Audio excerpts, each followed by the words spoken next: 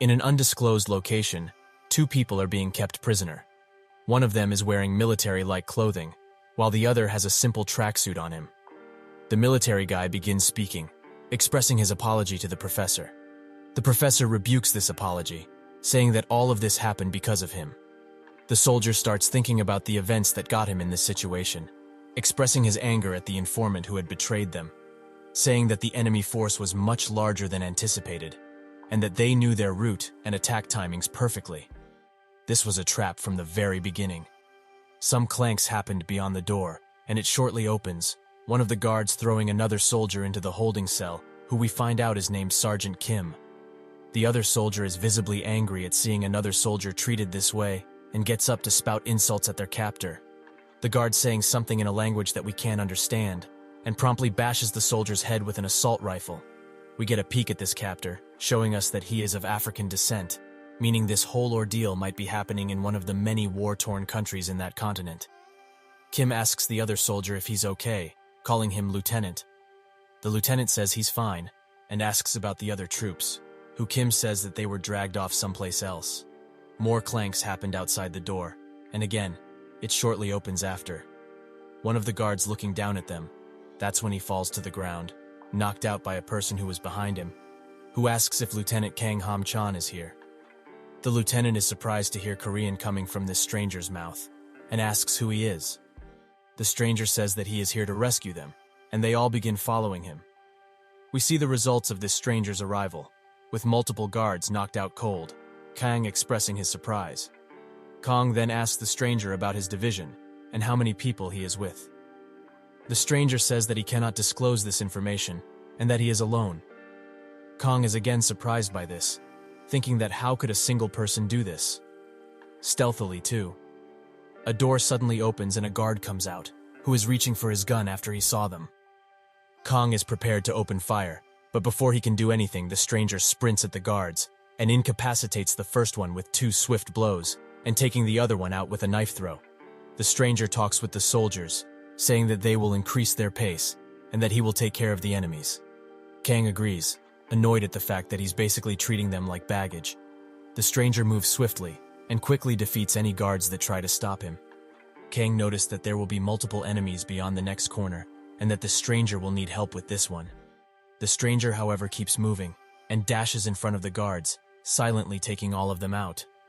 Kang is shocked at his disregard for life, saying that he is a true monster, but he is too reckless, and it's clear that he's not from the military. They make it outside, and the stranger tells them to wait here for 1 minute. Kang is puzzled by this, but notice the other soldiers behind them, who are clearly out of breath, showing the stranger's ability to observe. Kang notices the stranger's black pupils, and is clumsy but overall good Korean. Kang asks if he is Korean, but the stranger doesn't respond, and waits a bit until saying that time is up, and they begin moving again. Kang wondering if he is correct. After a while, they make it to a clearing, where the other soldiers who were captured are waiting for them. Both parties happy that they reunited. Kang asks what happened to them, and they say that the stranger also saved them, and told them to wait here. The stranger proclaims that this is where they part ways, and that if they go southwest there will be people waiting for them. Kang expresses his gratitude, but the stranger says there's no need for thanks, and that he simply carried out a request. Kang confirms his suspicion of him being a mercenary, and offers him a handshake, saying that even if it was a request, he would still like to give his thanks. The stranger looks at Kang's hand, and that's when an explosion comes out of the bushes, surprising them both. The stranger screams for everyone to get down, an explosion occurring right as he finished his sentence. Kang gets discombobulated by the explosion, but he manages to survive, saying that the explosion was from mortar rounds. He looks for his people and finds that they are safe, the explosion having missed them. Suddenly, gunshots can be heard, and we see the stranger retaliating at the attackers. Kang is extremely surprised by his appearance, and rightly so, because the stranger looks just like a teenager, showing us that he is quite young. It cuts to 6 months later, and we see the outside of a school. Inside, a teacher is presenting a new student to a class, who is the stranger that helped the soldiers escape. While presenting himself, we finally get his name, Yu Ijin. Inside the school, a girl thinks about her brother. Her thinking gets cut short after a girl comes into class screaming about a new student, who is apparently very good-looking. The girl knows that they are talking about her brother, the brother she never expected to be alive due to a plane crash that occurred while he was inside. Inside an airport, she looks longingly at Ijin, who we find out is her brother.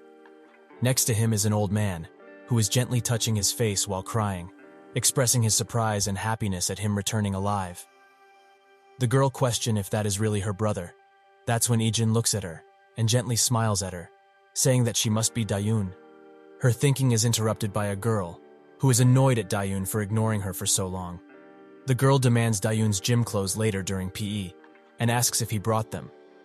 Dayun says that she did, but if she gives them to the girl, what will she wear?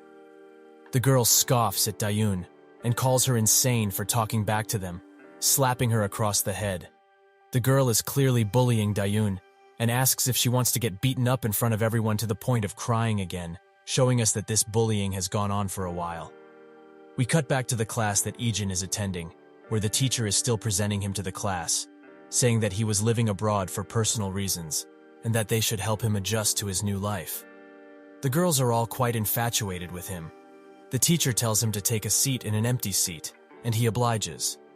While walking to his seat, a guy with red hair and an orange tracksuit glares at him, wondering why people are fawning over him, and that he looks pretty weak. Big words coming from someone that looks like he's trying to cosplay a Oompa Loompa. The guy tries to humiliate Ijin by trying to trip him, but Ijin notices instantly and stops. The guy is surprised by this, thinking that he timed it perfectly. Ijin glares at him, which annoys him. That's when Ijin thinks about what he discussed with Kong, the lieutenant. Kong told him to avoid fighting while living in Korea, and Ijin obliges, saying that he won't engage in battle if he doesn't have enough data about the place, and that he has no intention of moving too hastily and getting killed. Ijin says that he is a professional who lived on the battlefield for 10 years, quite a lot considering his age.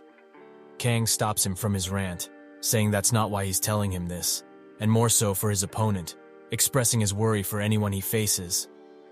The teacher noticed that Ijin is standing still, and asks why he stopped moving. Ijin apologies, and continues walking to the seat. The guy says that Ijin is scared out loud, but Ijin ignores him. The teacher tells the student next to Ijin to take care of him, and we find that the student is named Park Yunchin.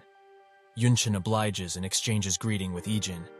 Yunchin warns Ijin about the person who tried to trip him, who is named Lee Jaehyun. He says to be careful around him and his friend, Ju Hyukjin, who is now chatting with Lee. Ijin thanks him for all the information. That's when the math teacher walks into class and begins the lesson. Ijin notices the people around him, some sleeping, some laughing at something on the phone, and some are outside in gym clothes. He thinks about his mercenary days, and we see a glimpse of the hellish training he went through, noting that this country is peaceful while looking into the sky. School ends, and we see Dayun walking to the school gates. She spots Ijin, who is waiting for her. She is quite surprised by this. Ijin asks if she wants to go home together, and she obliges. While walking back, a silence falls on them. Ijin saying that this must be quite awkward. Dayun saying that it's not really that awkward, only just a little. Ijin says that there's no need to be so flustered, and that he feels the same. He was only 9 during the incident, meaning that he barely has memories of her or their grandfather, saying that it must be worse for her since she was only 7. This means that Ijin is 19, and Dayun is 17. They walk silently for a while, but one of girls who was bullying her spots Dayun, who gets nervous, thinking about what she should do. The girl taunts Dayun, asking who the boy next to her is, mocking her by saying it must be her boyfriend, and that even she can date. Dayun jumps at the notion, saying that it's her brother, the girl surprised by this notion. Ijin asks if she's a friend, and Dayun sheepishly says that she is. The girl gets annoyed by this, and asks Dayun if she is her friend. Dayun is visibly shaking, and the girl asks again. Ijin stares at the group, one of them being angry at his staring, getting up from his seat, the other one asking if he's out of his mind. Ijin thinks that they are picking a fight, one of them slowly approaching them, proclaiming that you meet all kinds out here. He stands face to face with Ijin and says that he's only trying to act cool in front of his sister. Ijin notes all his mistakes, thinking that he's closing in the distance like it's nothing, with his weak spots exposed and without a weapon to boot. He is puzzled at his confidence, and he remembers the words of Kong, deciding to leave this guy alone. The guy, fed up with Ijin ignoring him, he grabs him by the shirt and prepares to slap him. That's when Dayun bows her head in apologies, saying that he lived abroad for a long time, and he is not used to the culture. The guy rebukes this, asking what does that have to do with him. Ijin looks at his sister, who is looking horrified at what is transpiring. Ijin suddenly jabs the guy's hand and drops his backpack on the ground. He goes to Dayun and tells her to stand still for a bit, gently putting his blazer on her head. The guy tries to come from behind with an attack, but he swiftly gets knocked out with one punch. The other two surprised at this performance. Ijin is annoyed that he had to break the promise he made to the lieutenant in the first day. The other guy is now visibly sweating and is very confused at what just occurred. It cuts to a military zone where some people are training. We see Kong looking at them. That's when a soldier comes behind him, saying that today is the day that Ijin goes to school. It seems that they have educated him for half a year, and they hope that he adjusts well. Kang confidently says that he will be fine. He trained Ijin after all. It cuts to the conflict MC is in, right when he knocks the first guy out. The guy is knocked out cold, just from one hit. Ijin swiftly dashes to the other person and punches him right in the gut, throwing him over the small balcony and knocking him out instantly as well. The girl is shocked at the outcome of the fight, and Ijin looks at her with killing intent. Dayun takes the blazer that was on her head off, and wonders what happened to the guys that were picking a fight, seeing them knocked out cold. Ijin walks past the girl, right to Dayun, and asks her if she was surprised, offering to buy some food for her, Dayun reassuring him that it's okay. Ijun says that they should go home, and we get a glimpse of just how well-built he is, with his muscles showing even through his clothes. The girl looks at him for a second, asking if it's really the same person that knocked two people out in an instant, because he's treating Dayun so gently. They leave, and the girl is left dumbfounded. While walking back, Dayun asks if he knocked out the guys that were threatening them, and he says yes. Dayun says that it's rude to stare at people, and they might get angry. Ijin says that he knows, but he did all of that because it looked like they were causing her trouble. She flares up at this notion, and blushes heavily, Ijin wondering if it's because it's something he said. At home, his grandpa is pleading with him to not do the dishes, and instead sit and to eat some fruit. Ijin refuses, saying that he should sit down while he does the dishes. While doing the dishes, his grandpa says that he hopes the food was to his liking, and that he prepared the food to the best of his abilities. Ijin says that he always enjoys his cooking, and the food is always delicious, his grandpa clearly being happy about the compliment. He then asks about the first day of school, and says if there were any problems. Ijin looks back at Dayun, and says that there were none. They all wish each other good night, and head to bed. While sitting in his bed, Ijin thinks about the things that happened up to this point, at how his grandpa kindly welcomed him, showing the amount of food he made for him. While sleeping, Ijin dreams about the day of the crash, and we see a glimpse of what happened, his parents protecting him while the plane was falling to its doom. He jolts awake, relieved that it was just a dream. He goes out of his room and sees Dayun preparing him breakfast. Ijin notices that his grandfather is missing, Dayun noting that he left for work. Ijin slightly surprised at the notion. Dayun also hurries to the door, saying that she has to leave early. Ijin looks at the food on the table, which is quite a lot of leftovers from last night. It cuts to the girl who witnessed the fight previously, who is explaining to the girl that is bullying Dayun, her name being Heejin, that the guy who knocked all her friends out was Dayun's brother. We then see that after Ijin and Dayun left, Heejin happened to pass the group of bullies, demanding to know what happened to them. The girl asks herself if they would really be okay if they keep bullying Dayun, remembering what Ijin did and the glare he gave her afterwards. But she reassures herself, saying that Heejin's brother is the alpha among the third years. We cut to Dayun suddenly being slapped across the head, and we see that it was Heejin, who demands for Dayun to follow her. Dayun does so, and it cuts to outside of the school, where Dayun is now getting beaten up. Heejin saying that she warned her about acting out. Heejin says that her brother's life is going to be tiresome too, implying that her brother is going to Ijin right now, and that he probably met him already. Dayun screams in retaliation, but gets slapped. Heejin annoyed at her screaming. Dayun gets up and runs to Ijin's class, where we see that Heejin's brother and his goons are already inside it. She makes it before they could do anything, and screams for her brother. Ijin sees her all tattered, red across the face due to the slap, and her clothing all muddied. his eyes turning predatory. Heejin's brother scoffs at this and asks Dayun if she's worried about him. Heejin coming out of the doorway and saying that even she would be worried if her brother got beat up. Judging by Heejin's look, things will not end well for them. A few moments prior to the incident, we see Lee and Ju bullying Youngchan, throwing erasers at him, trying to aim for his head. Ju asks a classmate for his eraser rather intimidatingly, and he obliges.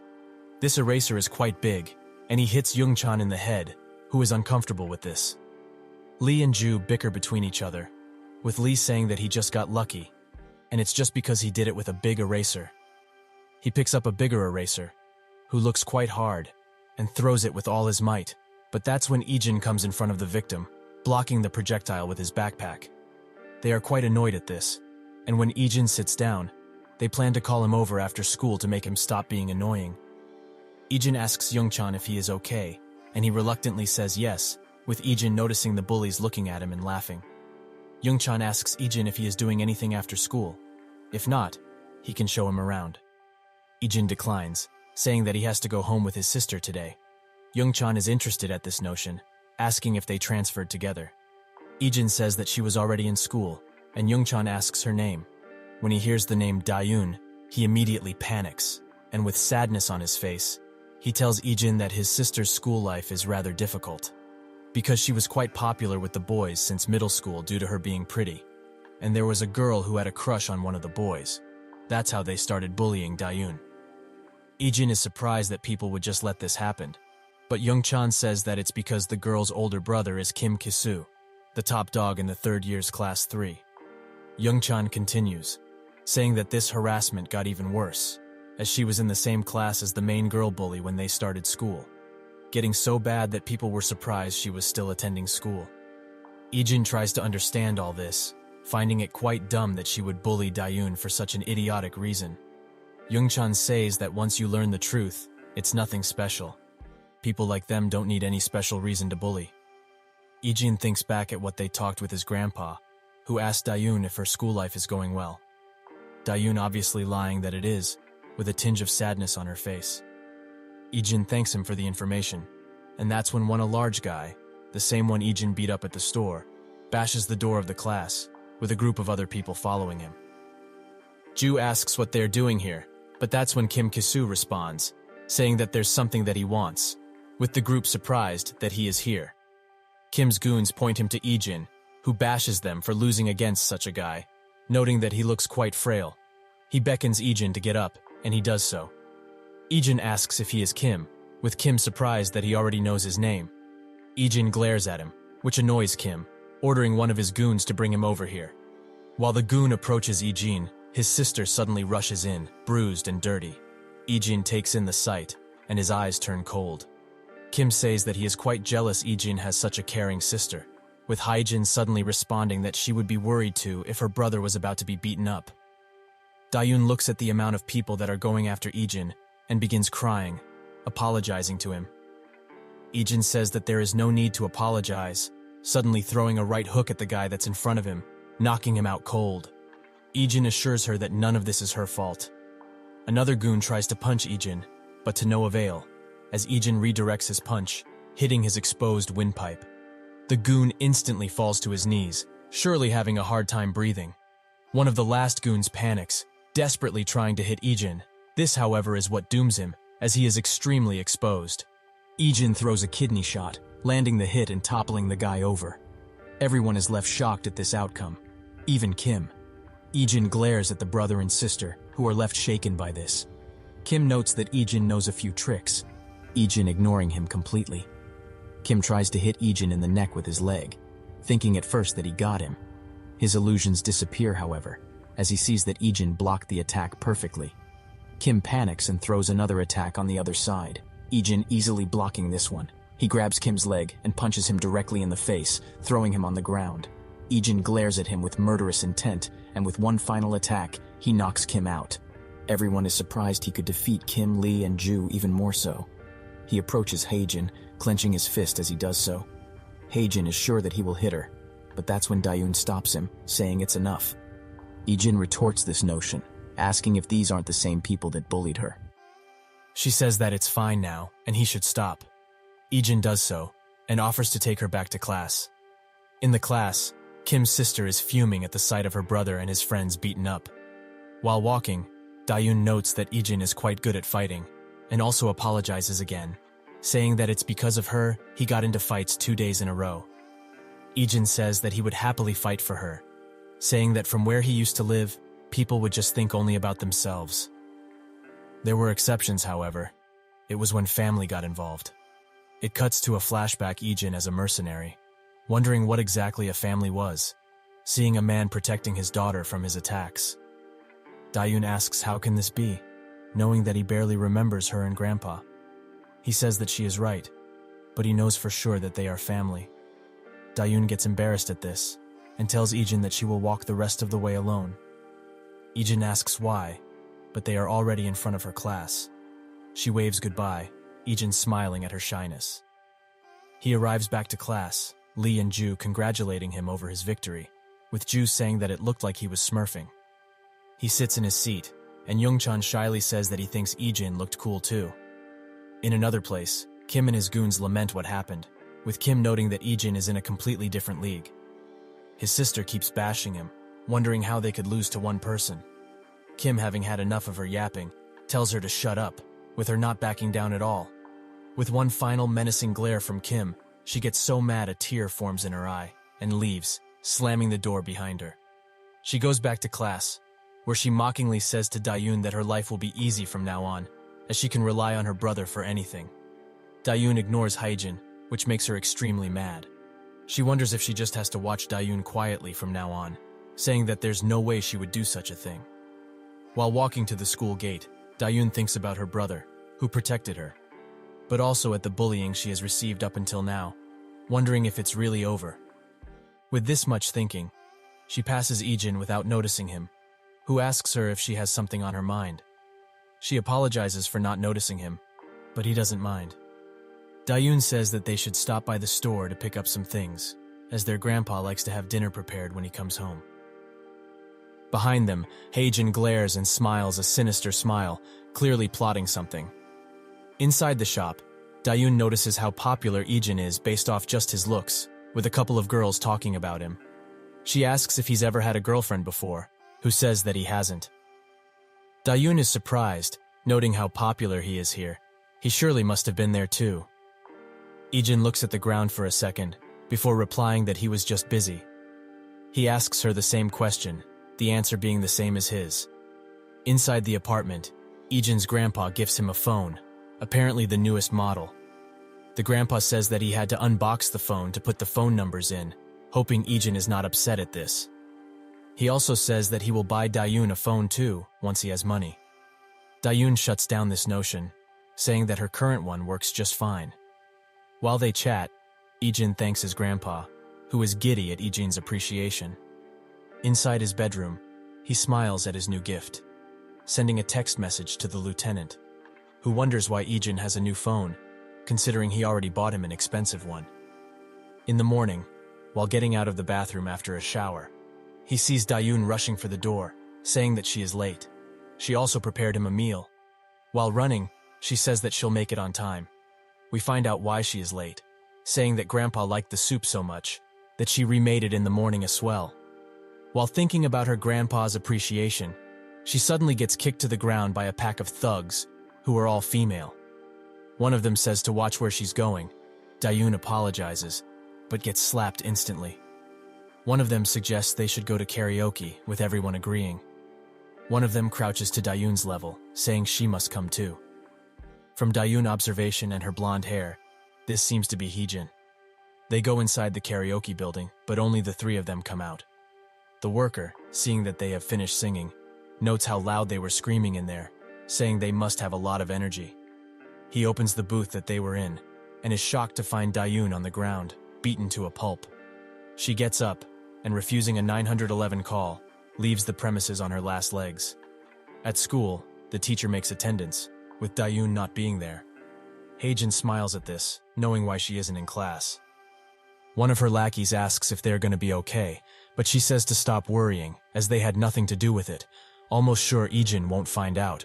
He waits outside the school gate for her, and seeing that she isn't coming, calls her. He calls her, but she doesn't respond, as Dayun is curled up inside her sheets, most likely crying. Ijin arrives home, noting her shoes. He goes to her door, knocking on it. She responds to his questions in a raspy voice, him noticing this as well. Dayun makes the excuse of being sick, Ijin not pushing this matter any further. While going back, he spots her shoes once again, but this time he observes that there is blood on them, his eyes once again growing cold at the sight. We cut to Ijin treating her wounds, probably barging in her room out of concern. She lies about what happened, saying that she tried to dodge a bike and fell down some stairs, thus getting the injuries. Ijin asks her if she doesn't want to go to the hospital, but she declines, because they will find out it wasn't some stairs that caused this. We see a bit of her past, probably when this bullying first began, where Dayun tries to blame Haejin for her injuries, saying that she bullies her constantly. It seems that Dayun also called some cops to the scene, but to no avail, as her accusations get shut down by Haejin's mother, who is furious at this. The mother asks Dayun to call her parents. With this being the last drop, she breaks down crying. Ijin notices that she is deep in thought, saying that even though the injuries aren't that severe, she will have to suffer for a few days. Dayun notices Ijin's skill in medical care, and also that their grandpa might not take this well, as he has heart problems. Ijin assures her that he will talk to him, walking out of her room. Dayun stops him to say thanks, thinking that it was a good decision to not tell Ijin what really happened. Students like them can't do anything. Outside of her room, Ijin is surrounded by a frightening red aura. Inside a club, Kim talks with his goons about the situation, still bruised up. One of them says that they can't let this go, and that they went unprepared. Kim suggests that they don't need to fight one-on-one, as they aren't martial artists, all of them grinning in agreement. His sister calls him, who tells him about what she did. Kim is surprised by this, but also very pleased, saying that they were planning to do something to Ijin too. A figure pops out of the shadows, that figure being Ijin. Kim is shocked at his presence, saying that he wanted to have a revenge match anyway. He doesn't get to finish his sentence, as Ijin grabs the head of a goon, bashing him in the ground. Another tries to swing but gets a left hook instead, knocking him out. They all try to rush him, with one of them being kicked and thrown into the wall. He moves on to his next target, and one of them pops up behind him with a bottle, seeming like they've taken him by surprise. His reaction is swift, however, as he disarms one of them and knocks both of his attackers out. He takes care of the last one, Kim again shocked at his combat skills. Ijin glares at him, this being the first time he seems genuinely mad. He warns Kim one last that they should not mess with his sister. Kim is shaking, thinking of the battle prowess of his opponent, wondering how he could beat such a guy. He grabs an empty glass and throws it, missing Ijin. He swiftly grabs a bottle and attacks Ijin, who quickly makes short work of him. In his frenzy, he breaks the bottle, trying to shank Ijin. Without a single shred of fear inside him, Ijin moves fast to incapacitate Kim, grabbing him by the neck and choking him. Ijin threatens Kim, saying that this is his final warning, and if he doesn't oblige, he will do unspeakable things to them, a red tinge lighting up in his eyes. He lets go of Kim and slowly walks out of the bar, the patrons shocked at this display. Outside the bar, Haejin rushes to the entrance, wondering what could have happened to her brother that he would end the call so abruptly. She sees Ijin slowly rise from the bar stairs and is rightly terrified. Haejin backs up in fear, tripping on her hand, dislocating it. Ijin suddenly gets a call from his grandfather and leaves. She goes into the bar in awe at what happened to her brother. Haejin bashes him once again, with Kim replying that they shouldn't go after his sister anymore. He warns her, but she doesn't listen. The dam breaks, and he lets out a shout, calling Haejin by her full name. She is horrified, and he exclaims that if she ever lays his hands on Ijin's sister again, he will beat her instead. Outside, Ijin meets with his grandfather, both sitting on a bench. They talk about what happened with Dayun, him saying that it was difficult to raise her, as he's never had a girl before, and also that he hasn't done enough for her.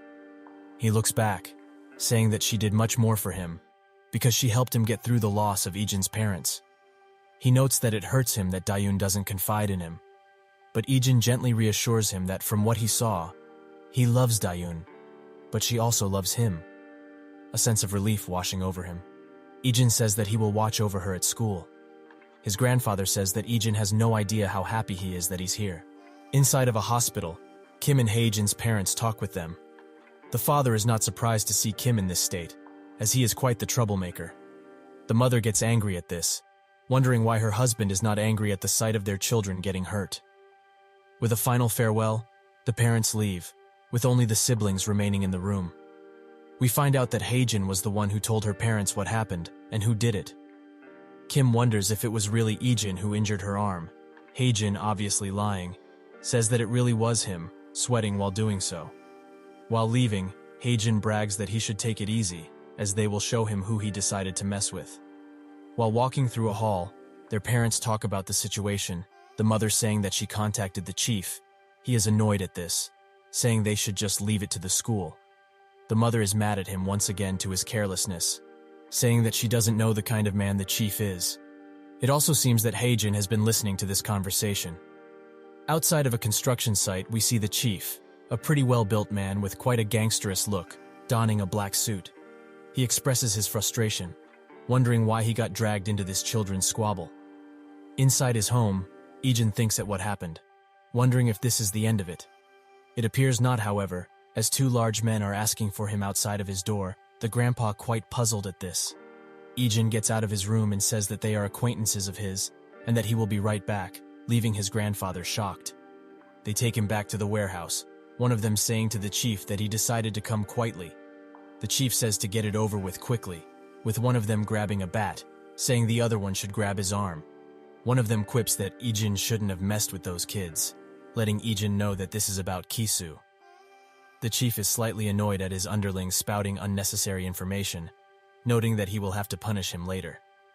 He takes a quick peek at Ijin, but is surprised to find Ijin not showing any emotion, let alone be scared. Ijin quickly grabs the arm of one of the underlings and strikes him, leaving him confused. The other one quickly swings for his head, but Ijin swiftly and skillfully grabs the bat in his arm and uppercuts the attacker, leaving him knocked out with just a few hits. The other one wakes from his confusion, grabbing Ijin from behind with all his might, but with 2 rapid elbow strikes, he is down a swell. The chief notes his combat skills, saying that he can't be a normal high schooler, lamenting the idea of having to fight one at his age while approaching Ijin. He notes that he is full of openings, but that's when he strikes, Ijin shocked at his speed. He dodges most of his blows and tries to go in for an attack, but the chief moves swiftly, Ijin having to retreat while blocking a blow. The chief asks once again who he is, Ijin replying that he is just a normal high schooler. The chief notes that he is very different from some street thugs, accounting for his skill. Ijin gets into a stance, and the chief rushes him, but to no avail, as Ijin only blocks and counters his attacks, him getting annoyed at this. He charges a mighty punch, but it's redirected by Ijin, who looks at him knowingly. He blitzes the chief, leaving him on the ground. With the last of his conscience, he thinks that those kids messed with the wrong person. Inside of a building, Haejin's parents wait for the news, the mother being surprised it's been so much time without any news. The phone finally rings, and the father answers.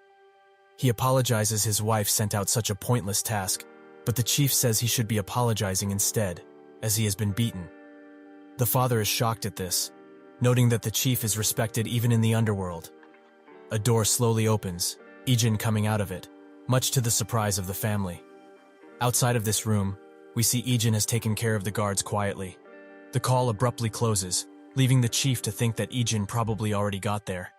Inside, Haejin suddenly rises up in shock, making her mother throw a tantrum at Ijin, threatening him. The father promptly shuts his wife's mouth and talks with Ijin, asking how he got here. Ijin mockingly says that there were guards guarding it, making him think about what the chief said, wondering how he even found this place. The mother, having had enough of this, calls the police, Haejin giddy at her mother's actions. She thinks of calling a prosecutor, while asking Ijin if he knows who he is messing with. Ijin responds, saying that he does. The father is a congressman elected twice and running for the next election too. Haejin smirks, whispering to Ijin that his life is over. While the mother is speaking with the congressman, Ijin pulls out his phone and plays a video. The video contains content of Haejin bullying and stealing from a fellow classmate. The mother, seeing this, closes the call immediately. Haejin wonders how he got this footage, and it seems like Ijin got it from the surveillance cameras, keeping it safe inside a memory stick. Haejin tries to plead with her father, but to no avail, as he has had enough of her. Ijin says that he has footage of Kim too, noting that these two would often film themselves bullying. With the amount of footage amassed, the mother bashes Ijin, wondering if he thinks these threats will work. Ijin shuts her down, saying it isn't his fault to begin with, and that he also filmed what happened to him at the warehouse. The father caves in, noting Ijin's dedication to his sister. He says that he will provide money for the medical bills and such, but Ijin shuts this offer down. He asks if he wants his kids to apologize, with Haejin noting that she would rather bite her tongue. Ijin rejects this offer too, saying that he wants both Kim and Haejin to permanently stay out of his sister's sight. The defeated father says that he will move them overseas, much to the dismay of Haejin and her mother. Ijin says he will like her gone by tomorrow. Haejin bursts in tears at the thought. The father asks for the footage, but Ijin glares at him, his eyes turning a bloody red, asking if he thinks he's an idiot. The father, scared, apologizes. Ijin arrives home, where his family worrisomely welcomes him, who is surprised at this. He talks with them, his grandpa saying he thought those people were dangerous, Dayun adding that they gave off a bad vibe. He says not to worry, as she should look after herself, asking how she is doing now. She sheepishly says she is fine. Ijin tells her that she won't be falling down the stairs anymore, as he cleared it out, she being quite puzzled at this. The next day at school, they talk outside of Dayun's classroom, who says that he doesn't have to take her anymore, as she is almost fully recovered. She goes inside the classroom and hears the news that Haejin and her brother are transferring overseas. The other students glad at this piece of information. Dayun remembers what her brother said and runs back into the hall where Ijin is. She calls for him, but no words come out of her mouth, wondering what she could say to him. He gently smiles at her and gives a knowing "see you later," making her burst into tears. Inside a karaoke place, Haejin's clique talk about her, wondering if she really will be moving abroad. The attention goes to Iyung, who is in the same class as her. She says that it must be so, because Haejin isn't responding to anything. Iyung wonders if it's because of Ijin, scared while doing so. Suddenly Haejin comes in the room, much to the surprise of the girls. They ask if she is really moving abroad, and she says it's for 1 semester, thinking that her father will take care of it. She also says that it's a family matter. She can't say it's because of Ijin after all. One of them asks about Ijin, wondering if her brother took care of it. She dodges the question, instead proposing to educate Dayun one more time. She also thinks they should target her grandpa, saying she will contact her mother to put him out of work. Someone speaks from behind them, a masked figure appearing, who is Ijin. Haejin gets up and screams his name, but he plays stupid, saying he is not him. He says that they were having an interesting conversation, and also that everyone from the video is here. The video where Dayun got beaten up. They all freeze in fear. Ijin asks them if they are not going to play any music, since they like being noisy, closing the door with malicious intent while doing so. Inside the hospital where Kim is kept, his parents talks with him, asking where Haejin is. He says that she went to say goodbye to her friends, but that's when one of the congressman's subordinates opens the TV to show something. The news article is about Haejin's and Kim's gruesome actions, seeming like Ijin leaked the videos, much to the dismay of the parents. Outside, the chief asks Ijin why he did such a thing, wondering if he didn't have a deal. Ijin thinks about it.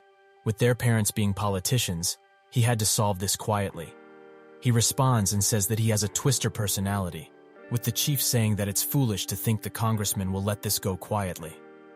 He will have no time for that, however, as Ijin has stolen some dirt the chief had on the congressman. It seems like he has committed multiple accounts of fraud, money laundering, and solicitation. It's so bad the members of his own party are asking for a thorough investigation. He falls down on a bed, crushed and defeated. The chief wonders if this guy really is a normal high schooler like he says. The next day at school, Ijin looks outside a window, but suddenly gets a message from Dayun, saying she will go home alone today, and that he should go have some fun, with him wondering what he can do. Young-chan greets him, and asks if he has anything to do today, proposing they hang out after school. Ijin agrees, but that's when Lee and Ju approach them, asking if Ijin was the one who sent the 2 siblings overseas. He denies this, but they keep saying that he did, with rumors going around that Ijin went to Kim's base and taking them all down. They invite him to join their group, but he declines, saying he has plans with Youngchan today. They turn their attention to him, terrifyingly looking at him while saying they should all hang out together then.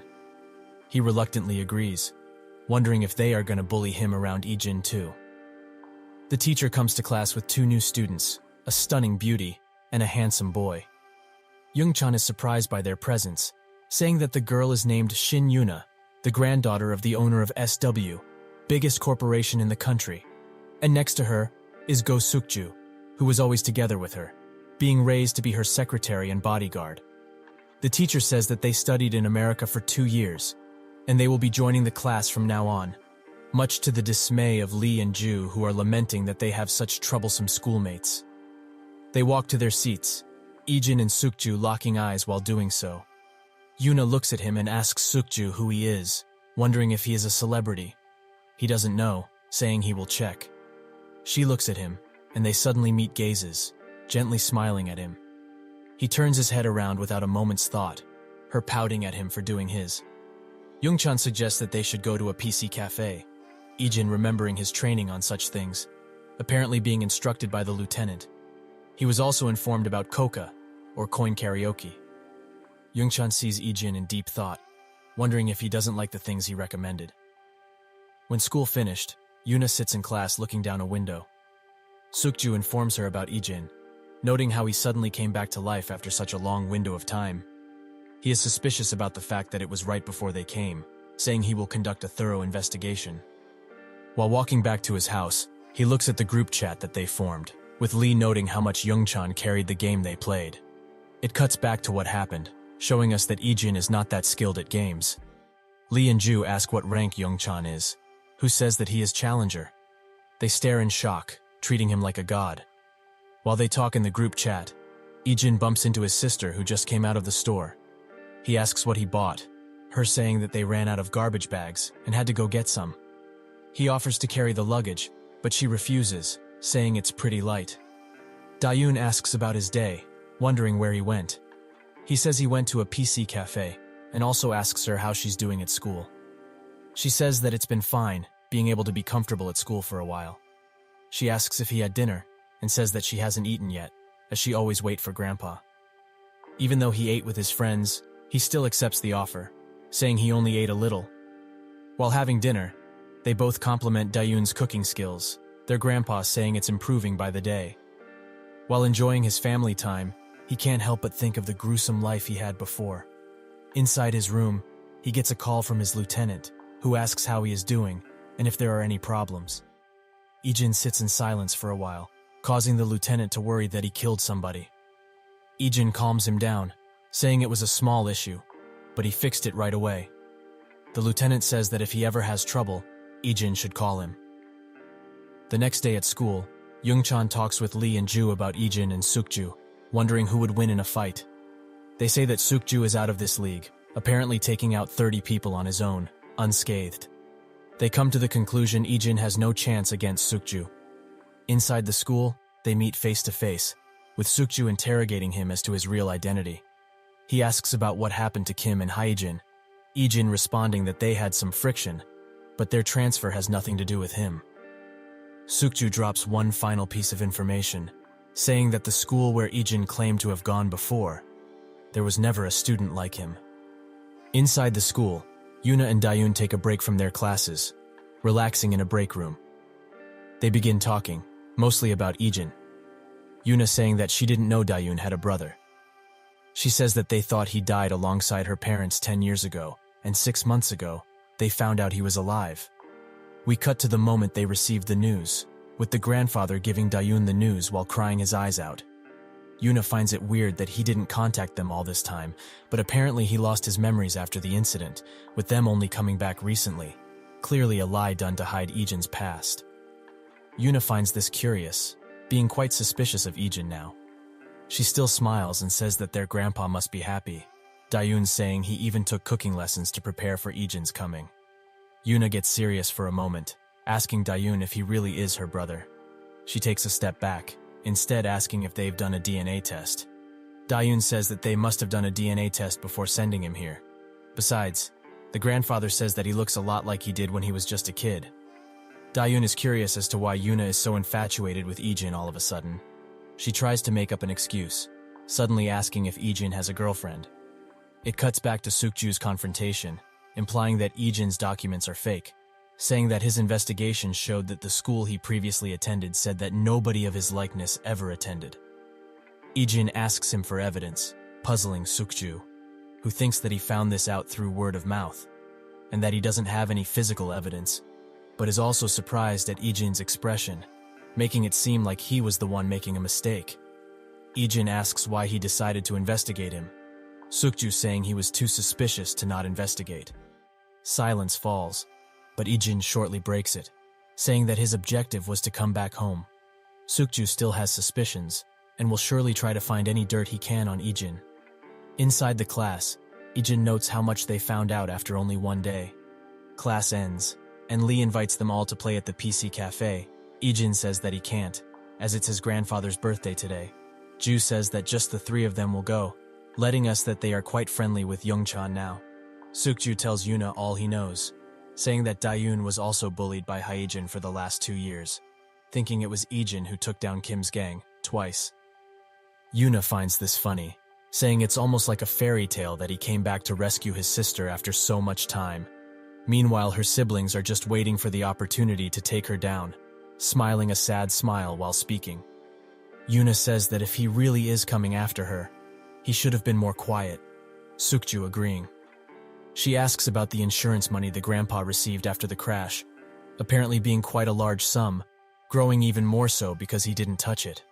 However, he instantly gave it all to Ijin when he arrived, implying that Ijin's goal was the money.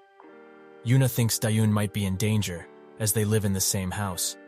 While shopping, Dayun shyly asks Ijin what he did after the plane crash, his expression instantly turning grim. Dayun notices this, saying he doesn't need to answer. He lies, saying that because of the psychological trauma, he couldn't function that well. After all, he had to survive in a place where he couldn't understand the language. He smiles, saying it was just a busy life. She also tells him that Yuna, apparently a good friend of Dayun's, asked if he has a girlfriend, shocking Ijin a bit.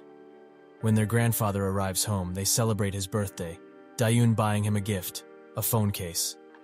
His voice breaks a bit, saying that he already got a really big present, the fact that Ijin came home. Dayun's phone suddenly rings, and the caller is Yuna, setting Ijin on alert. She says that Yuna invited her to the convenience store, apparently having to tell Dayun something.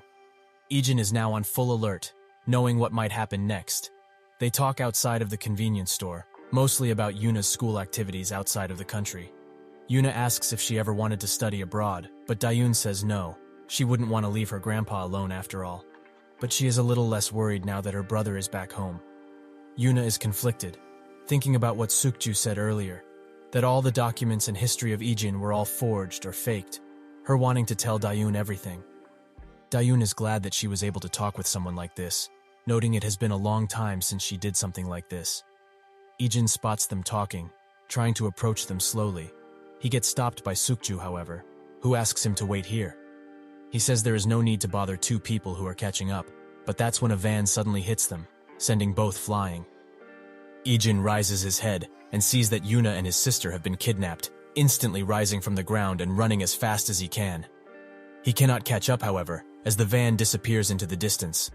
Sukju and Ijin immediately grab each other by their clothes, Ijin asking who the perpetrators are. Sukju is puzzled, thinking at first that Ijin was somehow involved.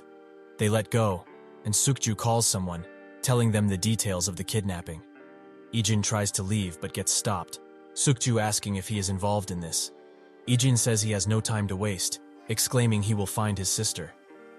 Inside a building, the chief relaxes after a long day, but his relaxation gets cut short, as Ijin appears in front of him. Inside of a tall building, a woman who looks quite similar to Yuna receives the news that she's been kidnapped. She wonders if her grandfather should continue to go after that company, because if he does without bowing to threats, Yuna is surely going to die. The chief looks at Ijin, Sukju taken aback by his appearance. He apparently knows about him already, his name being Cha Dusik, a respectable figure in the underworld. He asks Ijin what he wants, Ijin saying he needs information, and that the granddaughter of the SW Group CEO got kidnapped. His eyes widen, and he immediately says it was not them. You'd have to be insane to mess with such powerful people. Ijin asks if he would have any idea who could have done such a thing. Dusik says that he already got him into so much trouble. Why would he tell him? Ijin says that his sister got kidnapped as well. After hearing this, Dusik finally caves in, saying that he heard reports of people who aren't Korean asking his men for a warehouse, also asking for a large sum of cars, and even some men of his. He declined, saying that kind of work gets pretty iffy. He also heard that a different group took them up on the offer, and that they are based in Incheon. He throws his phone at Ijin, saying to put his number in there, saying that he will call him if his men find the exact location. Ijin also asks for his motorcycle, which was just outside the premises. He gets on the bike, Sukju asking how he could be going after unconfirmed information. Ijin says that Yuna will probably be safe, but the same can't be said for his sister. Who knows what they will do with her? Sukju notes his quick response and his swiftness in getting information. Ijin revs up the bike, dashing on the road, hoping to find Dayun safe. Dayun groggily wakes up, realizing they have been kidnapped, and Yuna apologizes for making her a part of it. The kidnappers approach, and Yuna asks what they want to do with her. One of them says that she doesn't need to know, and that it will all be over soon. Another asks what they should do with Dayun, the other saying to get rid of her, as she serves no purpose. Yuna is furious at this notion, saying that if they touch Dayun, she will bite her tongue and end herself. One of them crouches to her level, saying that she doesn't have the will to do it, encouraging her. He is proven wrong, however, as blood comes from Yuna's mouth from biting her tongue. He gives up, saying she bought some time with that bluff. Ijin and Sukju arrive at the warehouse, seeming like the information Dusik gave was true. Ijin begins to walk towards it, but Sukju tries to stop him, saying there will be reinforcements soon. Ijin doesn't have time to spare, however, as Dayun is in much more danger than Yuna. They make short work of a few guards, taking them out silently. Sukju notes how used Ijin is to this kind of thing, asking once again who he is. Ijin replies, saying that he is just his classmate. With a fiery red in his eyes, he seems determined to rescue his sister. The SW CEO sits inside his office, and a subordinate of his says they have received the demands from the kidnappers. They want him to cancel the recently settled business venture, also saying that if he doesn't respond in an hour, Yuna dies. The CEO asks when the escort team will arrive at Yuna's location, the subordinate saying in approximately 50 minutes. He shakes a bit after hearing this. Outside the warehouse, two guards wonder why they were made to do this many patrols. They speak, but suddenly, Ijin hits the nape of a guard, knocking him on his face.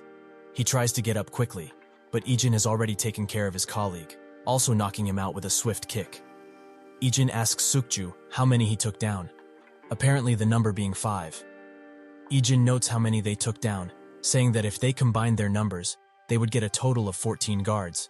Sukju taken aback by Ijin taking down 9 guards. He asks Sukju about the identity of these kidnappers, but he doesn't know a thing, as they have many enemies. Ijin notes that the real group is with Yuna, saying that these other guys are really useless. He asks Sukju about his wound, his arm being badly hurt from the car hitting them earlier. Ijin's leg also being quite hurt from this. They don't have time to rest, however, as another group of guards notes the missing people. One spots the knocked out group, but it's too late, as Ijin jumps in for a knee hit, knocking the guy out. The other guy is also shortly dispatched by Ijin, with only a few jabs. Sukju calls for Ijin, saying that after this is over, he will properly apologize for investigating him. Hearing the commotion that was happening outside, the leader of the kidnappers sends some of them out to investigate, unfortunately finding Ijin. They think they should make short work of him, Ijin glaring at them, assessing their abilities. Sukju gets inside, approaching Yuna, who asks how many of her people are outside. Sukju says that none have arrived yet, but doesn't get to finish, as the leader and another person approach from behind, saying he was a real pain since he was always with Yuna. The leader says it was a mistake to come here alone, and the other guy rushed Sukju. They trade blows, him noticing that Ijin was right. These people are way different than the ones outside. Sukju lands a gut punch and a kick, giving him the chance to grab the guy's arm, hitting him in the back with his knee. The leader notes Sukju's abilities, being quite impressed. This is not a friendly spar, however, as the guy Sukju was fighting pulls out a knife, slashing him in 3 different spots. The leader orders his subordinate to finish this quickly, as they need to move locations before the escort team comes. Sukju tries to fight him, but to no avail, as the cuts he received were quite deep, nerfing his abilities. The leader, with a red tinge in his eyes, throws a knife at Dayun, trying to end her. Yuna jumps in front of her, but Sukju jumps in front of Yuna, taking the knife in his lower back. The leader applauds Sukju's stupidity and orders the subordinate to end both Sukju and Dayun. A door slowly opens, however, as Ijin has taken care of all of the goons outside, now more determined than ever to end this.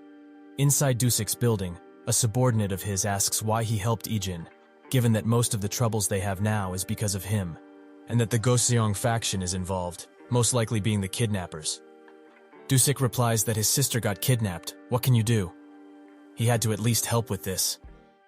Inside the warehouse, the leader asks who that guy is, finding out it's Dayun's brother, laughing at the thought of him coming to rescue his sister.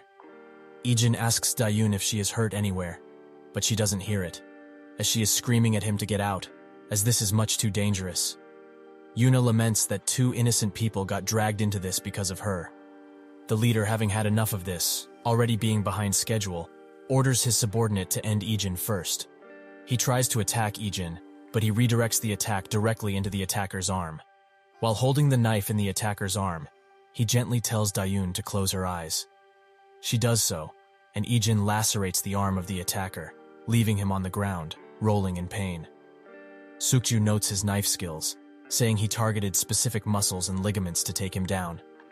The leader says that he is not from the escort team, noting his skill and his expression. He pulls out a knife, much larger than Ijin's. He slashes at Ijin, but he dodges instantly, making them trade blows. Ijin stops his attack with a palm attack, causing the leader to back out for a second. They begin fighting once again, with Ijin slashing most of his arm in a second, making the leader wonder if Ijin is better at using the knife. Ijin slashes his arm once again, kicking him in the face also, causing the mask he was wearing to fall off. Angry at Ijin for beating him, he pulls out a handgun, prepared to shoot Ijin. He doesn't get to, however, as Ijin throws the knife into his upper body and swiftly moves to incapacitate him, doing so with one hard palm attack. Yuna and Sukju look at him, sitting still in fear of him. He says to Dayun that she can open her eyes now, gently smiling at her, saying he came to rescue her. Dayun gently caresses Ijin's head, asking if he is hurt. Ijin is taken aback by this, replying that he is fine. She breaks down crying, worrying Ijin quite a bit. Behind them, Yuna looks at Ijin longingly. Inside of a SW-owned hospital, Ijin is waiting at a door, presumably for Dayun. He gets a text, and it's from the group chat he formed with his school friends. They talk a bit, causing Ijin to smile. He leans into his chair, looking at the department he is in, the Mental Health Institute. It cuts to the aftermath of that eventful night, where the kidnappers were arrested. Dayun is getting a checkup, Yuna coming from behind Ijin, saying she should go to the hospital, not only for possible invisible injuries she may have, but also for her psychological health, noting the problems she had with the bully siblings previously. She might need plenty of therapy and treatment. She comes out of the room, saying there's nothing to worry about, and she will have to come only once a week. She asks about Ijin's condition, who says that he only had some bruises and small cuts, but that's about it. She sighs in relief, while Ijin is thinking about what happened and how she might be affected. Dayun goes to ask a question, but stops, thinking that she can't ask him. She can't ask what kind of life he lived before coming to Korea to be able to fight so well. They meet with Yuna, who asks about their checkups and counseling. She also apologizes profusely, with Dayun saying she should stop, as she also apologized yesterday too. Ijin locks eyes with Yuna's guard, who looks at him diligently. Dayun asks about Sukju, saying to Ijin that they should visit him. Inside his hospital room, Dayun thanks him, bowing her head while doing so. He gets flustered, saying it's okay, there's no need for that. She also asks how he is doing, his condition improving by a lot. Yuna and her guard look at Ijin from behind, staring. They say their farewells and leave the room. They begin to discuss Ijin, with the guard saying he can't believe someone so young could defeat so many people. Yuna wonders if it's as impressive, but the guard begins explaining. This isn't as simple as him beating up a lot of people. He silently took down over 10 people who were standing outside, not ending them, only incapacitating them or knocking them out. and even injuries of the two guys in the warehouse. There aren't many people who can use a knife at that level of skill and training, much less in combat.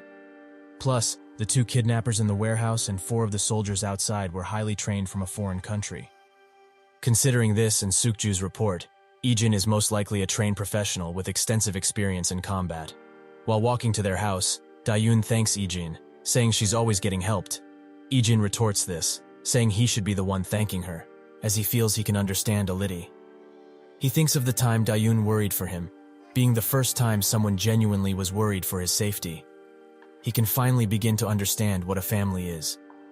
Inside the tall building, the woman who is affiliated with Yuna somehow talks about Sukju, praising his capability to rescue her in such a short amount of time. She also laments that Yuna has him, saying that she should be the one to own him. Her subordinate says that there is a strange rumor, however. Sukju did a lot, but it was mostly done by a student from the same class as him, the CEO showing interest in this matter. She is surprised that her grandpa would be involved, wondering if the rumor really is true. While training inside his room, Ijin thinks of how he looked in front of Dayun, training even harder in the process. She calls him to the dining room, saying he should eat some fruit. While there, he asks about her condition, with her saying that he already asked that earlier and that she is fine. She smiles at him, saying he doesn't have to worry about that, her noting that Ijin was worried about the way he looked in front of her. He must think that she's really surprised and would ask him how he learned those moves. But she won't, as he did all of those things to save her. She also won't press him about the past, saying that she couldn't tell Grandpa about the bullying that was occurring either. Some things you just can't say. Dayun's phone suddenly rings, causing her to jump a bit. It's a call from Yuna, inviting Ijin to the convenience store close by. He arrives, seeing the many guards she now has due to the incident. She tells him to sit down, and he does so. She apologizes for getting Dayun mixed up in all of this, but also thanks him for rescuing her. He says that he only did it for Dayun, and knowing this, she would still like to thank him. She says she also won't investigate him no more, his eyes growing cold while staring at her. Yuna says that she had to investigate him, as he was quite suspicious, and a lot of bad things have been happening to her due to the circumstances she is in. Apparently almost being kidnapped in America too, Ijin gets up to leave, but she stops him, saying that her grandfather wants to meet him, wanting to show his gratitude in person. He refuses, saying he wasn't trying to rescue her in the first place. While walking back to his house, he spots one of Dusik's subordinates walking out of an alleyway, bloodied up and bruised. He spots Ijin, saying it's his fault. Evidently, the Goseong clan found out he helped Ijin, causing them to storm Dusik's hideout. At the place, a myriad of goons and their leader corner Dusik, the leader asking why he doesn't give up. Dusik laughs at him, saying that even though he knew his men were on vacation, he was still scared to come alone. One perks up, saying he messed with the congressman, and also with the Goseong guys recently. He tauntingly says he just had to educate them, causing the leader to get mad, ordering his men to tear Dusik up. They try to incapacitate him, but he dodges and deals with them one by one, quite skillfully too. One takes him by surprise, hitting him on the back with a piece of wood. He makes short work of this attacker, but the attack injured him. He notes how many people are him to end him, saying this must be the end of him. He also thinks about Ijin, wondering if he saved his sister. Outside of the building, Ijin arrives on Dusik's bike, with one of the goons that were outside cussing him out, exclaiming he can't be here. His mouth closes, however, when Ijin kicks him right in the chin. It seems he has come to rescue Dusik. He makes short work of the rest that were outside, and while going inside, a terrifying red aura emanates from him. While inside, he gets spotted by a pack of goons who warn him to get out. He is having none of it, however, as he knocks one out instantly, causing the rest to rush him. But with a few quick punches and kicks, he knocks out all but one, who tries to run away. To no avail, as Ijin rushes him with a flying kick, incapacitating the goon instantly. While Dusik is fighting, the leader thinks about his fighting prowess, saying they wouldn't have been able to win if he had more forces. He fights valiantly, but there are too many, and they slowly whittle him down. One says that he should just give up, as they will treat him well if he does so. He refuses, smiling sinisterly, saying they should go until the end, causing everyone to sweat a bit at his expression. They begin hearing the commotion Ijin is causing, wondering what is happening. He arrives, coming out of a hallway directly into the room, one wondering who this brat might be. Dusik asks him why he's here, and Ijin says he just had to return the motorcycle. One of the leaders laughs at this notion, ordering his men to mess Ijin up too. Dusik warns them, saying they should let him go. The leader scoffs, saying they can't let him go. But it would be Ijin who would let them go, as he eliminates the goons that attacked him swiftly, causing the leaders to panic. Dusik says he forgot to tell them something about him, that being that even he can't beat that guy. More rush him, but no dice, as Ijin is unbeatable. While having their attention set on Ijin, Dusik takes this opportunity to eliminate the leaders. After the fight, Dusik falls down, huffing from how tired he is. Ijin stands above him, with his knuckles bloodied up. He says that the debt has been repaid, with Dusik thinking it must be about the information he gave Ijin. He asks what happened to his sister, Ijin saying that thanks to him, they managed to save her in time. Dusik's subordinate wakes up in a hospital bed, screaming for his boss. He is right next to him, however, looking at his subordinate with tired eyes. He asks his boss how he got here, who says he got hurt and took a cab here. He asks about the clans that attacked him, the Goseong and the Seongsu clans. He says they've all been taken care of. Dusik also says that he must have met Ijin, the subordinate, saying that he got pissed after the attack and went to look for him. When he met Ijin, he wasn't thinking straight, so he ran up to him in rage. He was quickly knocked out by Ijin, however, sending him to the hospital in the process. Dusik thought he was at death's door when he saw all the clan men kept pouring in, but Ijin appeared, taking down everyone on both sides, leaving without looking back afterwards, saying his debt was paid. High subordinate notes how cool that is, wondering what kind of monster he really is. Dusik jokes, saying he is just a normal high schooler. While playing football, Ijin catches the ball out of instinct, much to the dismay of his friends. The game ends, and they ask Ijin if he wants to go play at the PC cafe. Ijin says that he will come later, since he has to take his sister home today. They say that a spot will be saved for him. While packing up to go home, Dayun thinks about what kind of soup she should make when she arrives home. But her thoughts get interrupted as she hears Ijin's name coming out of a classmate's mouth. A few girls are looking outside at the boys, all of them admiring Ijin. They go to Dayun, asking her if Ijin has a girlfriend. They wait for the answer impatiently, Dayun saying that he doesn't, and they rush in embarrassment out of the door. While going out of the school gate, Dayun notes how popular Ijin is, even Yuna asking about him frequently. She wonders why he doesn't have a girlfriend yet. Perhaps no one of interest has come into his life yet. She spots Ijin, who is talking with his friend at the school gate. She greets them. Lee, flustered by this, greets her too. They all go ahead without Ijin, saying they will wait for him. Dayun asks if he made plans with them, him saying he is going to go after stopping by their house. Dayun knows it's because of her, saying she is fine, and it's even bright outside.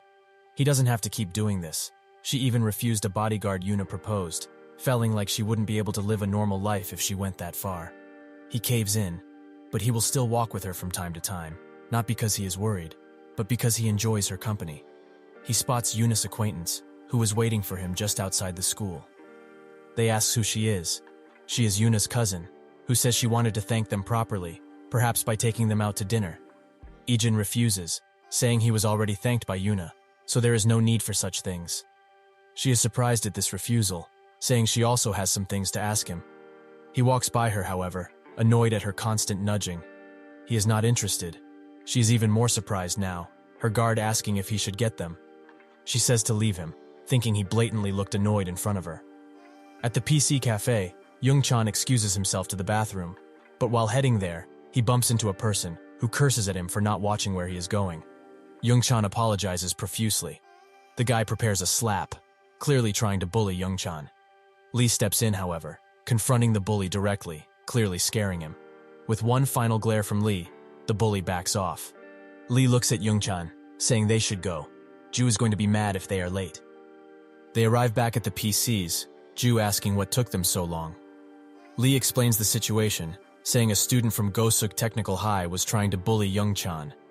Ju asks Young-chan if he is alright, and he says that because of Lee, he was saved. At the entrance of the PC cafe, it seems like the bully came back with reinforcements. They walk to the group's table, who are too focused on the game to notice them instantly. Ju sees them, the bully saying to follow them outside. Young-chan thinks about the situation, thinking that things escalated because of him. The bully taunts them, thinking that they had more guys if they were so cocky in the first place. Lee mockingly says that he is acting tough now that he has backup, causing the bully to snap, throwing a punch at Lee. It doesn't hit, however, as he dodges and slaps the bully across the face. Young-chan is even more worried now, thinking that if he was more careful, none of this would have happened. Lee reassures him, saying it's not his fault, it's these guys. Ju notes that he stole this line from Ijin, with Lee flaring up in embarrassment. The bullies, having had enough of their playing around, charge them directly. Lee and Ju fight the bullies, making short work of most of them. They tell Young-chan to stay back, saying that they are the high ranks at this. He laments this, thinking that this was all because of him. They keep fighting, noting how these guys get back up constantly.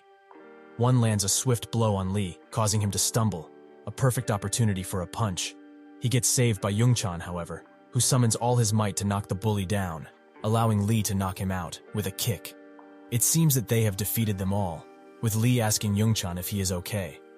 Young-chan apologizes once again, saying it was his fault that this happened, with Lee reassuring that he had no fault in this. Ijin texts them, wondering where they are. They pop out from behind a corner, saying that he missed a wicked 6 versus 3. They go back into the cafe, and are surprised by all the guys Ijin beat down. Ijin says that they attacked him due to the uniform that he was wearing. The group looks in awe at him. After a while, they go to a convenience store to eat something. Lee and Ju carry the food, and buy Young-chan's favorite ramen, much to his surprise. They begin laughing at the guys that wanted to beat them, noting that even with their numbers, they couldn't beat them. While they are doing that, Ijin is puzzled about how to open his onigiri. He observes Lee and how he does it, and is infatuated when he manages to open it. Ijin speaks, asking how the fight even began. Lee explains that it was they who started it when they picked a fight with Young-chan. He also asks Young-chan how he is feeling, but he is much better. Lee teaches Young-chan how to act in those sorts of situations. The attitude he is carrying is important. People like them will cause you even more trouble if you get scared. Ju seconds this. Young-chan is hesitating, wondering if he won't get hit more in that case. Lee says that might happen. It depends on what kind of person he is facing.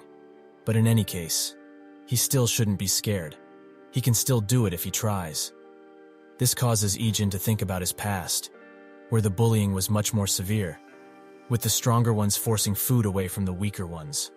One also tried to do this to Ijin, but because it was survival of the fittest, it didn't end well for the bully, because Ijin is a survivor. Young-chan is hesitant to speak, but summons the willpower to do so, saying that he hated Lee and Ju not long ago. They bullied their classmates, including him. They didn't know this was counted as bullying. They thought it was just joking around. Also, it's not like they hit anyone or forced people to do stuff they didn't want. Compared to that, they are saints.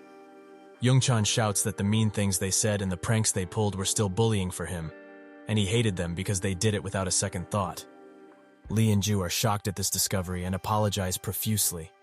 They were just playing pranks. They never thought about it like that. Young-chan says that it crossed his mind that it was like this after hanging out with them. As they said, they never stole or hit anybody. They apologize once again, and Young-chan seems thankful. Disaster appears in that moment, however, as Ijin has dropped his onigiri, and he is extremely distraught at the sight. The group stared at his defeated face. Inside a SW-owned building, Yuna's cousin sits at a table, but notices a commotion outside her door. It's Yuna herself, demanding to know why she's investigating Ijin. She has investigated him before too, but she promised to stop, so she demands her cousin do the same. She retorts this, saying that this is how people like them survive. Did she already forget what happened to her? Even if he saved her life, it doesn't mean he can be trusted. He is lying about all of his past, after all. Her guard perks up, saying that they had no choice but to look into him, since his documents were all falsified. The cousin says that she is glad Yuna is here, as the call containing all the information they need to know about Ijin will come soon. Isn't she curious as to who he is? Yuna says that she isn't, glaring at her while doing so, and the cousin does the same. The phone rings, the cousin responds, and we finally get her name. Shinzie. The person on the other side of the phone says that he called about the information on Ijin. Jia is happy to finally get this information, but her hopes get shattered, as the caller says that the order from the higher-ups is that the SW group refrain from looking into him any further. This surprises everyone, and she gets mad, asking how they could ignore him. The caller says that because of SW group's relations with the government, all they can tell them is this: he is someone they don't have to worry about. After getting separated from his family because of a plane crash, he is just someone who wants to be home with his family. The next day, Yuna and Sukju go to school. They note that Ijin is absent, and Yuna goes to ask Youngchan about his whereabouts. Lee, who was also there, tells her that the teacher called him, so he will probably be back soon. They sit down, and Sukju looks at his phone, saying that the company owner came to school, much to Yuna's surprise. She wonders if he came here to meet Ijin. It seems so, as Ijin is in the lounge with him, and he is thanking Ijin for saving Yuna. Ijin says the thing he always says: he was just saving his sister. Yuna just happened to be there. The owner says that he heard about that, but that doesn't change the fact that he saved Yuna. He also apologizes for getting his sister involved in something like this. Ijin notes that Yuna also apologized for this, so there is no need to. He turns his back, trying to leave after excusing himself. The owner suddenly asks Ijin if he can be Yuna's bodyguard, but Ijin says that's not a normal job for a high schooler like him. The owner retorts this, noting that no high schooler can take down not only that many men, but also soldiers from foreign forces. Ijin asks about the protection group she has, but the owner notes that they can't come to school, and with them following her constantly, she couldn't live normally. And Sukju asked to be released from his bodyguard duty, saying that he isn't fit for the job after what happened. Ijin leaves, saying that it's something that he can't do. While Ijin has his hands on the door handle, the owner says one final thing. Yuna isn't the only reason he is here.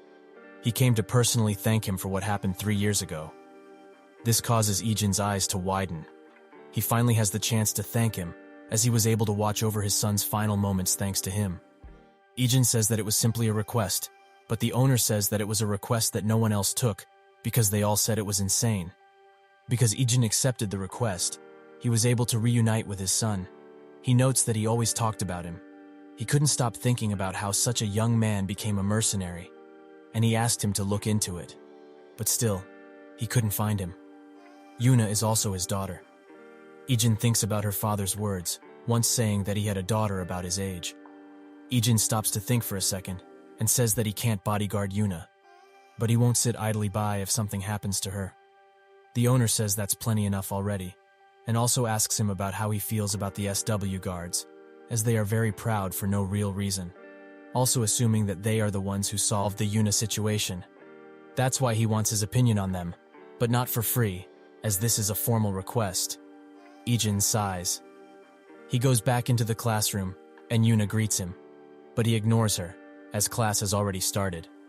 While sitting down, he thinks about Yuna's father. They met on the battlefield, where he was a volunteer. He approached Ijin because he was quite young, and offered him a more nutritious meal, saying he has to eat well for his age. A while later, Ijin hears the conversation of a few of his fellow mercenaries, who talk about the money the client is pumping into a nearby town, as they are making roads and building schools and hospitals. They all think that this is a waste of money. We see that Yuna's father helped him constantly in little ways, giving him a chocolate bar, water, and some chips, and even covering him up when it was raining. One day, though, Ijin has to leave for the next assignment, and Yuna's father says that's too bad, as he got attached to Ijin. He says that he should visit him when he has time, as he will be here for about a month. He also gives Ijin a bag of food and medical supplies, causing Ijin to finally speak to him, asking why he is doing this. The father is surprised that Ijin knows Korean, and he says that Ijin reminded him of his daughter, so he couldn't leave him alone.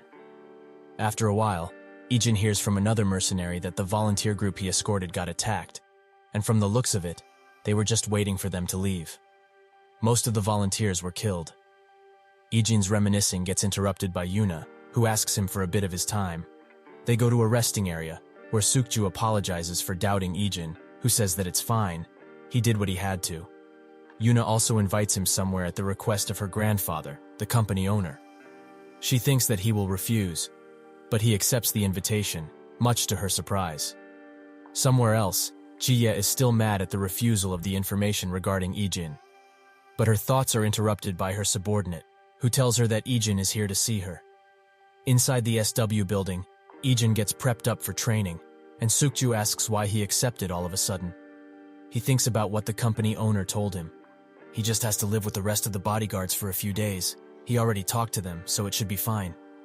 Ijin says to Sukju that he just wanted to see what bodyguarding is like. He also asks him why he isn't training, but Sukju is on Team 3, and only Team 2 trains today. Team 3 is in charge of protecting Yuna, and Team 2 is protecting Jie and her parents. Ijin goes to the training room, where the team leader is presenting him to the rest of the team. One asks if he is the student who solved the recent incident with Sukju, and his suspicions are confirmed. Ijin also greets them all. They all begin training, with Yuna also being there to observe. She thinks that this kind of thing suits him. That's when she spots Jie, wondering why she is here. The chief is surprised at Ijin for keeping up so well, and speeds up, ordering everyone to do the same. Afterwards, they are all exhausted, except Ijin, who still looks like he has enough stamina to spare. The training continues, and Ijin is performing better than all of the guys in Team 2, Yuna and Jie also noticing this. After the training session is done, the team leader wonders why Ijin is so skilled, and also spots Jie, thinking that they are going to get bashed for their poor performance. One of the people on the team asks him if he can test Ijin's abilities in combat. The chief denies this offer at first, but Ijin steps forward, much to everyone's surprise, and says that he doesn't mind. The chief reluctantly lets them spar, but they must wear protective gear first. All of the people there wonder if Ijin is going to be okay, as most of the SW bodyguards are from the special forces. Jie wonders how far he will go, with her subordinate saying that he doesn't have a chance, as the bodyguards were specially trained before coming to SW. The team leader puts some rules on this fight, saying that they should hold back, as this is only a sparring match. The guy Ijin is fighting says not to worry, while also trying to intimidate Ijin, who is unmoved by his words. The sparring begins, and the guy immediately closes the gap between them and throws a left hook, but Ijin dodges constantly. Seeing a chance to hit him, Ijin hits him in the leg and throws a punch, but the guy blocks it and tries to counterattack. His hook gets blocked, however, and Ijin throws a mighty punch, with the people there noting that he hit him where the helmet doesn't cover. The guy is stunned by this attack, and with one swift knee attack, Ijin ends the fight. Everyone is left surprised, with Sukju noting that he doesn't know how to hold back. Jie wonders if he is really 19, but her subordinate is fuming, looking with malicious intent. They carry the injured guy out of the room, the leader noting Ijin's battle skills. He also sees Jie's subordinate staring at them. Apparently, he is the real team leader, and this guy is only a placeholder for this training session. Someone else requests to spar with Ijin, Choi Beomsuk, one of the best on the team. The impromptu leader says that he can't, but Ijin says to let them spar, as he hasn't done nearly enough to feel tired, causing everyone to stare in shock. They get into position, with Beomsuk not wearing a helmet, saying he doesn't need one. Ijin also throws his away, surprising the other people. Jie asks the team leader how he thinks he will go, and he says that the last one was just caught off guard, but this time he won't underestimate him. They train every day without rest, and Beomsuk is their team ace. Yuna's bodyguard notes that in a head-on fight like this, physical abilities decide the winner, and Beomsuk is the opponent. In any case, this is going to be difficult for Ijin. The sparring begins, and it appears they are evenly matched, with both of them blocking blows from each other. Beomsuk brags, saying that Ijin can't break through his defenses. He certainly can, however, as Ijin attacks one of his knees, causing him to lose his guard. Ijin takes this opportunity to land a few blows on him. He gets mad at this, and angrily throws a punch at Ijin. This proves to be a mistake, however, as Ijin blocks his attack and hits him in the neck, ending the spar. Yuna's bodyguard notes how skilled Ijin is, taking advantage of everything in a fight. Ijin asks if anyone else wants a turn, but they all sit silently. The impromptu leader tries to say something about Ijin's fighting style, but stops, thinking that it would be like nagging after losing to a high schooler. Jie asks the team leader what he thinks, and he says that from basic training through sparring, he is exceptional. She moves forward, saying that they should move on to the next course. She speaks directly to Ijin, saying now that he has finished basic training, it's time to experience the real thing, and since he is already following Team 2's schedule, he is coming with her. Inside his office, the owner discusses Ijin with someone else, most likely a guard. They were both surprised by his abilities, and it's hard to believe that codenamed Jin was such a young kid. That name was well known years ago, meaning that he was this exceptional when he was younger than he is now. Inside the changing room, Ijin gets dressed up in a suit, looking quite dapper in it. At his house, the grandfather asks Dayun where Ijin is. She says that he has something to do, so he will be late today. He hopes that he will be all right and not get into any fights. Inside the SW building, the impromptu leader gives the team a serious glare, hoping they are ready for some harsh training. Yuna notices Ijin walking out of the changing room in a suit, with the team liking him even less now because of his looks. His bodyguarding duties begin, and he is ordered by the team leader to sit next to Jie. Ijin does so, and the moment he sits down, he assesses the number of bodyguards here. Jie interrupts this activity by asking if he's ever wanted to become a celebrity, as she is in charge of an entertainment company, which is their destination for tonight. Ijin says he is not interested, sticking with the story that he is interested in bodyguarding. She says that he has talent in that field, taking into account how easily he took down 2 people from the team. The team leader is angry at hearing this, but Ijin excuses this loss, saying that they were only caught off guard because he is a student, so they had to be more careful around him. It was an advantageous situation for Ijin from the start. Jie thought he would have been happy after taking 2 trained people down, but the team leader knows that he was being considerate of them, understanding the situation they are in. They get to the destination and guard Jie with the team leader, who notes that Ijin hasn't moved at all in the last hour. He asks Ijin where he got his training. That kind of performance requires diligent training. Ijin says that he simply learned it from the neighborhood he grew up in, the team leader thinking he must be joking. But it seems that his words hold some truth, as he had to run and train to survive in the place he was in, and sometimes even fight to the death. After a while, they get back on the road, with Jie asking him if he is okay, as it is getting quite late. He says that he is fine, and she also says that it doesn't look like he is bodyguarding for the first time. He reassures her that it is. The team leader feels the same way, as Ijin hasn't asked a single question, and they purposefully didn't give him dinner, but his facial expression shows no change. Ijin notices something, a truck that is approaching them from the front, the driver being passed out. The driver tries to dodge, but the impact still occurs, making the car spiral out of control. The team leader quickly assesses Jie's status, but is surprised to see Ijin has already protected her by holding her tightly. He wonders how he protected her on such short notice. Jie quickly removes herself from his grasp, and a guard quickly comes and makes sure she is okay.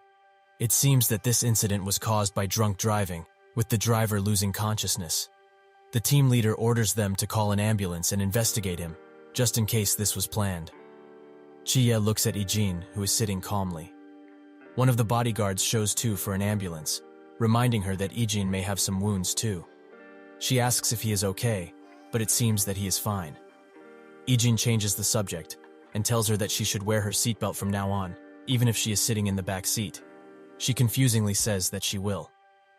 Next day, Dayun is making lunch for Grandpa, and Ijin asks why she is doing it now. Dayun says that she will go to his workplace to give it to him. This was more of a frequent occurrence before, but she didn't have time after he came home. Ijin says that he will come with her to his workplace. At work, someone notices that Grandpa looks quite happy and also invites him to eat some rice cakes during break. He says to go ahead as he has to recycle some things. While cleaning up some trash, he thinks about all the happy memories he made with Ijin, his face lighting up with joy. He suddenly spots a commotion, with someone asking a person to move their car as other cars can't get past it. The owner of the car angrily looks at the guy, saying that he just has something to throw away. He goes to where the grandpa is and throws the trash right next to him, not even aiming for the trash cans that were literally in front of him. The grandfather picks them up. The guy's girlfriend gives him another bag to throw, and he does the same as he did with the cups, not even trying to recycle. The grandfather does it in his place, and that's when he hears Dayun's voice and looks behind him, seeing her and Ijin walking towards him. He asks what they are doing here, and Dayun says that they brought him lunch. She also asks him if he is recycling, and the grandfather says that he is. It will pile up if he doesn't. Dayun rolls her sleeves up and says that she will help. Ijin watches this spectacle with a smile on his face.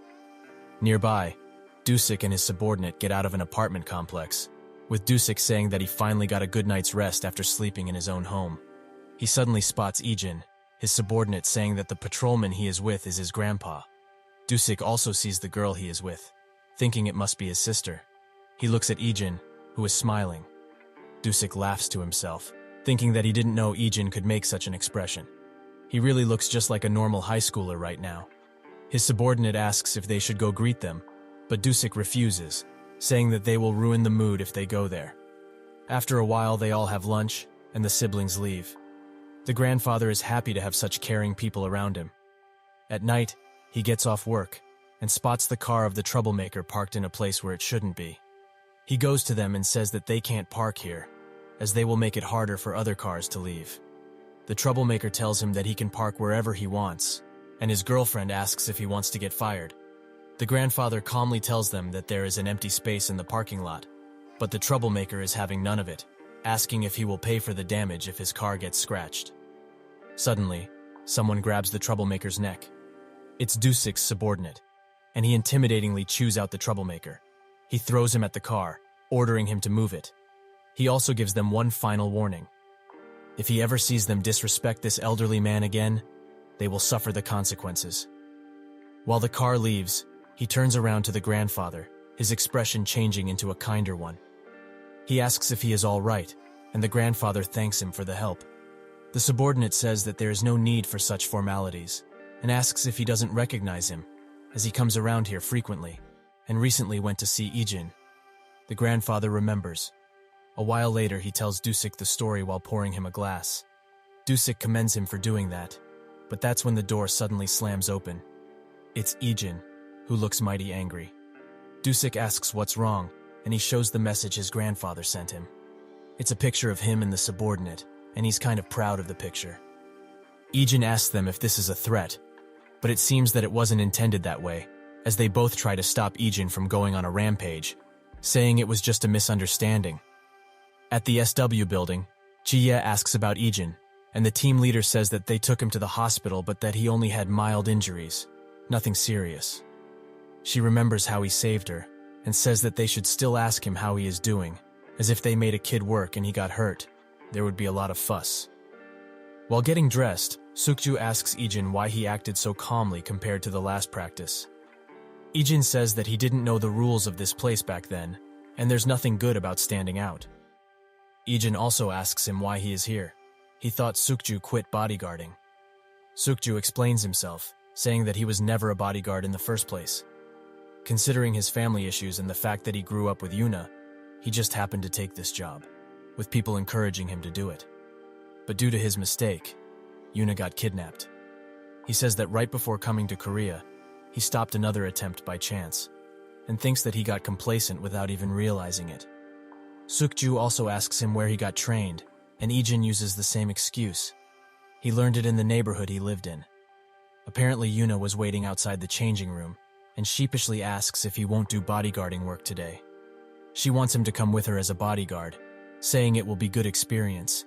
He doesn't have to change clothes either. Everyone there is surprised at her demands. They all go to the convenience store near his house, with Yuna saying that she always wanted to eat this kind of food when she was in America. Ijin looks at his onigiri and has flashbacks of what happened previously. She asks him if there's anything he wants to eat, but Ijin says that he shouldn't if he is bodyguarding.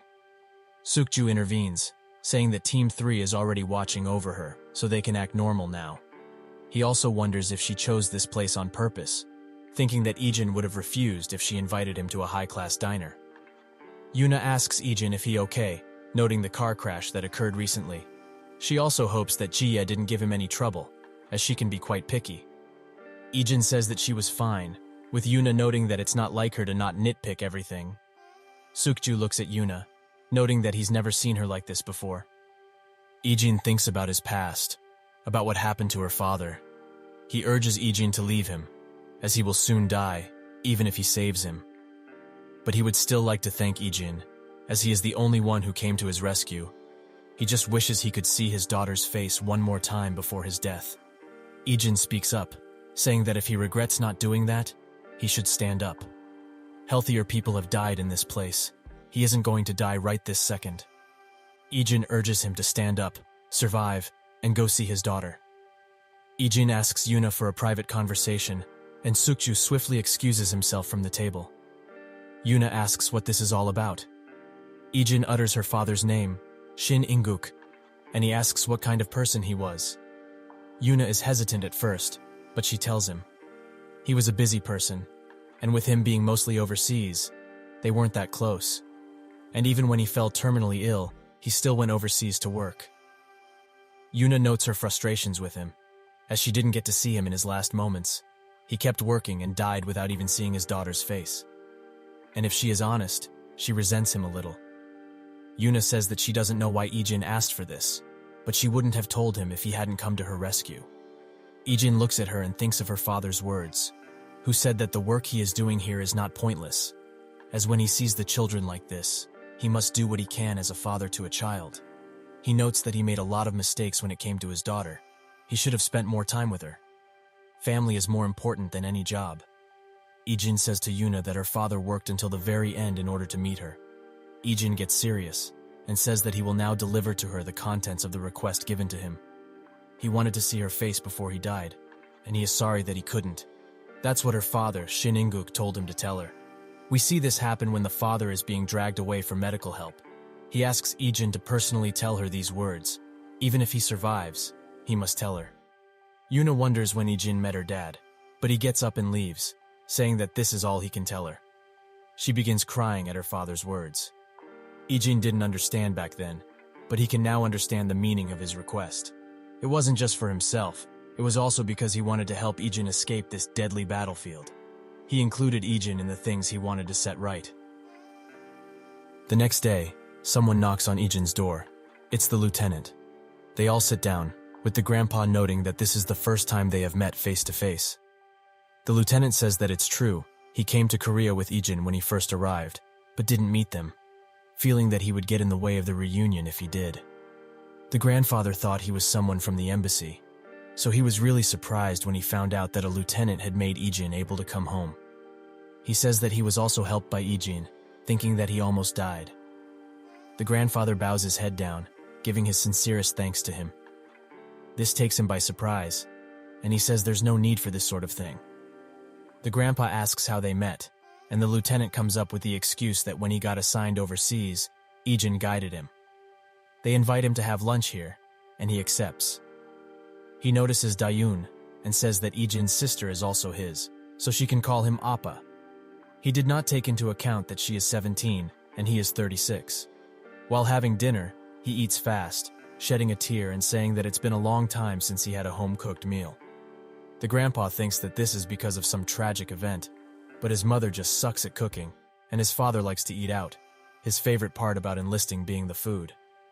After that, Ijin and the lieutenant go to the convenience store to talk. He says that he is glad he is doing well, with the other guys asking him to say hello to Ijin for them. Ijin thinks about the memories he made with them and smiles. Ijin asks why the sudden visit, and the lieutenant says that he had some business here, so he had to visit Ijin too. He adds that his grandpa and sister seem like good people, with Ijin agreeing with this. The lieutenant gets up and says that he has to go meet his fiancée, much to Ijin's surprise. He notes his surprise and gets angry, saying that he is able to get a girlfriend too. He explains that a rich family decided it, and he is kind of glad, as he's always moving around, so there's no time for such things. Before leaving, he asks Ijin one more question, if he found out what a family is. Ijin smiles, and says that he can understand a bit now. Inside the SW building, Chia is talking to someone. It seems that she is the lieutenant's fiancée, who is sitting there with a little blush to his face. She notes that he must be very busy, calling him by his name, Hamchan. He says that she must be busier. He's just pretending to be as such. Chia thinks that she never expected to meet a soldier. She asks him how many times they met, and Hamchan proudly says that they met a total of 14 times. She notes that they've been engaged for a year, but they barely met because they are both too busy. Jia also says she has a favor to ask. She pulls out Ijin's file, saying that she wants him to investigate Ijin, as even the government has refused this investigation. Hamchan apologizes and puts on a serious face, saying that he cannot do this favor for her. She's taken aback by this. Jia says that she gets it, so there's no need to get so worked up. He thinks that this is how much he cares about Ijin. A few days later, Ijin gets a call from someone who tells him that the lieutenant and his squadron have been stranded. We see that this is true, with Hamchan noting that the enemy's movement has changed. In an undisclosed location, someone tells what is presumed to be the boss of these attackers that they cornered the lieutenant and his men in the target area. The boss smiles, exclaiming that it's time to hunt. It seems that the unknown caller who gave Ijin this information is none other than the SW Group owner. He tells Ijin that they are engaging in skirmishes, with the military preparing to rescue them. The owner is letting him know because the situation is dire, so he should brace himself for anything. He also says that Ijin shouldn't even think of moving on his own to help, as it's not the same as before. He has a family now. Ijin thinks of the times he spent with the lieutenant, covering his real past, helping him when he was down, and even when Ijin told him his real name. He also remembers the time he told him about his family, with everyone congratulating him, and the lieutenant smiling gently at him. He doesn't know what to do. Dayun tells him to come eat, and he comes into the room, staring unknowingly. He breaks out of it and sits down, where the grandpa and Dayun are talking about the meal they all shared at his workplace. Ijin asks him about helping someone who has helped you in the past, and the grandpa begins explaining. It's difficult to answer that question. It depends on what they did for you, and what you can do for them. But one thing's for sure. The kindness of the person who helped first is greater, because they helped without wanting anything in return. In life, there are times when you must repay kindness, and if that is not possible, at least do what you can within your limits. Ijin thanks his grandpa, saying that he is glad to have met him again, who says that he is glad Ijin said that. He says the same thing to his sister, who gets embarrassed. It seems Ijin has made up his mind, as he calls the owner and says that he is going, and to prepare the things he needs if possible. At the lieutenant's location, he orders everyone to do different things while they rest, with a soldier coming up to him and saying that they are exhausted, and one even lost a lot of blood. The lieutenant says that they must at least go to the next area if they want to get rescued. But the situation is dire, as their supplies are almost out too. At the attackers' camp, the boss says that they are surprised the lieutenant and his men lasted that long, noting that if he didn't have civilians with him, they would have taken great damage as well. While saying this, his eye aches, and this wound appears to have been caused by Ijin. While on a plane, Ijin thinks about the debriefing he got. The area he will be going to is Grion, with Ijin already having worked here before. The lieutenant went to rescue some Korean researchers who were there for some local minerals. They picked them up without any trouble, but on the way back, they were attacked by an unidentified group. The owner's guard says that the supplies and plane he needs are ready. The owner asks Ijin one last time if he is really going, but Ijin has already made up his mind. With 1 minute until reaching the landing zone, Ijin gets fired up, and a red line is forming in his eyes. He is ready. At school, Yuna wonders where Ijin is, thinking that she called him but there was no answer. In Grion, Ijin assesses the footprints and bullet casings, thinking that the lieutenant must be going to the third checkpoint. Somewhere else, the lieutenant and his men are holding off an attack.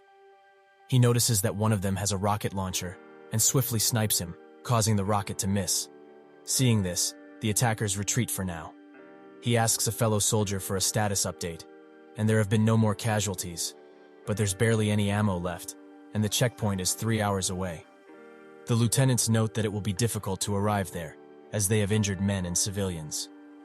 The soldier adds that the attackers have repeated the same cycle of retreating after having a few casualties and chasing them again shortly after. The lieutenant thinks that this is how they've been slowly chipping away at them, without caring how many casualties their side takes. At first, he thought they were attacking without a plan, but there's a pattern. They were forced to retreat to the first checkpoint, and even to the second one. They are chasing like they already know where the lieutenant and his men are going. The best chance they have is to get to the third checkpoint and protect it until a rescue team arrives. He will get these people back, no matter what. In an undisclosed location, the boss gets the news that the plan is going as expected. A man suddenly barges in, screaming that his soldiers are dying for no reason, as the attacks do nothing to the group. The boss gets up and intimidatingly says that their opponents are special forces. If his soldiers had attacked all at once, they would have suffered much greater casualties. Then he would have lost all of his men and the area over which he has jurisdiction. The man tries to respond, but swiftly gets shot by the boss's subordinate. Outside the tent, his men round up the soldiers and order them to take them out, as they have served their purpose. It cuts back to the lieutenant, where the soldier tells him that they have only 500 meters to go. He orders his men to move slowly from now on, and thinks that since the enemy already knows this area, there is a good chance they are waiting at the checkpoint. The boss speaks to his subordinate and says that he loves this moment, the moment where they catch a beast that thinks there's a way to escape. Imagine the despair they will feel.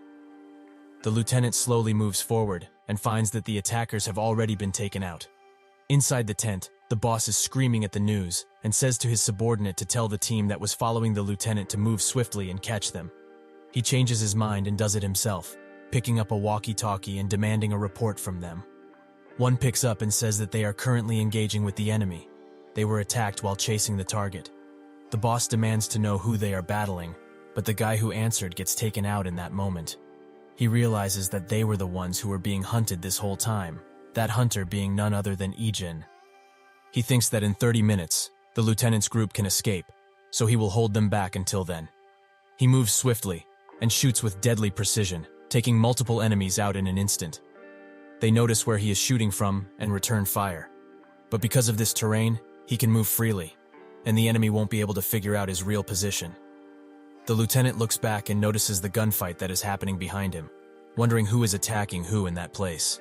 He orders his men to sit here until reinforcements arrive. Ijin continues to hold the attackers, thinking that they have figured out that Ijin doesn't have many people, and that he is attacking from multiple points to create confusion. Ijin notices that there are fewer enemies than before, and gets on his belly, crawling to a nearby bush. It seems like his hunch was right, as 3 people were preparing to ambush him. He takes aim and takes them out, saying that he doesn't have the advantage anymore, and that there are 14 more minutes left.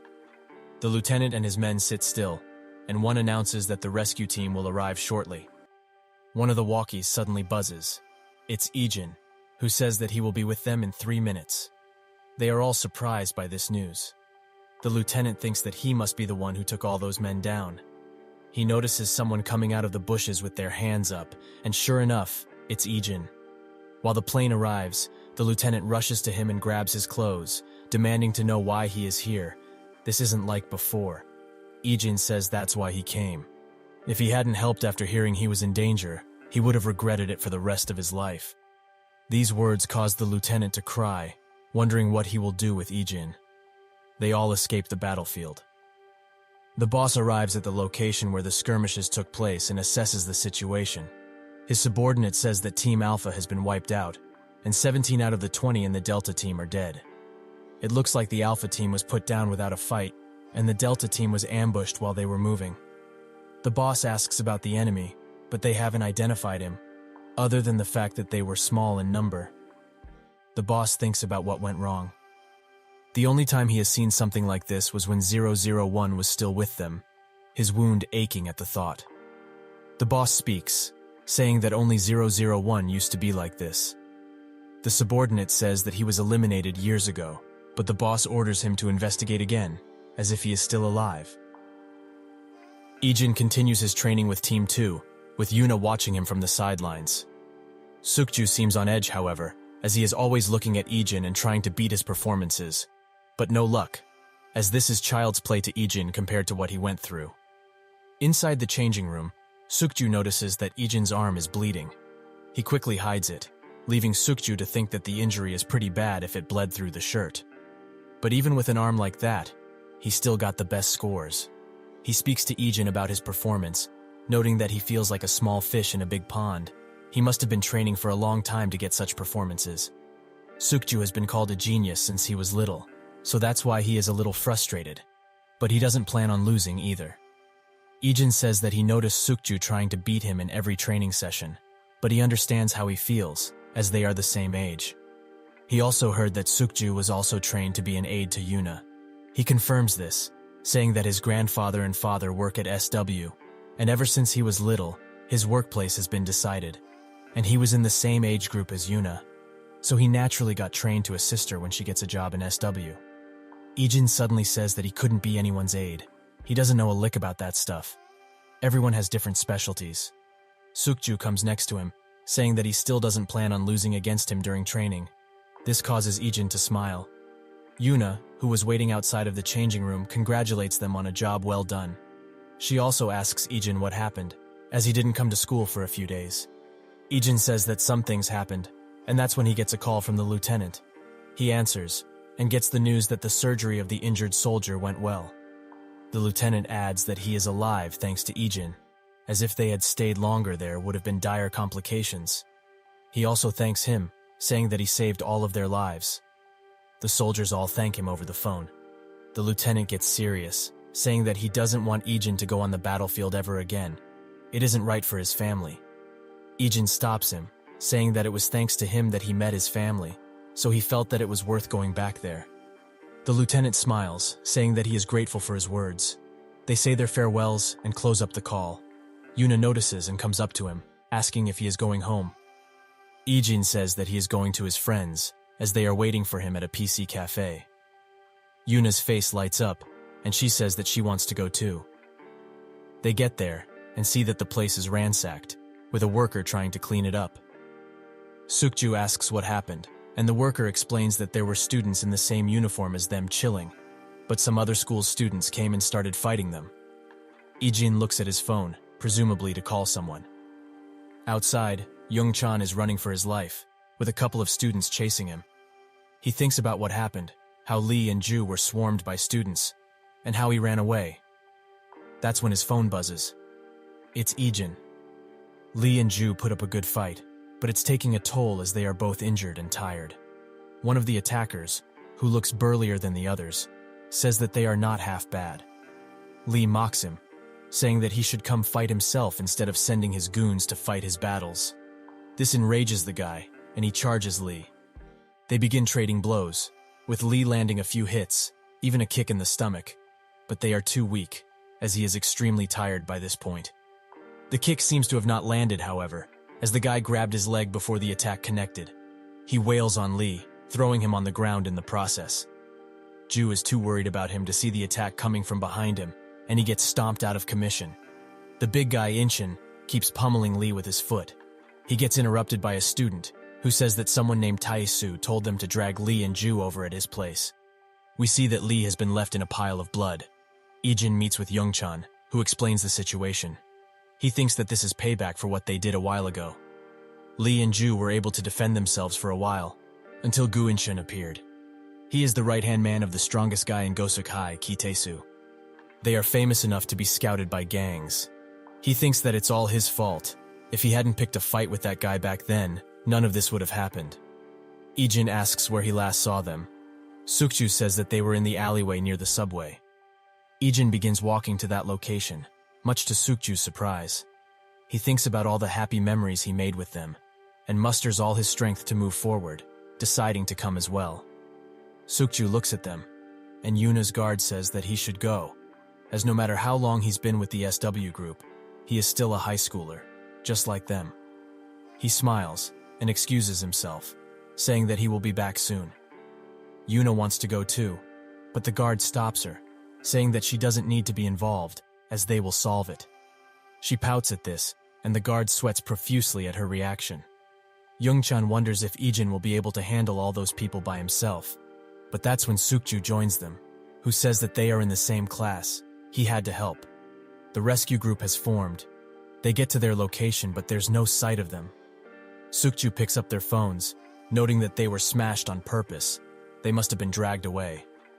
Ijin looks at the blood that was left behind. Suddenly, a pack of goons come out behind them, who are relieved to see Young-chan as they were looking for him. Sukju says that this is convenient, as they will ask these guys where they went. One of the goons tries to attack Ijin, but his lights swiftly get taken out. Another tries to attack from behind, but they are no match, as he and Sukju make short work of them. Young-chan is surprised at their skills. Ijin crouches down to one of the goons' level, looking at him with predatory eyes. He asks where they dragged Lee and Ju, but the guy gives him the middle finger, causing Ijin to bash his head into the ground, knocking him out instantly. They both look at him, and Sukju says that he will do the talking from now on. At a bar, Lee and Ju are standing in front of Tae-soo, who is beating two people to a pulp with a bat. He sits down, noting how he got humiliated in front of his seniors because of these two. He thinks about what happened, with his senior asking if it's true that 10 Gosuk High guys were beaten by 4 guys from Shinhan High. Tae-soo is shocked at this news, and the senior warns him that he should step up his game, because at this rate, they will have to reconsider their decision to scout them. He asks Inchin why there are only 2, and he excuses this by saying that the one who ran will be found soon, and the other one they couldn't find at all. Tae-soo gets mad, asking if this is the best he can do. Inchin notes that he is more on edge than usual, so he shouldn't provoke him. Thus, he apologizes. Tae-soo asks Lee where the other guys are, but he refuses, causing a bunch of goons to swarm him. He orders them to stop, and says that they will do it like this. The first one to speak gets to walk away, and the one who doesn't is going to have to work for them. There's no running from them. Lee and Ju burst out laughing, saying that he had watched too many movies. Tae-soo has had enough, and he swiftly grabs his bat and begins wailing on them, with no signs of stopping. Even his men are terrified. A crash suddenly occurs, and he stops to ask what that was. At the bar entrance, the guards were knocked out, and inside, it seems that the boys have finally arrived. Tae-soo asks how they got here in the first place. Youngchan sees the poor state Lee and Ju are in, with Ijin and Sukju staring with no emotion. The people in the bar laugh at them for coming here, and Youngchan wonders just how many there are. Tae-soo drops his bat and sits down, ordering his men to attack. Inchin thinks that he is glad to have been able to solve this. These guys are surely doomed. But it seems to not be the case, as Ijin and Sukju take the attackers out in no time. Everyone in the bar is left surprised, and Inchin, being the most surprised, orders more men to jump them. They do so, and a swarm of goons flood them. Ijin moves swiftly and attacks first, jumping in the air and landing a deadly air kick against 2 of them. Sukju isn't far behind, dealing with his fair share of goons. Youngchan just stares in shock. The battle continues, with Ijin having no difficulties. Sukju suddenly gets grabbed from behind, with one coming from the front to land a blow, but he makes short work of him, and the guy behind him. This display causes Tae-soo to drop his cigarette. The goons try their best, but after a while, only Ijin and Sukju are left standing. 30 people taken down just by these 2. Ijin stares at Tae-soo, causing him to panic. Inchin stares at him, wondering if he should do something, but he doesn't get to, as Sukju knocks him out. Tae-soo grabs his bat, thinking that Ijin must be tired by now. He tries to attack, but his bat gets parried, and Ijin counterattacks with a blow to the throat and a knee to the face. Tae-soo is desperate now, so he grabs his knife and goes directly for Ijin's throat, but he dodges and puts him in a handlock. Ijin slams him into the ground, ending this fight. They have won. Lee and Ju wake up, and Youngchan rushing to see how they are doing.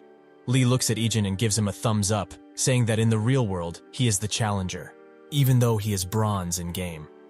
A while later, Tae-soo and Inchan are getting beaten up by a senior for humiliating them in such a manner. Tae-soo apologizes, making the senior bash him even more, saying that they are supposed to get leverage since the Goseon and Sungsu clans are gone. Another comes from behind, presumably the boss, and says that it's enough. He asks if they sent the guys after them, and one confirms this. He also says that when they get them, they should make sure to break at least one of their arms or legs. They have to pay the price for messing with them, even if they are kids. Tae-soo grins at this, thinking that Ijin and his friends are doomed now. At Dusisk's building, Young-soo, his subordinate, explains the situation, saying that Kim Chuman's men were making a fuss because some guys who recently joined their family messed with that high schooler. They obviously got destroyed, but they are sending men to retaliate, as it would be bad for them if news of them getting their snot kicked in by a high schooler got out. Dusisk sighs and orders Young-soo to call some men over. He smiles and said that he had taken care of that already. His men heard that he wiped his hands clean of the congressman's business, so they all came together to greet him. Dusick smiles and goes outside, where a ton of men are greeting him. Dusick welcomes them, saying that they will go for a drink after they take care of job. The Dusick family is back in business. While walking, Sukju and Yuna are swarmed by Chuma's men, who say they should come with them for a bit. They don't even get to touch a hair on either of them, however, as 3 cars full of guards swarm the place, with Yuna's guard noting that Sukju must have gone all out against these guys for this kind of retaliation. At the bar, Dusik and his men clear out Chuman's goons. He asks why Dusik is doing such a thing, with Taisu noting that the Dusik clan was the strongest in the region. He thought they stopped gang activities, however. Dusik explains that he should have left children's fights to children. Chuman asks what he's talking about, but finally gets it. It's about that high schooler. Dusik smiles, saying that adults should deal with adults. At the convenience store, Ijin is having dinner with Dayun. He smiles at her as she enjoys the meal, and that's when Dusik calls him. He asks what Ijin is doing, and he explains that he is having dinner with his sister. He invites Ijin to some barbecue sometimes, his treat. Ijin says that it's a bit much, and Dusik says that eating dinner with someone like him might be a bit much. But Ijin replies that he should just buy him noodles at a convenience store, as he doesn't want anything expensive. Dusik smiles and says they will have noodles together sometimes. He closes the call, and we see that he dominated Chuman's men, who are bowing down in defeat.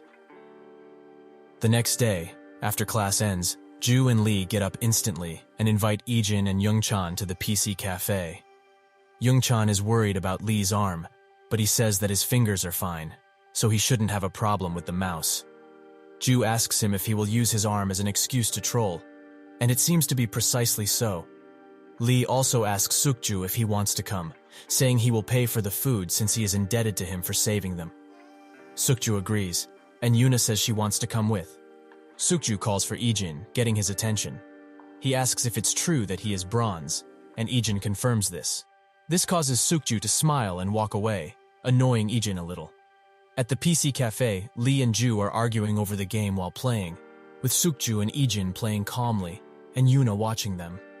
They have snacks and drinks while playing, and Yuna gives Ijin a look every now and then. They finish playing and say their farewells. Ijin's phone rings. It's his sister. She asks if he has eaten already, and he says no, and that he was on his way home. Suddenly, she and the grandpa pop up in front of him, saying that they are going to buy some groceries. Ijin tags along too, and he spends some quality family time with them. They get out of the convenience store, with the grandpa asking if Ijin is okay with carrying so much, who says that it's fine. Suddenly, something caught his attention. A blonde man wearing a trench coat. He says that it's been a while, calling Ijin by his codename, 001. It seems that this guy was a mercenary with Ijin. The grandpa asks if he is a friend, with Dayun wondering if he is a foreigner. Ijin says that he was a friend from the place where he used to live. He approaches, and they exchange greetings. Ijin looks at him. The grandpa invites the guy to dinner, but he refuses, saying that he was just passing by. The grandpa and Dayun excuse themselves so Ijin and he can keep talking. Ijin asks 006 how he found him, and he says that the camp found out he is alive, and they are looking for them as they speak. There's no need to be cautious as they haven't found him yet, and he was nearby when he heard this news, so he decided to visit. But he warns Ijin that the camp will find him soon, and they are going to order him to eliminate Ijin, who looks at him with his eyes now turning black. 006 also asks him for some lunch. They go and eat, both noting the nutritional value of the noodles they ate. Ijin gets serious, asking how he found him. 006 says that it's because he knew he was alive. Besides, is there anyone who knows better than him? He also asks Ijin if his memory is back, and he confirms this. They also speak about 032, apparently depressed after Ijin's presumed death. Ijin wonders why 006 didn't tell him, but he says that the fewer people that know Ijin is alive, the better. 032 included. Ijin says that he figured 006 would find out he is still alive, but he didn't think he would keep this a secret from his superiors. 006 says that he didn't think he would either, and we see that when Ijin was presumed dead, 006 found out about the trail of blood Ijin left behind, but he ignored it, not reporting it to anybody. He notes that he did it because he considered Ijin a friend. He also says that the well-known mercenary codename Jin must have been him. Ijin gives him a knowing look, confirming this. 006 notes that his area of activity didn't overlap with the camps, but still, he should have stayed out of their sight. Ijin says that he didn't have a choice. 006 adds that Ijin has been acting differently than before, but he can't tell if it's a good or bad thing just yet. His phone suddenly rings, and he answers. 006 speaks for a bit and puts the phone in his pocket, but that's when he breaks a chopstick and aims for Ijin's vitals, who narrowly blocks his attacks. 006 says that the order to eliminate him came faster than expected, and the one to kill him. Ijin says it can't be helped. That's when a girl gets out of the convenience store they were at and sees them recycling, noting that they are both hot. 006 leaves, saying that he can't do it here, as it is too public. He also says that the way Ijin is now, he thinks it's better than before. At the SW building, Sukju is doing some exercises, but suddenly gets called by Ijin, who says that he needs a favor. Sukju asks what it is, and Ijin tells him to get a hold of the surveillance cameras at the location he tells him, and there's also someone he wants Sukju to keep track of at all times. Sukju wonders what happened, saying that he needs the permission of the higher-ups to do these kinds of things, and the process would take a long time. He asks Ijin when he needs all of this, who tells him that it's right now, much to Sukju's surprise. At Dusik's place, Youngsu tells him that Ijin came by and asked for a motorcycle, so they lent him one. Dusik notes that the only bike around here is his. Youngsu adds that he got scared just by seeing his uniform. Ijin moves swiftly between cars, wearing a leather jacket. He speaks with Sukju, who has done the things Ijin requested. He says that he's been following the target he wanted, and his movements were a bit strange. It felt like he was aware of the CCTV and his movements were highly irregular. He is clearly trying to hide his tracks. He also asks Ijin what's going on, but he replies with just personal issues. They hang up the call, and Sukju thinks about this. The fact that Ijin asked about the target's route means he is already on his tail, and the target is also a foreigner, so there's nothing he can find with his current abilities.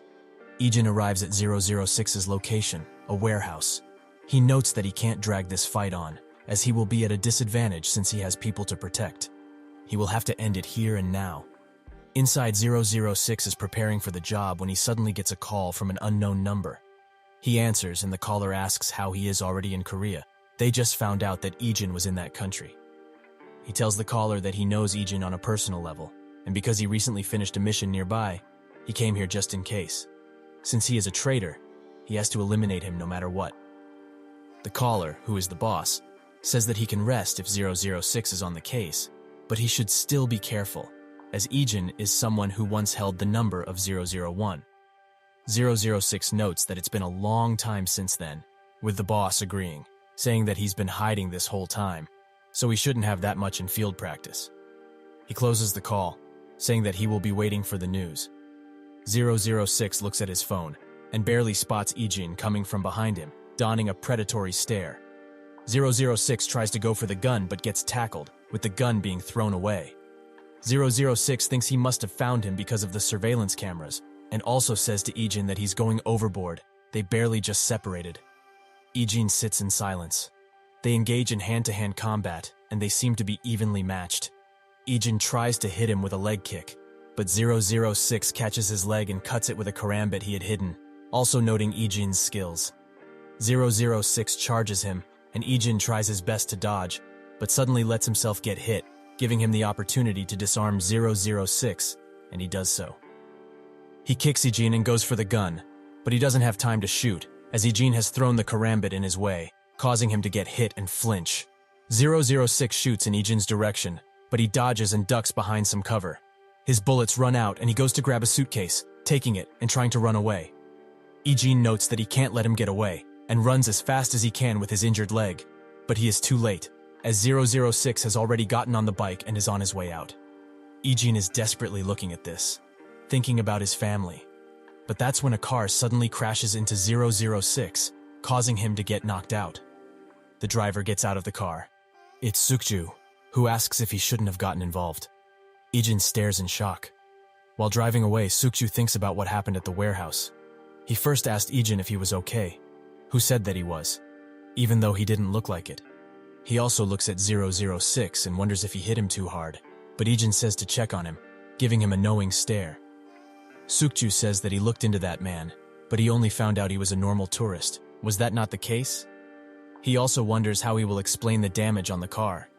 Inside the warehouse, Ijin has tied 006 up, demanding he wake up. He knows 006 is conscious.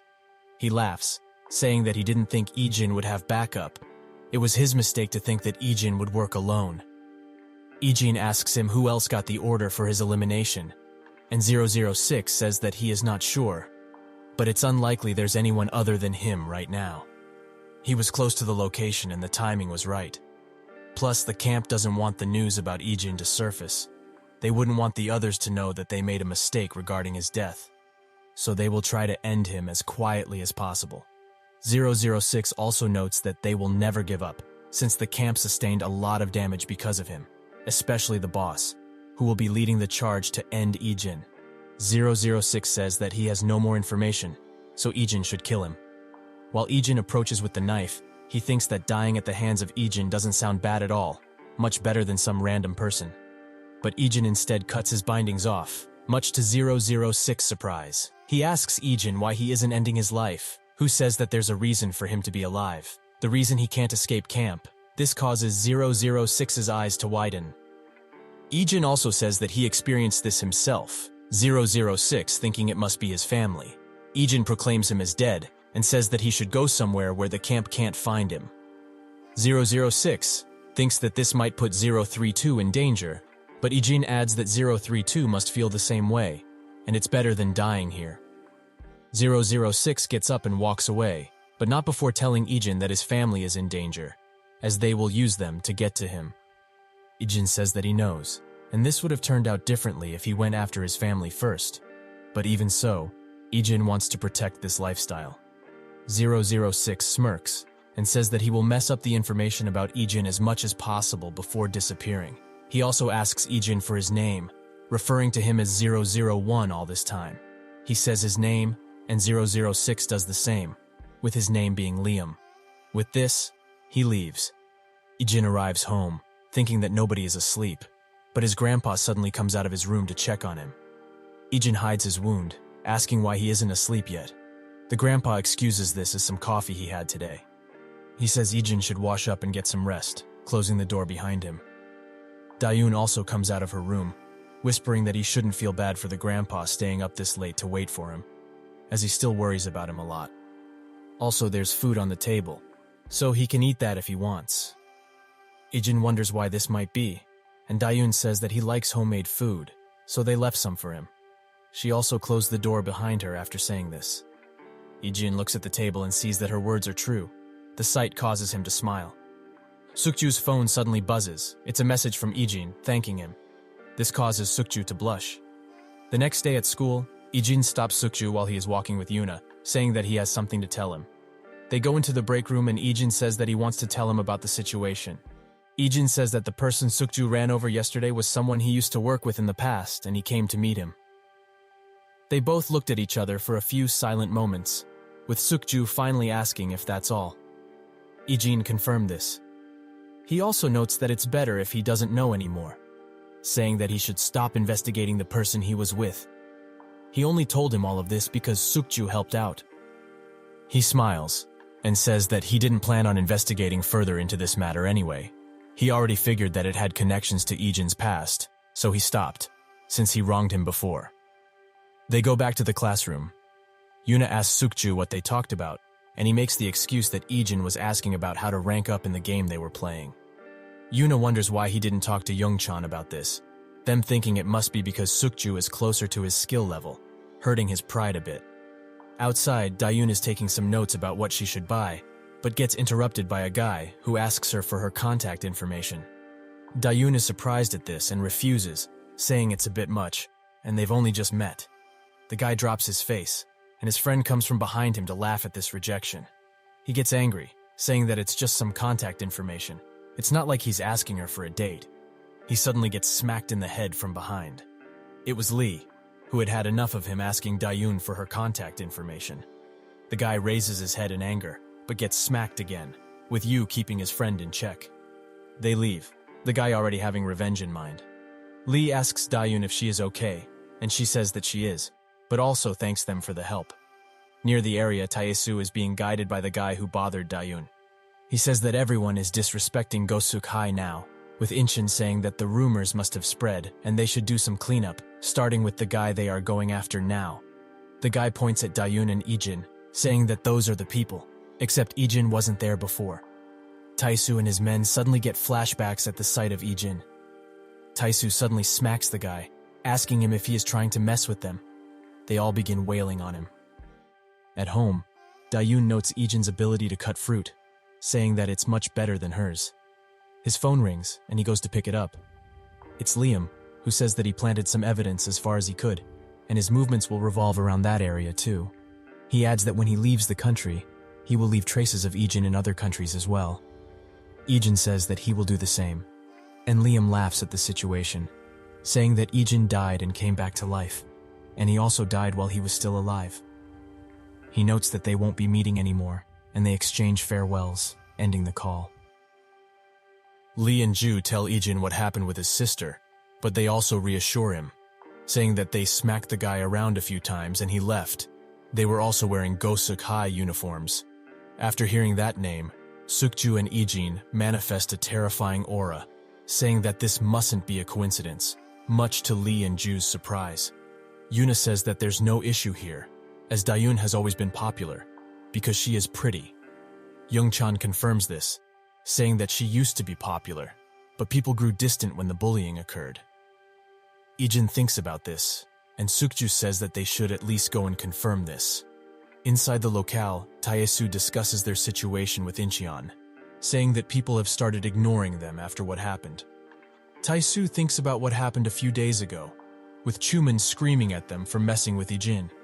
Incheon suggests that they do some cleaning up as soon as possible. He gets up and says that they will be doing it now. Suddenly, Sukju and Ijin walk through the door, much to everyone's surprise. Ijin asks if they messed with his sister. Taisu doesn't know anything about that, but remembers him walking home with a girl, the girl their guy messed with. They both grow a deadly stare, and Taisu urges them to calm down as they didn't approach her because she was related to Ijin. His brother just happened to talk with a random girl. They didn't mean anything by it, and they will tell everyone not to go near her ever again. They exchange a few glares, and Sukju and Ijin leave. Outside, the group was waiting for them, and Yuna asks what happened. Sukju explains the situation, saying it was just Taisu's brother, Lee, shocked at the news. Ijin says that he plans on keeping watch a little longer, though. He can't trust their words, after all. Later, him and Dusik are having lunch at the convenience store, with him noting that it's been a while since he's had a meal like this. He also heard that Ijin borrowed the motorcycle again, who says that he will return it soon. Dusik says that he should keep it, as it's gathering dust in the parking lot anyway. But Ijin insists. While eating, Dusik notes that right now, Ijin looks just like a normal high schooler. But with the congressman's situation and the help he provided, Dusik can't get a clear grasp on him. He asks Ijin what he does normally, to which he replies that he's just living a normal high school life. Dusik just smiles. Inside the SW building, the owner's guard tells him that people think they're expanding too fast. He says that people will always complain and that they are moving pretty carefully, but they can't avoid making enemies. The guard agrees, but says that they are antagonizing dangerous people with this expansion. His words cause the owner to ponder.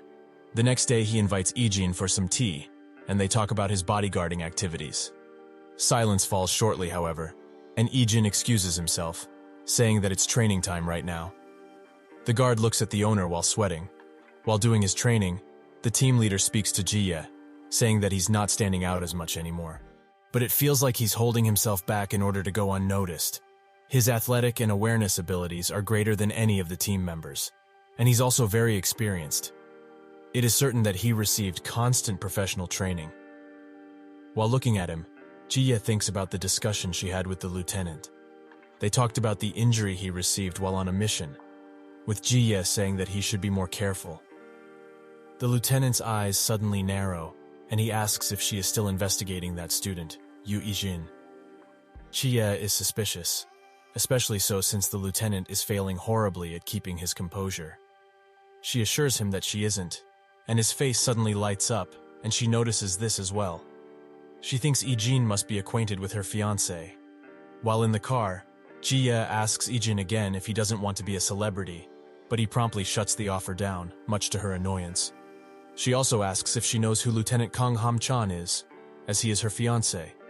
His eyes suddenly widen. Jia's hunch was confirmed. Suddenly, Ijin maintains a better posture, leaving Jia wondering what happened for him to change it. They arrive at their location, and while in the staff room, Ijin sweats a little while thinking about this news. While in the restroom, Jia is applying some makeup, when suddenly, a woman appears. Jia turns away from her, and that's when she comes from behind and makes her pass out, with another doing the same with the guards that were outside. The team leader gets the news about the situation, and orders everyone to close off the exit and check every CCTV. Ijin suddenly rushes out of the room, thinking that they must be trying to escape by car.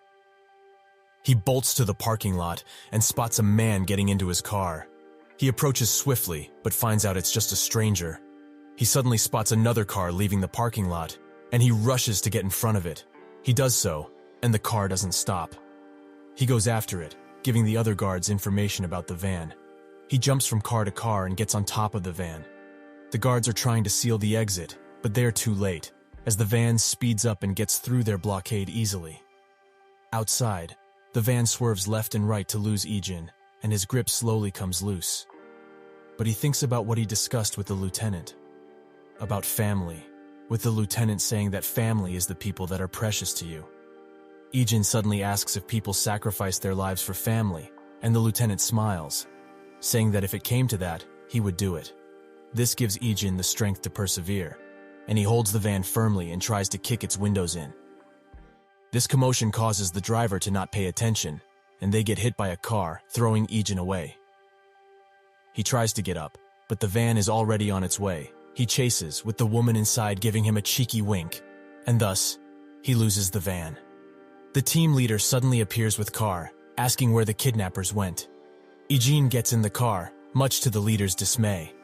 Ijin tells him where they went, and so, they begin chasing. The team leader says that he will drop Ijin home, as this is too much for a bodyguard like him. Ijin retorts this by saying that he's doing this of his own volition, so there's no need to worry.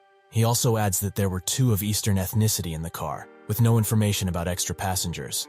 The team leader looks at him, and sees that he's been bruised up pretty badly. He asks Ijin if he is okay, and he says that he's fine. The leader thinks about the situation. Ijin was the first one to move on the kidnappers, and considering that he rescued Yuna and his performance, there's no one more reliable than him right now.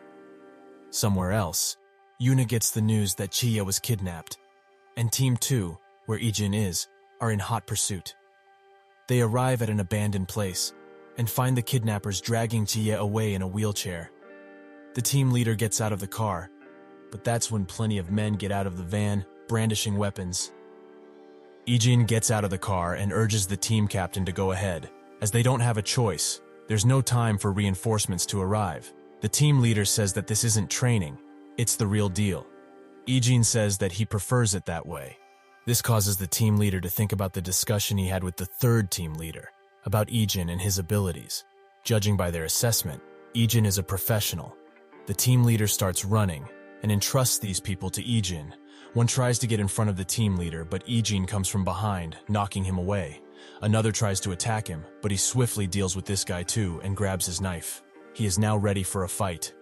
A guy comes from behind the attacker who dropped the knife and mocks him for losing to a kid, also doing the same to Ijin, asking if he even knows how to use the knife. He turns his back and orders 2 people to stay behind to deal with Ijin. One urges them to hurry, as the other guy is probably inside right now. But suddenly, screaming is heard, and we see that Ijin has dealt with both of his attackers more quickly than the people there expected. They all charge him, but Ijin is too swift with the knife, and he incapacitates them all. With one last person remaining, Ijin closes the distance and slashes in his direction, forcing him to block with his knife. The attacker tries to slash him, but Ijin dodges and grabs his hand while slashing his upper body. With one last kick, he forces the attacker into a deadlock, and he puts the knife to his neck. But he doesn't kill him, instead choosing to knock him out. Inside, the woman says that the SW group's reaction was swift, so they need to move to the next area. But that's when the team leader comes from behind them, tired from all the running. Suddenly, an armed person comes from behind him, but he notices and dodges, giving him the opportunity to counterattack. Two people approach, brandishing knives. They charge him, but he isn't the team leader for nothing, as he deals with them in record time. Suddenly, the driver pulls out a gun, pointing it at Chia. He points the guy at the team leader, saying that if he moves, she dies. He shoots him in the shoulder and is surprised that he really didn't move an inch. The woman says to stop playing around as they don't have time for that. The team leader looks at Chia one last time and apologizes. His life will end here. But that's when Ijin throws a knife in the driver's hand, who didn't get the chance to shoot. He bolts in and grabs Chia, causing the driver to shoot after him, but only scratch his shoulder. The team leader rushes and tackles the driver, screaming for Ijin to run and not look back, and he does so. Somewhere else, Chia suddenly wakes up, and Ijin comes and puts his hand over her mouth, signaling that she should be silent. She wonders where she is, and Ijin says that her head will hurt from the sleeping drug. This causes her to remember what happened in the bathroom. She was kidnapped. Ijin confirms this, saying that reinforcements are on the way. Ijin thinks that this is a dead end, so they will be discovered soon. But the biggest problem is that the kidnappers have guns. Chia wonders why she was kidnapped in the first place, as she doesn't have any connection to the recently acquired businesses. She suddenly spots Ijin's wounds, but he says he is fine.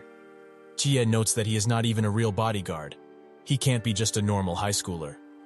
The woman urges them to come out, as she will have to kill Jie if they drag this out. Jia gets up with the intention of revealing herself, thinking that she can't bring more harm to this child. He is still a student after all. But Ijin stops her, signaling to sit here silently. He gets out of cover with his hands up. The woman notes that he is just a kid and asks him if he watches too many movies. This is not like those. He's not the main character here. She gets prepared to pull the trigger, but that's when Jia gets her attention, giving Ijin enough time to throw a knife in the woman's direction, and he swiftly closes the gap, disarming her in the process. She gets out a knife, causing Ijin to retreat. She rushes at him and tries to slash him, but to no avail, as Ijin dodges until he gets the opportunity to disarm and kick her. She spots the gun and swiftly grabs it, pointing it at Ijin with a smile. But Ijin swiftly grabs it from her hands and redirects it, much to her surprise. She says that he is skilled, but wonders if he can pull the trigger, as shooting a person is different. But Ijin has no hesitation, and he shoots her in the foot. She notes his cold attitude, seeing that he is not fazed at all by shooting a person. She suddenly sees that he resembles the legendary mercenary Jin, shouting his name at his discovery. This causes Ijin to hit her with the gun, knocking her out. Jia looks in awe at this spectacle. The team leader, who is still alive, tries his best to hold back the hordes of attackers that are here, but they just keep coming. The driver finally finds the gun that was thrown away and points it at the team leader, urging him to stop moving. The driver says that they underestimated him because he's only a bodyguard, but he is definitely skilled. If he was there when Hia was kidnapped, they would have had a hard time doing so. The team leader thinks that this is the end of his stalling, but still, one person managed to go after them, that woman. But he thinks about Ijin and smiles, wondering why he suddenly feels so assured. The driver says that if he thinks it's okay only because the one who went after them was a woman, that would be a big mistake, as they all wouldn't be able to deal with her, even if they attacked at once. Plus, she's pretty mad now, so Ijin is probably in extreme pain by now. His words cause the team leader to clench his teeth. The driver prepares to shoot, but that's when someone shoots him, causing him to drop the gun. The shooter was Ijin, much to the driver's surprise, who wonders what happened to Krasia, the woman. He doesn't get to finish thinking, however, as Ijin fires another bullet in him. He turns his attention to the team leader and aims in his direction, shooting with no hesitation, and taking out all the attackers near him. The team leader notices his cold nature. Judging by this, he really must be a professional. The police swarm the place and put the kidnappers in handcuffs, ending the situation. Some approach Jia with a medic and ask if she is fine. She hears Ijin talk to some policemen about the location of the woman, and Jia says to treat him and the team leader first. He gets treated, and afterwards, Jia comes up to him, asking if he is okay, and he confirms this. She wonders how he can be okay with such injuries, But Ijin says that there is nothing that is hindering him in any way, so it's fine. But he also has a favor to ask. He tells Chiye that she should tell his family that he's staying at a dorm, so they don't have to see him in this state. She agrees and walks away, but not without saying thanks first. The team leader comes up behind him, saying that he did well and that they will meet later. In an undisclosed location, someone gets the news that the kidnapping was a failure. The person says that it's fine. That wasn't important in the first place. It was about sending a message to SW. They will be weary of acquiring more business, and that's plenty.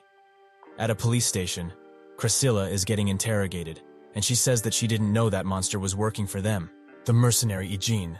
If they had known he was here, they wouldn't have taken this job at all. The interrogator tries to play dumb, but she doesn't buy it, saying that she spotted him by his eyes, as they have been face to face before. He stopped taking requests 6 months ago, and was presumed dead or retired, but nobody would have expected him to work for SW. The interrogator says that he also heard rumors about that mercenary, but it wouldn't make sense for a top-class mercenary who worked in such dangerous places to do bodyguard work in a place like this. In an SW-owned hospital, Chia is resting, with the team leader guarding her diligently. She asks what he is doing here with that injury, and urges him to rest and get better. One person taking a break won't cause any problems. The team retorts this by saying that was exactly why she got kidnapped in the first place. He can't afford to do that anymore. He also says that the people they caught are all foreign, so they haven't gotten their backgrounds just yet. And they also can't figure out who the client was. They must have hit it well. Jia asks if it's a coincidence that Yuna and her got kidnapped so recently, and he says that it's unlikely it was. Jia adds that Ijin was even more impressive now. He really can't be just a normal high schooler. The team leader also says that when she saw him in action, he must have had several cracked ribs and broken fingernails, and he was also grazed by a bullet. Jia is surprised he was fighting in that condition, and the team leader also adds that he fought 5 armed people before she woke up too. She wonders if that's even possible, and she gets up and walks to Ijin's room. They arrive and see that he's getting ready to go home, as he hasn't been there in over 2 days. Jia urges him to stay longer, as he is seriously injured. He says that he will rest at home instead of being admitted to the hospital. Jia asks him who would allow such a ridiculous idea, and Ijin nonchalantly says that the doctor will, much to their shock. She asks what he's going to tell his family about the injuries, and Ijin makes up the excuse that he got hurt during training. She tells the team leader to step outside for a second, and she gets serious. Jia tells Ijin that he should come to her after graduation. Nothing good will come of working under Yuna. She is still a child. A child who just recently inherited her parents' wealth can't take hold of the future with her current abilities. But Jia says that she's different. She can take responsibility for his future. Ijin stares at her, finally saying that he has a question. She thinks it must be about how he will be treated, and she reassures him in that matter, saying that she will give him only the best. Ijin says that's not it, instead asking about what she said about him staying by Yuna's side. What did she mean? Jia sits there puzzled, asking if he isn't dating Yuna, and he confirms that he isn't. Jia thinks that Yuna has an unrequited crush, too bad for her. But she still urges him to do what she told him. Wouldn't his family be happy if he got a job after graduation after all? This causes Ijin's eyes to widen, and he says he will think about it. He arrives home, and his family is worried about his injuries. He says that it's nothing major, it just needs some light treatment. The grandpa asks him if he's interested in the bodyguarding work he is learning now, and Ijin says that he does have an interest. The grandpa says that even if he is interested now, he can always change when something else does. He is still young, and the grandpa will cheer him on, no matter what he decides to do. Ijin smiles and says, okay. At the camp, the boss gets the news that 032 ran away after he heard the news about 006 and 001. The boss bashes him, saying that he lost it over his brother's presumed death. That's why having family is useless. We see that 032 landed in Korea. A while later, Ijin sits in his bed and thinks about Priscilla's words, wondering where she knew him from. His phone suddenly rings, and the caller is Yuna. He goes to the convenience store and sees that she bought too many onigiri, her excuse being that she wanted some.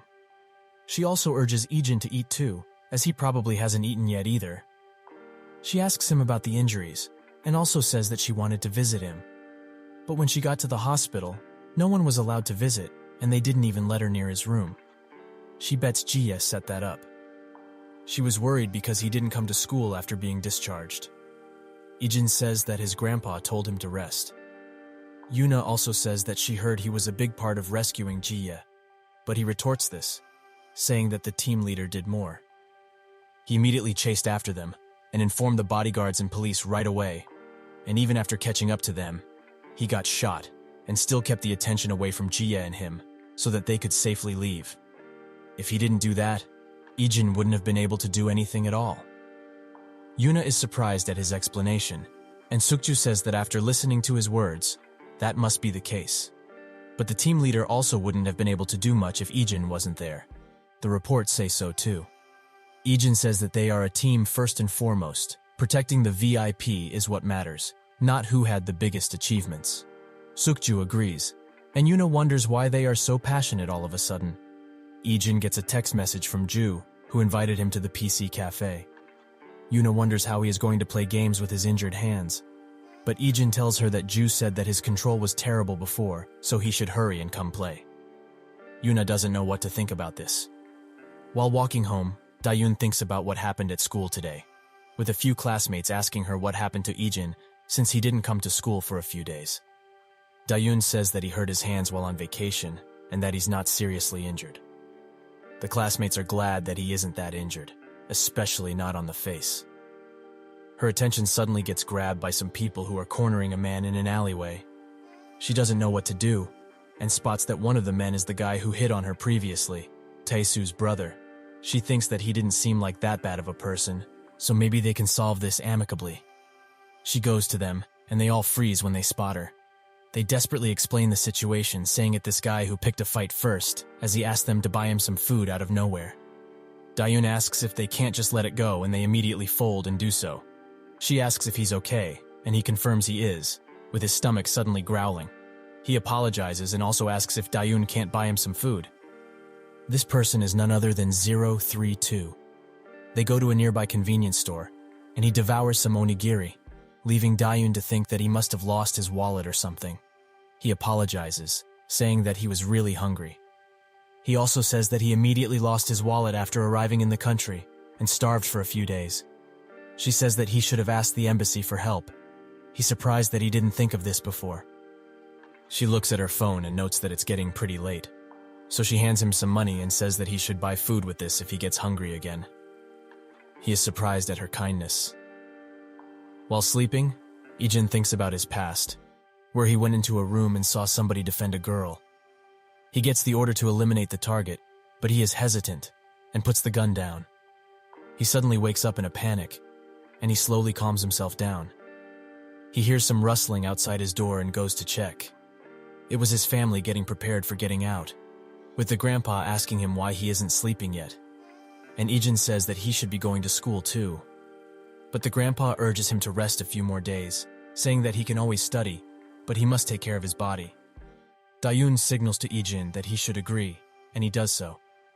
They both get prepared to leave, with Dayun also going to school early. She also prepared him some breakfast, so he should eat it. After eating, he goes outside and gets a message from the group chat, with Lee asking if he's coming to school today, as they need him to be a full team. Yuna says that they are a full team with her too, but Lee urges her to play with bots instead. This interaction causes him to smile. Suddenly, he spots 032 walking across the street and chases after him. He loses him in an alleyway, but tracks him to a construction site where he climbs up. He turns a corner, and 032 is waiting for him there, armed. Ijin notices and dodges out of the way, dashing to cover. 032 says that it's been a while, and that he was shocked that he was following him. He also says that he followed 006's trail, but didn't think he would find him so quickly. Ijin asks if the camp sent him, but it mustn't be so, as the camp wouldn't send him on a mission that 006 failed. 032 demands he shut up, as he is not the leader anymore. Ijin thinks that if the camp didn't, he must have come out of his own volition. 032 says that he doesn't want to resent him, since they both have circumstances. But 006 was family to him, taking care of him during those hellish days. Ijin suddenly throws something in his direction and tackles him. 032 aims for Ijin's head, but he kicks the gun out of his hands. He pulls out a knife and tries to strike Ijin, who counterattacks. 032 notices that he is injured, so he hits him right where it hurts, in the ribs. He goes for the attack, and Ijin barely manages to block the attack. He asks 032 if he reported everything to the camp, who wonders why 001 is talking so much, but Ijin demands an answer. 032 gets mad, saying that he is not the leader anymore. He's just a target for elimination, slashing him while saying this. Ijin retreats and we see that he is bleeding. Will he get out of this alive? At school, Dayun is wondering if her brother is eating properly. The fight continues, with Ijin landing a swift blow, causing 032 to retreat. He asks him once again if the camp sent him. 032 is puzzled at his behavior and says that he is a traitor who betrayed them and killed 006, and he won't tell him a thing. He goes for a slash, but Ijin blocks it and punches him in the face. 032 tries to retaliate, but he misses, giving Ijin the opportunity to land a kick, making him retreat. But fortunately for him, he got thrown near the gun. Ijin notices and moves swiftly, and with seconds to react, he manages to grab the gun and pin 032 to the wall. Ijin asks if he chased them out of duty to the camp or out of revenge for 006. 032 sees an opportunity and hits him in the injury, causing Ijin to retreat while dodging bullets. 032 notes that he doesn't have many bullets left, and with a few shots, he retreats. Ijin tries to chase him, but his injuries fail him, as he falls to the ground. At school, Sukju gets a call from him, and immediately tells him that he needs the same favor as last time. Sukju gets out of the classroom and asks for the description and location of the person. Outside, 032 thinks that if 001 hadn't asked so many questions, he would have been dead many times over. Why would he keep asking things like that instead of eliminating an assassin who came to kill him? He clenches his fist. Suddenly, Taisu's brother and his goons spot him. 032 tries to ignore them, but gets stopped by two larger dudes blocking his escape. He leaves the mall on the ground. After walking for a while, he spots Dayun and gives her some money, saying that it's for last time, and he will return the rest later, as this is all he has now. Dayun asks if he has any money except this, and he says that's fine.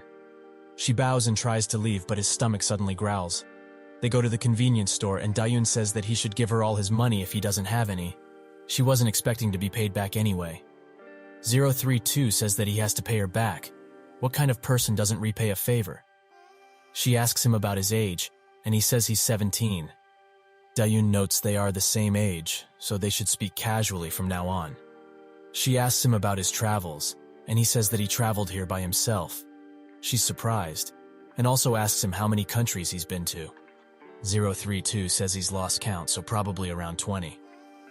Near them, Ijin arrives and sees that 032 is sitting with Dayun, his expression turning dark at the sight. He watches them from cover, and wonders if Dayun has already been compromised. They talk about various things, like his job and school, but suddenly, Ijin sprints and tackles him. He picks up a chopstick and breaks it, pointing it at 032, who barely managed to block the attack. Ijin tries to punch him, but 032 dodges, making him able to hit Ijin. 032 thinks that the girl will get involved, so he asks to go to another location to finish their business. But suddenly, Dayun calls him Oppa and asks him why he is doing this. Ijin tells her to get away. She tries to say something but stops when she sees his cold glare. She also spots his injury, which is bleeding profusely now. 032 asks how they know each other, and Dayun says that he is her older brother and also apologizes, saying that there must be some kind of misunderstanding, as he isn't like this usually. 032 just smirks at the thought. Ijin asks her to leave for a moment, and she looks at him and reluctantly agrees. 032 interrogates him, asking why that girl thinks that he is her brother. Ijin says that he will answer if 032 answers his question first. Has he given information to the camp up until now? And is the reason he's here because of duty or revenge? 032 wonders why he keeps asking the same questions. Is it that important? But Ijin just stares in silence. 032 reluctantly responds, saying that he came here discreetly once the news that he killed 006 got out, not because of duty for the camp. He wants revenge for 006, as he knows for sure that he is the only real family he has. Ijin remarks that they didn't even get along, But 032 says that he didn't think that he would act like this because of the news, as they didn't spend time outside of missions and training. He doesn't know if this can be called revenge, as he came here without thinking. Ijin looks at him and says that 006 isn't dead. He faked his death and hid so as not to be discovered by the camp. 032 is surprised, and Ijin confirms that he kept asking him the same questions because he needed to make sure he wasn't loyal to the camp, as if he knew 006 was alive, he would have told the camp in a heartbeat. 032 sits down and asks why he is in this country. Ijin says that he just came back home. 032 asks him if Dayun is his real sister, wondering how he would know, as he lost his memories of the family. Ijin says that they came back recently. 032 wonders if this is the reason he betrayed the camp, but he denies this, saying that it was because he couldn't follow the camp's orders anymore. Ijin suddenly changes the subject, asking how he knows Dayun. He demands an answer. It seems that 032 must answer quickly. 032 notes that Ijin has grown a murderous aura all of a sudden, and says that she helped him recently, that's all. Ijin sits silently for a second and begins to clean up the place, with 032 doing the same. He suddenly asks if 006 is okay, but with how badly he got injured, Ijin wonders if he can say that. 032 says it's enough as long he is alive. He tried to kill Ijin after all. Ijin asks how he believed him so easily. He betrayed the camp, after all. 032 says that he never lied to them before, and he betrayed the camp, not them. That's what 006 said. The 001 who went through hellish training and took care of them, betrayed only the camp. Ijin notes that it was strange, because on the day the camp moved to eliminate him, 006 and a few others deliberately didn't move on him. If they had, he wouldn't be alive right now. 032 asks if there's any way to contact 006, and Ijin says that there is none if he doesn't contact them first. He also adds that he will ask 006 to contact him when he calls, but 032 says that is fine. It's good enough to hear that he is still alive. They may be family, but they almost never talked outside of missions. That must be why 006 didn't even let him know he was alive. Ijin says that 006 did what he did for him. If he got too close to him because they are family, the camp would have taken advantage, so he kept his distance. If they ever find out that he is alive, he doesn't want it to seem like there was contact between them. He also adds that during the mission, he was willing to die over running away because he was afraid 032 might be in danger. He looks down, holding back tears. 032 tells him that the camp is keeping the fact that Ijin is alive a secret. No one knows except a few top-ranking officials, so that's why they aren't making any big moves. Ijin asks how he found out, and he says it's because of 006. With that, he says he will be returning to camp, but not before going around a few places to leave traces. They suddenly spot Dayun, who is looking at them from a distance. Ijin smiles. 032 surprised that he can make a face like that. He asks if he can say goodbye really quickly, which causes Ijin to change his expression. 032 says that he must, as it will be weird if he suddenly leaves, as he got help from her. They say their goodbyes, and Dayun asks why he suddenly tackled him.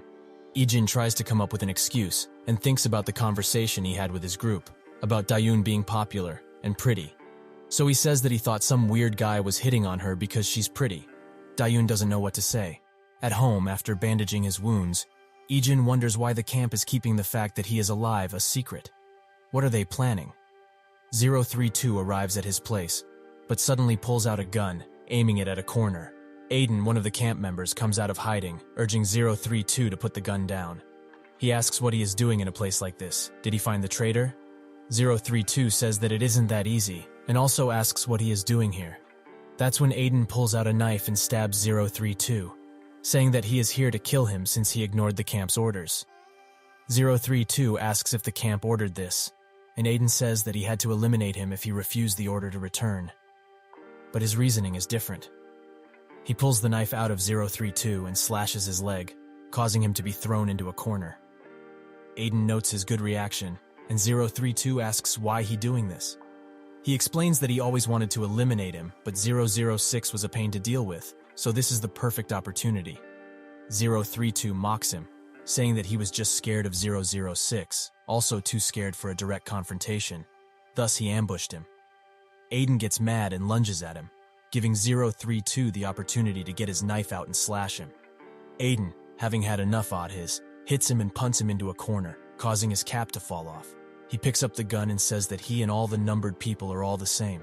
They get special treatment just because the camp took care in raising them, even though none of them deserve it, as they don't know their place and act out like he did.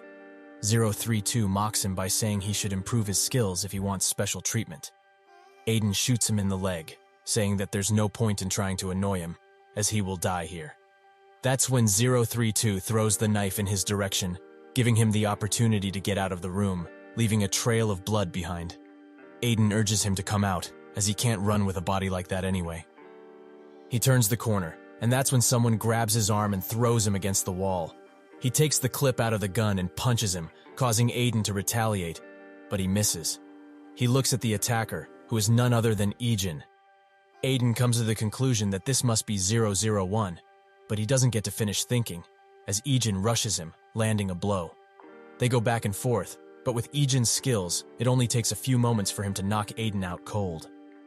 032 asks what he is doing here, and Aiden goes to grab a bag full of food, saying that his sister told him he doesn't have any money. 032 laughs and wonders when he changed so much. Did he injure his head or something? Or perhaps, if his memories came back, this is how he originally was. The next day at the SW building, Aiden sits with the owner, who says that the man he turned over to them was an internationally wanted man, so he won't be difficult to take care of, since a lot of countries want him, and he will be locked up somewhere separate from the world. The owner asks him if he's related to his past, and Aiden answers that he is, but not directly. They exchange farewells, and Aiden leaves. The owner's guard says that he was surprised when Aiden contacted them for help. He didn't expect him to turn a criminal in all of a sudden. There were also traces of gunfire at the scene. While leaving, Aiden thinks about what happened, with him wanting to call someone so he can get treatment. 032 says that it's fine. He will do the patching up himself. Aiden urges him to get treatment, but he refuses, saying that it will take time, and the camp will get suspicious. Aiden is surprised that he is going back to camp, asking if they aren't going after him as well. 032 says that Aiden came after him mostly for a personal grudge, so he plans on playing dumb and asking the camp why he was a target of elimination. Aiden says that it's too dangerous, but 032 says that the camp thinks 006 is dead, so it doesn't make sense for them to eliminate him just because he came out on his own to find 001, and considering Aiden's words, it's a safe gamble. But he also doesn't have a choice, as if he hides, they will come for him. 006 could be exposed if that happens. He adds that if his plans succeed, he will make it harder for them to find Aiden to repay the debt for saving his life. He suddenly looks at Aiden and says that he would like for him to protect this life, his real life. His thinking gets interrupted by Jie, who asks what he's doing here. He says that he had some business to attend to here. She asks him about his injuries, and thinking about all that happened, he can't say that they got worse, so he lies, saying that they are much better. Jia asks if he wants to eat dinner with her. Aiden refuses, saying that he has to go straight home, as he has dinner plans with his family. She is shocked that he turned her down again, and says that it's important to spend time with family, and now that she thinks about it, she doesn't have the time to eat either. Tia also asks if he is interested in a part-time job. He will be compensated properly for it, but Aiden refuses, causing her to wonder if this is just some kind of act he is pulling. But she thinks it can't be so and offers him a car ride home. But to no surprise, he refuses.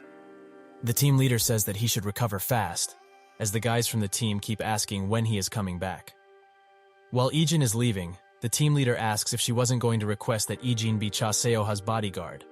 Jia says that she wanted to, as there was an incident with a stalker recently, and he would just have to stand next to her. While near his house, Aiden spots his grandpa, who says that he was taking in some fresh air. He also says that it's going to be Dayun's birthday in a few days, but he doesn't know what to get her, and asks Aiden if he knows what she likes. They both stare at each other, lost for words. While in her office, Jia gets a call from Aiden and asks what it's about. He asks if what she offered is still available. She thinks it must be about having dinner and says that she's pretty busy, but she gets embarrassed when Aiden tells her it's about the part-time job, not that. She says that if he wants it, he should come to a studio by 4 p.m. tomorrow. At the PC cafe, Ju asks Lee why he isn't preparing for the game. He apologizes, saying he was reading an article about Cha Seo-ha, who is apparently going to be the lead actress for a webtoon drama coming out soon. Ju adds that he saw her in person the other day and that she was super pretty. His cousin works at an advertising company, and they let him work there once, and that's where she was filming a commercial. Lee is amazed at this, saying that he has been a fan of Seo-ha since her debut 8 years ago. Young-chan asks how she was in real life, and Ju looks up and says that she looks even better. He has never seen somebody that beautiful before. The boys stare in jealousy, and that's when Lee asks if his cousin doesn't need more workers. In her waiting room, Seo-ha gets the news that another bodyguard is coming. She wonders why, as they already have another from the company, so why another? Her assistant says that he was sent by SW. He tried to refuse, but they insisted, saying that it was for her own safety after what happened recently. The other guard speaks, saying that the SW bodyguard is still in training. In the studio, everyone looks at someone. Back to the waiting room. The bodyguard says that they most likely sent him there for experience, so he will be sure to keep this trainee in line. The assistant apologizes for this, saying that they are putting more work on him. The bodyguard says that there is no need for an apology. The fault falls on SW for sending a trainee here. He tries to say something else, but that's when a knock comes from the door. He opens it, and we see that Ijin has arrived, saying that he is the guard from SAW. The assistant is surprised, thinking at first that he is a celebrity or model. The bodyguard looks at him in rage, thinking that this kid is just playing around. This isn't a game. Ijin enters and goes straight for Seo-ha, who notices how handsome he is. Ijin introduces himself, saying that he will be her bodyguard from now on. They exchange greetings, and Ijin takes no time in assessing the room. Seo-ha wonders if this is someone SW was planning to debut, and if they sent him here to get some attention. Ijin asks if filming started 4 hours ago, and if this room is being used as a waiting room. The assistant confirms this. Ijin also asks about the stalking. Seo-ha says that it's been happening for a long time. She doesn't know that the stalker found her address, but even since then, he's been leaving weird letters in her mailbox. She also adds that this is a common occurrence in this occupation, so there's no need for SW to get involved.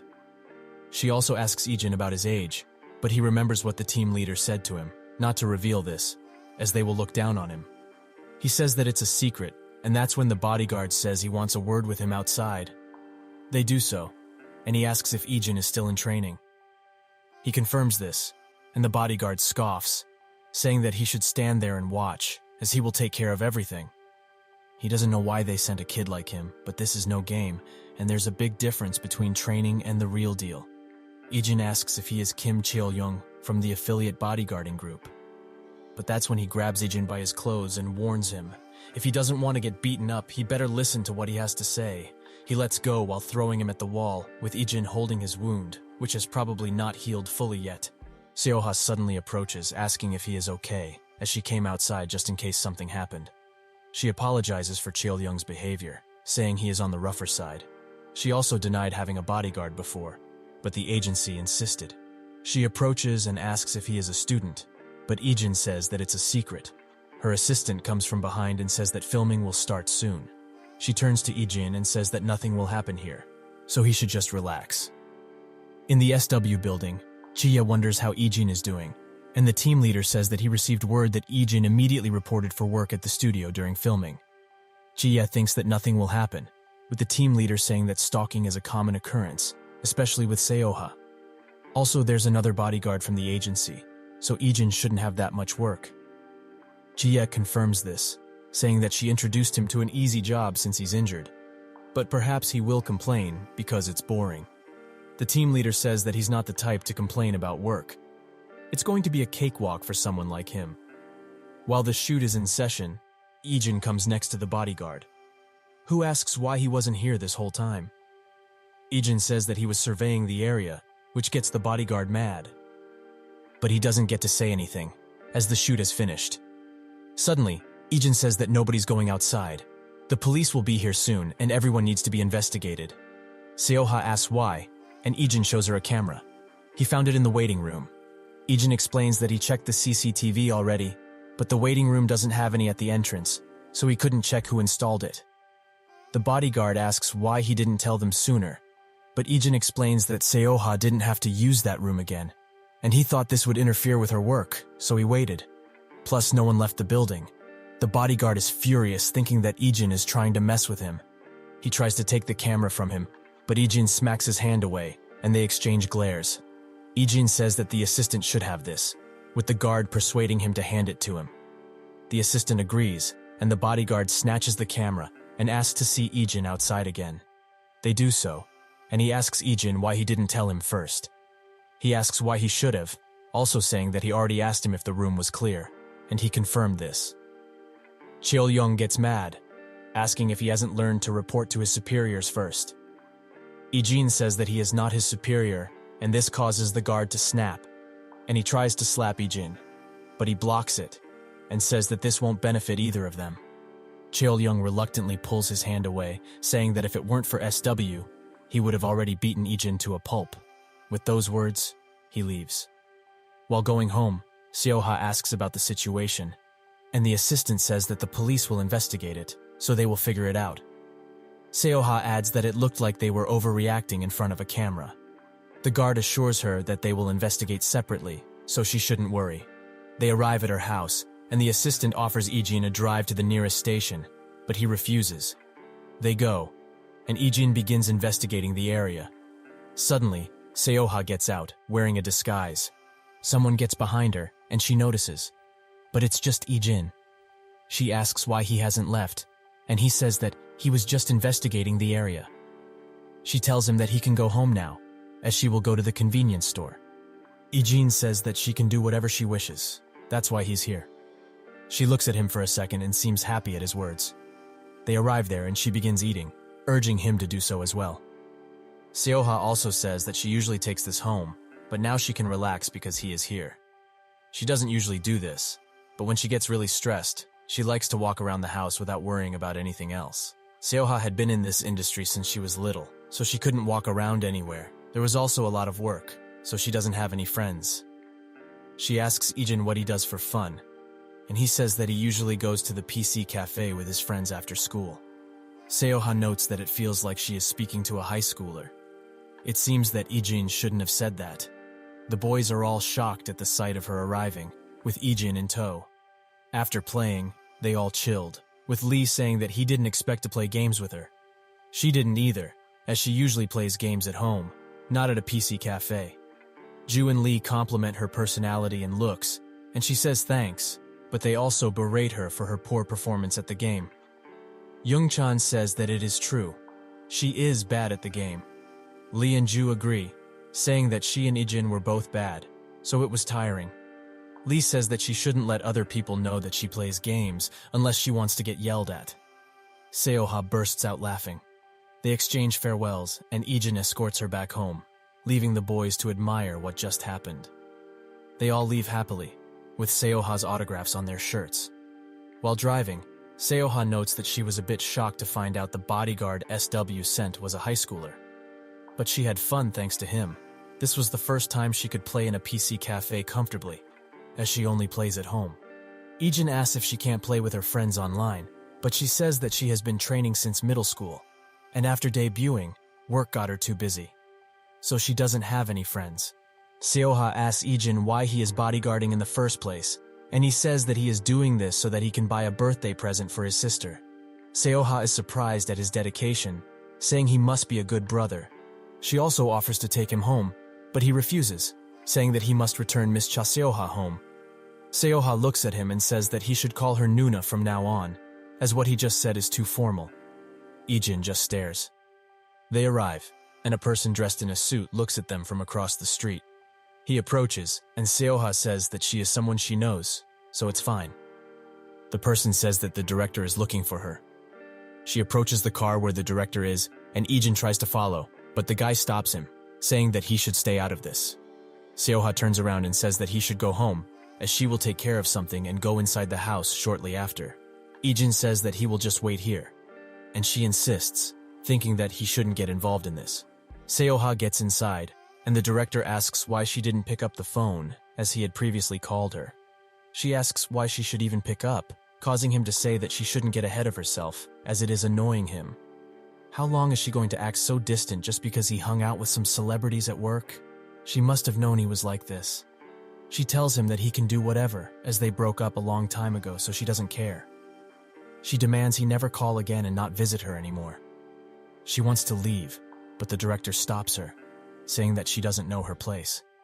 He warns her, saying that she will bury her career and destroy her parents' jobs. Suddenly, the window on his side breaks, and he gets dragged and thrown out by Ijin. He gently opens the door and says that she can come out now. She gets out, and the director gets up and demands to know who he is. Ijin tells him that he's just a bodyguard. The director also spots the person he was with, manager Kim, sitting on the ground, probably knocked out by Ijin. He gets in the car and says he will see Seoha later. With that, he leaves. Seoha is shocked and asks why he did that. Does he have any idea who that man is? Ijin says that he just did his job and that they should get moving. She stares at him one last time and sighs, thanking him for the help. The next day, Ijin gets chewed out by the guard, who says that he messed with the wrong person, as that is part of the KP group, the director of the marketing department. Plus, KP recently invested in Seoha's agency. And because of his actions, they are now in a tight spot. With one final warning, he walks away, leaving Ijin to glare at him. Inside a room, the representative asks Seoha to apologize for what happened yesterday. She says that the director should be the one to apologize, not her. The representative gets a bit furious and asks what's with her attire, also apologizing to the director, who was next to him. He suddenly slams a contract on the table, saying that Seoha hasn't put her stamp on it yet, so that's why he was calling. The representative urges her to do so, as the conditions are much better than the first contract. Seoha wonders if it is going to happen again and if she is going to be forced to sign without regard to her own feelings. The director also demands that she cut off the bodyguard she was with yesterday, as he is too violent. The representative agrees, saying that he heard a lot of bad stuff about him from Cheol-young. Seoha defends Ijin, saying he did nothing wrong. The director notes that she used his name and gets extremely jealous, asking if she was treating him coldly yesterday because of that guy. Seoha says that he is just a bodyguard, and she was cold because he visited after they broke up. The director says that she wouldn't mind if Ijin wasn't able to bodyguard ever again, right? He says that he is too violent for this kind of job. Seoha thinks about Ijin and says he doesn't have to go that far, as he is unrelated to the business at hand. The director says that he is still a dangerous person, so he won't stop after what Ijin did to him. He demands Seoha sign the contract and also tells someone to bring Ijin here. Seoha just watches. She can't breathe and wants to get out here now. Ijin arrives, and the representative says that he can stop bodyguarding, as he will inform the SW group, so he can go. The director also warns him, saying that his life will become more troublesome from now on. Ijin looks at Seoha and sees that she is clenching her fists powerlessly, so he says that they should go, as she will miss her appointment if they don't. Seoha stares at him. The director begins laughing, saying that he can take her if he can. That's when Cheol-young and a few others swarm the place, saying that they will take care of Ijin. Seoha sees this and tries to save him, saying that he is no longer her bodyguard, as she is firing him, so he should go home already. Ijin just stares. One of the guys grabs Ijin's shoulder, and that's when he punches him in the face, causing him to bleed profusely. They all look at him in shock. Ijin says that there's been a mistake. Seoha is not his employer. The director glares at him and says that he doesn't understand the situation, but Ijin says that he does. The director created a stalker, just as Seoha was about to recontract, and then used a bodyguard to keep an eye on her. He explains that due to improper management, Barium Entertainment had low funds until it received help from KP. If Seoha, who's the main celebrity here, does not sign, both companies will have to suffer. He also knows that Seoha doesn't want to sign the contract again, so she's been receiving threats. She wonders how he knows that, and we see that when she was playing at the PC cafe with his friends, Ijin was always busy on the phone, probably getting this information. The director gets furious and asks what a kid will do. What the hell can a child like him even do in this situation? Ijin asks Seoha what she would like to do. She clenches her fists and says that she wants to get out of here, with a single tear rolling down her cheek. The director tries to approach her, but Ijin kicks him to the ground, much to the shock of everyone else there. Chil-young tries to attack, but gets smacked, causing him to lose his glasses. Another comes from the front, but Ijin makes short work of him. It seems that Chil-young hasn't had enough, however, as he rises from the ground, madder than ever before. But he doesn't get to do anything, as Ijin swiftly turns around and, with two powerful strikes, knocks him out. Seoha screams for him to watch out, and Ijin barely manages to dodge manager Kim, who is now wielding a baton. Ijin continues to dodge until he finds the opportunity to disarm him, and with that out of the way, he ends the fight. The director laughs maniacally and says that he will ruin both of their lives. He tries to say something else, but that's when Chi-ye walks in, saying that she sent him on an easy job purposefully, but look what happened. Seoha notices Chi-ye's presence, thinking about her many achievements to be in charge of both the entertainment and any new business for SW. Truly amazing. She tells Ijin that he should go, as she will take care of business here. He does so, with Seoha following him. Chi-ye sits down and says that they seem to be having some business with her younger sister, most likely referring to Seoha. She tells them they should continue the conversation. It seems that these guys are doomed. While walking away, Seoha looks at Ijin and wonders who he really is. He asks her where she was next scheduled, causing her to laugh. It seems that this situation has been solved. The next day, Seoha sleeps for 10 hours, a rarity for her, as she can only sleep for around 3 hours max. She wonders if it's because all of her issues have been resolved, and we see that she talked with Ji-ye, who says that the legal problems with her agency have been resolved, and she can take her own path now. Seoha says that she has another problem, but Ji-ye reassures her, saying that Director Ki Dong-gun is no longer a threat, as they found out that he was threatening her parents, and was an improper businessman all around. Even on the KP side, they put all the blame on him. Seoha wonders why she is helping so much, and Chi-ye says that their subsidiary has an interest in her, but it's mostly because he told her that this must be solved in order for him to complete his bodyguarding mission. Seoha smiles and gets up with a pep in her step. She gets out expecting Ijin, but instead finds another bodyguard from the SW group, as Ijin quit the job, and she is pretty sad at this news. She arrives at the interview, but she can only think about Ijin. Why did he quit? Shouldn't he have at least told her something about it? Somewhere else, Chi-ye tells him that they formed a contract for Seoha with a SW subsidiary, and also that they did all the necessary actions to keep her safe from the previous agency and the director. She adds that they both did some illegal stuff, and they have evidence of this, so they are basically at their mercy now. Ijin thanks them for the help. Ji-ye says that there's no need for that, as he was the one who said they needed to take responsibility until the end. She also heard that he called the team leader and asked him to do various things early in the morning, and he complained about it. The team leader coughs, saying it wasn't that much. With a final farewell, Ijin gets out, leaving them to ponder about the situation. While leaving, Ijin gets a text from Dayun, asking if he was a bodyguard for Seoha. He confirms this, and she says that she's a big fan.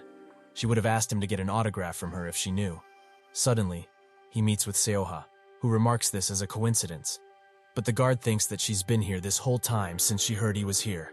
Seoha wants to talk to him, and they both go outside, and she thanks him for everything. But she also asks why he quit, and he says that he overextended himself, and that his injuries, which he got from another job, started hurting again. So he felt like he wasn't capable of protecting her. She asks if he is seriously injured, and he says that he broke just one rib, so it's fine. She demands to have his phone, and he gives it. Seoha types in her number, saying that only her parents have her personal number, so he should be honored. She also asks if there's anything he wanted, as she wants to do something for him, for all the help. Ijin looks at her, thinking about what he should ask for.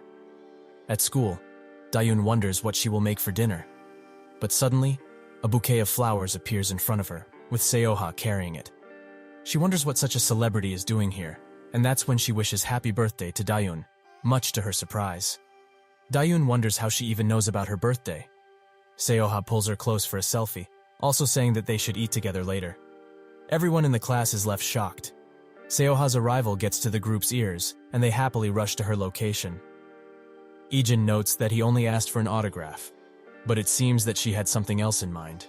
Ijin rushes to get home with the gift in hand, and it seems that he made it. as his grandpa is waiting outside with the cake. They go in and Dayun blows out the candles, with them wishing her a happy birthday. The grandpa gives her his present first, a brand new phone, saying that he promised to buy her a new one. Ijin also pulls out his gift, a brand new laptop. They both wonder where he had the money for this, and he says that he worked part-time. Dayun notes that this is the most recent model, and Ijin says that she shouldn't worry about it, as it's been troublesome for her because she didn't have a computer in her room, right? Dayun thanks him, saying she will use it well. While she is enjoying her gifts, Ijin gets a call from Seoha, and he goes into the other room to answer. She asks how the party is going, and he says it's going well, also thanking her for what she did. She asks if he is busy tomorrow, and this says that he is going to do some bodyguard training. She wonders if he will be okay with those injuries, and he says that it's fine, as he will only train lightly. Seoha asks if he is free the next day, but Ijin tells her that he plans on participating in training then as well. Seoha gets a bit mad at his ignorance, as she probably wanted to invite him out. She gets a knock on the door and says she has to go, and with that, the call ends. But suddenly, someone else calls, an unknown caller. This must be 006. Ijin answers, and 006 asks if they can meet. Ijin arrives at the meeting point and they begin talking, with 006 asking if 032 came to eliminate him. Ijin says that he did, but after failing, he returned to camp.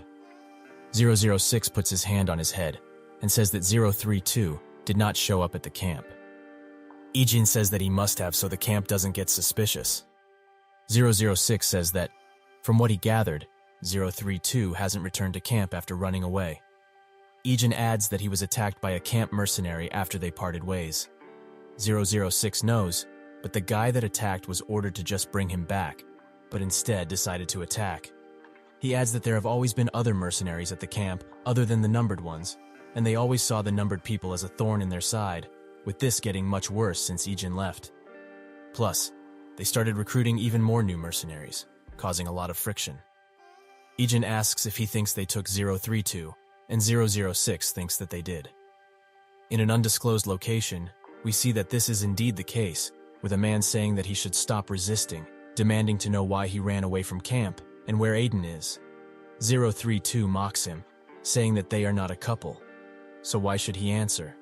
This enrages the guy, and he smacks 032. He says that he should stop talking without thinking, if he doesn't want to die, that is. 032 says that this conversation can't happen. Does he look like he is scared of dying? While at home, Ijin thinks about what happened, with 006 saying that he will go and find 032, even at the cost of them finding out about him. He has to keep 032 alive.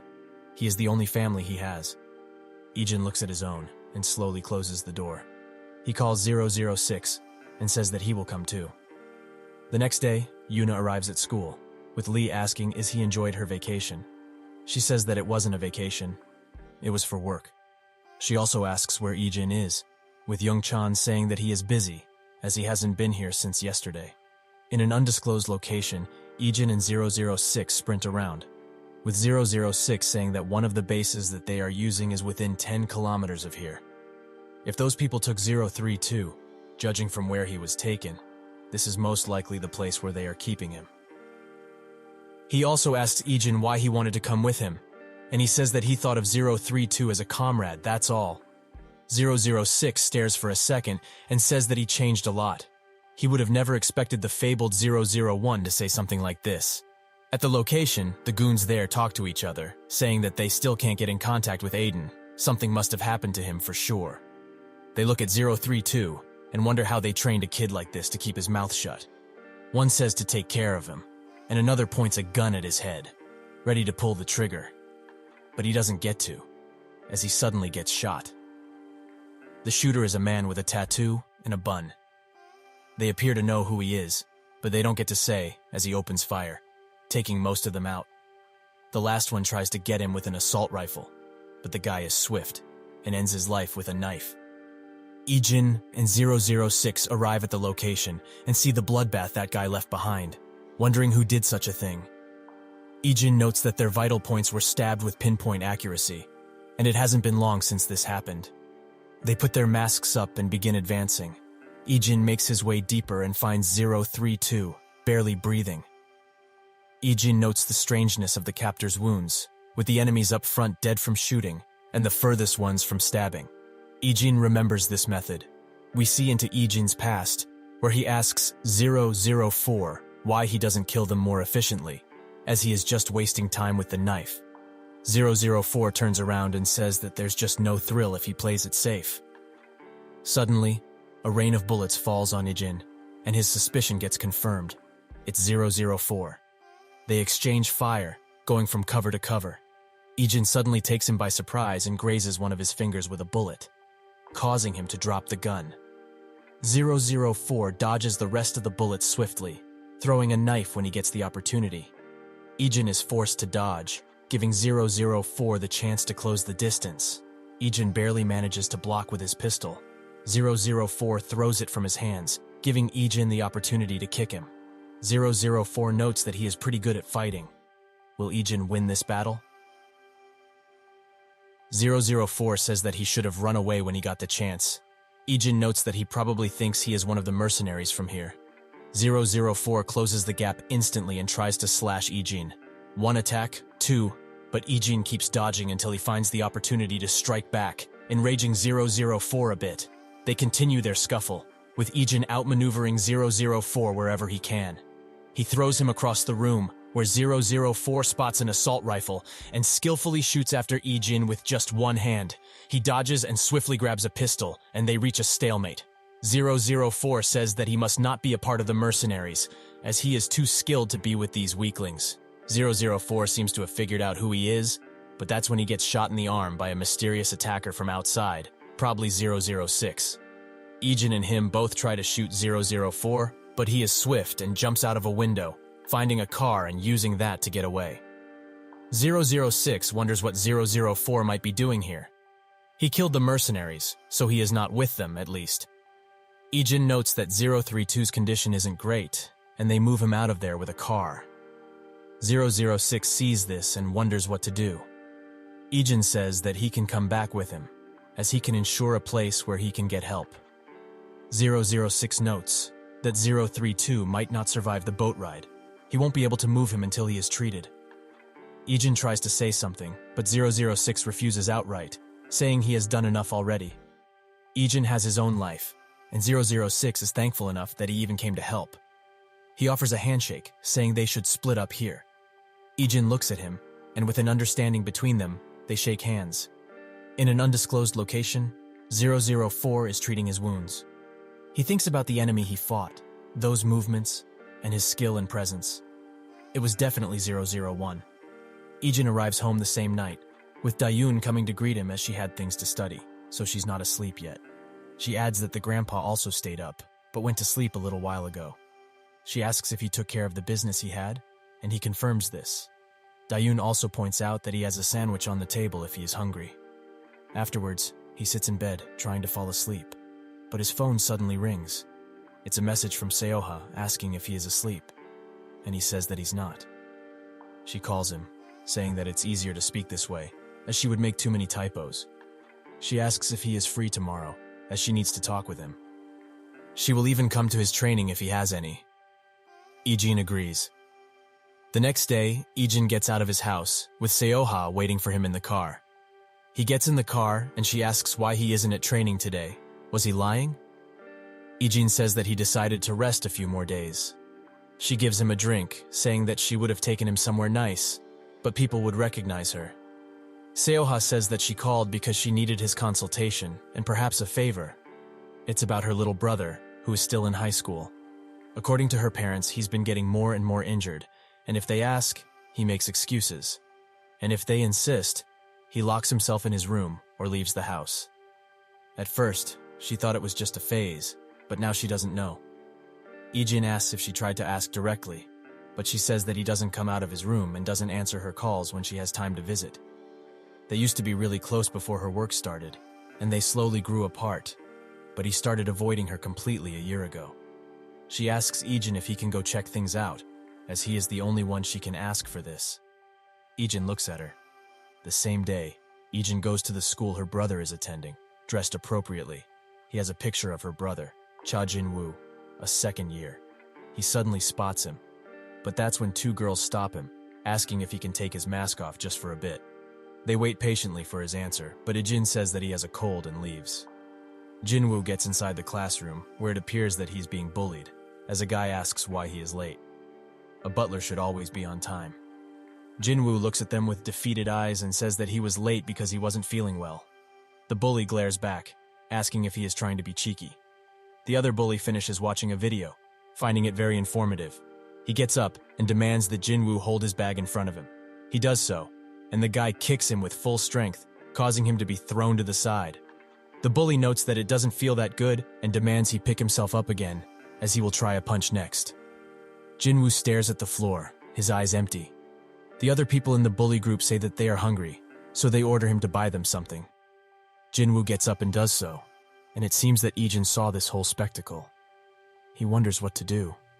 Should he get involved? That's when his phone rings. It's his sister, who thanks him once again for the computer he gifted her. Ijin looks at Jinwoo one more time and, with one glance, follows him. He must help. While picking up food from the bullies, he thinks about his hatred for school. He gets a message from Seoha saying that she will be free this Saturday, and they should go somewhere. He looks at the message and thinks of what happened in the past. We see that in middle school, he heard a few of his classmates talking about his sister's acting, saying that it was terrible and that she ruined the show. After hearing this, he went straight for her neck, bashing her for her poor performance and saying it was embarrassing for him too. It seems that he regrets this deeply, thinking he deserves much worse than this. Ijin looks at him from outside of the store, and his sister messages him again asking why he isn't in school. He says that he had some business elsewhere, apologizing for not telling her. Jinwoo gets out of the store and spots Ijin, noting how much he stands out. While looking at him, he trips and gets embarrassed. Ijin helps him by giving him an onigiri, but his stomach suddenly growls, and Jinwoo asks if he wants one. They sit down and enjoy some food, with Jinwoo noting how handsome Ijin is. He asks what grade he is in, and Ijin says that he is in the 3rd grade, but he doesn't go to the same school as him. He is only briefly visiting the school. Jinwoo's phone suddenly rings, and he gets up and runs, excusing himself for being late. He arrives with the food, and the bullies bash him for being late, causing Jinwoo to think about quitting school. The girl asks if he was glaring at her legs, but Jinwoo says that he wasn't. Why would he even do that? She takes this as an insult. The other bully gets up and immediately goes for his leg, causing Jinwoo to fall. But it doesn't end there, as the bully grabs his neck and strangles him, knocking him out cold. We see that Jinwoo tried to stand up for his sister, with a few people talking trash about her, saying that she must have dated a lot of guys. But Jinwoo was powerless. He wakes up in the infirmary, with Ijin right next to him. Ijin asks him directly, why didn't he tell Seoha about this bullying? Jinwoo notes that he must already know he is her brother and clenches his fists. We see that when Seoha started her career, it wasn't easy, as she frequented hospitals due to poor health management, and got hurt by the comments of others to the point of crying. Jinwoo says that if everyone found out her brother was a bread shuttle, it would just cause her trouble. Celebrities and their families have to take care of their image, so if they find out that her brother is in this state, she will get into trouble. Ijin asks why he hasn't told a teacher about this yet, but Jinwoo retorts by saying it's not that easy, and the bullying will most likely get worse. And if this becomes big enough of an issue, they will find out Seoha is in his family, so he will cause her more trouble. Ijin asks what he wants to do then. Jinwoo's phone suddenly buzzes, and with the bullies messaging and bashing him constantly, they are not giving him a moment's rest. He must endure this until graduation. Ijin gets out of the infirmary and speaks with Seoha, who was apparently on speaker and heard everything. She says that she wouldn't have imagined her little brother living like this because of her. But Ijin reassures her, saying it's not her fault or even Jinwoo's. With this, he closes the call and thinks about what he talked about with his sister, who said that Seoha is really nice. He puts on his mask, ready to strike. In the class, everyone is annoyed at Jinwoo for being late, and they also talk about how Youngsik caused him to faint again. Suddenly Ijin arrives, and it doesn't take long before he begins the slaughter. 1, 2, they fall, life flies. The others try to attack him, but they can't hold a candle to Ijin. Youngsik gets out, saying that he wanted to try some moves anyway, and it seems that the perfect target just arrived. He tries to attack Ijin, going for a classic 1-2 punch, but Ijin parries. He tries to attack again, but with how open he is, this is just a cakewalk for Ijin. Youngsik gets furious and tries to go for a kick, but this gives Ijin the perfect opportunity to trip him in front of the whole class. From behind, reinforcements arrive, much to Youngsik's gladness. They must think that he is trapped in here with them, but it's the exact opposite. The people who just came in wonder who this maniac is, and two of them charge Ijin, who makes short work of them. Youngsik shouts that they all should rush him, and they do so. Outside of the classroom, Jinwoo walks slowly to it, hoping that he won't get knocked out again. But he spots the commotion that is happening inside, with a lot of people watching from the outside. A guy gets thrown out, and Jinwoo gets the opportunity to look inside. He stares in amazement as Ijin stands triumphantly among the defeated enemies. Youngsik asks why he is doing this. Ijin answers back with a question. Why does he bully others? He gets close and warns Youngsik that he will come back if he hears that he is bullying anyone else ever again. And the next time this happens, it won't end well at all for him. Youngsik just laughs, saying that this guy must have watched too many movies. Did he think that he would just accept all of this? Ijin suddenly grabs his head and bashes it into the wall, and he does it again and again and again, with Youngsik's blood splattering everywhere. He asks Ijin to stop, saying that he will listen to his words and won't mess with anyone ever again. Ijin leaves the classroom, with Jinwoo wondering how one guy can defeat so many people. Youngsik spots him and gets furious, asking why he is staring, and also demanding he get over there now. Suddenly, Ijin comes back and throws Youngsik around with just one hand. He crouches down to his level and picks up his pointed finger. He viciously breaks it. Ijin asks if this is all a joke for him, demanding an answer. Youngsik promises that he will keep his word now, but Ijin says that there's no need for that, as he can just come back again. Ijin walks away, saying to Jinwoo that he paid back the food he gave him. Ijin also talks with someone over the phone, saying that the situation has been resolved. A while later, everyone is talking about the incident that happened, with Jinwoo wondering who that guy was.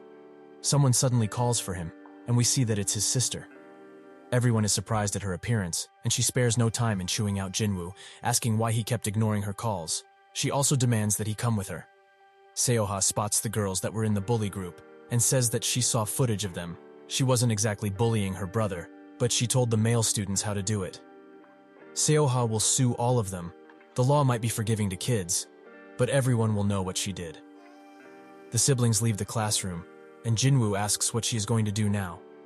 Won't bad things appear on the internet because of this? Or maybe she will get more bad comments because of him? Seoha stops and asks if he did something wrong. They were the ones doing the bad stuff, not him. She doesn't care if she has to suffer because of this, so he should stop thinking about such things. Jinwoo tearfully agrees. She also spots Ijin, who loses himself in the crowd. Ijin arrives at school with his group, wondering when they will meet Seoha. Sukju tells Yuna that he was guarding Seoha while she was away on business, but she knows. We see that she had a conversation with Jiye, where she says that someone who Yuna knows is coming back to Korea, and they want her to look after the formalities. The thought causes Yuna to tear a page from the notebook. She suddenly gets up and asks if she can speak with Ijin alone. Lee and Ju don't want to give them space at first, but with a few glares from her, they all leave. She asks if he has some spare time today, but Ijin says that he doesn't, as he has to go grocery shopping with Dayun today. Yuna says that she wants to come with her. She will even get permission from Dayun. They do so, and Sukju and Ijin talk about bodyguarding, a common occurrence for them. Yuna and Dayun talk about Ijin, with Yuna being jealous that her relationship with him is so good. Dayun gets embarrassed by her words. She also asks Yuna if she wants to come for dinner. Her face lights up at the offer, and she accepts. They both enjoy a good laugh, with the boys staring at them. They go home and have a meal prepared by none other than Ijin. Yuna notes how good his cooking is, and asks where he learned to do so. He says that he learned from watching videos and following them step by step, much to Yuna's surprise. While eating, the girls have a great time, with the boys staring at their unexpected bonding. After the meal, Ijin gets up to wash the dishes. Yuna says she would like to help, but Dayun says she will help, so she should sit down. But Yuna gets fired up, tying up her hair and demanding to do them. Ijin and her go to the kitchen, where she picks up an apron. She tries to tie it, but seems to be having difficulties. That's when Ijin steps up and helps her, much to her embarrassment. He says that he will stay to help with the dishes, and she smiles. her face radiating a gentle glow. Sukju notices this and smiles. The next day, inside the SW building, all of the bodyguards get informed about a VIP who is visiting today. He is named Louis Bailey. He is the third son of the Bailey Group, and they are visiting due to a mutual exchange between the Bailey Group and SW. Since Yuna is taking care of the formalities, Team 3 will be in charge of security. Sukju and Ijin need to be especially prepared, as they will be by Yuna's side. A while later, they greet Louis, who hugs Yuna the instant he spots her. She backs away, hoping that Ijin didn't misunderstand this gesture. Louis wonders why she is embarrassed, saying that if it's because of the security team, she shouldn't be, as they are just servants and they need to keep their mouths shut. Yuna says they should talk somewhere else and they do so over a meal. He asks if she thought about his offer, causing Yuna to stop cutting her steak. Louis notes that being engaged to him is not a bad offer for her either. Yuna says that they should talk about this later, thinking that she doesn't want Ijin to hear about it. Louis tells her that he came all this way to get the answer, but she is avoiding the topic. She adds that she already gave him the answer last time, but he retorts, saying that she knew that she would have to think about it again. Louis adds that she doesn't have a solid position or power in SW. Thanks to her father, she inherited a lot of the shares, but compared to her relatives, she is nothing. Wouldn't it be better for her and SW as a whole to be connected to him? Eunice trembles slowly, her expression growing dim.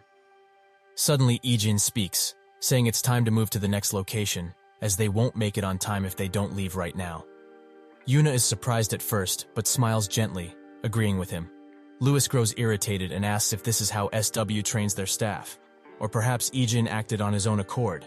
They both stare at each other, and Yuna says that she told him to remind her about the schedule since this is an important formality. Louis calms down, saying that they should talk privately, minding the bodyguard's presence as a nuisance. Yuna tells them to give them some space, as she will be fine. All of the guards get out of the room, and Louis gets straight to the point. Is the reason for marriage rejection because of Ijin? Yuna is surprised, asking what this is about. He reassures her, saying he isn't that petty as to get upset over things like that. He doesn't care if she goes out with him, and she can even do that while they are engaged. They are not people who marry out of love, so she can do what she wishes. He gets up, saying that he is tired from the flight and expects answers before he leaves the country. While leaving, he taps Ijin on the shoulder, saying that he should know his place. Later, Chia asks Yuna why the schedule wasn't finished. Louis is the person in charge of the project they are doing together, so the formalities were very important. Yuna says that he was the one who canceled everything out of the blue. Chia asks if Yuna knows that she hates her. Out of everyone in the family, she hates her the most.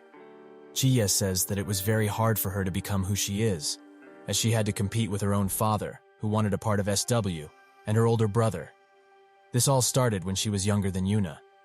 She asks her what she is doing now. Yuna inherited everything without doing anything, and the grandfather gave her special treatment because she was lonely at a young age. He also protected her from relatives, which he did for none of his grandkids other than her. If things continue like this, she will gain the business as well. It would be fine if it was just her. But what about the employees who have done nothing wrong? Gia demands Yuna get more responsible. In an undisclosed location, a guard is giving information about Ijin to Louis. He is surprised to hear that he is just a high school student who is going through bodyguard training. Did he perhaps get in using connections? He also notes Yuna's lack of tact in bringing an untrained bodyguard to this type of meeting, which is truly pathetic. The next day, he stares at Ijin while the formalities are in session, noting that he leaves a bad taste every time he sees him. After they finish, Louis says that he wants to go somewhere, and Yuna asks where. Outside of the training building, Chia wonders why he wanted to meet here of all places. The team leader says that Louis suddenly requested to see the SW train's bodyguards. She arrives and sees that Yuna is demanding he apologize for what he said. Louis notes that he said nothing wrong. Her escort bodyguards are still just students, and one is even an apprentice. The leader of Team 2 tries to clear things up, saying that the SW bodyguard team is made up of people who have enough skill and personality, those two included. Louis notes that anyone can say that, and asks that his bodyguards and the SW bodyguards have a friendly match. He says that they shouldn't be surprised at his offer. Aren't the SW bodyguards competent people? Yuna clenches her fist, saying she doesn't want to decide something like this on her own. Bodyguards are here to protect them, not show off. This surprises Chie a bit, and the whole bodyguard crew smiles. Louis moves on to Ijin, demanding to know what he thinks, as this whole conversation is happening because of him in the first place.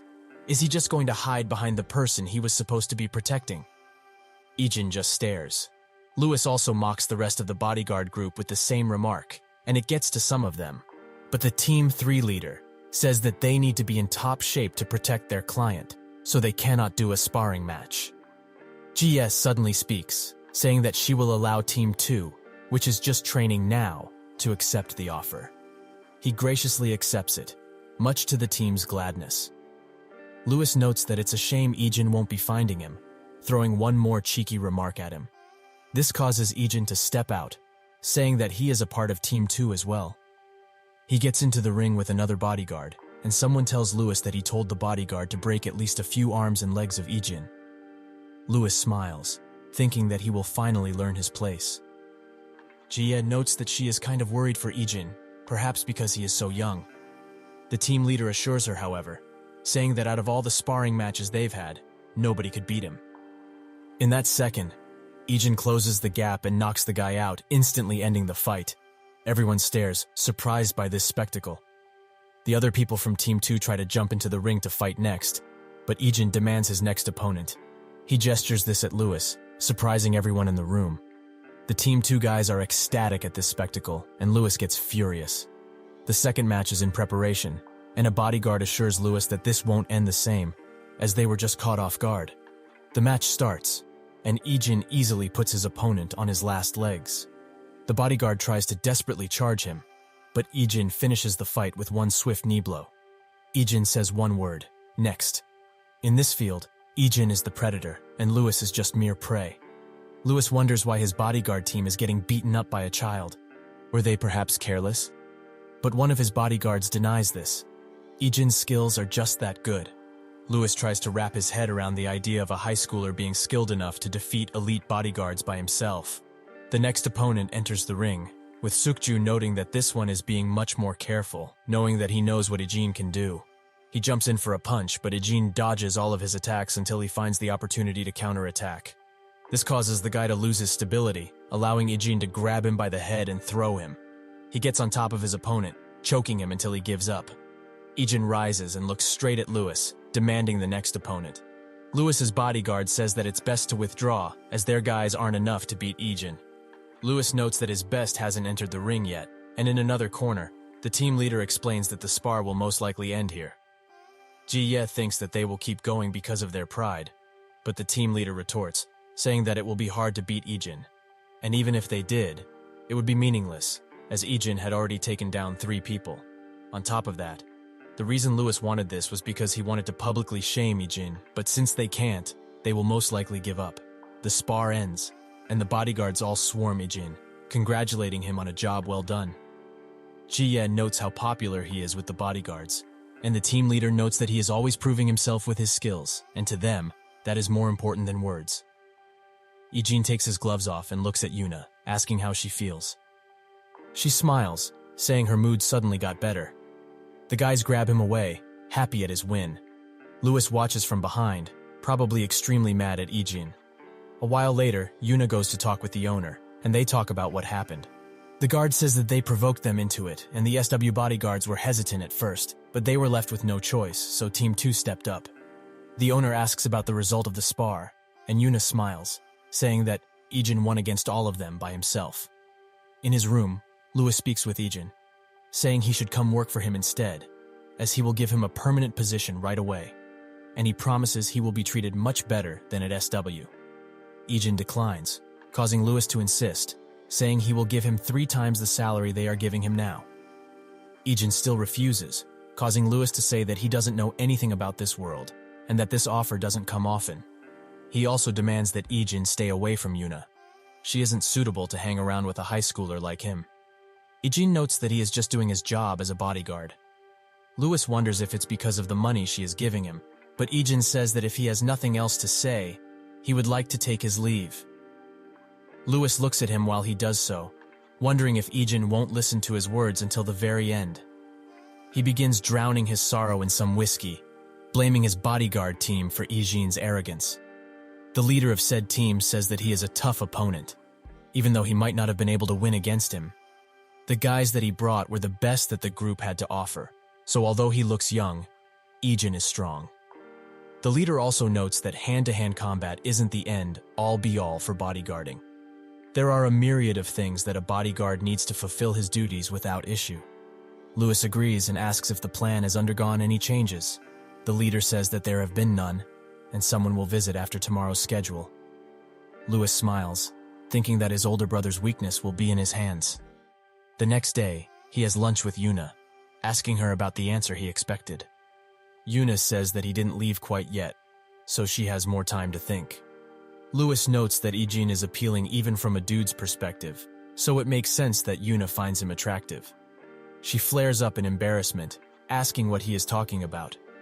He also notes that she can date him even when they get married. She asks what the point of the marriage is, but he scoffs, saying that people like them don't marry out of love. This is purely a business transaction, so they are both free to see other people.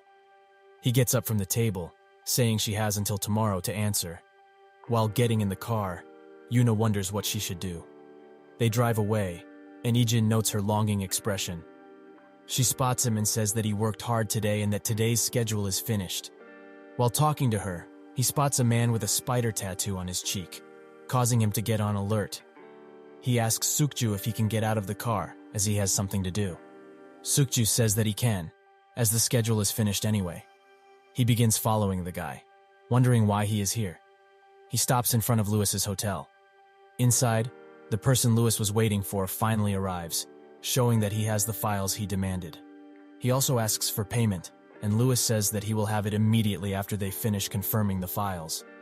Suddenly, the door opens, and the guy with the tattoo jumps out with a gun in hand. They all duck behind cover, but Lewis's bodyguard gets shot. He tries to tase the attacker, but he is too swift and continues to suppress them with the pistol. The leader wonders what must be done, but that's when he hears a commotion at the location of the attacker. It's Ijin who pins the attacker and grabs his gun. The attacker tries to fight back with a knife, but Ijin takes no time in shooting him in the leg, incapacitating him.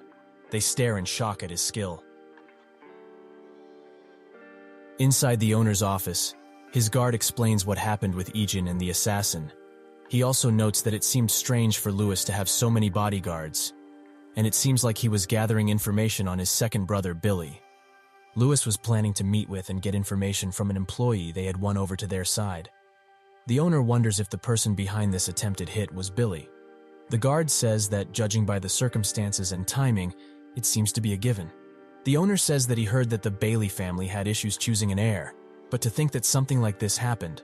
But still, he is glad it ended like this, with the guard noting that the Bailey family and even Lewis thanked them.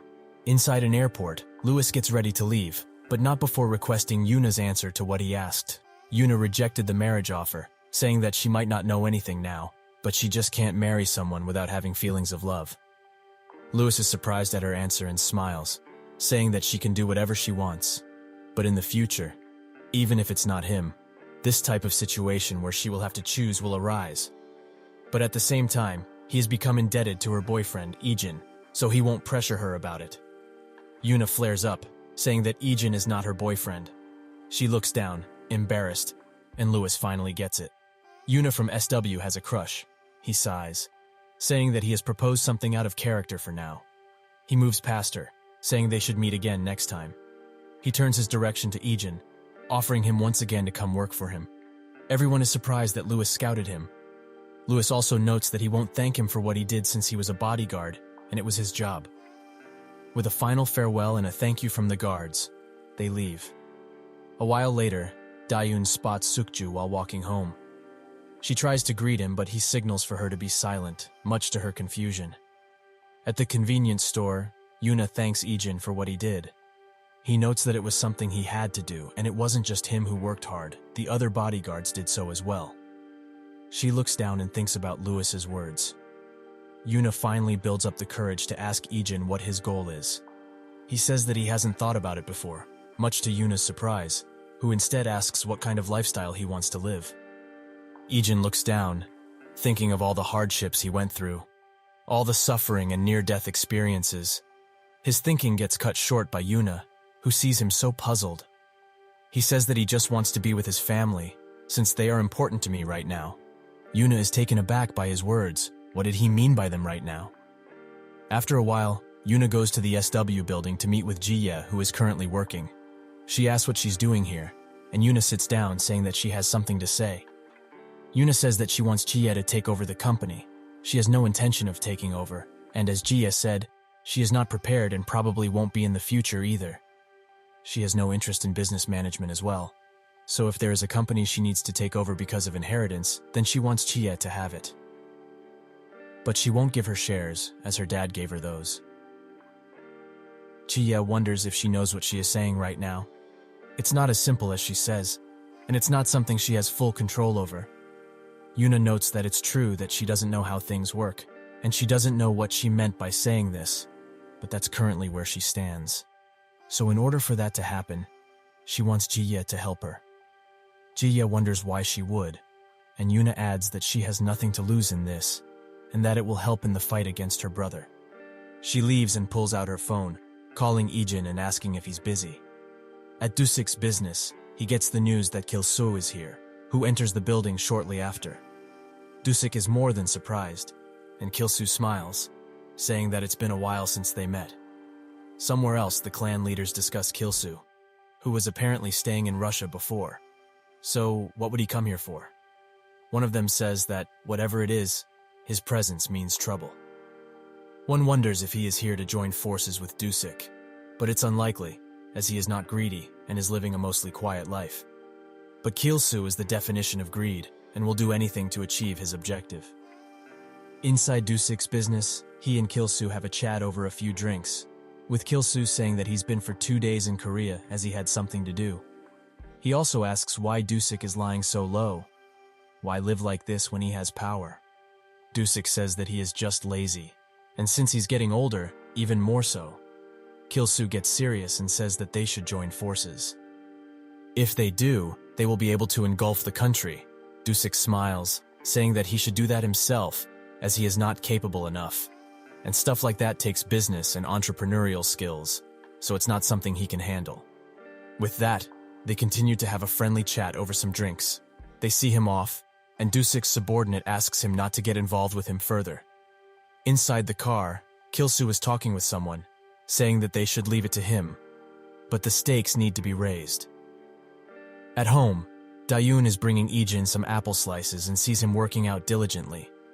She asks if guys are as good at pull-ups as him. Ijin thinks about the training he went through with the soldiers and confirms this. His phone suddenly buzzes. It's a message from Dusik, who wants to have some food at the convenience store. Ijin goes outside and spots him, clearly drunk. They go and have some food and discuss Ijin's bodyguarding duty, with Dusik wondering how such a skilled person is still in a probatory period instead of a permanent position. He asks a few other questions, like if it's not tiring and if his sister is doing well. Ijin only responds with yes, causing Dusik to smile and hand him another onigiri. The next day, Dusik and Youngsu help Ijin's grandpa clean up, who is thankful. His co-worker notes that they look like gangsters but don't act like them at all. They go around looking for some food when a subordinate's phone suddenly rings, and he gets the news that their business got attacked. They arrive and see the bloodbath that occurred there, with Youngsu also noting that the SD card from the CCTV also disappeared. This was clearly a planned attack. Dusik asks about the injuries, and Youngsu says that all 6 are in critical condition. 5 of them are in a coma, and the last one is conscious. He said that he remembers 2 of them being ambushed, but not much after that. Youngsu wonders who could have done such a thing, and that's when Dusik's phone suddenly rings. It's Kilsu, who heard about the hit on his business. Dusik says that they will start investigating now, but it's not the first time something like this has happened, so he shouldn't worry so much. Kilsu says that he must have the situation under control, but still, if he needs help, he shouldn't hesitate to ask. With that, he closes the call and looks at his subordinates, saying that he wanted to be done with things quickly but to think that he wouldn't be there. One of the notes says that Dusik will move with more caution from now on, so they should be careful on their next move. It seems that this plan was coordinated by none other than Kilsu. Dusik and his men go around asking everyone about the situation, even Chuman, but they all deny any involvement. Later that day, they still found nothing, with Young-soo saying that it wasn't someone in their area who did it. Dusik gets in a car, saying that he will go to the hospital to see his injured men and then head home. While in the car, Dusik notes that this is different, as if it were just a fight among gangs. They would have found out by investigating the area, but nothing came up.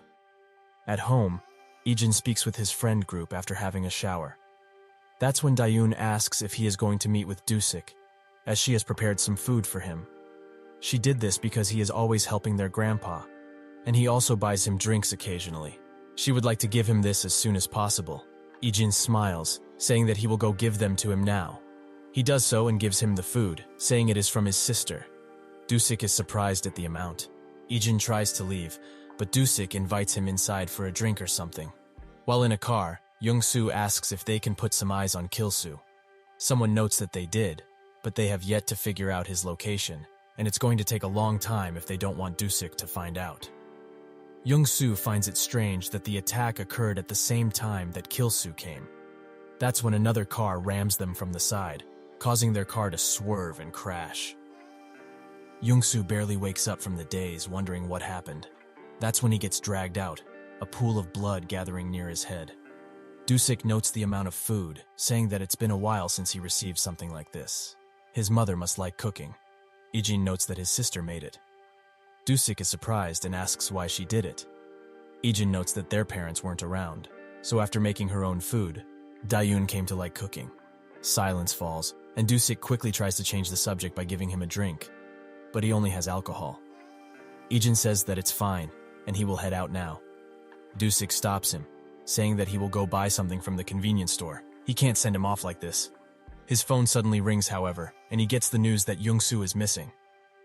He closes the call and smiles at Ijin, saying that he has something to do now, so they will have that drink later. Dusik arrives at his business, and his subordinates inform him that 2 more businesses were hit, and around that time, Young-soo was in a car accident. Everyone there was taken to the hospital except Young-soo, who was nowhere to be found. Dusik orders his men to find him. His phone suddenly rings. It's Kil-soo, saying that he heard about the attacks and wondered who would do such a thing. Dusik gets serious, saying that he would also like to know why he is attacking him. Kil-soo asks how he knows, but Dusik notes that it wasn't that hard to figure out, seeming like he did it so sloppily in order for him to find out. Kil-soo confirms this, saying that he was caught up in something not long ago, and that Dusik revealed the weakness of a politician, the congressman. He notes that due to this mistake, those who are in a position of power will not leave him alone. As if they don't make an example out of him, the others will bite their owners too, right? Dusik suddenly hears Young-soo getting tortured with electricity. He asks why he got Young-soo involved, as he has nothing to do with this. Kil-soo says that Young-soo was suspicious from the start and assigned a few people to follow him, and the people who hired him will pay him more if he takes out Young-soo too. He also asks if Dusik wants to say a few last words to his subordinate. It's the least he can do, after all. He puts the phone over Young-soo's ear, who apologizes, saying that he is worried that Dusik will starve without him. Kil-soo wonders what that was about, and Dusik is on his last nerves, saying that if he kills Young-soo, he will suffer the same fate. Kil-soo mocks him, noting that it's useless to say something like that now. Dusik screams his name, madder than ever before. That's when he hears a large boom over the phone, and we see that Ijin has come to the rescue. Young-soo wonders if he came to rescue him. Kil-soo thinks that Dusik was playing tricks until he arrived with reinforcements, also ordering men to take care of this guy and then drag Dusik here. Ijin begins fighting them, and they attack from different angles and use a myriad of weapons. But even if they are so many in number, Ijin takes care of them in no time. A big guy gets in front of him, and they begin fighting. The guy tries to tackle Ijin, who stops him but also notes something dangerous and swiftly backs away. It seems that the guy pulled a knife out at the last second. Ijin closes the gap in a second and knocks the guy out, despite the weapon advantage. Another comes from behind, armed, but now that he has a knife in hand, Ijin cuts him all over the place, causing the attacker to wail in pain. Kil-soo is scared to his wits, asking why Dusik has such a guy under him. Ijin ignores him and goes straight to Young-soo, who asks why he came to his rescue. Ijin thinks that this situation is related to him, but even if it wasn't, he would have enough reason to help, thinking about how they help his grandpa every chance they get. Kilsu asks Ijin to come work for him as his talents are being wasted here, and if he works under him, he can go on a rampage whenever he wishes. Ijin just stares, causing Kilsu to pull out a gun. He notes that it's kind of useless to fight with fists when one bullet is all it takes. He tries to say something else, but Ijin moves swiftly, allowing him to throw a knife in Kilsu's chest and rush him, pushing the knife further into his chest. Ijin notes that he probably never pulled the trigger before, as he was aiming at a moving target with just one hand. Kilsu wonders who this mystery attacker is and where he got this deadly glare from. He pushes Ijin back and removes the knife, saying that this is the day he dies. Kilsu tries to attack, but in his weakened state, it takes Ijin no time in calming him down with a swift knee attack. Young-soo looks at the spectacle before him, with Ijin standing alone between defeated enemies. Suddenly Dusik comes in with a whole squad of people. They escort Young-soo out, and Dusik looks at Ijin. We see that when he closed the call with Kilsu, Ijin called him. He offers Ijin his thanks, and with that, he walks away. Kilsu gets up, and Dusik demands to know why he did all of this. He says that they are gangsters. This is what must be done. If he were to get rid of Dusik, he would take his place in this country again. So why shouldn't he? Should he keep himself hidden and spout nonsense about peace and loyalty like him? We see that Kilsu heard about Dusik leaving from a few men. Even though he was the next heir of the clan, he still decided to leave, letting Kilsu take over. The men also note that most of them will leave with Dusik. All of this making Kilsu bite down his cigarette in anger. He notes that Dusik probably has nothing saved up, as he gave everything to the younger members because of loyalty, and he also avoids friction between family members because he wants to live peacefully. Kilsu says that with an attitude like that, why be a gangster? He should have gotten a normal job, instead of making things more difficult here. Dusik says that no matter what happens, it's wrong to stab your younger brother in the back. Dusik leaves it at that, saying that they will never understand each other. He orders his men to teach him a lesson, and Kilsu revolts at this, as he is already in a weakened state. Isn't this unfair? Dusik lights up a cigarette, saying that he will take care of it so he needn't concern himself with that. With that, the punishment begins. Ijin arrives home, and Dayun scolds him for coming home late, thinking that he was gaming with the boys. She also asks if he gave Dusik the food, and he confirms this. Dayun says that he should treat those people well. Ijin smiles and agrees. In the past, Dusik gave Young-soo a large sum of cash to pay for his grandmother's surgery. He tries to decline, but Dusik insists, saying that his grandmother raised him since he was little, so he should do as much as he can for her before she passes away. A tear forms in Young-soo's eye, and he thanks him. Later, while having the funeral for his grandmother, Young-soo talks with Dusik, saying that because of him, his grandmother was able to pass away peacefully. Dusik is glad she was able to be peaceful in her last moments. Later, while going to their business, Young-soo hears from some men that Dusik is living at the sauna recently.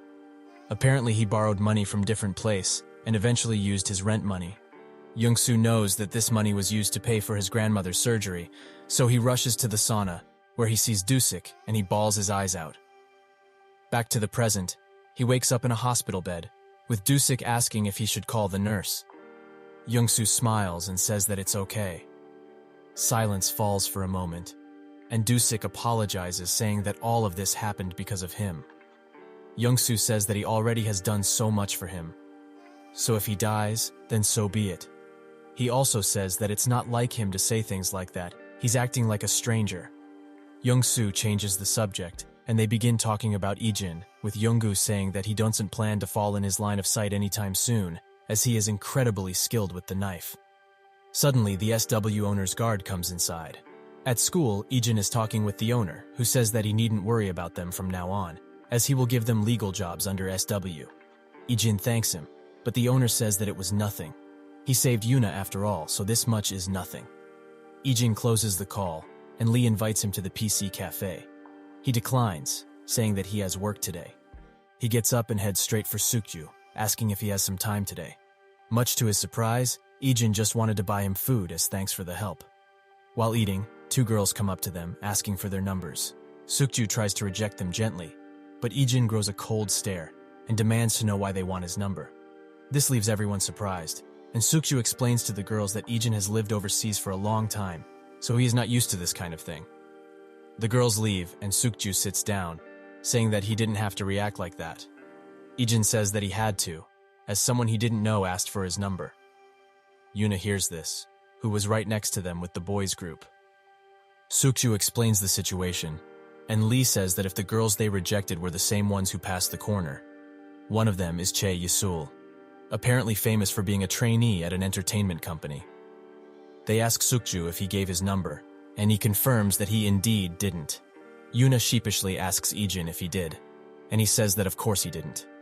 Lee gets furious, but she's glad at his answer. The boys leave to buy some noodles, and Yuna sits down, asking Ijin if he is doing anything after school tomorrow. He says that he was going to tell the teacher that he is going to be absent since he has to train with Team 2. Sukju notes that he doesn't have training in the afternoon, letting Yuna ask if he is free then. Ijin says he has nothing planned, and she says that if that's the case, she will visit him after training. Sukju notices her smiling, and that's when he hears the boys coming back with Dayun in tow, and they explain what happened with the girls. Sukju stares seriously at Dayun, saying that they rejected them with one-word answers. Dayun is a bit puzzled at his reaction. At a locale, Yisul sits with her friends, who all discuss the boys who rejected them so harshly. She gets a bit furious. Nobody has rejected her before, so what gives them the right? The next day, the boys walk out of the school, and that's when Yisul approaches, much to their surprise. She notes their reaction, thinking that this is how it's supposed to be. She invites them to karaoke with her friends. The boys look for a bit dumbfounded, and Yisul will use them to make Ijin come after her. But the boys reject this offer, saying that they have their promo games today. With that, they leave. Actual Giga Chads. The next day, Ijin talks with the owner, saying that thanks to him saving Lewis, they were able to sign favorable contracts with a few businesses of his. Ijin notes that it was just his duty as a bodyguard, but the owner doesn't buy it this time. The company has gotten a lot of benefits from his actions, so he must repay him somehow. Ijin says that he's just on probation now, and the ones who did their jobs was the security team. He was there to clean up afterwards, so if he wants to repay someone, it should be them. The owner says that he already did, but he wanted to give him something different since he was so involved. He also saved Yuna and Chi-Ye, and since he keeps declining repayment every time, he can't overlook this further. Ijin says that he's good. Silence falls, and the owner breaks it by saying that this would be of help to his family as well. It's not like he's doing something illegal by repaying him, and he doesn't need to decide right now what he wants. But he should give it some thought. With that, Ijin leaves, and the guard notes Ijin's attitude. They talk about how he sent a large sum of money to the village he used to live in when he was a mercenary. The guard notes that sent several 100 million won to support the reconstruction. That amount can only mean one thing. He gave almost all of his money from working as a mercenary, making the guard wonder why he risked his life for the cash in the first place. The owner says that this can only mean one thing. He at least didn't do those jobs for the money. Ijin gets stopped by Ji-Ye, who asks if he met with the owner just now. She thinks that it was about the repayment, so he can look forward to it. Ijin says that he declined. This makes Ji-Ye furious, saying that he doesn't know anything. He should have accepted, as the owner would have rewarded him handsomely. Ijin smiles and says that he doesn't need it. She walks away, noting that apart from his combat skills, he is still just a kid. Ijin continues his bodyguarding training, but it gets cut short, as they will go have a work dinner. While having said dinner, the team members flocks to Ijin, thanking him for the bonus they're received because of his actions. They treat him well, and Ji-Ye looks at this from the outside, wondering how such a silent person is so popular. Afterwards, Ijin arrives home, with Dayun greeting him. He notes that the grandpa isn't home yet, and Dayun says that he is going to come later than usual, as he had something to do. The door beeps, and they welcome him inside. But they spot that he is holding his back, Dayun asking what happened. He says that he was just lifting some stuff for a resident, and he twisted his back slightly. They put him to bed, with a hot pack to help the pain. He urges them to go to sleep, as he's going to be fine. Ijin urges Dayun to go rest, as he will watch over Grandpa. Ijin thinks about the owner's offer, and asks if work is tiring. The grandpa says that it is, but he wouldn't like to stop working. What job isn't tiring? And it's a miracle he can still work at this age.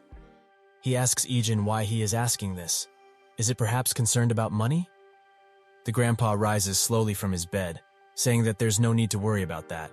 Because he worked so much, he already set aside money for Dayun's university and marriage expenses.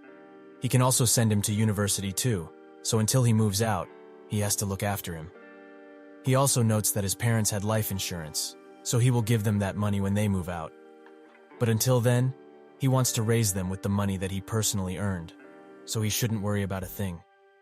Ijin smiles softly. The next day, Ijin confirms to the owner that his answer remains unchanged. The owner says that the compensation would be a great help for his family, and he also heard that his grandfather is also quite old too. Ijin notes that his grandpa wants to take responsibility and raise him and his sister with his own strength, and he would like to follow his will. The owner notes that he has a great-grandfather. Ijin smiles, agreeing with him.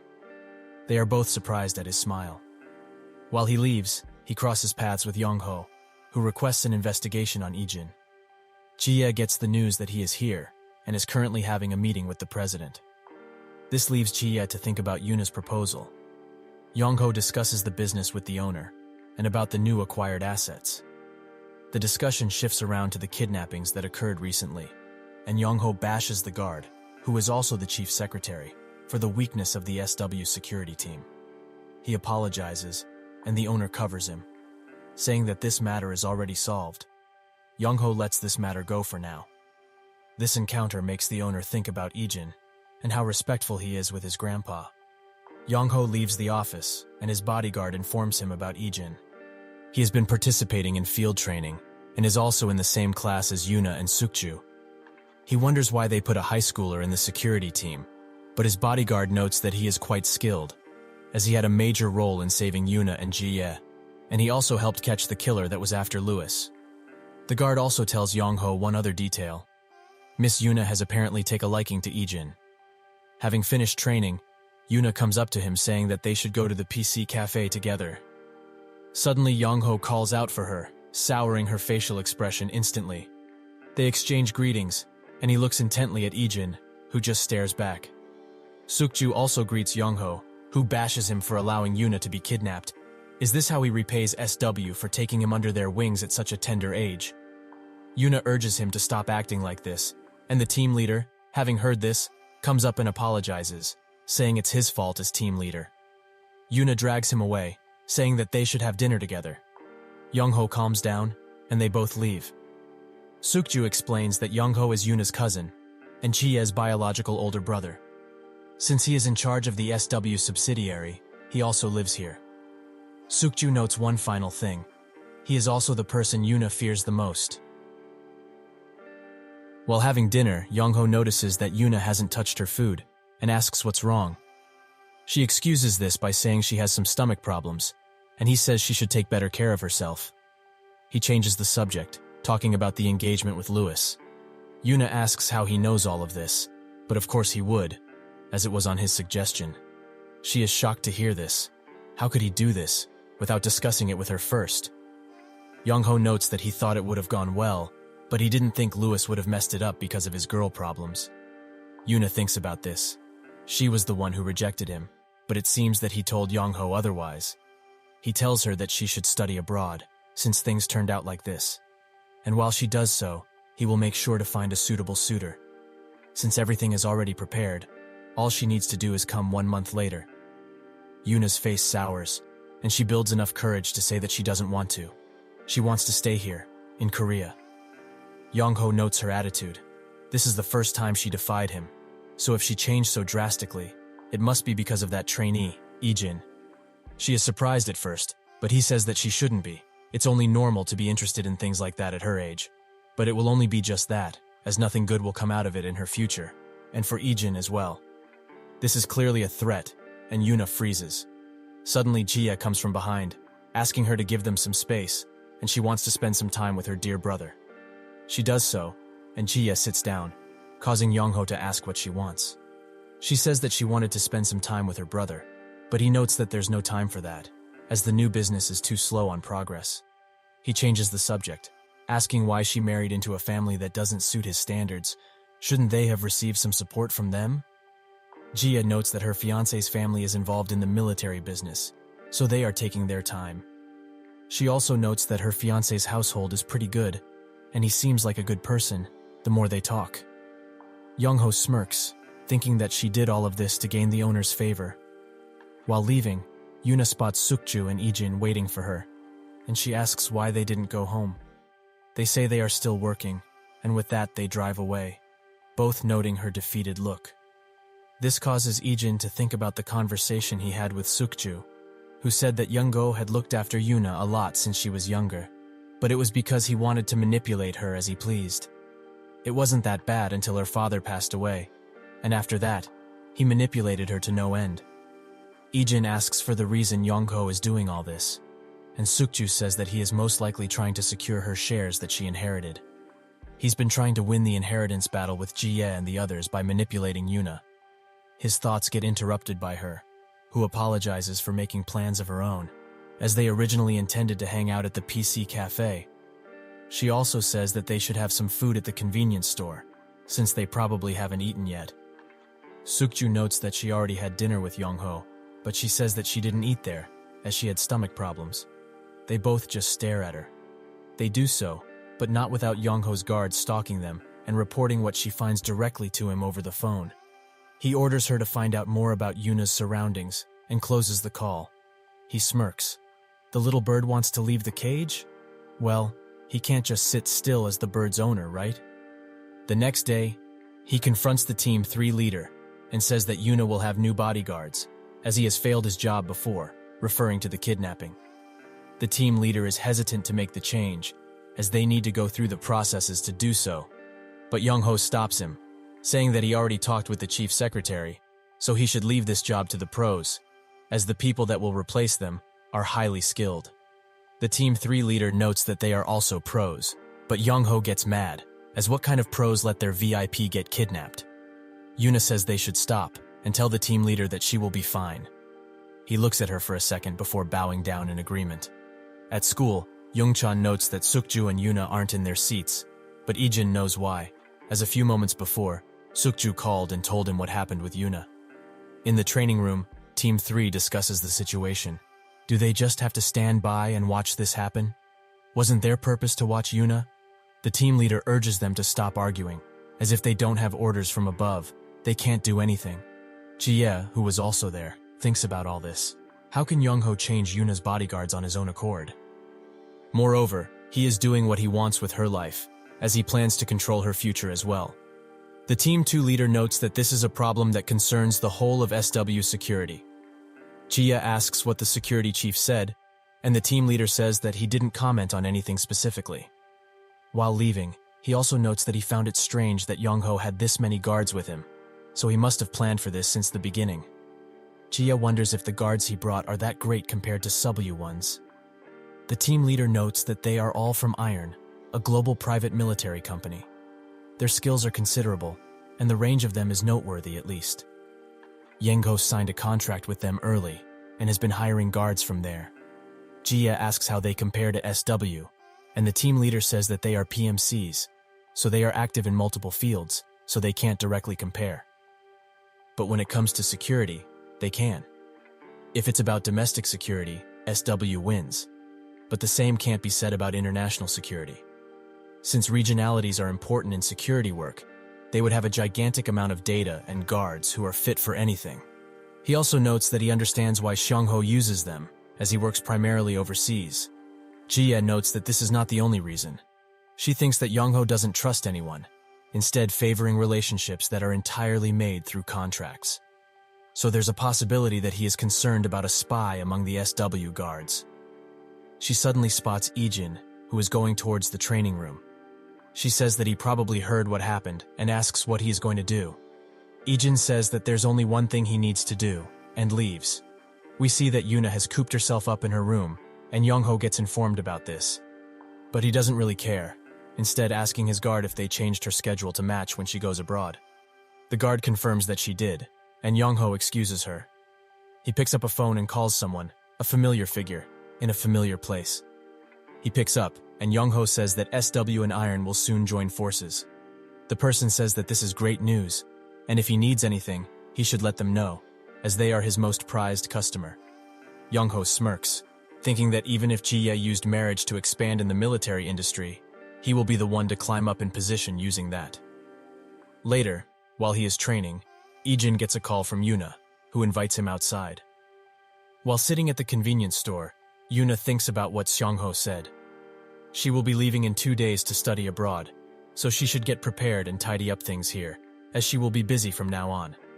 He spots her grim expression and says that since she enjoys this lifestyle, she is obligated to act for the betterment of the company, so she shouldn't dare make a mistake like last time. Yuna freezes and obliges. She comes back to the present when Ijin puts a juice container in front of her and he sits down. She asks if she called too late, but he says no, as he was training when she called. She's surprised that he has the energy to train even after training with the security team every day. She wonders if that's why he's so good at training, as even the other members said that he is the best when it comes to that.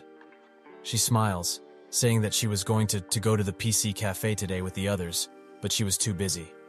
Ijin says that they didn't comment on that but wondered where she was.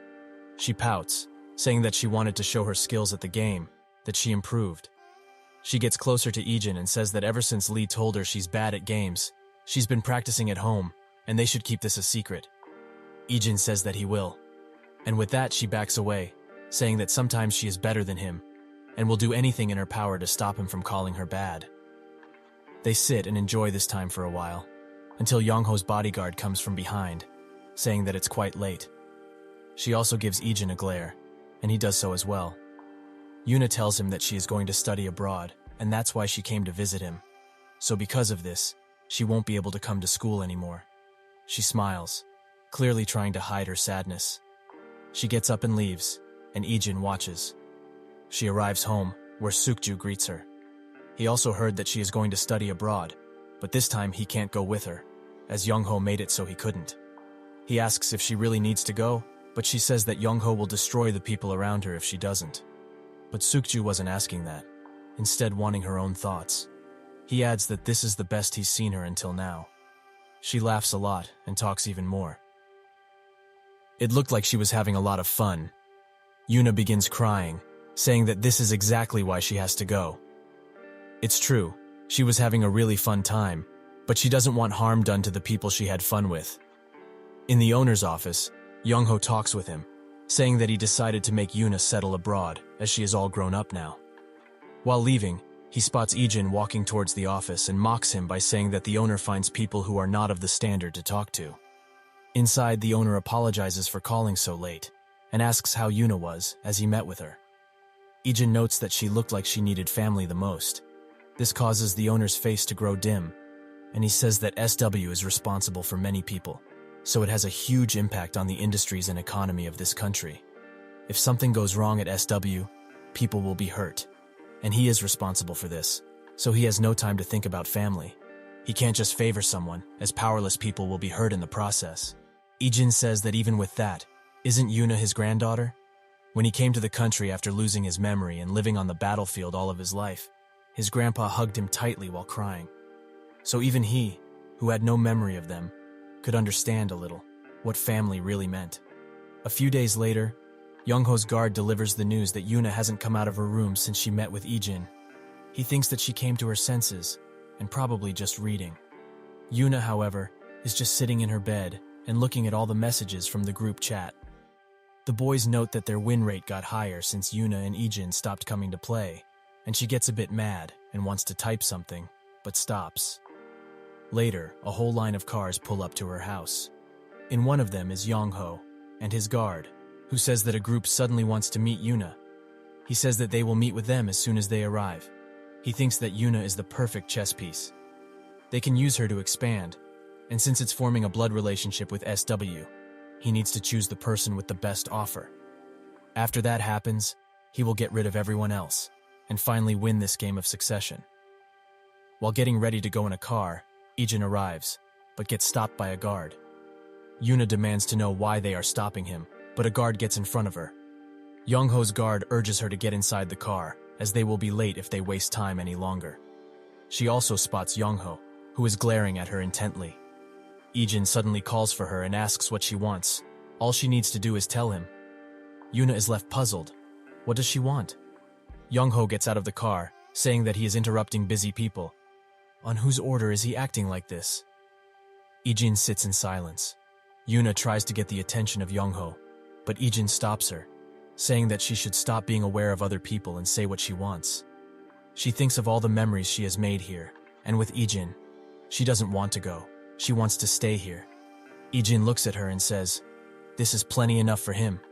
Youngho gets furious and demands they take care of him. A bodyguard tries to grab him, but Ijin dodges and incapacitates him in 2 swift moves. 2 more attack, but to no avail, as he moves too swiftly for them to do anything. All of the people there are shocked at this display. Ijin approaches Yuna, who asks what he is going to do. He says that he is just doing his job, protecting her. She adds that if he does this, things are going to be tougher for him, as Youngho doesn't let things go. She thinks that he will definitely go after Ijin's family, which he cherishes so dearly. Ijin just smiles and says that this is his job. Youngho notes that he should do things in moderation so that they can be overlooked. Ijin says that he is her bodyguard and he is doing what he needs to do. Youngho has had enough of him and orders all of his bodyguards to charge Ijin. They do so, but that's when Team 3 gets in front of Ijin, stopping Youngho's bodyguards. Who will stand victorious in this battle of wits? Youngho demands an explanation as to what they are doing. The team leader says that they are simply carrying out their duties of Team 3, to protect Yuna, and in this case, to stop him from forcing her. Youngho asks if everyone in the team is ready to take responsibility for those words. The team leader looks at him intently, and everyone in the team says that they are prepared. Youngho tries to say something, but Yuna steps up and says that he needs to stop threatening her bodyguards. She thinks that everyone is protecting her now, so she can't just hide behind them. She notes that all of these people stepped forward to protect her. So what gives him the right to threaten them? She says that he shouldn't even think of causing harm to them, since she will be there to protect them. Youngho looks at her and sighs, saying that he understands, but they should stop arguing and get moving, as they will miss the flight. Yuna says that she is not going abroad, causing him to look at her with a deadly glare, saying that she should obey while he's being nice. This makes Yuna shake a little, and Ijin steps in front of her. Yuna looks at him and looks down. This spectacle makes her find enough courage to step forward and put her foot down. She says that he should stop trying to control everything in her life. Youngho asks if she can take responsibility for her words, and she says that she can, so he needn't concern himself further. She turns around as to leave, causing him to scream at her. Suddenly, Jia arrives, with Team 2 in tow. She says that he has no reason to scream at her. He demands she stay out of this, but she continues speaking. Is Yuna perhaps a child who can't make decisions for herself? Why does he want to tell her to go abroad? Youngho wonders why she's getting involved now. In the past, she had nothing to do with Yuna. Jia says that he looks pathetic trying to use a mere child in their fight. He should come straight at her, instead of trying to take control. Yuna's phone suddenly rings, and she picks it up. The call is from the owner. This takes the attention of both Youngho and Jie. The owner asks Yuna what she wants. This surprises her, and she says that she wants to live here and find something else to do rather than business management. She notes that it would be irresponsible for her to manage the business when she has no skills, so she wants to find something else. He smiles gently and says that she can do that from now on. Tears roll down her face after hearing this, making Youngho wonder what happened. Suddenly his phone rings. It's the owner, who gets straight to the point. From now on, he won't be making the decisions regarding Yuna's life. He will take on that role as her grandpa, so he just look after himself. Youngho puts down the phone and he gets in the car. Yuna smiles at Ijin and Sukju and says that they should go to school. Team 3 smiles and Jia leaves, noting that things will become troublesome from now on. After that, the owner sits back in his chair, with the chief secretary saying that he looks tired. The owner notes that the role of grandpa is more exhausting than he originally thought. While driving away, Youngho calls the mystery person and says that things will progress slower from now on because of an unexpected event. The person notes that it's fine, and if he needs anything, he should let them know, as they are partners after all. That night, Youngho ponders on the situation. How dare Yuna stab him in the back after everything he's done for her sake? And why did Jia get involved, as he knew that she hated Yuna? His guard comes in with the information he requested. She says that it's known that the relationship between Ji-ye and Yuna is not bad, and Yuna has been looking for Ji-ye a lot more recently. Young-ho smashes the table. How dare she take away what is rightfully his? He calls the person and asks if that offer to assist is still standing. The person says yes, and Young-ho tells him that he wants his sister out of the picture. With that, they close the call, and the person orders someone to contact the camp. His subordinate notes that the camp hasn't resolved its issues yet, but the person says that it's fine. They will still follow orders. The next day at school, Yuna is fired up, saying that they are all going to the PC cafe later. They are surprised that she is so into gaming now, and Lee notes that it wouldn't be that weird if she was good at games. Yuna fakes a reaction, causing Lee to reluctantly apologize. She also asks where Ijin is, and Sukju says that he has bodyguard work with Team 2 today. That night, while on the job, his phone buzzes continuously. Jia asks why he isn't checking the messages, and Ijin says that he's working, so he will check later. She says that it's fine. They are in the car anyway, so he can check. Ijin does so, and it's a message from his sister. He smiles, causing Jia to think that it's probably from his family. He puts the phone back in his pocket, and she asks if he is free tomorrow evening after work, as she wants them to eat together. Ijin is hesitant at first, but Jia adds that the lieutenant will also be here, causing him to instantly accept, much to her annoyance. Ijin arrives home and puts back the phone he uses to speak with 006. The phone rings, and they begin talking. 006 notes that he has some information for him. The place that is giving the camp its orders is suddenly investigating it, him noting that this is probably why 032 got caught, because he thought the orders were from Mad Dog. His best guess is that the higher-ups are keeping his existence a secret, as the camp was almost finished after eliminating him. They reported that they eliminated Ijin after huge losses, but he is still alive. He adds that from Mad Dog's perspective, the person in charge of the camp would want to keep this a secret. So this is the reason they are looking after Ijin, because they can easily get caught by the higher-ups if they make appropriate moves. Ijin asks how 032 is, and 006 says that he's fully recovered, but still trying to get used to live outside of camp. With that, they close the call, leaving Ijin to ponder. The next day, he continues his bodyguarding duties. They go outside, and a woman is spying on them through binoculars. She suddenly spots Ijin and calls him by his camp number, 001. He suddenly senses something and looks up, but nothing is there, so he gets in the car and leaves. The woman says that she is sure that person is 001. In the camp, Mad Dog picks up a call from the woman, 005, who wanted to ask him something. She notes that it's about 001. How did he die? Mad Dog is hesitant to answer at first, but he says that the entire area 001 was hiding up was blown to pieces. 005 asks if they confirm the corpse, and he confirms this. He asks why she is so curious all of a sudden, and she says that she regrets not taking him out herself. She heard about the situation with 006 and 032, and thinks that 001 was the cause for all this bloodshed.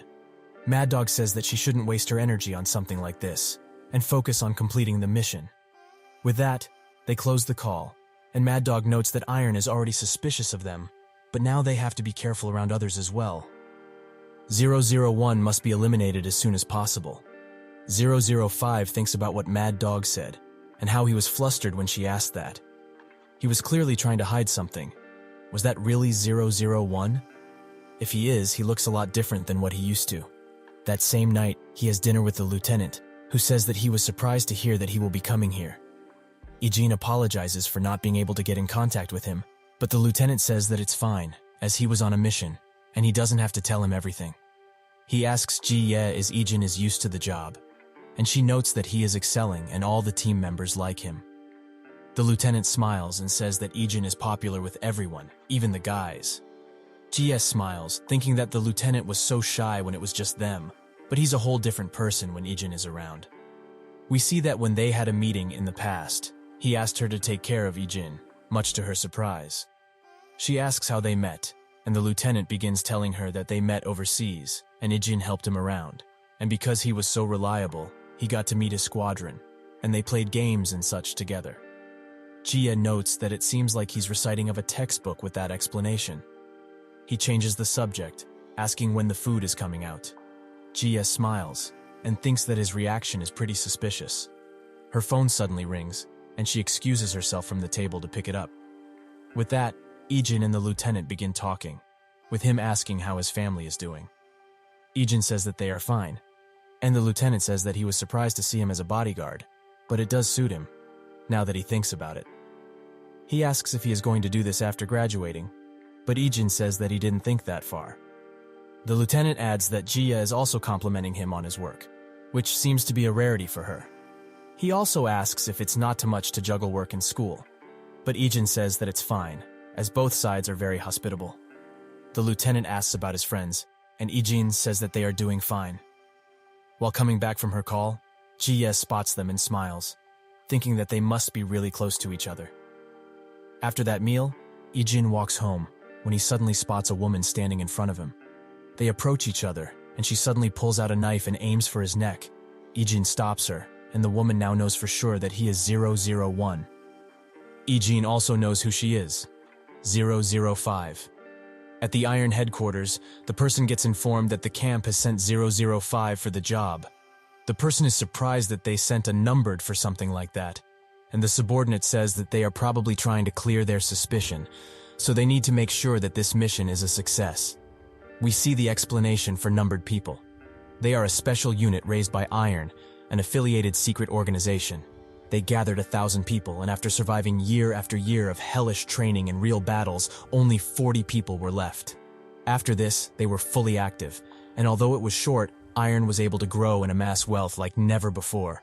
However, due to the betrayal of the numbers, those who led them lost a considerable amount. So their military strength fell into pieces, and the camp was almost annihilated. From then on, the camp followed their orders and sent numbered-on individual missions. The person looks at a painting and laments not being able to control it. 005 and Ijin go to a construction site, and she notes that it seems like he's been living well instead of being dead. Ijin says that if she didn't know he was here, then Mad Dog wasn't the one who sent her. This gets her mad at Mad Dog. Why was he hiding this from her?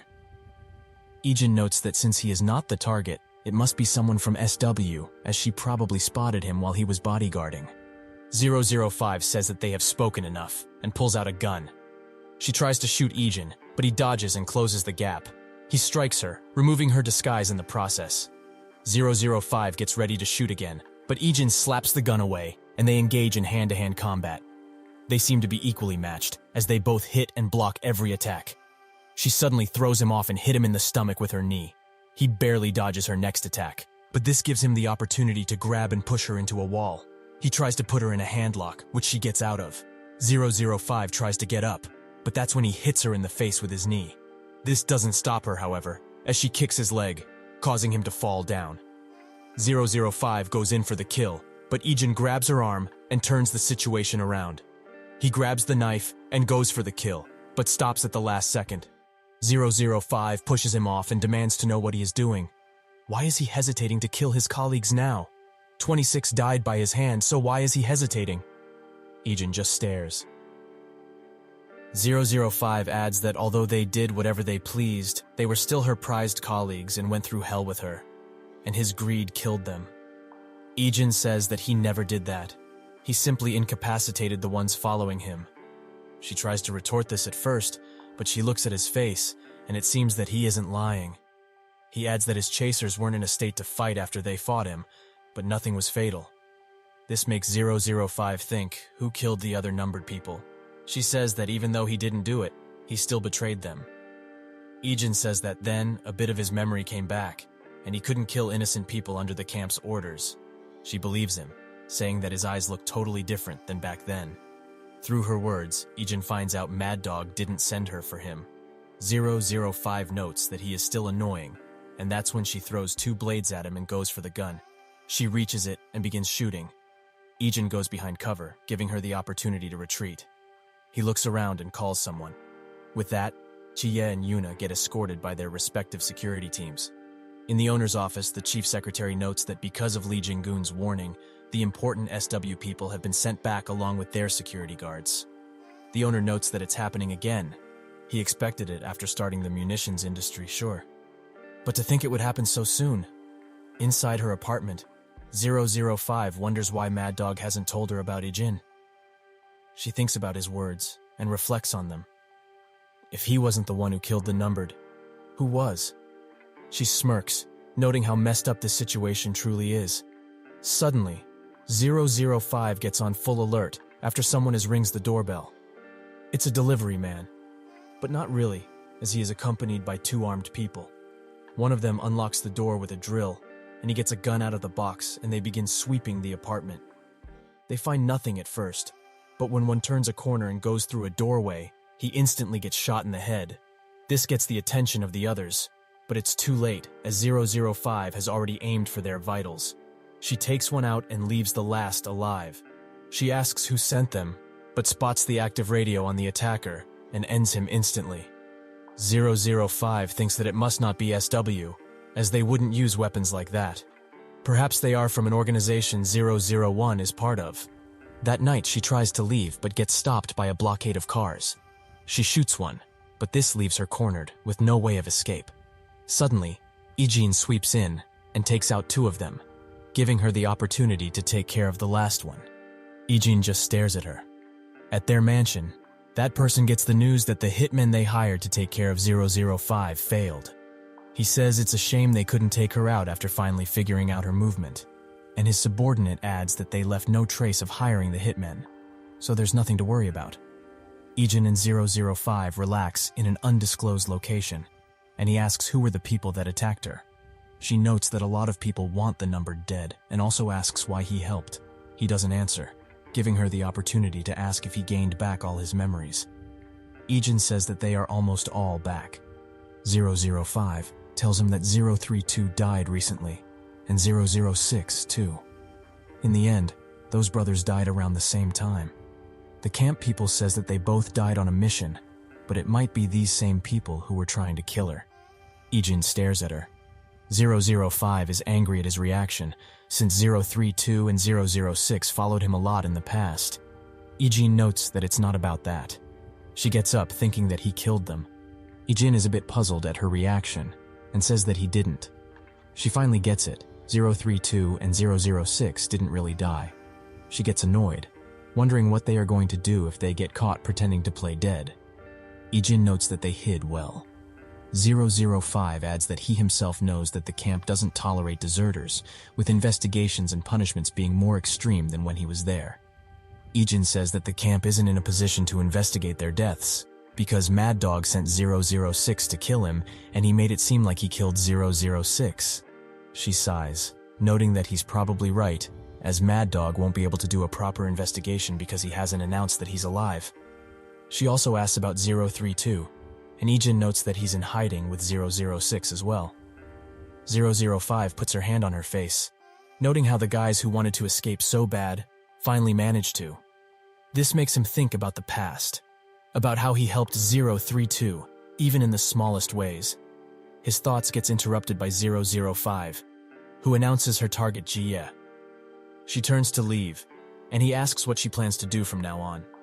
She says with her location disclosed, she can't continue the mission, so she will go back. Later, she calls Mad Dogs and explains what happened with the hitmen. She adds that he was the only one who knew her route, implying that he did it. He gets mad, but tries to calm her down. But she's having none of it, and says that she gives up on the mission, so they shouldn't look for her for a while. With that, she breaks the phone. At the owner's office, Ijin notes that the worst-case scenario has been averted for now. The owner asks how he came with that conclusion, and Ijin says that the assassin was after Jie. He doesn't know the reason, but he knows for a fact that Jie was the target. The chief secretary notes that he probably captured said assassin if he has this must information, so is that why he is saying the problem is solved? Ijin looks at the for a second, and says that the assassin was his past colleague. Said colleague is in an organization that specializes in assassinations, and when acting alone, they only move to kill their target. The owner asks what happened with the colleague, and Ijin says that they gave up on the mission, and there's no chance they will go after Jie again. The chief secretary notes that just because that colleague gave up, it doesn't mean that the situation is solved. Won't others go after Jie? Ijin just says that even if they do, they will be much easier opponents. And since they failed once, it's unlikely they will attempt the same mission. The owner says that he knew he was a skilled mercenary, but it also seems to be a part of his past. Ijin says that being a mercenary was his identity for 5 years before returning home. We see that when Ijin first arrived in the camp, he was in a pretty poor condition. He also doesn't understand the language, and when somebody told him to get up, he just stood and watched. This makes the guy pick and throw him out. Ijin looks around, confused at what he is seeing. Mad Dog comes up in front of him, and the guy who dragged Ijin out notes that he's unable to function mentally. Mad Dog notes that it must be from the plane crash, but it doesn't matter.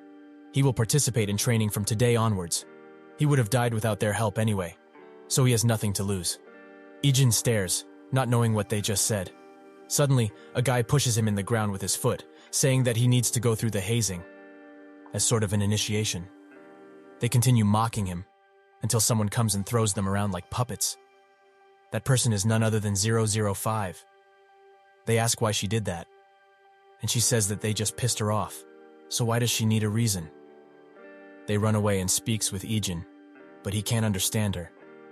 She tells him to get up, but he just sits on the ground. She picks him up. Ijin comes to in the present, where the lieutenant calls him. He says that he knows what happened with his colleague who tried to assassinate Jie. Ijin says that he wasn't able to catch the assassin, but they won't send another one for the same target. The lieutenant worrisomely asks him if he's okay. Ijin says that he is okay, but the lieutenant wonders how he can be after an old colleague of his came to assassinate his employer. He also tells him that he shouldn't hesitate to ask for help. Ijin smiles and thanks him, and with that, they close the call. Suddenly, Dayun come up to him, asking why he is just staring blankly at his phone.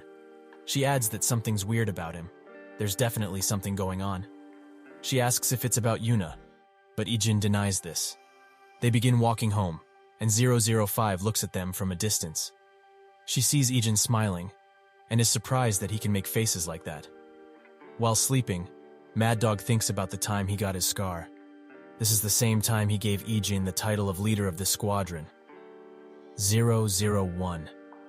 They drag a weakened guy out, saying that since this was the last training, anyone who fails will be executed. He points the gun at the injured person, but Ijin steps in front, saying that since this is his squadron, he will be managing them.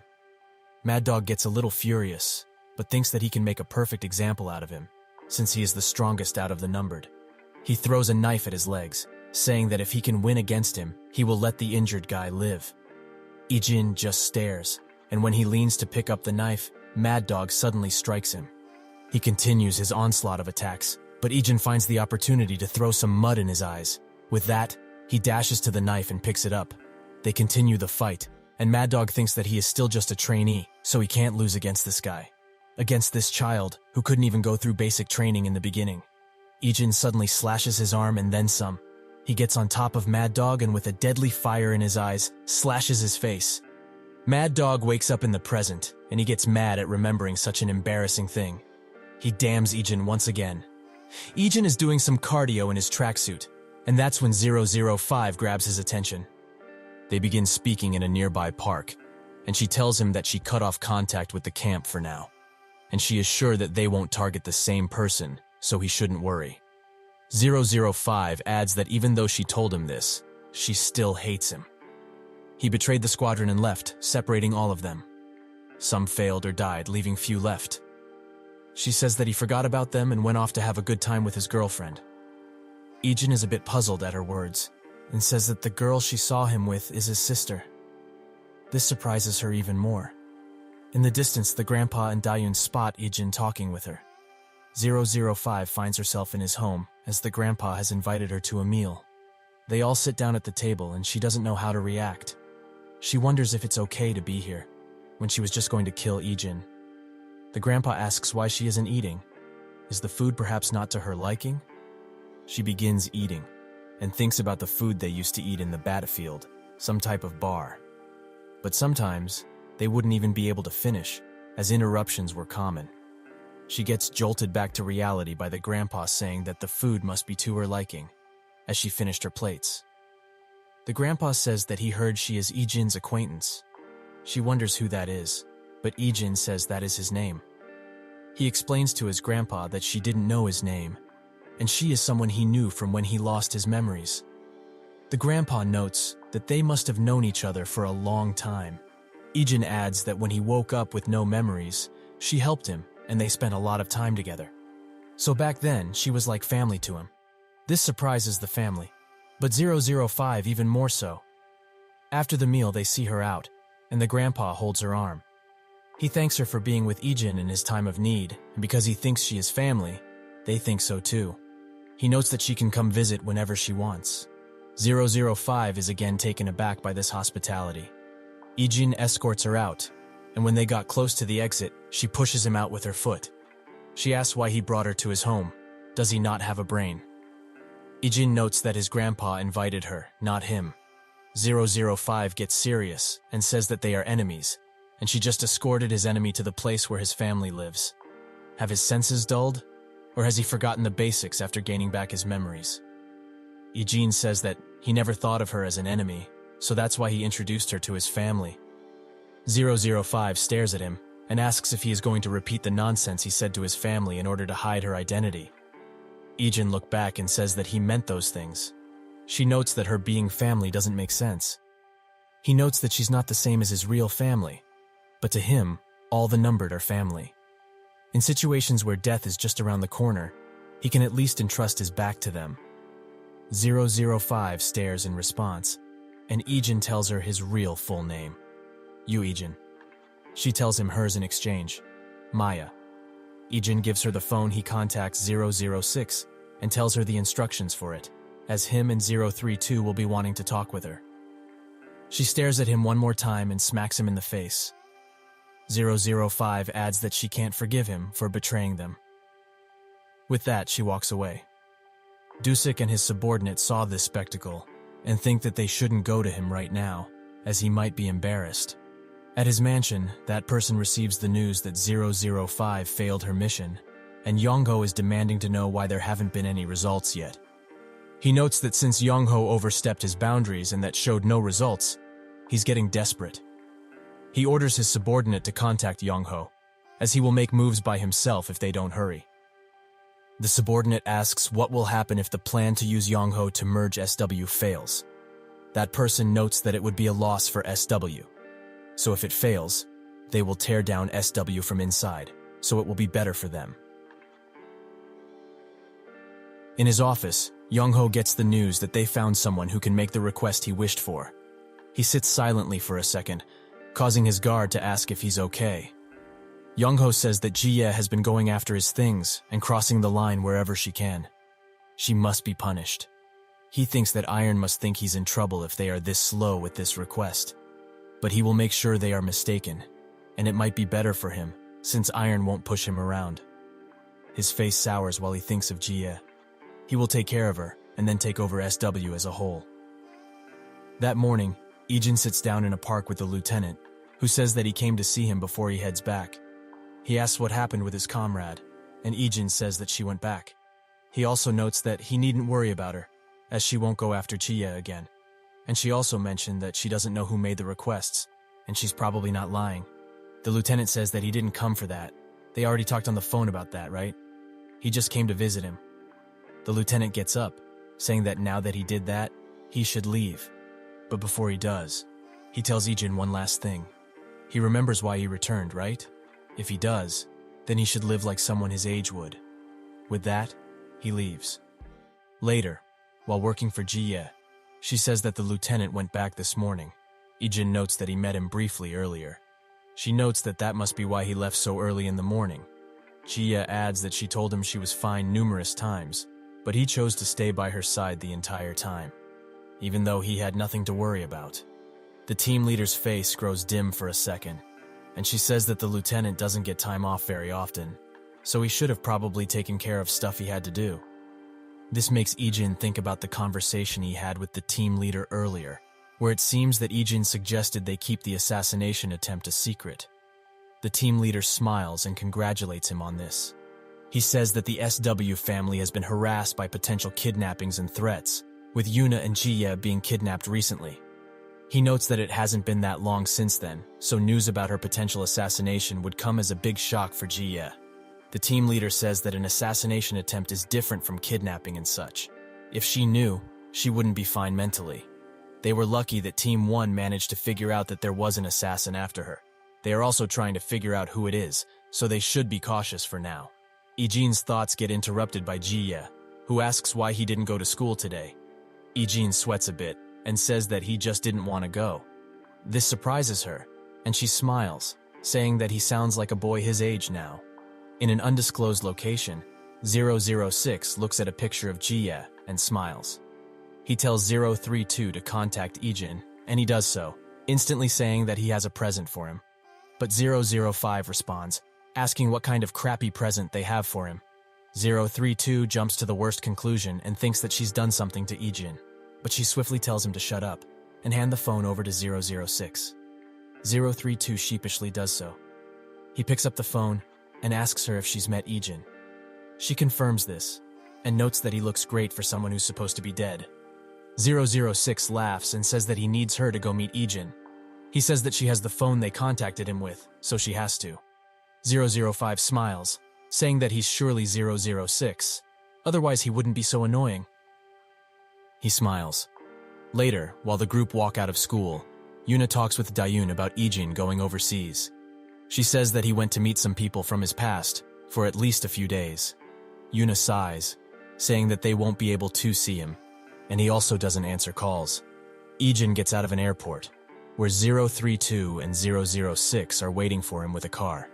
They arrive at the apartment, where 006 says that 032 has been looking into SW and dug around a bit.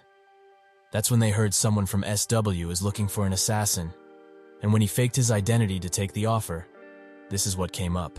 He was told to kill the woman in this picture, noting that she's one of the people Eugene guards. Eugene stares and asks who the client is. 006 pulls out 3 pictures of Yengho's guard, saying that at first they thought it was her. But after looking into it further, the real client is him. He shows 2 pictures of Yongho, and Eugene's face grows cold. 006 notes that there still isn't undeniable proof it's him, and 005 is out right now to confirm this. He notes that the woman who requested this, the guard, is staying right next door. 032 notes that he got the files, and the target will arrive soon, so they should hurry up. 005 pulls out data from a laptop and closes it. Yongho's guard is sitting in an elevator, and when the doors open, she meets face to face with 005. They stare at each other for a few seconds, and then walk away. Eugene looks at all the pictures and thinks of the SW owner. 032 notes that he find it. The next day, Yongho gets the news that Eugene wants meet with him. He says that they should let him in, as he wants to hear what he has to say. The guard does so, and when Eugene sits down, Yongho asks what brought him all the way here. That's when his phone suddenly rings, and it's a call from the owner. He gets right to the point. He says that he crossed the line. The owner says that he knows he ordered someone to kill Jie.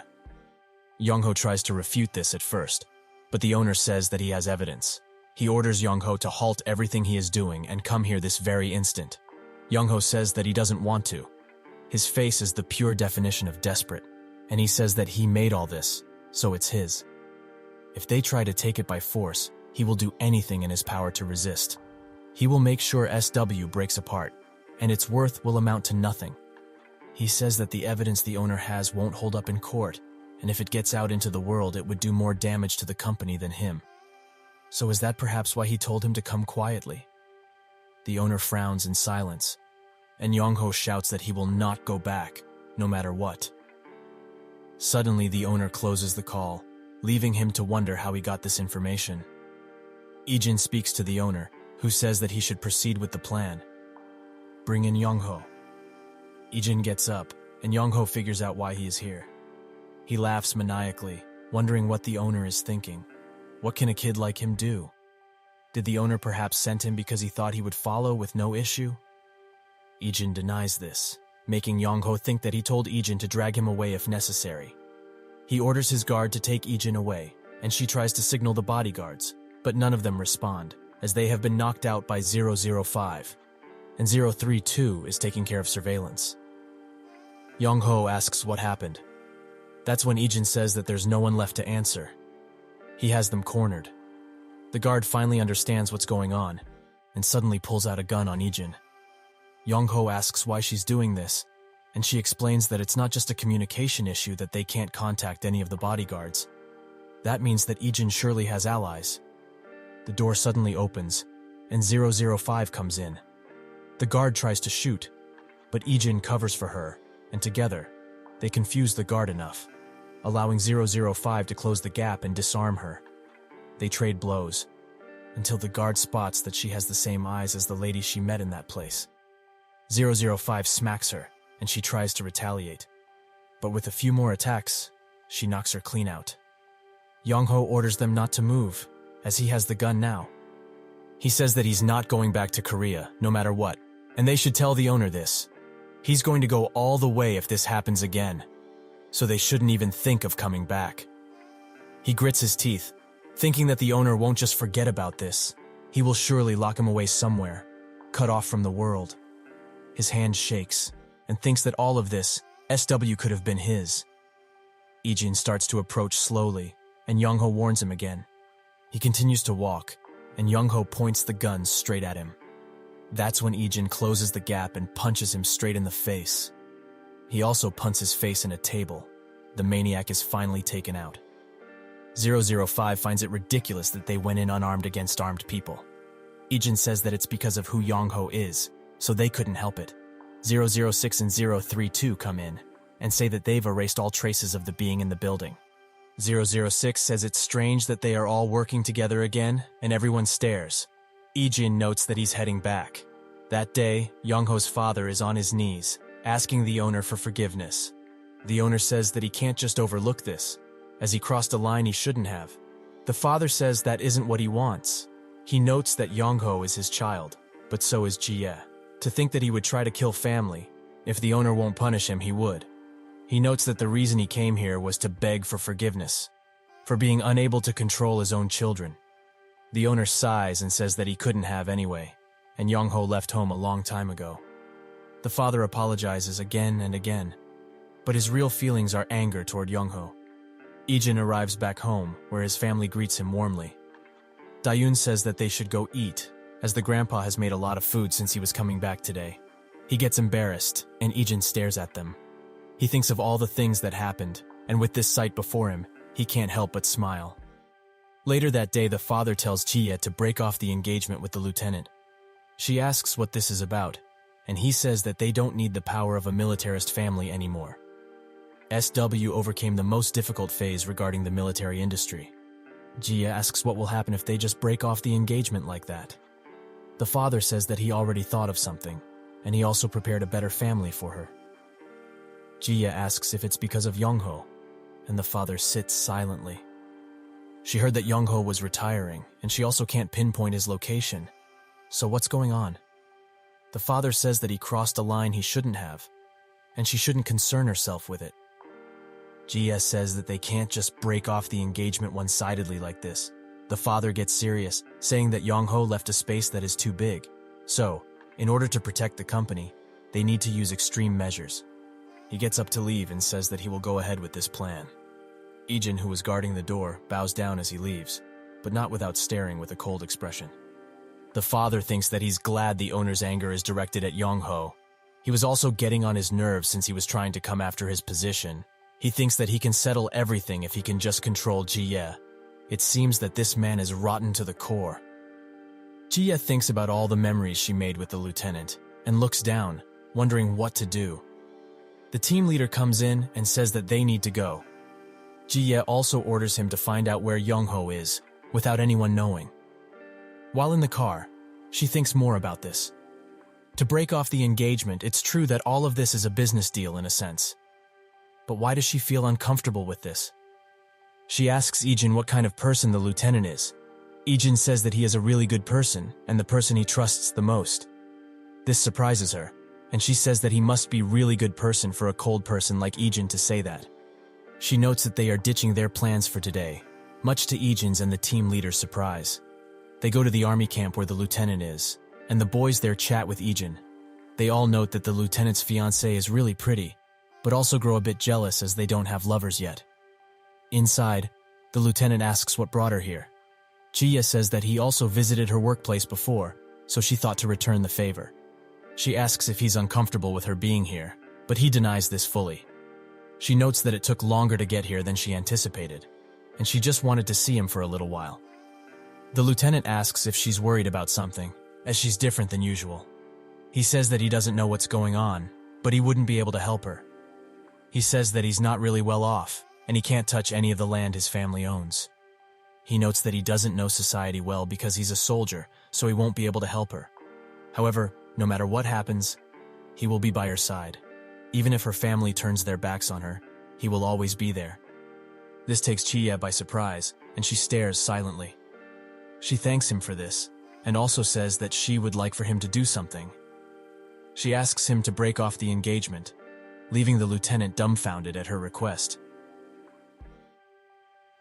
While driving away, the mood inside the car seems sour. Jia thinks about the lieutenant's reaction. He was shocked at first and looked down, but in the end, he smiled and agreed. She asked him if he's not going to ask why. He says that if she personally requested it, there must be a reason. He also notes that he will announce the annulment first, as if she were the one to do it. It would put her in a tight spot. She looks out the car window, and while grabbing her phone, thinks that the lieutenant isn't someone who fits in this world. But she brought it up to him in order for her father not to do anything strange. She calls him and tells him what happened with the lieutenant. Ijin is surprised when he hears this.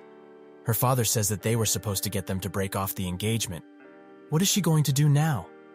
She says that's exactly why she did it, because she knew he would put the blame on the lieutenant. Her father's face frowns, but he asks her what she told him. She says that she just told him herself. He congratulates her, and with that, they close the call. But she notes that something is suspicious. Why did he congratulate her? She orders the team leader to send the file on Secretary Choi to Ijin.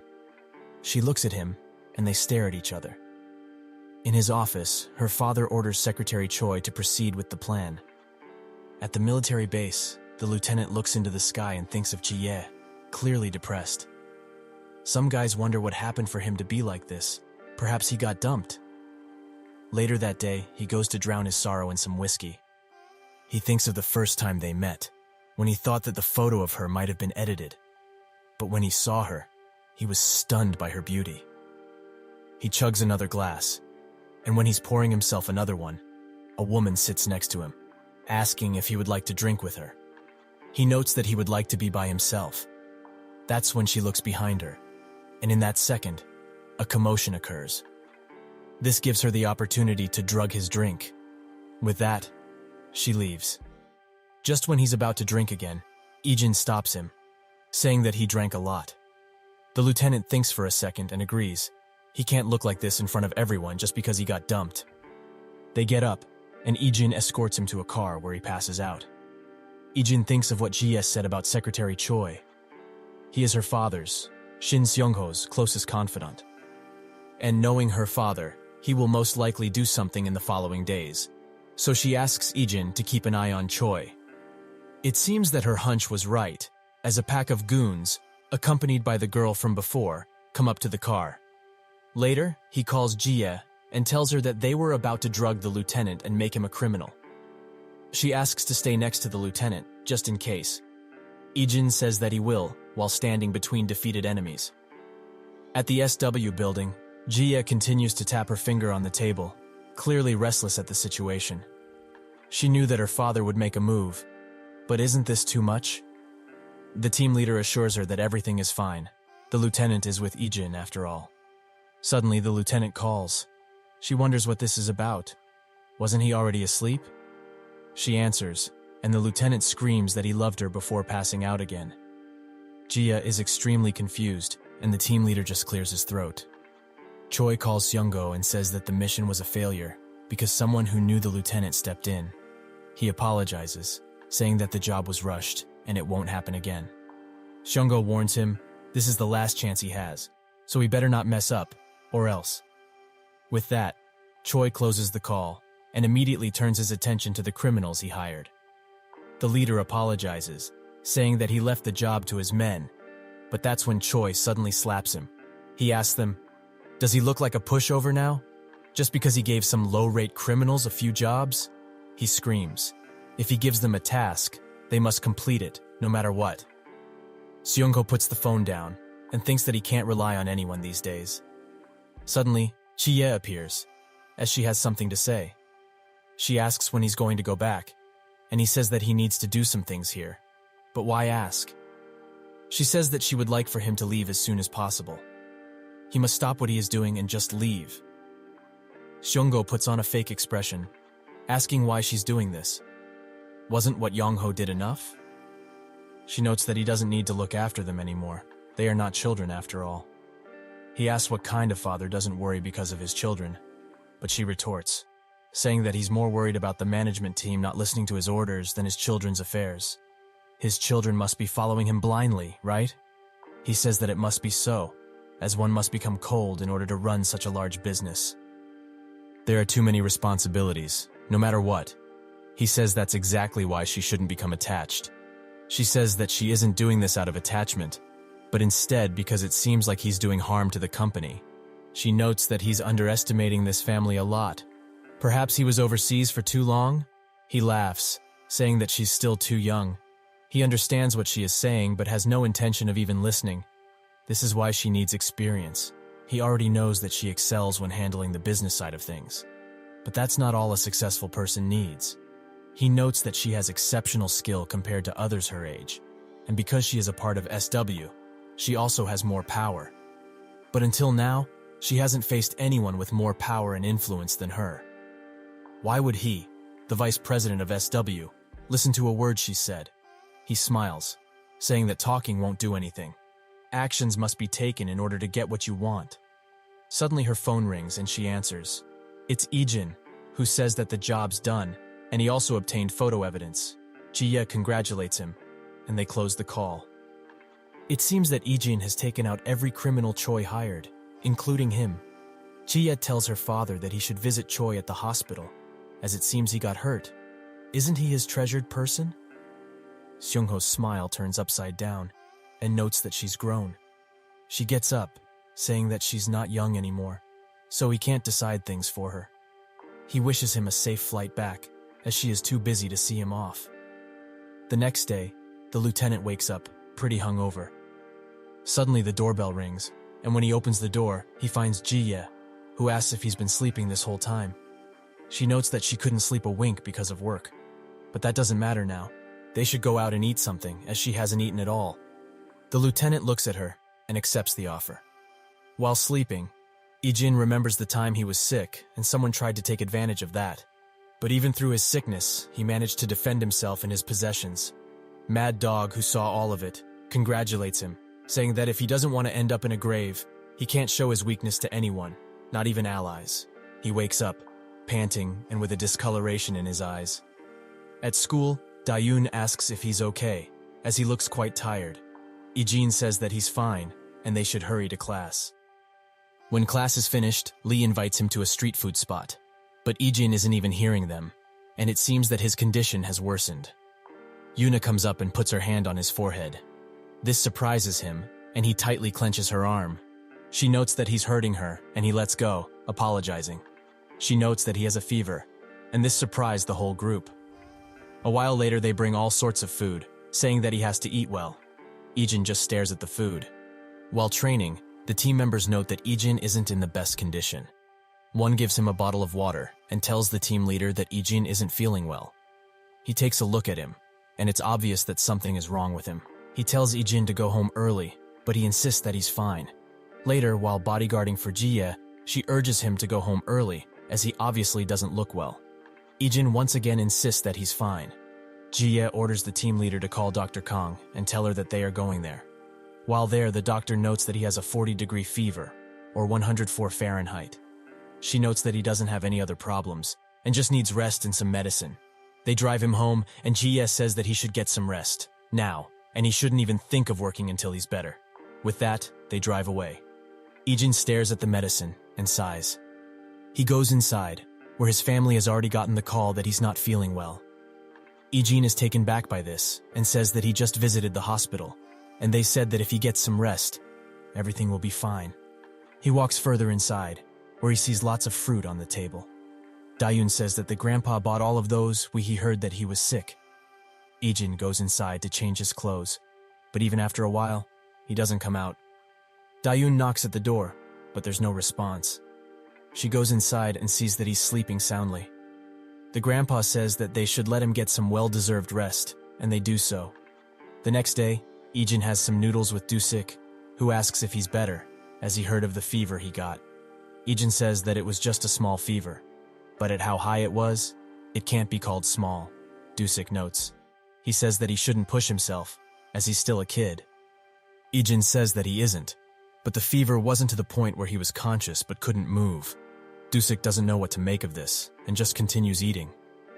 While leaving, his subordinate says that the politician from before is still waiting to make a move.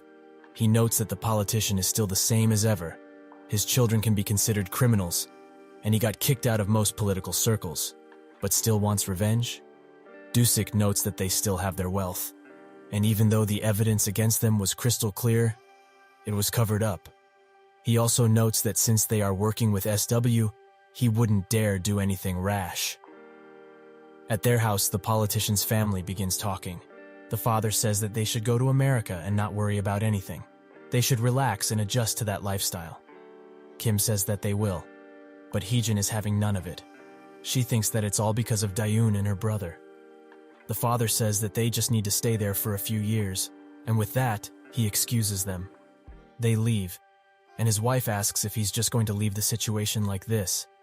He says that he already tried, but since it's come to this, the higher-ups are also being careful. The wife screams at him, "Is he really just going to give up? The lives of their children were ruined." The father speaks. Giving up? Up until now, he has never given up on something he wanted. Later that day, Ijin speaks with Dayun over the phone.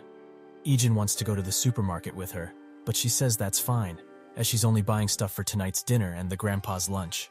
She also asks if he wants to eat anything, but he says that he's fine with anything. With that, Ijin closes the call with a smile. Suddenly, a hidden number calls. Ijin picks up, and the caller says that he's the politician, Kim In-bae. This makes Ijin think of all the things that happened. In-bae says that they had a deal, right? So why did he break it? Ijin notes that he was the one who broke it, but In-bae says that he did what he requested. He sent his kids abroad, so in exchange, he should have deleted the dirt he had on him. Ijin says that his children returning wasn't part of the deal, and Haejin also tried to harass his sister again. In-bae sighs and smiles, saying that he's probably so fearless because of his age, so he'll get straight to the point. The damage he caused is considerable. The loss of reputation is something a student like him can't ever imagine, and he also gave permanent scars to his children. Did he think that he could live peacefully after all this? He will now teach him that his decisions have consequences, and that the world isn't so easy. That night, Dusik goes out to have a smoke, but stops Ijin's grandpa and quickly hides it. The grandpa greets him and says that if he finished the food they gave him, he can always ask for more, as they eat the same thing every day. With that, he leaves, and from behind Dusik comes a bike that is going at high speeds. He notices that someone on the bike is holding a metal pipe and going straight for the grandpa. Dusik gets in front and punches them off the bike before they can do anything. He wonders who these guys are and why they were going after the grandpa. His phone suddenly rings, and the subordinate says that something bad has happened. In-bae is not after them, but after Ijin and his family. Dusik's expression grows sour. While walking home, Ijin thinks of the words In-bae told him. Dusik suddenly calls him and asks if anything has happened to him yet. Ijin looks back and spots a gang with motorcycles and bats behind him. He says that something is happening right now. Dusik says he'll call him again later and closes the call. Dusik orders Seok to put 3 of their guys on the high schooler's house. He asks if In-bae would go that far, but Dusik says he definitely will, as he protected the grandpa from an attack earlier. With that, Seok runs to tell the men. Dusik picks up his phone and calls In-bae. He asks what this sudden call is about, but Dusik gets straight to the point. What is he planning? In-bae tries to feign ignorance, but Dusik is having none of it and calls him out. In-bae says that he can't do anything to him, so he's just taking care of the rest. Dusik asks why he's going after Ijin, especially his family, who have nothing to do with this. In-bae notes that due to Ijin, his family separated. Dusik smirks and says that Ijin wasn't the one who sent the dirt to the press, he was. So they should stop bothering the children and do things properly. Inbei says that he must have forgotten what kind of person he is. Dusik says that he doesn't think about those things, causing Inbei to scream at him. Seok comes back and reports that he told the men to stand by at Ijin's house. Dusik orders him to gather some men as quickly as he can. Seok says that if he goes after Inbei, he won't be safe. Dusik says that he owes a debt to a guy who's much younger than him. Should he pay that debt back as an adult? Seok smiles and agrees. Ijin fights the goons that were after him and easily takes most of them out. One wonders who this kid is in order to fight like this, but his thoughts get interrupted as Ijin rushes another guy, and with a swift blow to the neck, incapacitates him. The last guy tries to attack Ijin, but with one swift gut kick, he leaves him on the ground with the others. He makes his way home, and when he gets there, he spots a car parked near his house. Inside of it, Dusik's men all laze around, but that's when Ijin smashes the window and grabs one of them. He's ready to fight, but the guy explains that they work for Dusik. Ijin remembers that he saw them previously, and lets go. He asks what they are doing here, and they say that Dusik ordered them to stay around his sister and grandpa. While training, Sukju gets a call from Ijin. He asks what happened, and Ijin wants him to find out where Inbei lives. Now. Sukju asks why he's looking for him all of a sudden, but Ijin doesn't respond. It seems that he's ready to kill. While going to Inbei's residence, Dusik calls Ijin and asks if he has solved the situation. Ijin confirms this, and Dusik also notes that he heard he met his people. He put them there because he recently had some issues with someone, so he's protecting his family just in case. Dusik says that he'll take care of everything, so he shouldn't worry, as he will be sure to finish it for good this time. With that, they close the call. Seok asks if it's okay to lie. This did happen because of Ijin's actions after all. Dusik says that it's not his fault. It all started because of Inbei's stupid kids. Inside his house, a large man informs Inbei that Dusik is coming here to attack. Inbei is surprised that Dusik would leave his territory like that, and the man says that he must have gone crazy. The man adds that Inbei used him before, but to think he would betray him when he gave Dusik a golden opportunity. Inbei asks the man if he's confident in his abilities. The man says that this area is under his control, and while Dusik and his men do have skills, in this area, Noding can top him. He will make sure this place becomes Dusik's untimely grave.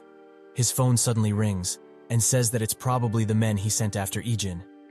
Inbei urges him to respond, as he wants to find out what happened. He does so, and gets some shocking news.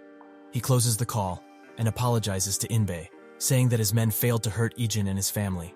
The man notes that after taking care of Dusik, he will personally go after Ijin. This makes Inbei think about Dusik's words from back then. The whole area is filled with guards, some even outside the estate. Ijin arrives and assesses the situation from a distance.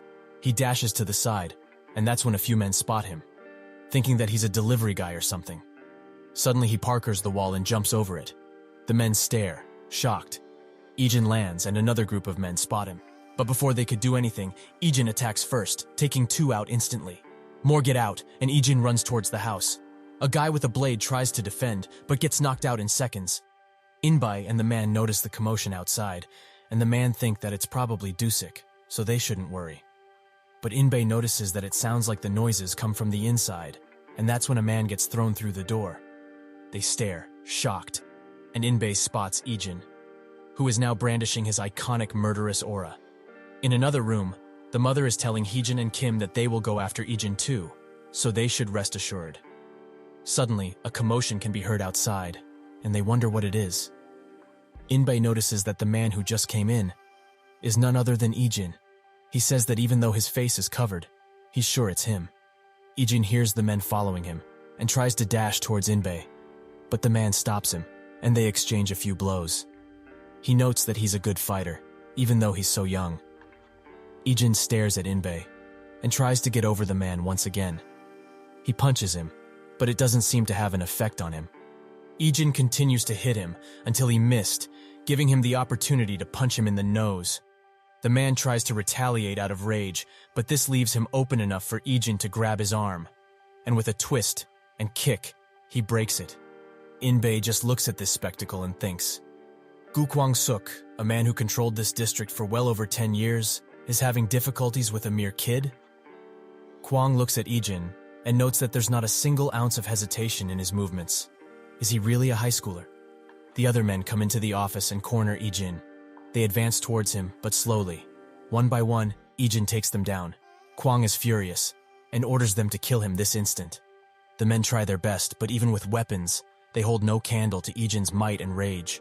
The onslaught of people continues, and now armed with a knife, he cuts through them. The mother comes in tow with Heejin and Kim and orders them to see what's going on. But when they look inside, the only thing they can express is shock, as the walls are filled with blood. They also spot Ijin, who continues to take out the men one by one, with no mercy. Inbei can only watch and thinks that Dusuk's words were true. His kids really messed with the wrong person. Dusuk arrives and helps put all the men down. He looks at Ijin and notes that his eyes are clearly different. What is he planning? Kwang tries to hit Dusuk, but a subordinate comes and strikes him with a metal pipe. Dusuk orders his subordinate to give him the weapon, and he does so. He slowly approaches and beats him, continuously. It gets to the point where Dusuk seems like a demon.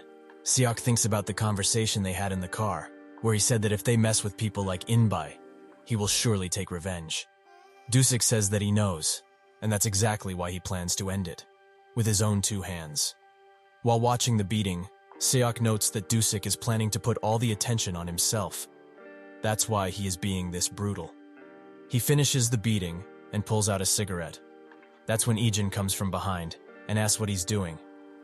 Dusuk says that he can stay out of this from now on, but Ijin says that it's his business. Dusuk says that it's also his, and he's constantly been having trouble with Inbei.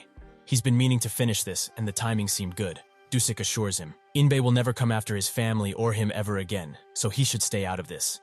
Ijin tries to retort, but Dusuk says that his actions aren't the only way to protect his family. Him having no issues is another way. Ijin's eyes widen. Dusuk pushes him away and says that he shouldn't worry anymore. He turns his attention to Inbei, who immediately asks what he wants. He pleads with Dusuk, saying that he can give him property, money, anything he wishes for. Dusuk says that he tricked him multiple times. How can he believe him now? Inbei sees him go grab the metal pipe and tries to plead and beg, but it falls on deaf ears. Dusuk looms over him, and just when he's about to strike, the SW secretary comes in, much to everyone's surprise. The wife, thinking that he came here to help them, tries to explain what happened, but the secretary ignores her completely and goes directly to Ijin. He says that the president found out about this and promised that something like this will never happen again. He should trust in him and go home. Dusuk pushes him, saying that he's a student, so why is he out so late? With that, Ijin leaves. Inbei asks if they are here because of that child, and the secretary says that he's misunderstanding something. He came here, true, but the president sent him, so he's the one who's acting right now. While walking home, Ijin gets a call from Dusuk, who tells him what happened after he left. The corruption that Inbei and his family committed, plus the corruption done by his wife's family, has all been sent to the prosecutor's office. He notes that it's that family, especially so since SW is also involved. Ijin thanks him, but Dusuk says that there's no need, as SW were the ones who cleaned up everything in the end. Ijin looks down and thinks about what he said. Dusuk says they should go eat some noodles sometimes, and with that, they close the call. He approaches his house, and that's when Ijin spots his grandpa. He approaches and asks what he's doing so late, and he says that he hasn't come home yet, and also wanted some fresh air. The grandpa suddenly apologizes, saying that he didn't want to burden him with this but couldn't help it. And he also thought it would have been annoying to call, so he didn't. Ijin stares, and says that he's out so late because he's worried, right? And if he ever wants to ask him something, he should call him comfortably, as he doesn't mind. The grandpa smiles, and they go inside, where Dayun is talking Ijin's ear off because he had his phone closed. The next day, Yuna is watching something about the game the group plays inside Chia's office. She gets a bit annoyed and asks if this is her playroom. Yuna says that it isn't, and Chia asks why she's here then. Yuna says that she just wanted to see her, and she's also sitting here quietly without bothering her. Chia smiles and asks if that's the real reason she came here, and Yuna blushes, confirming this. Chia says that she has to go to the conference room, causing Yuna to quickly say that she'll stay here for a little longer and leave. Chia says that Ijin is also done with work, causing Yuna to jump from her seat and directly to the door. Later, she, Ijin, and Sukju sit in the bus, accompanied by a group of guards. Ijin asks why, and Yuna says that she just wanted to go with him. She also hasn't been in a bus before. Ijin notes that it's hard to protect.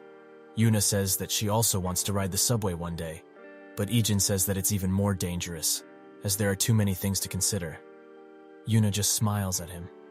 Sukju spots her smile and can't help but do so as well. At the camp, 005 arrives and notes that there are fewer guards than expected. Did something really happen internally? She continues to walk and thinks about Ijin's words, that she's family to him.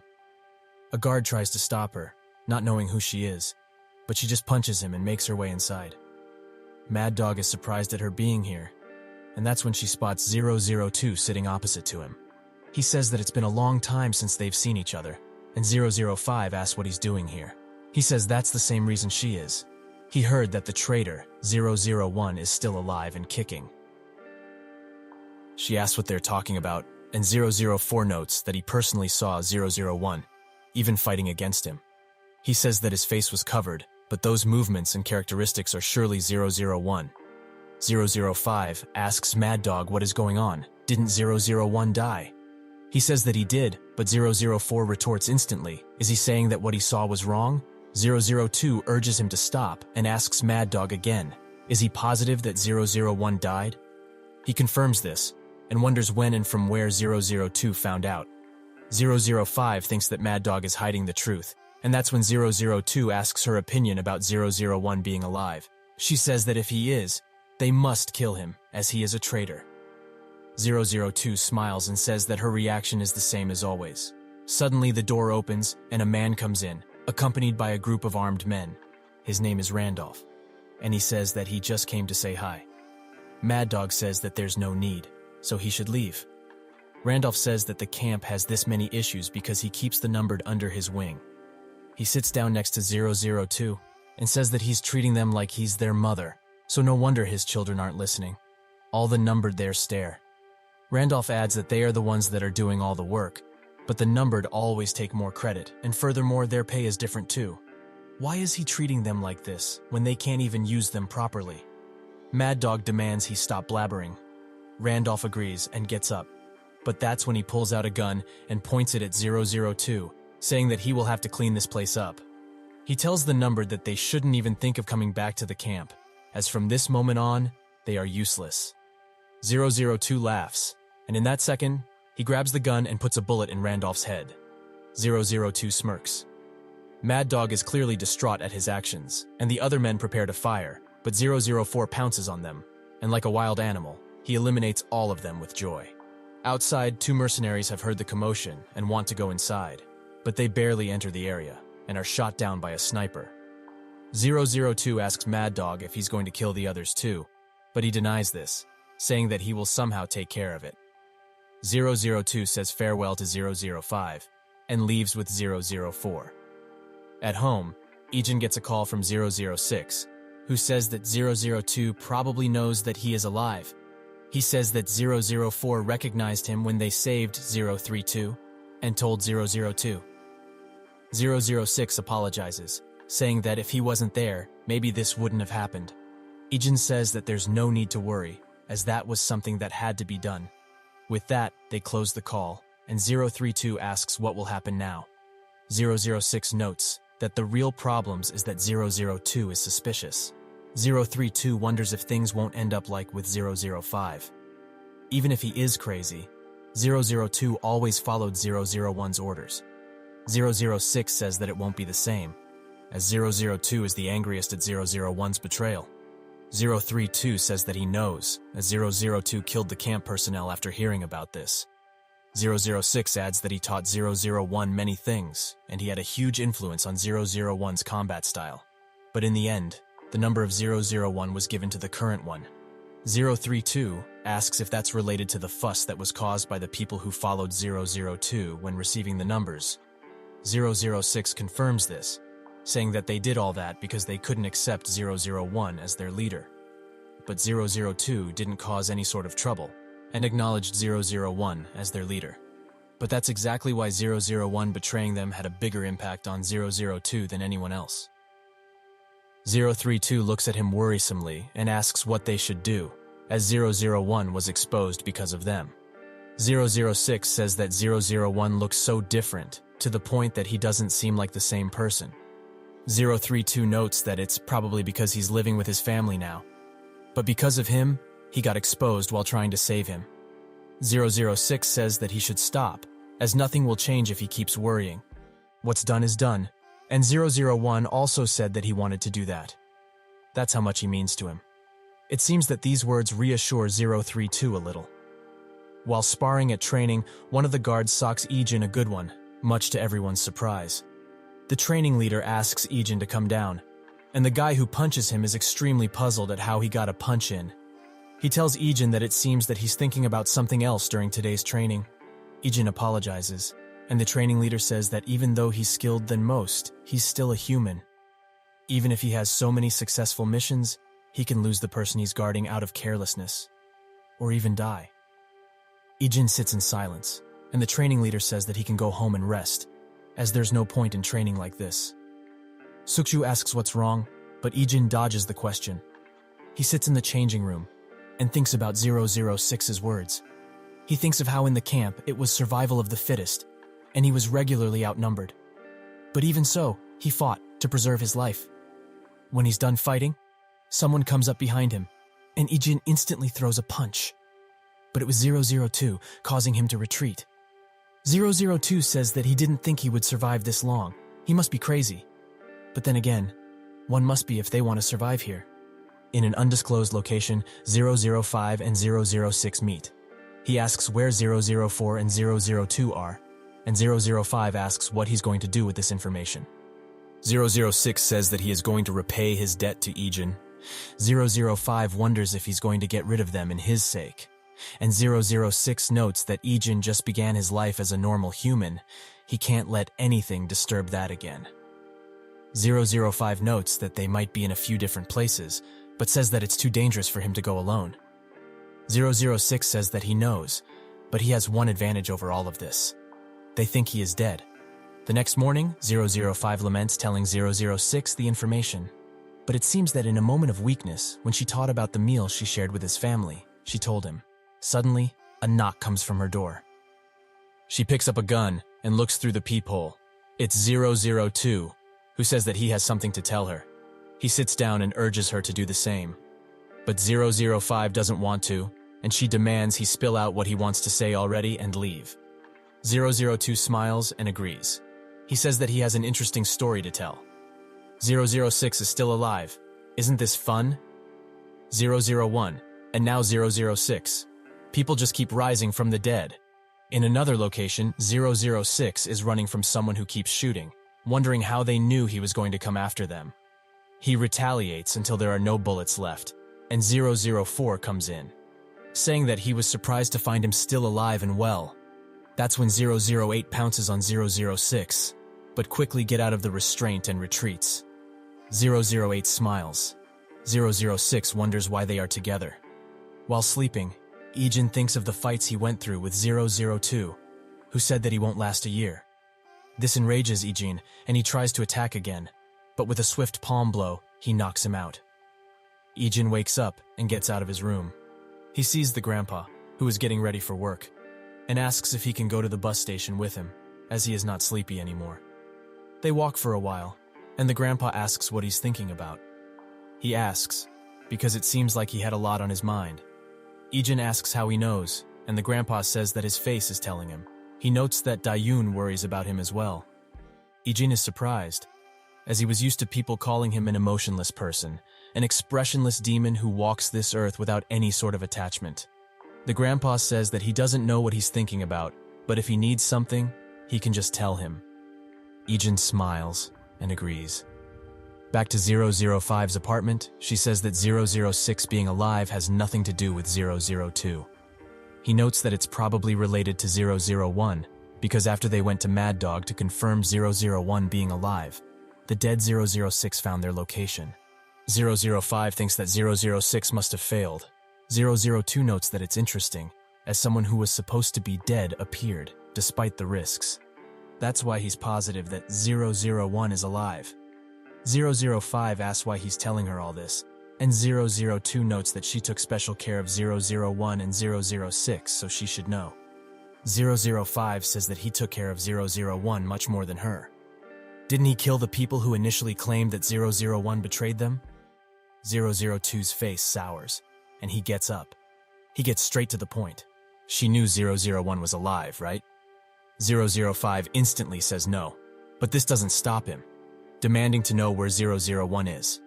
005 pulls out a gun, saying that if he's done spewing words, he can leave. 002 asks if she's going to protect those traitors, and in the same second charges her from the side and hits her. She swiftly gets up, just in time to block a knee attack. They continue to fight, but seem evenly matched. They both retreat and stare at each other. 002 sighs and says that they should stop here for today. 005 doesn't want to let him go, but that's when a laser gets pointed at her, a sniper from the outside. While leaving, 002 notes that it would be in her interest to tell him where 001 is. In the warehouse, 006 continues to fight 008. 004 notes that his skills have surely improved, as he lasted quite a while fighting 008. 006 smiles and says that if he were fighting him, he would have defeated him already. This touches a nerve, and 004 notes that if it wasn't for 002's orders, he would have been dead. 006 mocks him once again, saying that he's still 002's lapdog even after all this time. This pushes 004 to the brink of his patience, and he charges in with a knife. He stabs 006, saying that he always wanted to take his life with his own hands. In their apartment, 032 bites his nails constantly, clearly distraught at 006's silence. That's when their alarm rings, and he looks at the cameras, but sees Ejin coming up the stairs. He gets inside and says that he couldn't make contact, and came here. Ejin asks where 006 is, and 032 tries to dodge the question, but Ejin demands he talk, as he is unable to contact him after their last conversation, and his expressions are different than usual. 032 says that he can't get in contact with him as well. Ejin asks how long it has been since the last contact, and 032 says that it's about 3 days. His phone suddenly rings, and he takes no time in answering it. 005 tells him directly, 006 got caught. Ejin hears this, and his expression turns serious. In the warehouse, they tie 006 to a chair, and 002 says that he didn't think he would meet a dead person like this. 006 agrees, but also finds it strange that so many numbered are gathered here. He adds that if they had a reunion, they should have invited him. 004 punches him, but 006 just smiles, saying that it doesn't make sense to leave people out, right? This peeves 004, but 002 orders him to stop. He says that he sure hasn't changed, but if he was planning to fake his death, he shouldn't have shown his face around here, at least for his brother's sake. But he surely acted because of 001. 006 laughs and asks why he's bringing up a dead person. He notes that he and 005 are the same, in the way they are trying to protect 001. 002 tries to leave, but 004 asks if they are going to just leave him alive. Even though there's a rule for the numbered to never kill each other, this bastard tricked everyone. 002 says that they will leave him alive, as 001 will surely come for him. And it seems so, as outside, 001 looks at the building through the binoculars. 005 notes that this is crazy. 002 is waiting for him, and is surely using 006 as bait. 032 says that 006 wouldn't want this either, as all he wanted to do was repay the debt and knew the risks of coming here. So if Ejin puts himself in danger, it would all be for nothing. They should just go back. Ejin notes their defeated expressions, puts his gun down, and unmasks himself. With that, he slowly walks towards the building.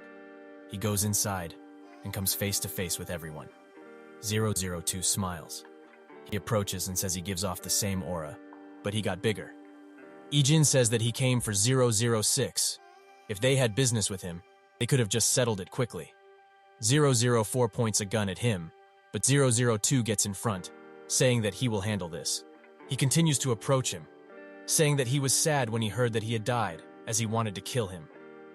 They stand inches away from each other, and 002 says that he should see how much he improved. They exchange blows, but are perfectly matched, even inflicting the same wound on each other. It seems that this fight won't end without one of them being put down. 002 notes that even though he doesn't want to think about it, this reminds him of the old days, where they were together at all times. He notes that even though they weren't loyal to each other, they still had a sense of kinship from surviving that hell. There was only one silent rule, to never betray each other, but he broke it and betrayed them, their one and only leader. He charges in, and they exchange blows.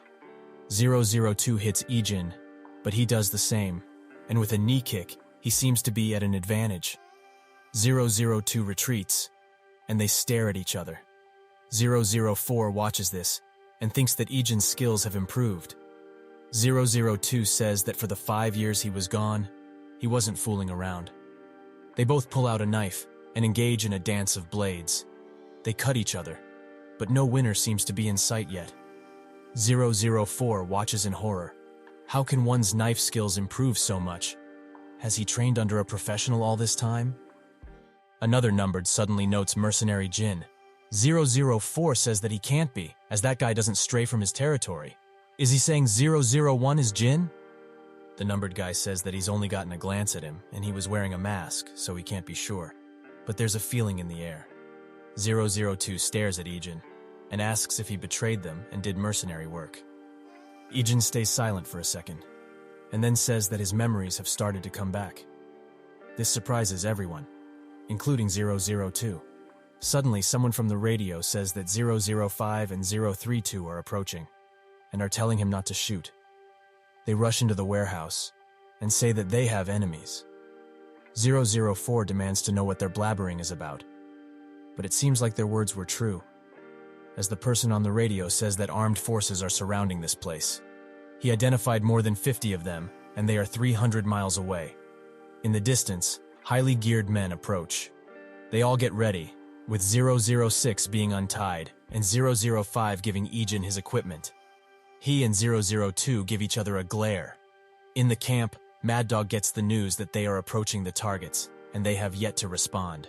He says that they must kill them all. Nobody can escape. It seems like he was the one who ordered the killing of the numbered. Outside, it seems like the squadron is back for one last job. With that, they get on the move. 032 looks from above with a drone, and is waiting on the moment where he can tell everyone to strike. They all wait, until 032 confirms that they can shoot. The spray of bullets begins, and the mercenaries can't make heads or tails of where the bullets are coming from. One by one, they all get killed, with the help of the sniper, 016. The squadron continues to fire, but 006 suddenly gets caught in a bad spot.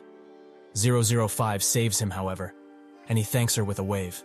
002 continues to clear out 2 more, until he sees Ejin, who signals to him they should go for a nearby group. They do so, and together they take out most of them. When the coast is clear of enemies, they immediately point guns at each other, except 002 and Ejin. 005 asks 032 if he's located the sniper, and he confirms this, noting that Ejin is safe from his view. 002 notes that this isn't the end. He will surely make him pay for betraying them. With that, they leave, and 006 wishes them a good life and not to see each other ever again. 004 flips him off, but 008 waves. It seems that our group has survived to see another day. Back at the camp, Mad Dog gets the news that the attempt at the numbered lives has failed. He gets furious and demands to know how they failed in their advantageous ambush. Back at the apartment, 006 notes that they shouldn't have come. 005 gets a bit furious at his comment. He also looks at Ejin and says that he has a debt to pay him once again. Ejin says that he did only what he needed to do. 006 looks up at the ceiling and notes that they managed to survive. 005 smiles and approves. Back at home, Ejin thinks of 002's words. Suddenly, Dayun comes inside and asks if he had a good time with his old friends. He says yes. She notes that it must be nice to see friends after such a long time, causing his eyes to widen. Dayun wonders what that is about, but Ejin smiles and says it's nothing. The next day, while school ends, Youngchan speaks to Ejin and asks if he and Sukju are going to be SW bodyguards. Ijin says that he isn't sure. Youngchan notes that he's jealous of people who know what they want to do in the future. The group comes up to them and Yuna asks if he's going to cram school once again. He gets up and confirms this, so they should go have fun. He walks away, and Ju notes that he's been studying very hard recently because his grades dropped. Yuna says that it's a shame, as she's been losing recently because he's not playing. Lee gets mad and says that it's because she can't use anything, not because of Youngchan.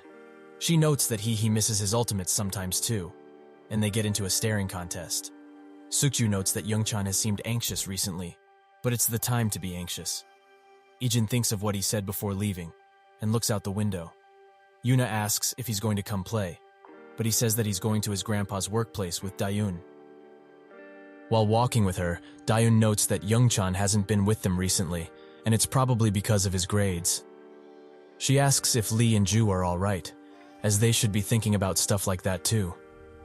Ijin says that Ju will inherit his father's company, and Lee said that he will think about it slowly. Dayun notes that it's like him to say that, and Ijin says that his Lee's grandfather is the CEO of Kihyun Automotive, surprising Dayun. She notes that she didn't know, as he doesn't dress like a rich person. Ijin asks what she wants to do. They look at each other, and Dayun says that she wants to work as soon as she graduates, anything with a high salary. She adds that she wants the grandpa to rest. He's been working without rest because of her, so she wants to relieve him of this duty as soon as possible. Ijin asks if she talked with him about this, and she says that she did, but he got angry. He said that he couldn't forgive her if she was working for him and not doing what she really wanted to do. She notes that was the first time he's gotten angry at her. Ijin says that she should think about it slowly. Since she has him now, she can take it slow and think about what she wants to do. Dayun smiles and thanks him. That's when they see Grandpa and they have a meal with him. They leave, and one of his co-workers says that he raised his grandchildren well, as most kids don't listen to anything their grandpas say nowadays. He notes that it seems like he needs to let them go from soon, and he'll probably feel upset when they become adults and leave. This leaves the grandpa at a loss for words, and while walking home, he thinks that those words are true. Ijin is an adult now, and Dayun is not far behind. He sits and looks in the distance, noting that time sure flies by. He gets inside the house, and Ijin comes out to greet him.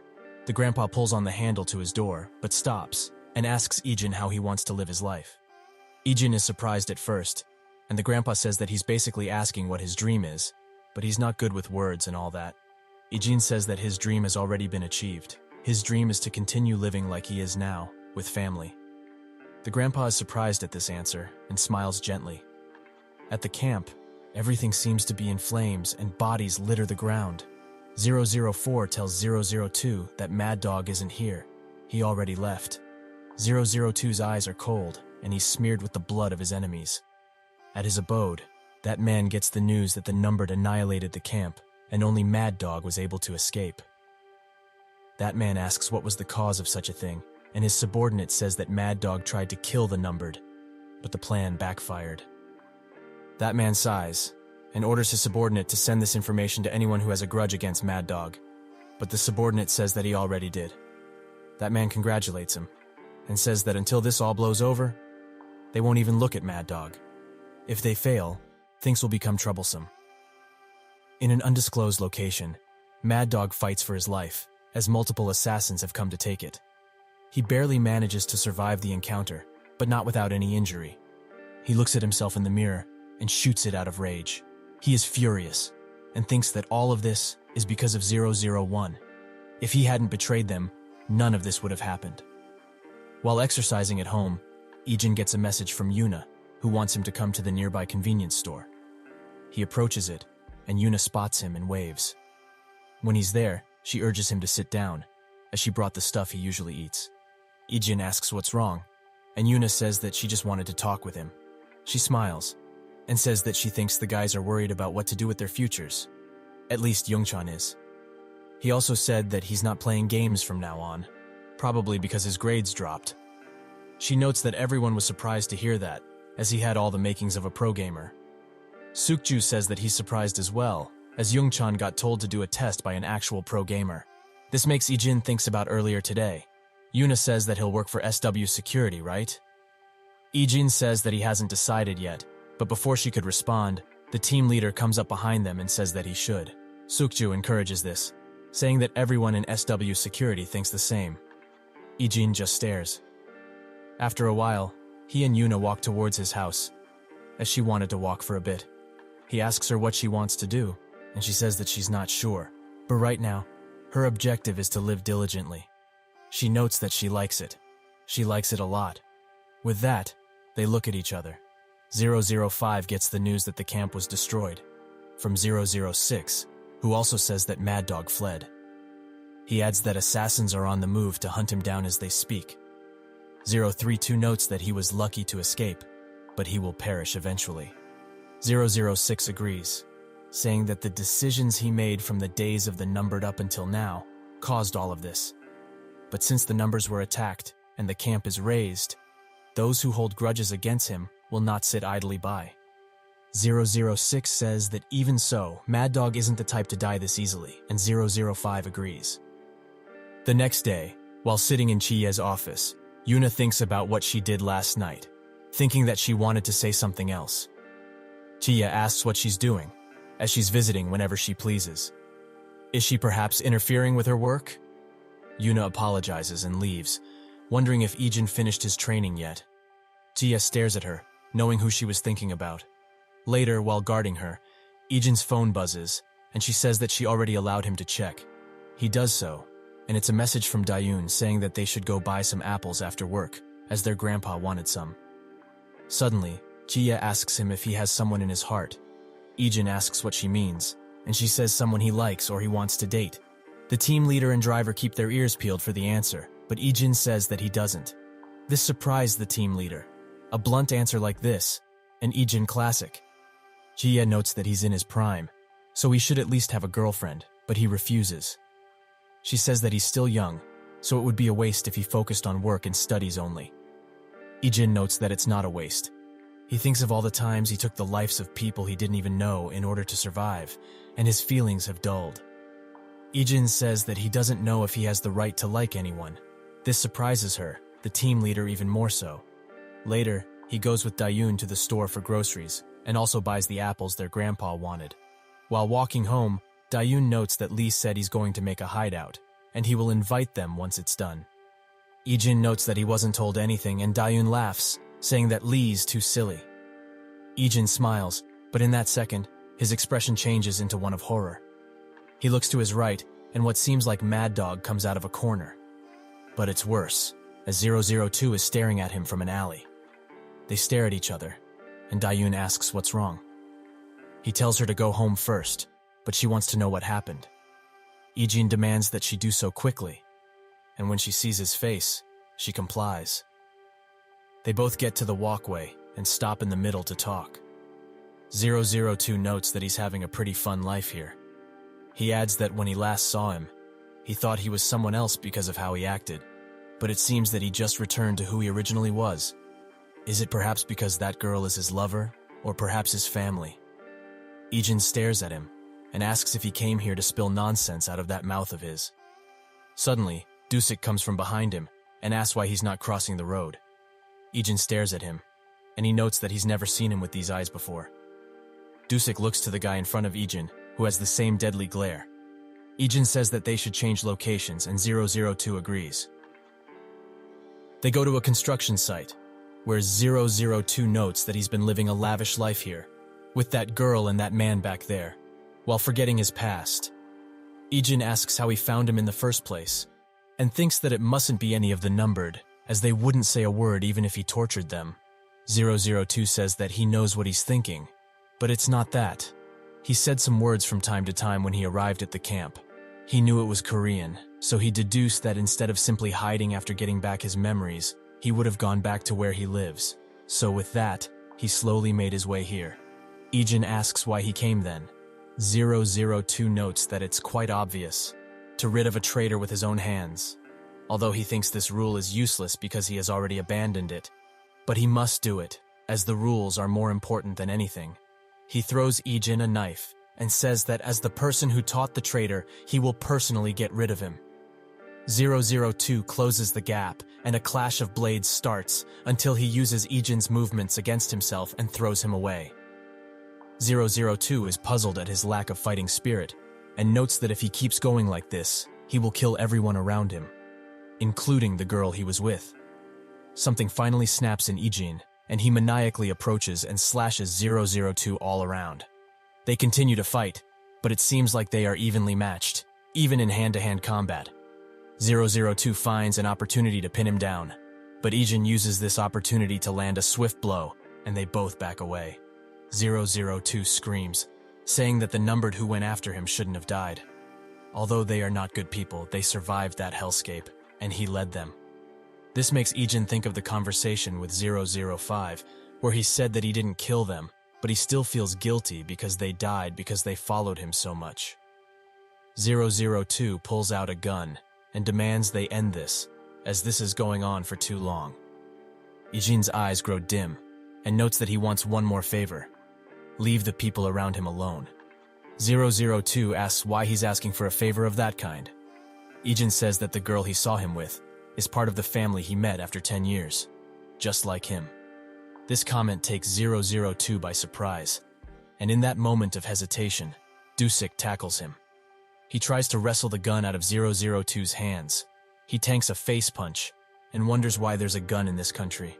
He succeeds in removing the weapon and goes for a punch, but 002 kicks him in the gut and leaves him on the ground. He looks at Ijin one last time and runs away. Dusik asks who that guy was to be fighting him. Ijin says that he's a colleague, much to Dusik's surprise, who wonders what kind of colleague cuts and shoots you. While chilling with a drink, Dusik thinks about Ijin. He knew that his life was different than others. But what kind of life did he lead to be at gunpoint by his own colleague? He asked Ijin if he was fine, and he confirms this. He also thanks him and walks away. Dusik sighs, noting that he's just a high schooler who loves his family very much. Ijin arrives home and Dayun hears it and goes to greet him. But when she sees him, she's quite shocked, as there's blood all over him. Ijin says that he fought with his friend. Dayun asks if it was bad, and he confirms this, leaving her to just stare at him. The grandpa asks if Ijin came home from his room, and Dayun pushes Ijin into his room as to hide the blood. He sits at the door, thinking of 002 and what he was about to do. At a pier, 002 thinks of Ijin and what he said about family. 004 asks where he went, but he doesn't answer, instead asking about Mad Dog. 004 notes that he's not in the country, so he probably isn't in complete hiding, since he has so many people after him. He notes that they should also look for 001 and the other numbered. 002 stops and notes that they will, after they take care of Mad Dog. The next day, while getting changed, Sukju asks if he's going to see his friend group today, as Lee said he created a hideout and told them to come there when they finish. Ijin finally remembers, and Sukju notes that he seems a little lost. Did something happen? He notes that he has something to think about, that's all. Sukju notes that including Young-chan, everyone has a lot on their minds, although they are an exception since they have their futures as bodyguards set up. Ijin looks a bit puzzled at his comment, and a short silence falls. Sukju seems a little worried and asks Ijin if he's not going to join the team, as everyone thinks he's joining. Later, they arrive at the place Lee indicated, and they see Young-chan in the same spot. Together, they head inside, where Young-chan is taken by surprise at setup Lee put together, snacks included. He notes that he bought the best PCs on the market, so they should use them however they like. Now there's no need to go to the PC cafe anymore. Instead, they should just restock drinks and snacks occasionally. Young-chan notes that the keyboards are the latest model too, and just when he's about to sit down, Lee points him to another seat. He notes that is his seat, and he set up some basic streaming equipment there. Lee says that he wanted to be a gaming YouTuber before, right? So he should try over there. The others are surprised that he wants to become a YouTuber, and they wonder why Lee bought him so much equipment. He says that it wasn't expensive, just some basic stuff. Young-chan is surprised and tries to say that his situation isn't good, but Lee cuts him off, saying that he shouldn't worry about it, and try when he has time. But if he wanted to do it, he should at least try, right? If he will start, he'll become his first subscriber. Sukju notes that he should stock the fridge with some sport drinks next time, and Ijin requests some onigiri, while Yuna something else. They all laugh, and Young-chan just stares at them. He apologizes and says that he will head out for now, much to everyone's surprise. The next day, Young-chan isn't present at school, making everyone worry for him, noting that his expression has been quite dim recently. Lee gives him a message, but the phone is in another room, as Young-chan is taking care of his sick mother. She says that he should have gone to school, as she's just a bit tired. Young-chan notes that he's worried, as fevers as high as hers don't come just from feeling tired. This is also the first time she closed the shop because of how sick she felt. His mother agrees, noting that she must be getting old, as her body isn't what it used to be. Young-chan notes that it's because she works so hard trying to raise him by herself, and a short silence falls, until his mother says that he still has to go to cram school.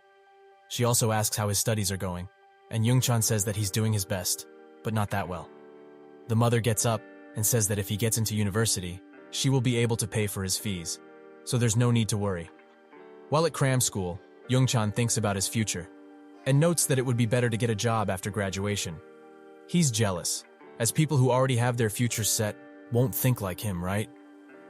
He walks home, and that's when he gets multiple messages from the group. He tries to reply, but that's when he bumps into someone. Before he could apologize, the guy bashes him for not looking where he's going. Young-chan apologizes, and the bully's classmates smirk and laugh at him. Other people just look, until Lee and the gang pull up.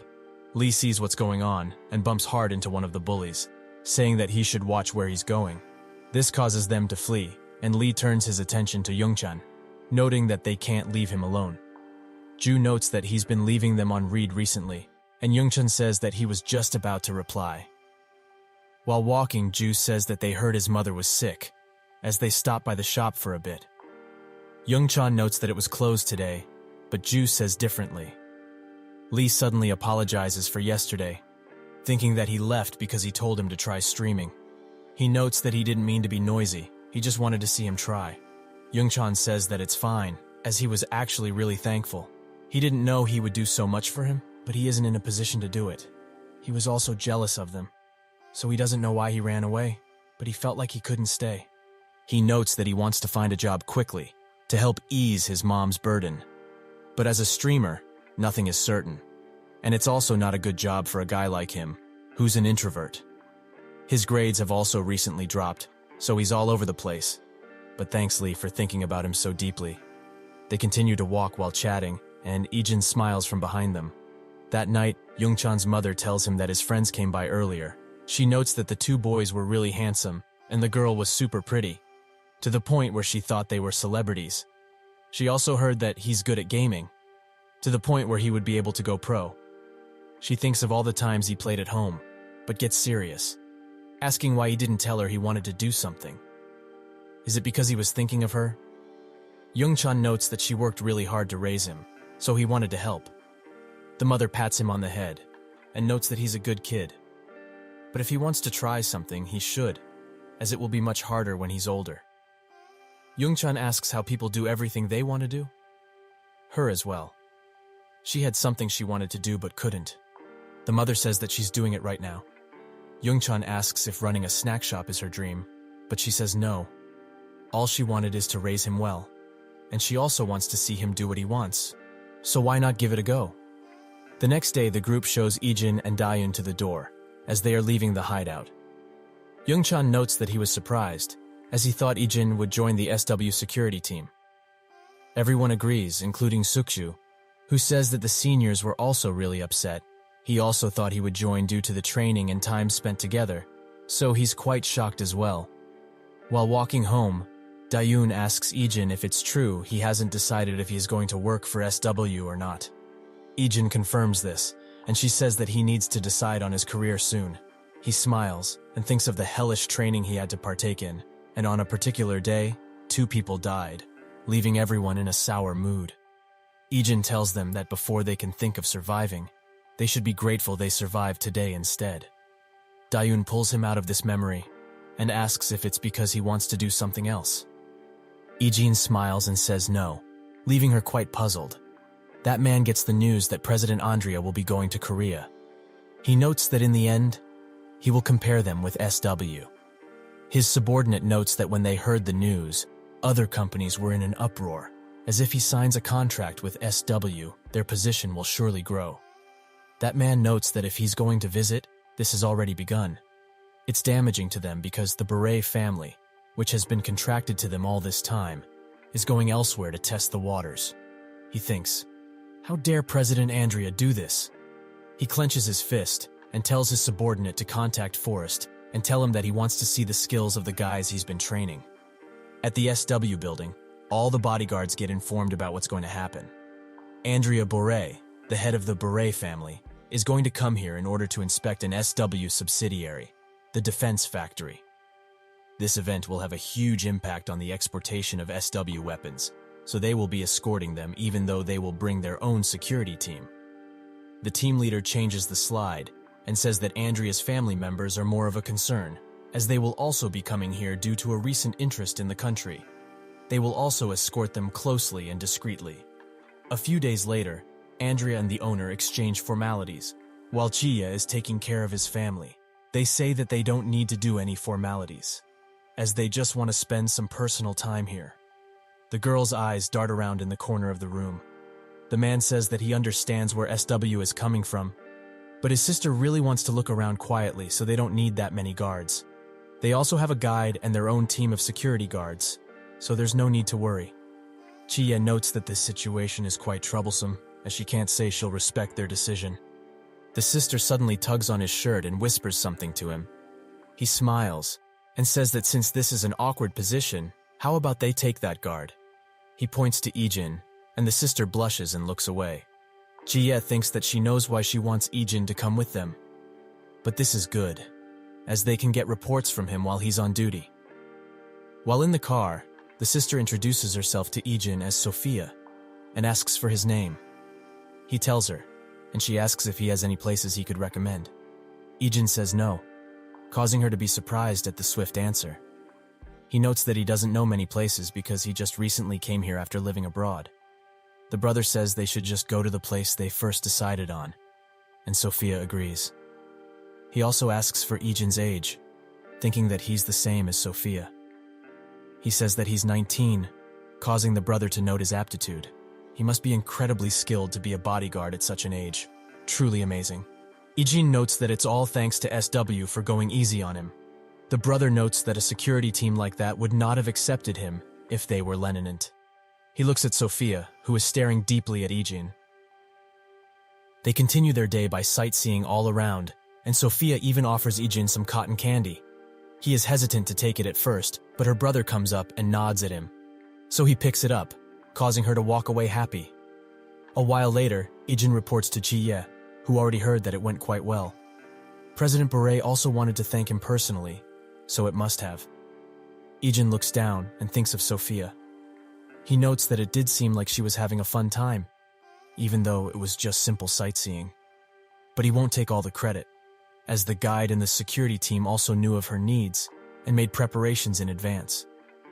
Jie and the team leader sweat a bit at his response, and she says that it didn't seem like that. At first, it was suspicious that Beret thanked them personally because his daughter did something like sightseeing. But after she heard what happened, she understood. It seems like Sophia keeps people aside from her family at a distance due to an incident of the past. If she tries to go outside, she gets extremely scared and paranoid, so she stays home. Even on vacation, she can't stop these anxiety attacks. So for her to move around this freely and comfortably, it's no wonder her father is thankful, for him that is. Ijin keeps his position firm, saying that it's because of the preparations of the other people, not him. Jie doesn't even try to explain anymore, and notes that he can leave. While walking away, he meets Sophia's brother, who says that he has a favor to ask. Can he be more chill during the 2 remaining days? Ijin apologizes and says that he wouldn't be able to do his job properly if he did that. The brother apologizes and says that he worded it strangely. He just wants Ijin to be a bit friendlier with Sophia, as she seems to like him quite a lot. He explains that in the past, she was kidnapped, and despite using every bit of the family's power, they couldn't find a trace of her. It got to the point where they just gave up. They did find her eventually, but she developed severe trauma and started hating people, so she finds it hard to approach people and hates leaving the house. He notes that he brought her here in hopes that it would help her heal, but to see her so comfortable is a first. so it's probably because of him. Ijin says that he can only give him the same answer. He just did his job. The brother smiles and says that he doesn't mind if he does what he did today. The next day, Sophia wakes up in a daze as she overslept quite a bit. She gets a message from her brother asking if she's going to come down. She worrisomely taps the phone and notes that she just woke up and will be down shortly. He is taken aback by this.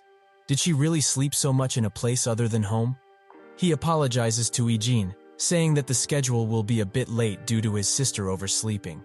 Sophia comes down running and notes that besides sleeping well, she also had no nightmares. The brother says that she always dreams of that incident when she sleeps in another place, and she confirms this, but strangely, not this time. The brother is surprised and thinks of the many times she woke up screaming and shaking and how he comforted her every time. He smiles and says that this is great news. It was a good idea to come here then. Ijin comes next to her, and she awkwardly asks if he slept well, and he responds with a yes. While in the car, the brother asks Ijin what his family is like, who responds that he lives with his grandfather and little sister. Sophia inquires more about the sister, and he notes that she's 17. The brother says that they have something in common and also asks what his relationship with her is. He says it's good, and she takes care of him quite a bit. The brother says that she must be a nice sister, and Sophia also takes care of him a lot. She notes that he is the one who takes care of her. Later, the guide shows them around, and Sophia drags Ijin everywhere. They finish their schedule and try to go home, but that's when a van in front of the convoy swerves, and this causes all the cars to stop. From one of the vehicles, the guide takes out all of the bodyguards inside and looks like she's prepared to kill. That man gets the news that it started. Apparently, Forrest sent someone who has a high evaluation within Forrest and is accompanied by other mercenaries. That person is surprised that they sent only one person, and his subordinate notes that this is their first official job. So Forrest must have sent someone with admirable skill. That man says that Forrest is the place they prepared after the camp, so now they can finally test if they are useful or not. The guide comes out of the vehicle, and Ijin notices instantly that she's holding a firearm. They give each other glares, and a few dozen people come up behind her. Ijin urges the siblings to get ready to move. The brother says that he shouldn't worry, as the security team will surely take care of this.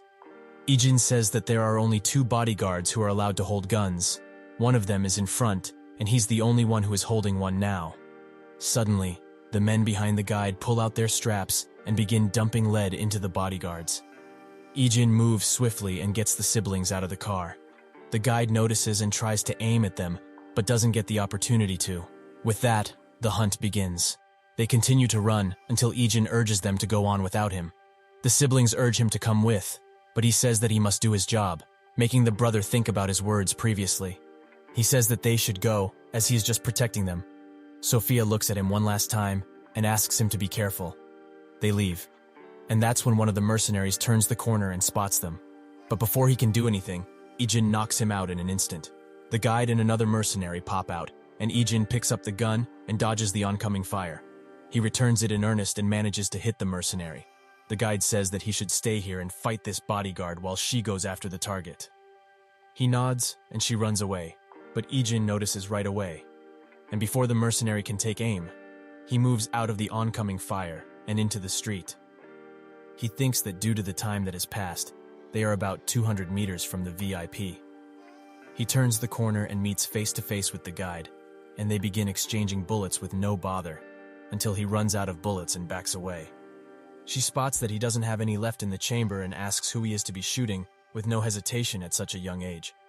She was quite speechless when she saw how young he was for a bodyguard, but to also be able to shoot? Just who is he? Before Ijin can hit her with the "just a normal high schooler" line, he tricks her by looking in another direction. This causes her to panic, and this gives Ijin ample time to tackle her to the ground and remove the weapon. They engage in hand-to-hand combat, and she's surprised he's skilled in this domain as well. She kicks him and thinks that she has the advantage, but that's when Ijin grabs her leg and hits her in the knee. They both back away, with the guide's leg clearly hurting. They both look at the gun, but she's the one to grab it first, so Ijin has no choice but to retreat. The guide thinks that she let her guard down like a dumbass. She thought he was just a kid getting some work experience, but it seems otherwise. She gets a call, and 2 other mercenaries come up behind her. So, they move to clear out the targets. Ijin continues to run until a shadowy figure catches his attention. It's the brother. He escorts him to where they were resting and says that they are waiting for backup, as Sophia can't run that much. Ijin looks at her, and the other bodyguard commends him for getting them off his trail. Ijin says that he was lucky, but the guard says that luck doesn't work on a trained enemy. The brother asks why the guide was one of the people who attacked them, and the guard says that the security team said they did thorough background checks, but it seems they missed this one. Ijin says that her true objective is to probably kidnap them both. This causes Sophia to shiver.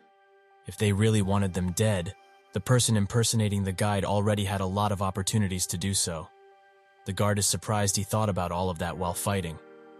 Ijin asks how long until backup arrives, and the guard responds in a strange way and says that in about 20 minutes, causing Ijin to stare at him with intent. The guide and the other mercenaries come out of the shadow, guns out and everything. Ijin suddenly dashes to somewhere, but instead of attacking them, he puts the guard they were with in a dangerous situation. The siblings are shocked at this, and the guard even more so. Ijin, seeing that he's resisting, cuts him a bit, causing the guard to put his hands up. The brother asks what caused him to do this, and Ijin explains that there are a lot of empty roads and buildings in this place. Isn't it strange that they found them so quickly? The guard says that he could have been followed for all he knows, but Ijin retorts and asks if a veteran bodyguard like himself wouldn't scout the area beforehand to see if they were followed. The guard says that he must be crazy to accuse him over such a flimsy reason. The brother says that it must be a misunderstanding, as Gilbert has been guarding them for 3 years. Ijin suddenly pulls out the gun from his holster and points it at his back. He notes that Gilbert here wasn't one of the people allowed with a gun, and there also wasn't time to secure one. The guide says that things weren't supposed to be interfered with by that useless pig, who's only good at spending money. Sophia looks at Gilbert and wonders if this is really the same person they had at their doorstep for 3 years. She just watches in horror, but that's when Ijin signals to her that he will attack and she should run away. Sophia knows this because Ijin has told her previously, the first time she was kidnapped. They give each other knowing looks.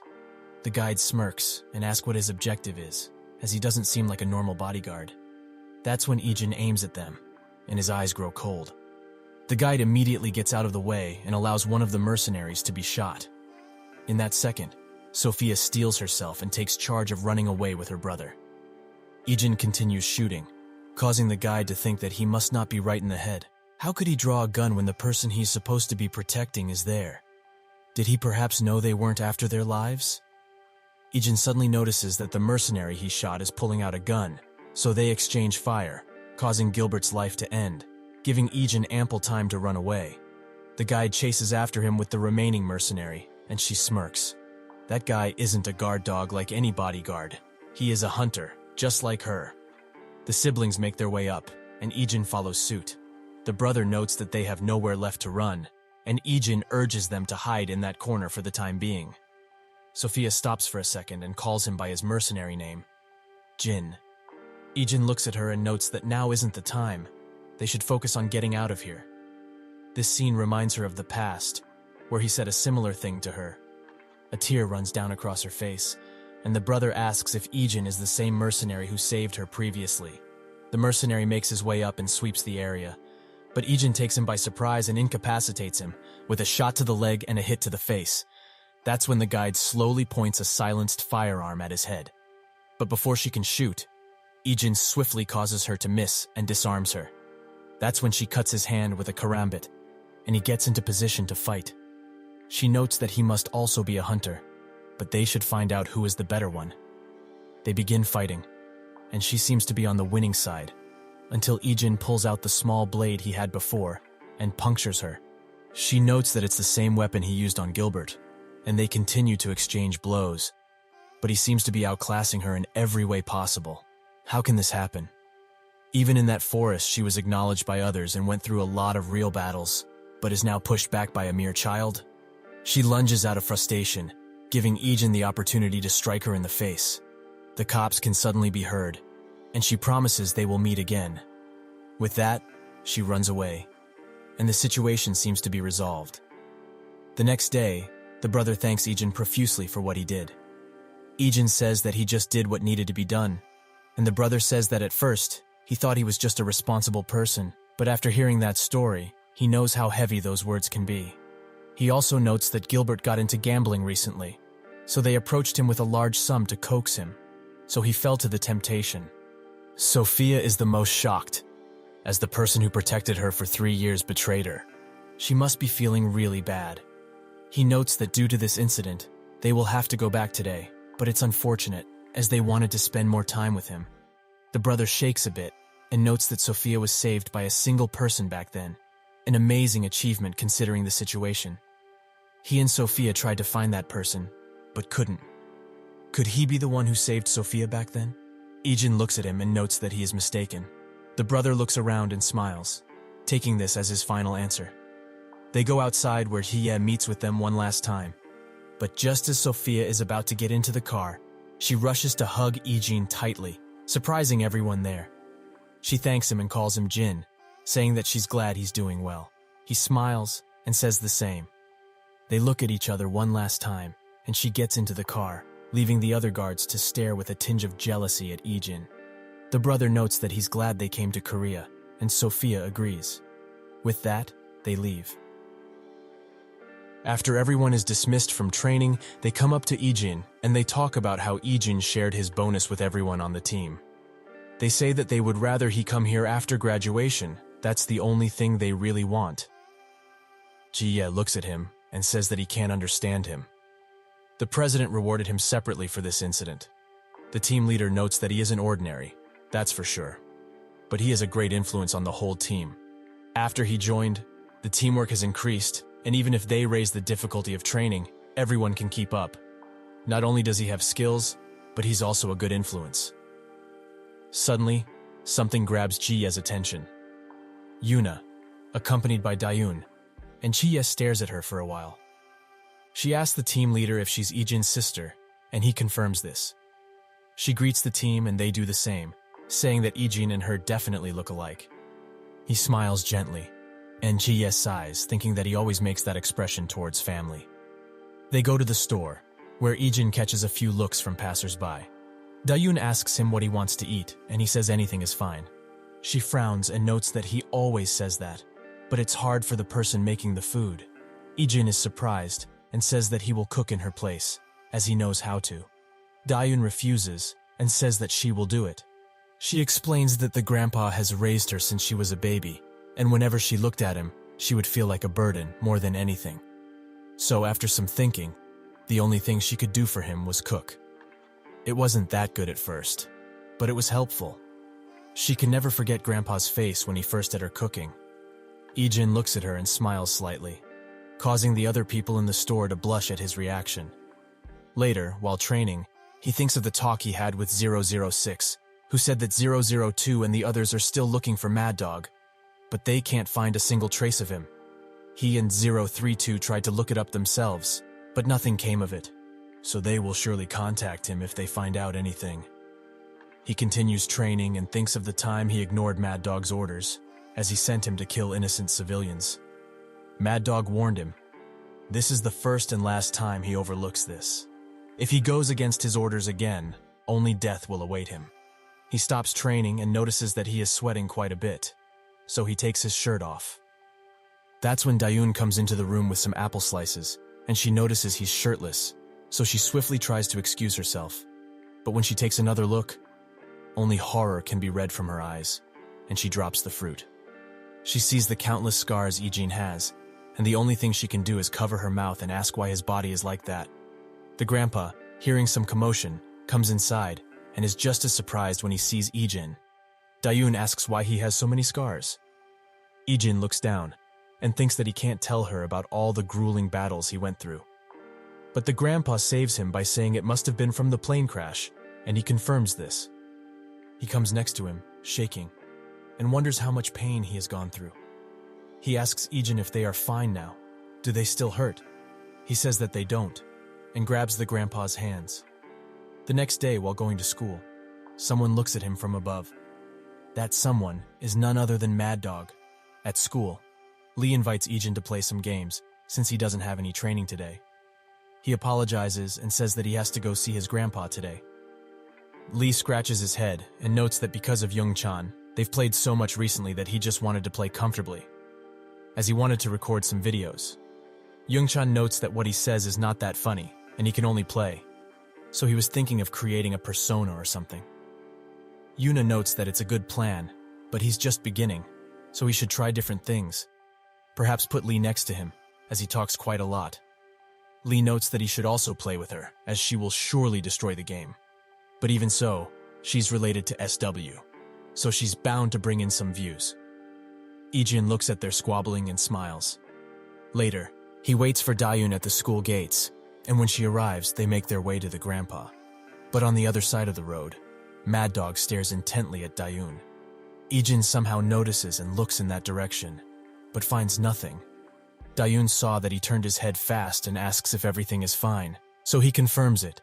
At the grandpa's workplace, his co-workers commend his grandchildren for coming to eat with him, as not even children do that nowadays. But Mad Dog is also there, listening carefully. While having some food, Dayun says that her classmates keep asking for Ijin's phone number.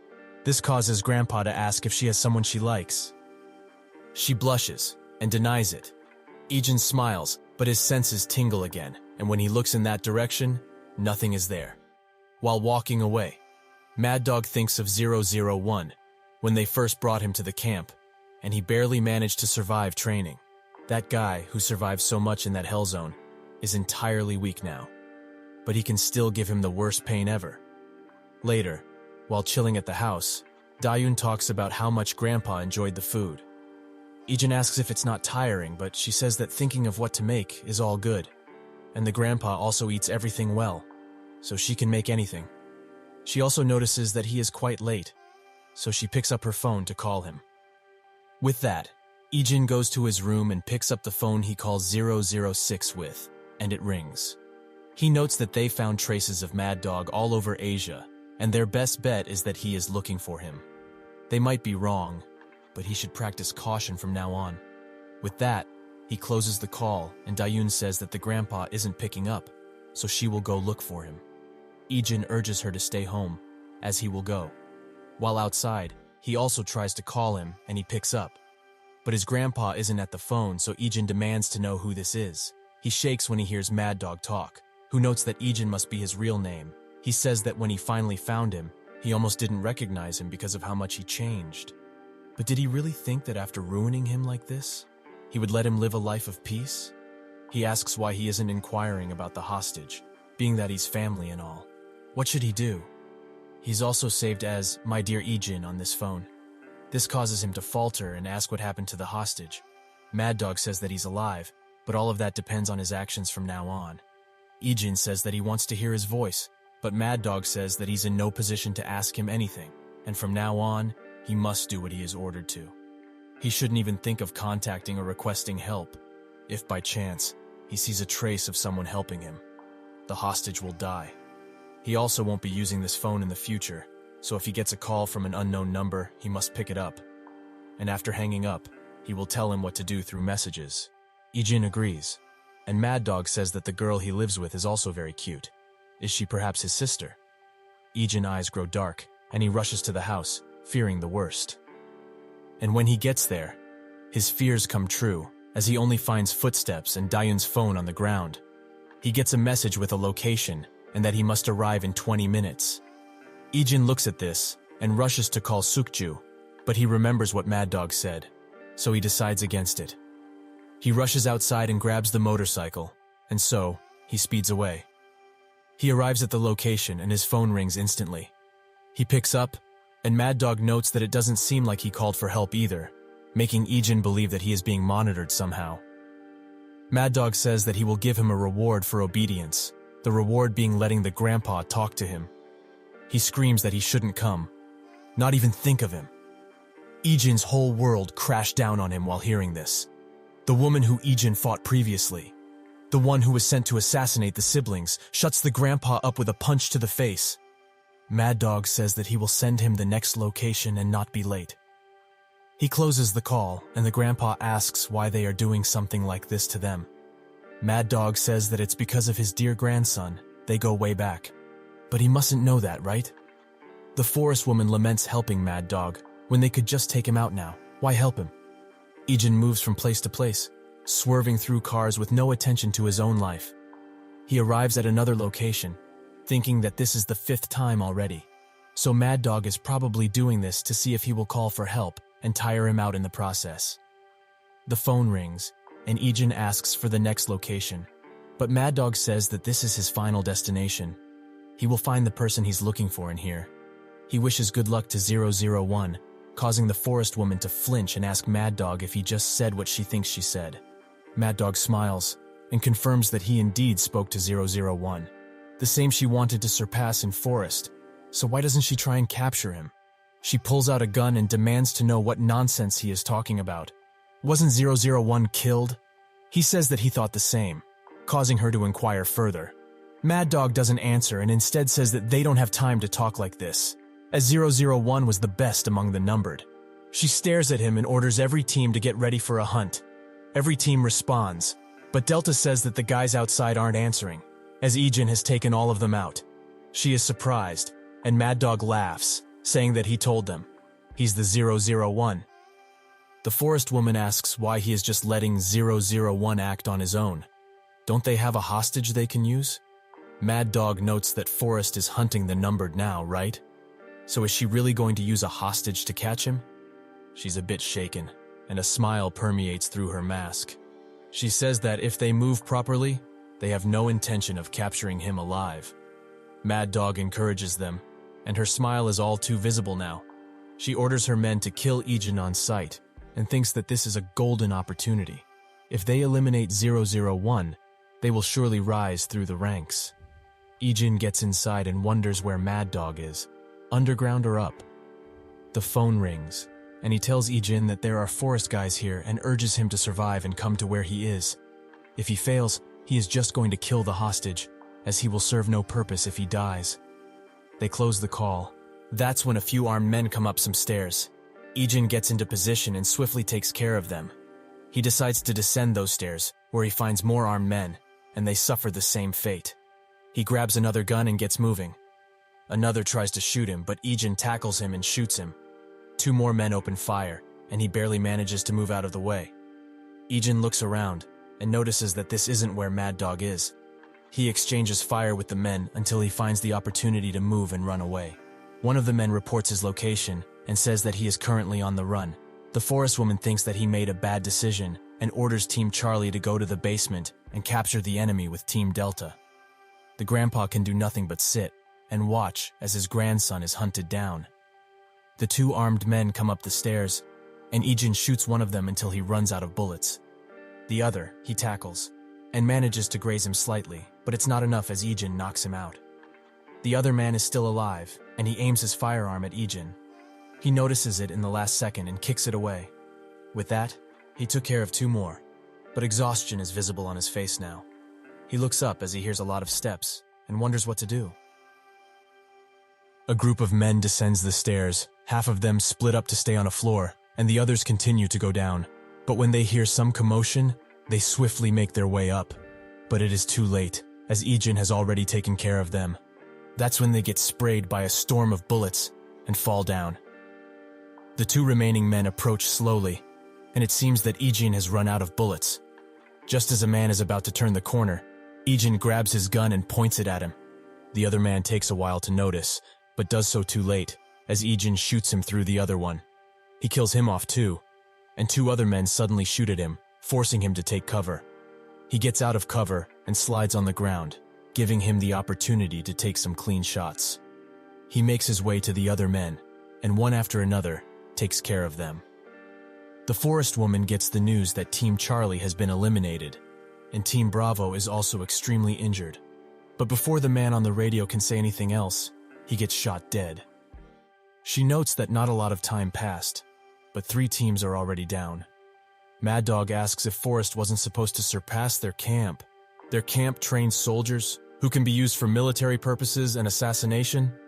Too bad Forest separated its soldiers and trained them, especially ones like her, who excel in assassinations. He shrugs and says that the guys she brought are only trained to carry out ops missions. She demands to know what he's talking about, and Mad Dog says that they are being systematically taken out by just one numbered, and this also isn't a place that needs good strategy, so. The forest woman asks him to shut his mouth. And why is he so proud when he's also running away from the very people he trained? She scoffs. 001 of the numbered? She will have to personally kill him then. She orders the other man to stay here, as she will be more than enough to complete this hunt. Ijin makes his way through the building, but suddenly his senses scream at him to prefire a spot, and he manages to hit something. The forest woman notes that he used that timing to shoot. It seems like he's not called 001 for nothing. She speaks to him, and says that her name is Anna, a code name from Forest. She also heard a myriad of things about him, including that he's the best from that camp, and also a traitorous dog. Ijin uses this opportunity to lean in and shoot at her. He runs away, leaving her to think that the same man who protected the siblings is also 001. They continue to exchange fire, and she notes that his being 001 makes sense. Anna also asks if he remembers his voice, and it seems that he does. She notes that she failed her mission due to him, so she was quite annoyed, but didn't think that an opportunity like this would come. That's when she throws a flashbang, lighting the whole floor with white. She tries to use this and eliminate Ijin, but he is too swift and throws the clothes at her, using this opportunity to shoot at her. She dodges, and he tries to recover from the flashbang. Anna asks what he's doing hiding in such an apparent place, and throws another. Ijin tries to run, but she manages to tag him in the shoulder. He retaliates and hits her arm, giving him the opportunity to tackle her to the ground. She gets out of it and tries to kill him, but Ijin slaps her arm out of the way and cuts her legs. She knows that this is over, and Ijin doesn't stop there, as he also cuts her arms. But when he's just about to kill her, she screams about the hostage. If she were to die, the hostage will also be eliminated. He looks at her with a fire in his eyes and leaves her in a pool of blood. She says one last comment. No matter what he does, he will still lose. Ijin makes his way to Mad Dog, who is glad to see him. Ijin spots the countless men aiming guns at him, and his grandpa, but not Dayun. He asks where she is, but Mad Dog notes she's in a safe and different location. He says that he has grown quite a lot in the past 5 years. He asks Ijin if he knows what has become. Everything he built is destroyed, and the people he raised are now after his life. What does he think about this, huh? Why did he have to go through all of this because of him? Ijin demands he let the hostage go, as this is between them. This enrages Mad Dog, and he screams that he won't release the hostage with just meager words. Isn't he curious why he was told to come here specifically? He points a gun at the grandpa's head and says that it's because he will kill his family in front of his very eyes, to make him experience a pain worse than death. He lost everything because of a brat like him, yet he lives life like a normal person. He won't let that happen and will kill this old man now, and then his sister. Ijin's eyes are disturbed, and his head goes through all of the scenarios in order to save his grandpa.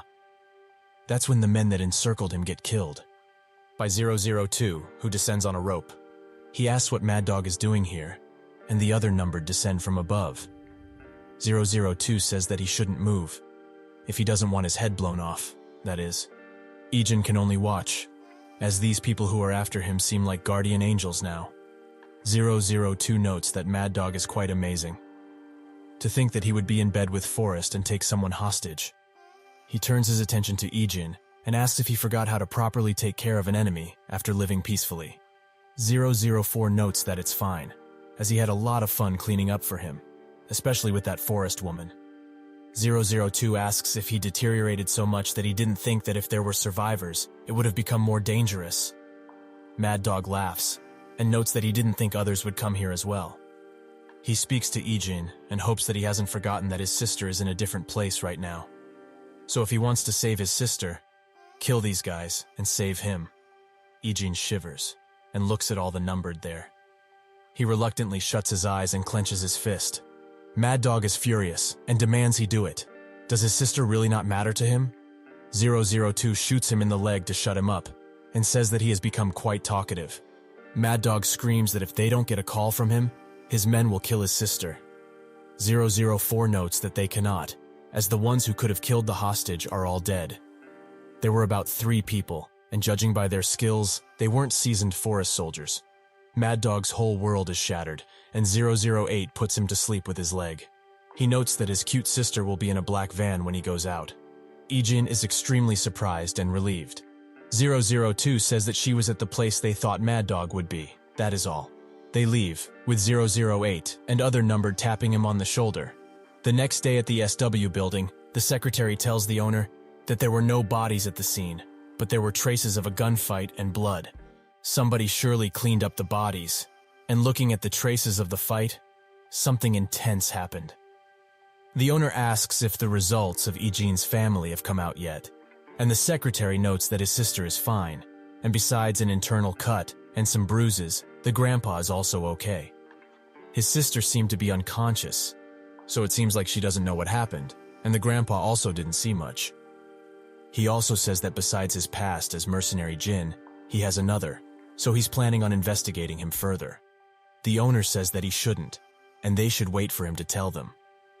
At the hospital, Ijin sits in front of the room where Dayun and the grandpa are hospitalized. He looks down and gulps once. He reaches for the door handle and opens it. They are both surprised to see him and ask him if he's fine with his injuries. Ijin looks at how much they worry for him and apologizes. He is extremely sorry. The grandpa hugs him tightly and says that it's all right. He doesn't need to talk about it. He will tell them all about it when he wants to. They sit down, and Ijin explains that after the plane crash, he was a mercenary before regaining his memories. The grandpa notes that he was only 9, so from such a young age. They both look at him in horror, and he notes that this whole incident was because of someone who had a grudge against him during his mercenary years, and the people who helped him were his comrades. Because of him, they were both put in dangerous situations, so he apologizes. The family both look at him with shocked expressions, and the grandpa shakes a bit. He says that it must have been hard to confess something like this, so he congratulates him for it. Ijin walks out of the room with a sad expression, and the owner meets with him, asking if he's getting discharged today. They go outside, and Ijin thanks him for the help in all of this. The owner says that he didn't do much, as most of the cleanup was done when he went to the scene. He only took care of the remaining traces. They sit in silence for a bit, and he asks if he told his family. Ijin notes that he told them about his days as a mercenary, as it's best if they don't know about the other stuff. The owner inquires about the other things, and Ijin asks if he doesn't know about the other jobs he did before becoming a mercenary. The owner says that if he asks, will he answer? Ijin apologizes, and he smiles. In an undisclosed location, the numbered interrogate Mad Dog, but he won't spill a word, so they will have to go to his hideout to find some answers. 004 agrees and notes that the guy who ran the camp won't talk this easily. But forget that. What will they do with 001? They all sit in silence until the sniper speaks and says that back then, 001 didn't move. When Mad Dog told him to kill them if he wanted to rescue his family, he didn't move a muscle. 004 notes that they don't know if he was thinking of killing them, and if they didn't interfere, he would have surely moved. The sniper asks if that's not enough already. If 001 really thought of them as his enemies, he would have struck the second he heard that. 002 says that they will decide what to do with him after they finish this. At another location, a man gets the news that Mad Dog and Anna have gone missing, along with the guys they sent out. A man there notes that they cannot get in contact with them, so they were most likely attacked by someone. The man who seems to be in charge orders them to find out what happened, whether Mad Dog stabbed them in the back or someone else messed with them. The family arrives at their home, and Ijin urges them to go inside, as he will be right behind them. They agree, and Ijin looks behind him, where 005 and 006 are waiting. 006 notes that he heard about what happened, but when they found out, it was already too late. But is his family safe? Ijin says that they are in shock, but okay. He also got help from 002. This surprises both of them, and 005 says that she talked with him not long ago about the numbered who chased after him and perished. She told him that he just made them incapable of fighting, and that he was also shocked when he got the news. 006 asks what his reaction was, and 005 says he had none, as she can't really read that guy. Ijin thinks of what he said about his sister and looks down. 006 notes that the other numbered also know about his family now, so they won't know if things will be okay. Ijin notes that if they want something settled, they will come to him, but they should keep an eye on Forrest from now on. 006 says that they will, as they've been popping up recently and are weary of the numbered, so they can't just ignore them. Ijin says that Mad Dog is working with Forrest, surprising both of them. 005 wondered from where Mad Dog got his help, and 006 notes that since they lost a lot of good people, they will surely send someone here to investigate. The next day, Ijin prepares them quite a large breakfast, and Dayun notes that he doesn't usually cook. Ijin says that he just followed some tutorials, so he doesn't know if they will taste good. Dayun gives it a taste, and sure enough, it seems really good. The grandpa also likes it, and notes that it must have been tiring to get up so early and make these. Dayun says that's not often, but he should challenge himself by cooking new foods sometimes. Ijin agrees, and thinks of the conversation he had with 006, where he said that his life will now become much more difficult. But he doesn't want to think about that this morning. He just wants to be with his family. Somewhere else, Mad Dog seems to be at death's door, and 002 waits for some answers. Mad Dog says that all of this is pointless, as they won't be able to get any information from him. 002 says that nobody is going to rescue him, so when he does tell them something, he will die. He just needs to answer this, and he will have a merciful death. The numbered who died on the day 001 ran away. Who really killed them? Mad Dog notes that this is quite the foolish question given the situation, but 002 doesn't care and demands an answer. Mad Dog looks at him and notes that he mustn't think 001 did it. This is quite an unexpected situation, as he didn't realize the numbered who were suffering and breaking down during training would form trust between each other. His thoughts were filled with how many would survive, and how to increase their combat capabilities. He finally answers 002's burning question. He doesn't know. That's the final answer. And he doesn't know if all of this is meaningless now, but he is sure it wasn't 001. 002 gets up and puts a gun to his head. Mad Dog asks one last question before he dies. Why did they believe in 001? 002 notes that, as he said, they are probably broken. Mad Dog laughs, and all of his memories come flooding back.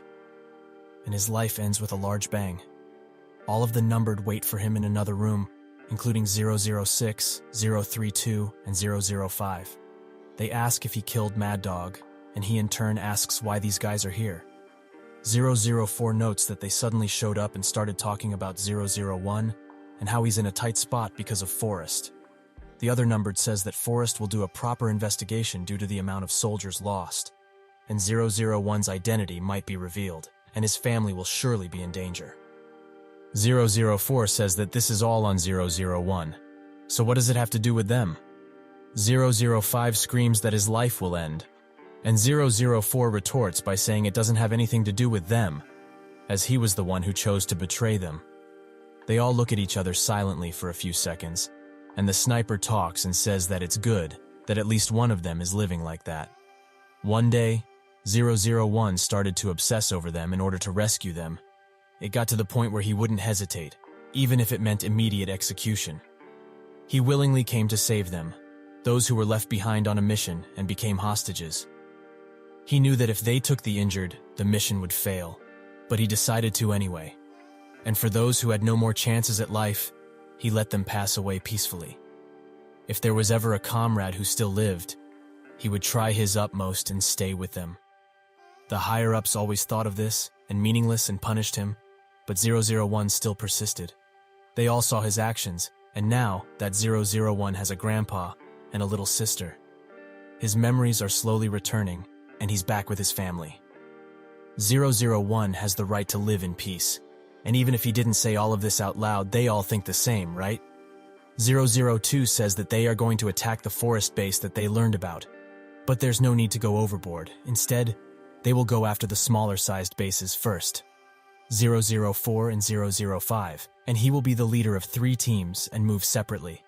Forrest is also after them, so they cannot afford to sit still.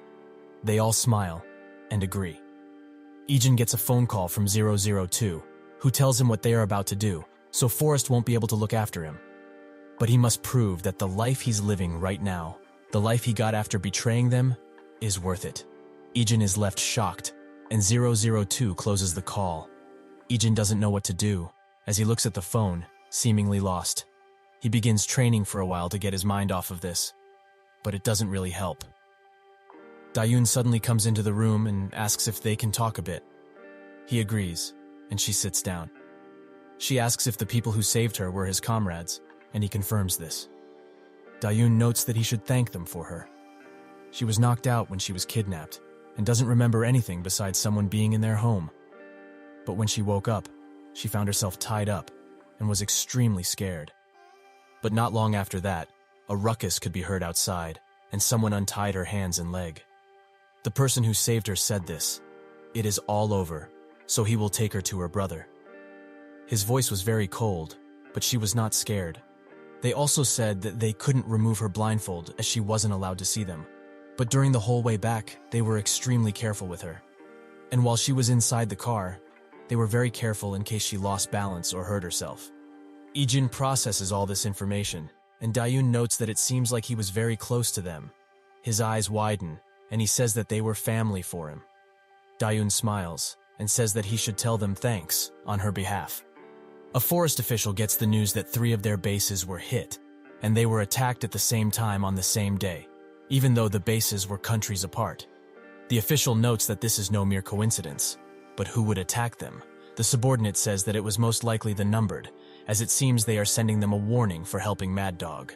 The official notes that they can safely say that Mad Dog, Anna, and the rest are dead. They should be careful for now, but not go after them just yet.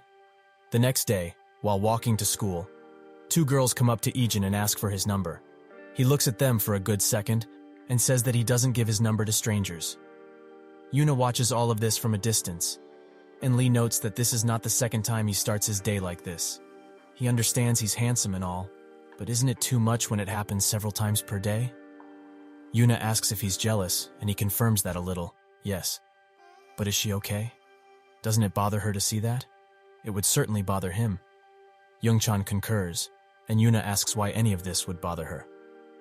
They all stare in silence at her, including Sukju. Lee demands to know if she thinks they are idiots.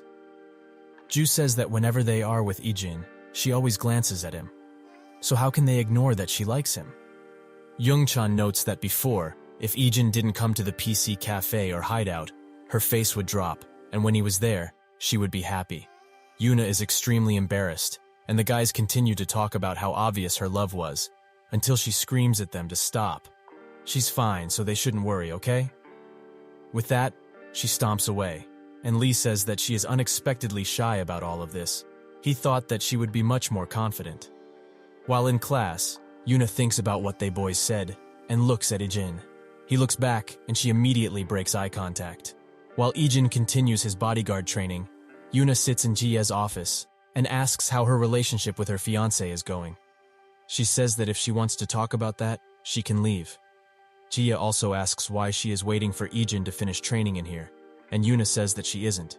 She's just here to see her. Jia knows she's lying, but lets it go, and instead asks if it's nice living without thinking about the company. Yuna confirms this, saying that it's like a weight was lifted from her chest. Jia says that she's glad, and just when Yuna is about to take a sip of her drink, she asks if she confessed to Ijin yet.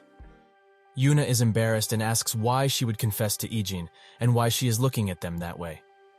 Jia notes that he's very popular, much more than she thinks. Seoha, who's from their subsidiary, is interested in him, and Sophia, who came not long ago, was very interested. Yuna is surprised by all this, and thinks about how many opponents she has. Jia sighs, and notes that it might be better that she hasn't confessed, as Ijin said that he doesn't know if he has the right to like someone.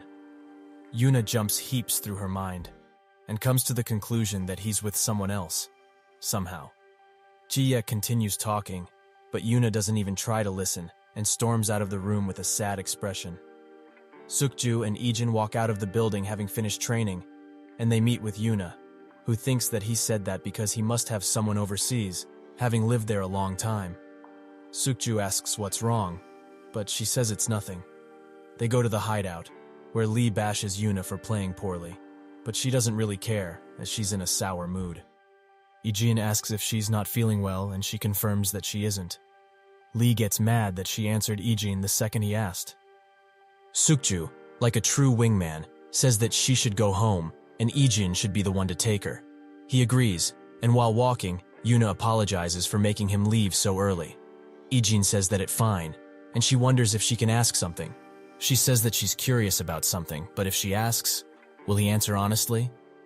Ijin looks at her and notes that she will, if it's something he can answer. She finally musters up the courage to ask if he has someone he's dating. Ijin is surprised to hear this from her mouth, but confirms that he doesn't have anybody. Yuna is extremely happy at this information and grabs his hand, noting that they should go to the convenience store to eat some noodles. Ijin asks if she's feeling okay now, and she confirms this. While at their hideout, the numbered look at pictures of Yuna and notes that she's the granddaughter of the CW owner, who has recently entered the military industry as well. The other numbered notes that she's in the same class with 001, and judging by the pictures they have of them, it seems like he's living a little too well. At a funeral parlor, Dusik's subordinate waits outside in the rain, while Dusik himself looks at his grandfather's ashes and thinks of his words. He apologizes, saying that he's still living as usual. A woman suddenly greets him and asks if he's here because it's their grandfather's death anniversary. Dusik confirms this, saying that he would have nagged him all night if he didn't. He asks if she is well and about Hyunsu. The woman says that she's still the same, and Hyunsu is busy with work so he couldn't come today, but he wouldn't have even if he hadn't. With that, Dusik leaves, and his subordinate rushes to cover him from the rain. Dusik says that he should have stayed inside the car instead of waiting outside in the rain. While driving away, he thinks of the time he tried to steal a motorcycle from the grandpa, who screamed at him for doing it. But when he heard he didn't have any parents, he put on a front and said that he will work at the shop to repay what he owes. We see that even when he got tangled with the police, the grandpa always came to his defense and apologized for him. Dusik's thinking gets cut short as they spot Ijin's grandpa working in the rain. Dusik tells the subordinate to stop the car, and he immediately goes to the grandpa, saying that he should do all of this later. The grandpa notes that if he does it later, the trash will pile up, so it's more comfortable for him to do it now. Dusik drops his umbrella and begins helping, much to the grandpa's surprise, who notes that his suit will get ruined. He also thanks him for always helping, but he hasn't seen him in a few days. Dusik says that he was in his hometown, as he had something to do. The grandpa suddenly collapses, and Dusik tells the subordinate to grab the car quickly. They get to the hospital, and Ijin arrives later, wet due to the rain. He asks the grandpa if he's okay, and he notes that he is, so he should have stayed at school. Dusik comes and says that he hurt his back pretty badly, so he needs at least a few days of rest. The grandpa says that he will be fine after resting, so he should be the one to tell Dayun properly, as not to shock her with the news. Outside of the room, Ijin thanks Dusik for doing this, and for also helping the grandpa regularly. Dusik says that it's fine, as they aren't strangers anymore. They ask if he skipped school to get here, and he confirms this. Dusik notes that they didn't know why he collapsed, so they decided to call him. He stares at Ijin, and says that when he looks at him, he gets reminded of how he was. An awkward silence falls, and Dusik explains that he meant he also had a grandpa. But never mind that, they should go eat something, since a shop is not far away. Ijin offers to buy, but Dusik notes that a high schooler couldn't have any cash. The subordinate notes that SW bodyguards get paid quite well, and his phone rings. While he picks it up, Dusik asks if he can handle him ordering some beef rib soup. Ijin confirms this, but it seems that they are busy, as the subordinate tells Dusik that they have to return to the shop, as Hyunsu just stopped by. While at the shop, he bashes the waiters for bringing him such cheap beverages, until Dusik arrives and looks at him with an almost disapproving look. Hyunsu asks if he's been well and that he should discipline his guys, as they served him some frankly cheap alcohol. Dusik tells him to not worry about that and instead say why he came here in the first place. Hyunsu says that he wants some money for a business he's been thinking about. Dusik says that he already gave him some before, but Hyunsu notes that last time he didn't plan thoroughly, so this plan is bound to be successful. Dusik says that he already told him before. That was the last time. Hyunsu gets mad and asks how he can forsake him in this way. He cannot do this to him after how much Grandpa looked after him. Dusik notes that this is exactly why he gave him money previously, because of Grandpa.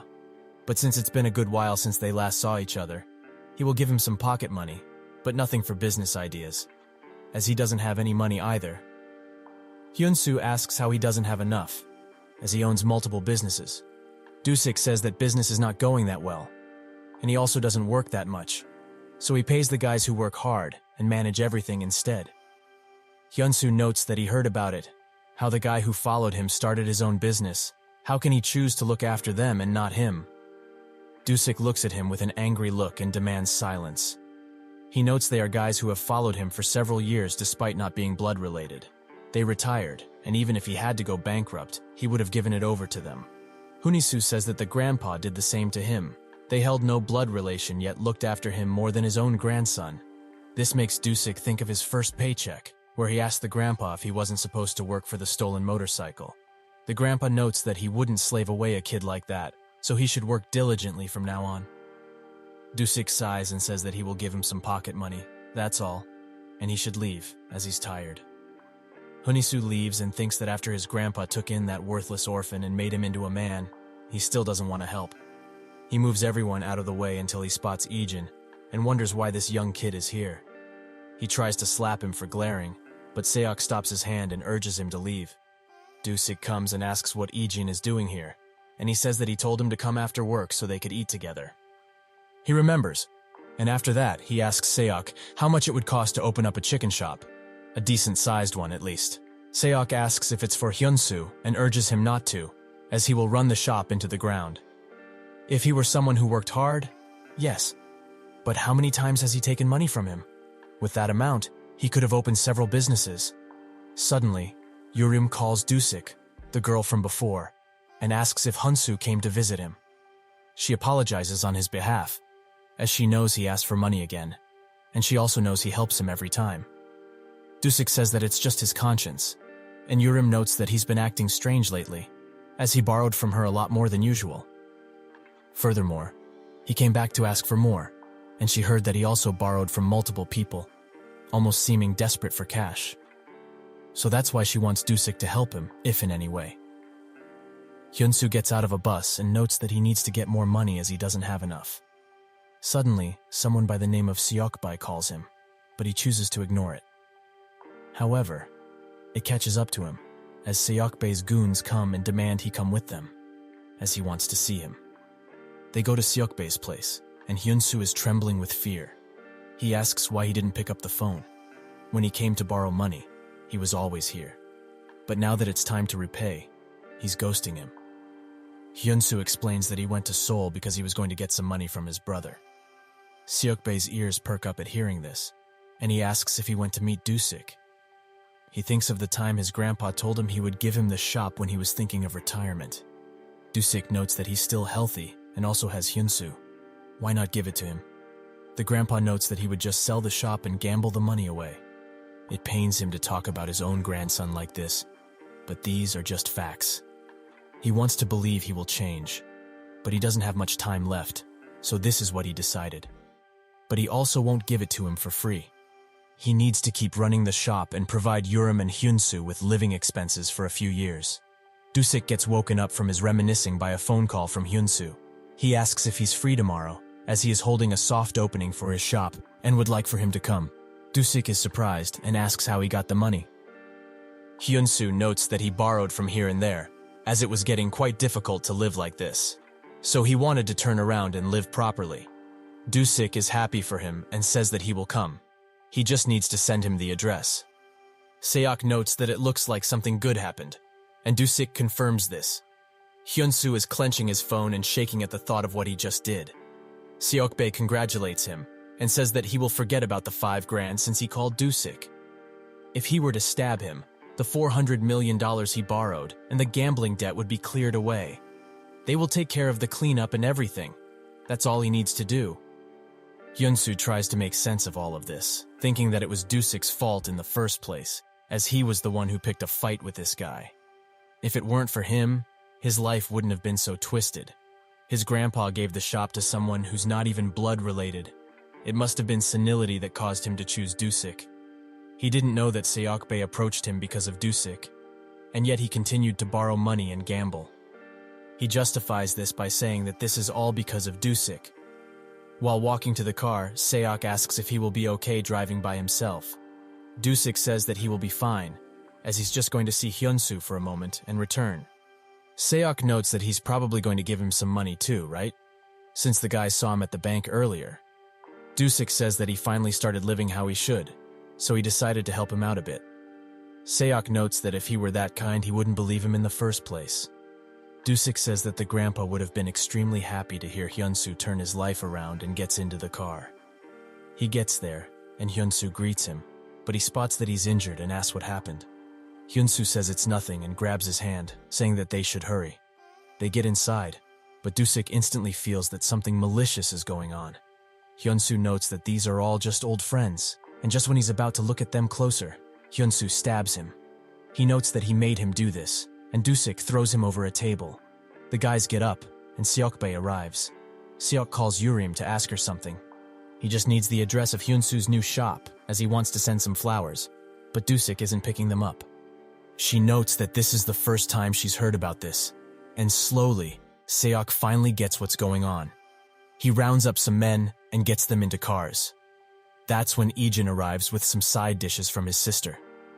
In the past, while Dusik was coming into the shop, he saw the grandpa give some money to Seokbae. Dusik bows down, as they are already old acquaintances. Seokbae puts his hand on his shoulder and notes that he always has a place with him, so he can come anytime.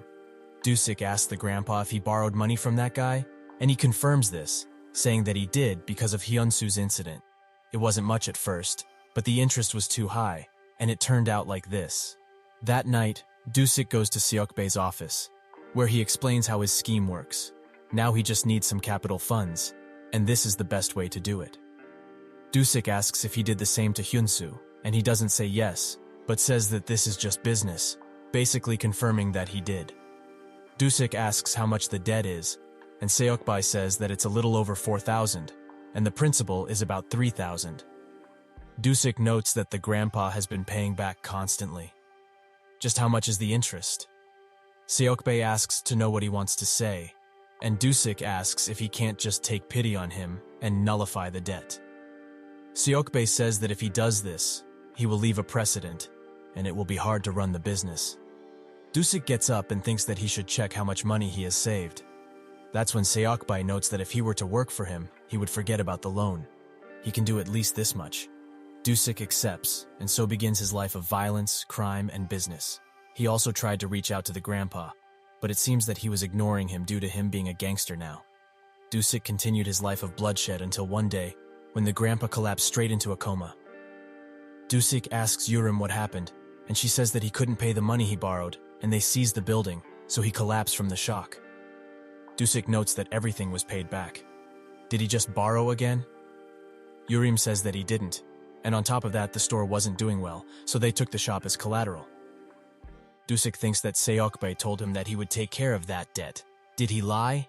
He asks about the money he sent, but Yurim says that the grandpa said that he earned that money, so they should never use it. He said that he felt guilty and didn't have the strength to face him because he knew why he quit. He even said he would repay him, and even took a job at a labor factory to do it. Dusik thinks about all of this, and something inside of him snaps. He goes to Seokbae's office and leaves it painted red. He finds Seokbae, and brandishing a demon's appearance, he asks why he didn't clear the debt. Seokbae notes that he already told him. Businesses cannot be run if he were to take pity. He rushes with the knife, and Dusik defends himself, but Seokbae finds the opportunity to slash him, giving Dusik his scar.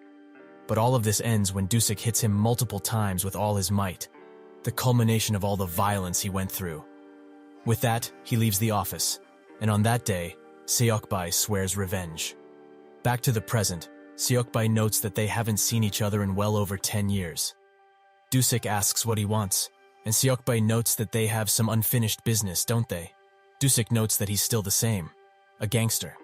One of Seokbae's subordinates gets mad, but he calms him down and says that he heard he was doing very well, but now he's at his downfall.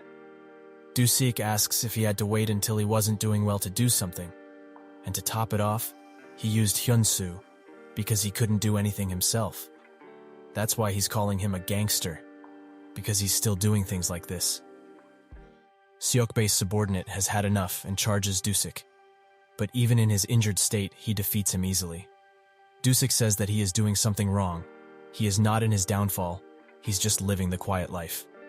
Seokbae orders his guys to attack, but Dusik holds his own, surprising even Hyunsu, who didn't know he was this strong. Dusik takes out the first wave and thinks that it's getting harder and harder to move. Was his intestine perhaps punctured? The next wave rushes in, and when fighting, a little bit of his old self permeates through his attacks. But even with that, some still manage to strike him, and the fight continues. Seok and the men rush to Dusik's location, hoping to arrive in time. Dusik manages to defeat most of the guys, but he is reaching his limit and can barely stand up anymore. He notes that if his body were fine, he would have given them a good beating, just like before.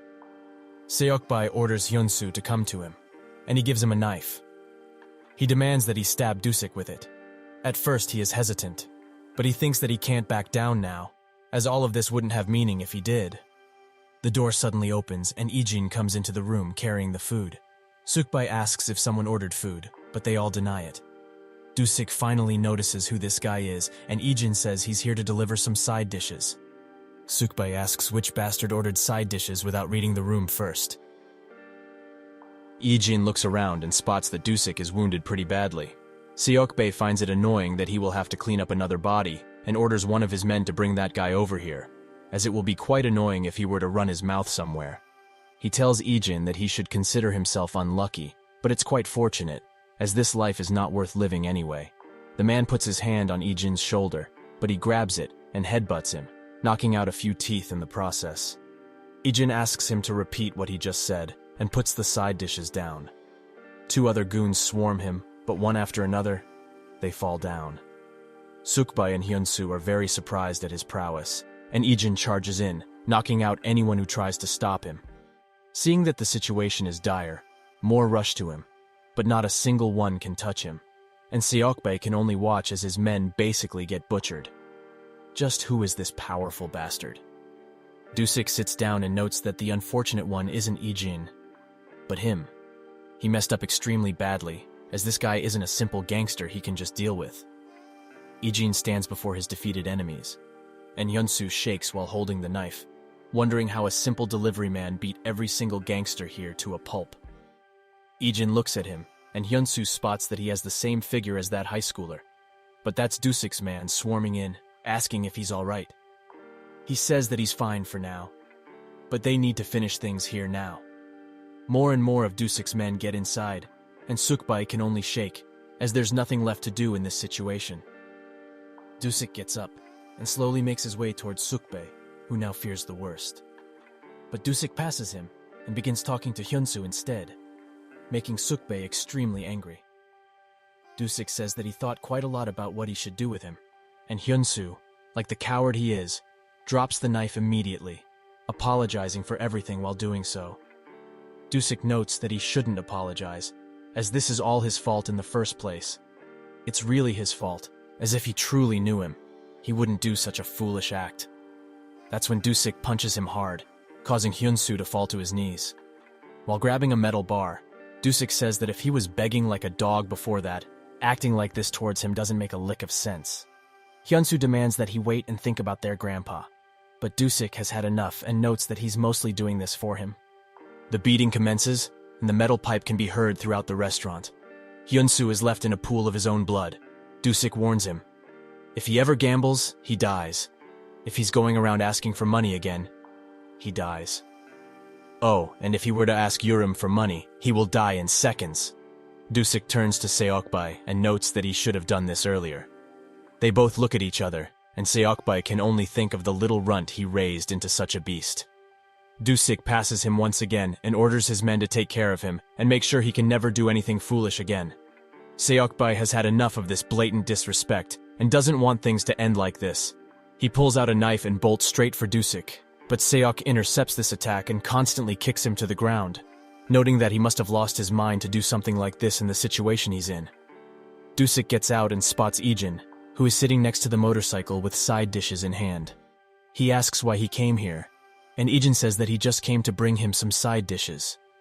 Dusik asks if he's actually joking, but Ijin just hands him the side dishes and says that his sister told him to bring them quickly, and he also thanks him for helping Grandpa. Dusik finds all of this quite surprising and notes that he should be the one to thank her. He also spots the motorcycle he rode here and says that he's using it quite well. Ijin says he will return it, but Dusik has already told him time and time again that he can keep it, as it doesn't suit his age anymore, and he honestly never rode motorcycles, even when he was young. Ijin asks if he stole it, but Dusik denies it. Ijin is still quite skeptical, however. Dusik scratches his head and thinks of the time he spotted this motorcycle and bought it. He notes that it just reminded him of the good old days, but he never truly rode it after purchasing it. Ijin looks at him, and Seok urges Dusik to go to the hospital now, as he's quite injured.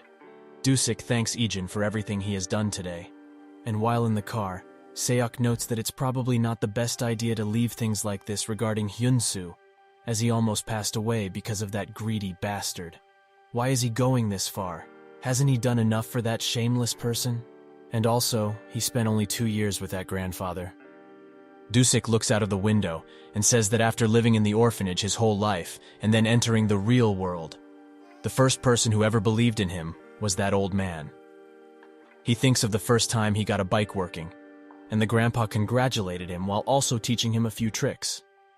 That's when he asked why he keeps teaching him stuff and letting him work, and the grandpa noted that he's not really that special. But he knew about him and how often he would get into fights, so what would he see in him?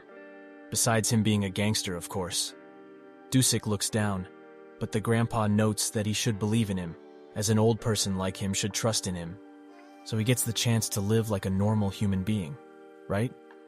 This touched Dusik deeply, and he notes that he can never forget those words. Never. Seok smiles and says that now he understands perfectly.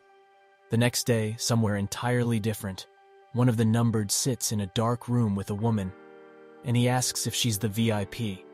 She confirms this, and he says that they should confirm the deal, as he will be guarding her until she leaves the country, so for 3 days, right? The woman confirms this and says that she also wants to ask something. He asks what it is, and she asks if he's really the only person guarding her.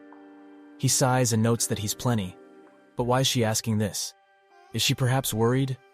She denies this and instead notes that she's a little sad. That's when she pulls out a gun and shoots him. Who is this woman to take me by surprise? At the forest campsite, the commander gets informed that Alice has started to move of her own free will and is now acting independently after hearing about what happened. The subordinate says that he already knows how Alice can be, so it's difficult to restrict her movements. The commander still demands they bring her in as fast as possible, but the subordinate says that they cannot contact her or trace her location. This leaves the commander to think about what she can do. The numbered managed to barely survive, and he thinks of how he hid from Alice, who clearly knew all of this time that he was one of the numbered. The door suddenly burst open, and he pointed a firearm at it, ready for anything. But 008 comes in and asks him, "What happened?" As he was quite shocked when he got the call. He notes that he got shot, and she must have been after him from the start. 008 asks if he knows who she is, but 018 denies this. But she is quite skilled, so they need to return and find out. 008 notes that they should move and asks him if he can walk, but due to his injuries, he barely got here. 008 slowly picks him up, but that's when they both notice something is wrong, and countless bullets start coming out of the door as Alice shoots through it with an SMG. Shortly after, she throws in a flashbang and makes her way inside. She searches the area but finds nothing. That's when 008 comes at her with a table and manages to strike. But he can't finish the job, as the flashbang has affected his eyesight. This gives Alice ample opportunity to aim and shoot, but 018 moves 008 out of danger with the last of his strength, and they manage to leave the room. She tries to follow them, but just as she gets through the doorway, someone grabs her gun and pins her to the wall while also aiming square for her head. In her eye reflection, the culprit can be seen. 002. He pulls the trigger, and she barely manages to move away. She drops herself down but swiftly gets ready to strike, but nobody is coming out of the doorway just yet. 002 signals 018 and 008 to get out of there, and they do so. Alice laments not being able to kill at least one, and says that she doesn't know about the others, but he knows him quite well. 002, the current leader of the numbered. He asks who she is, and she doesn't want to answer.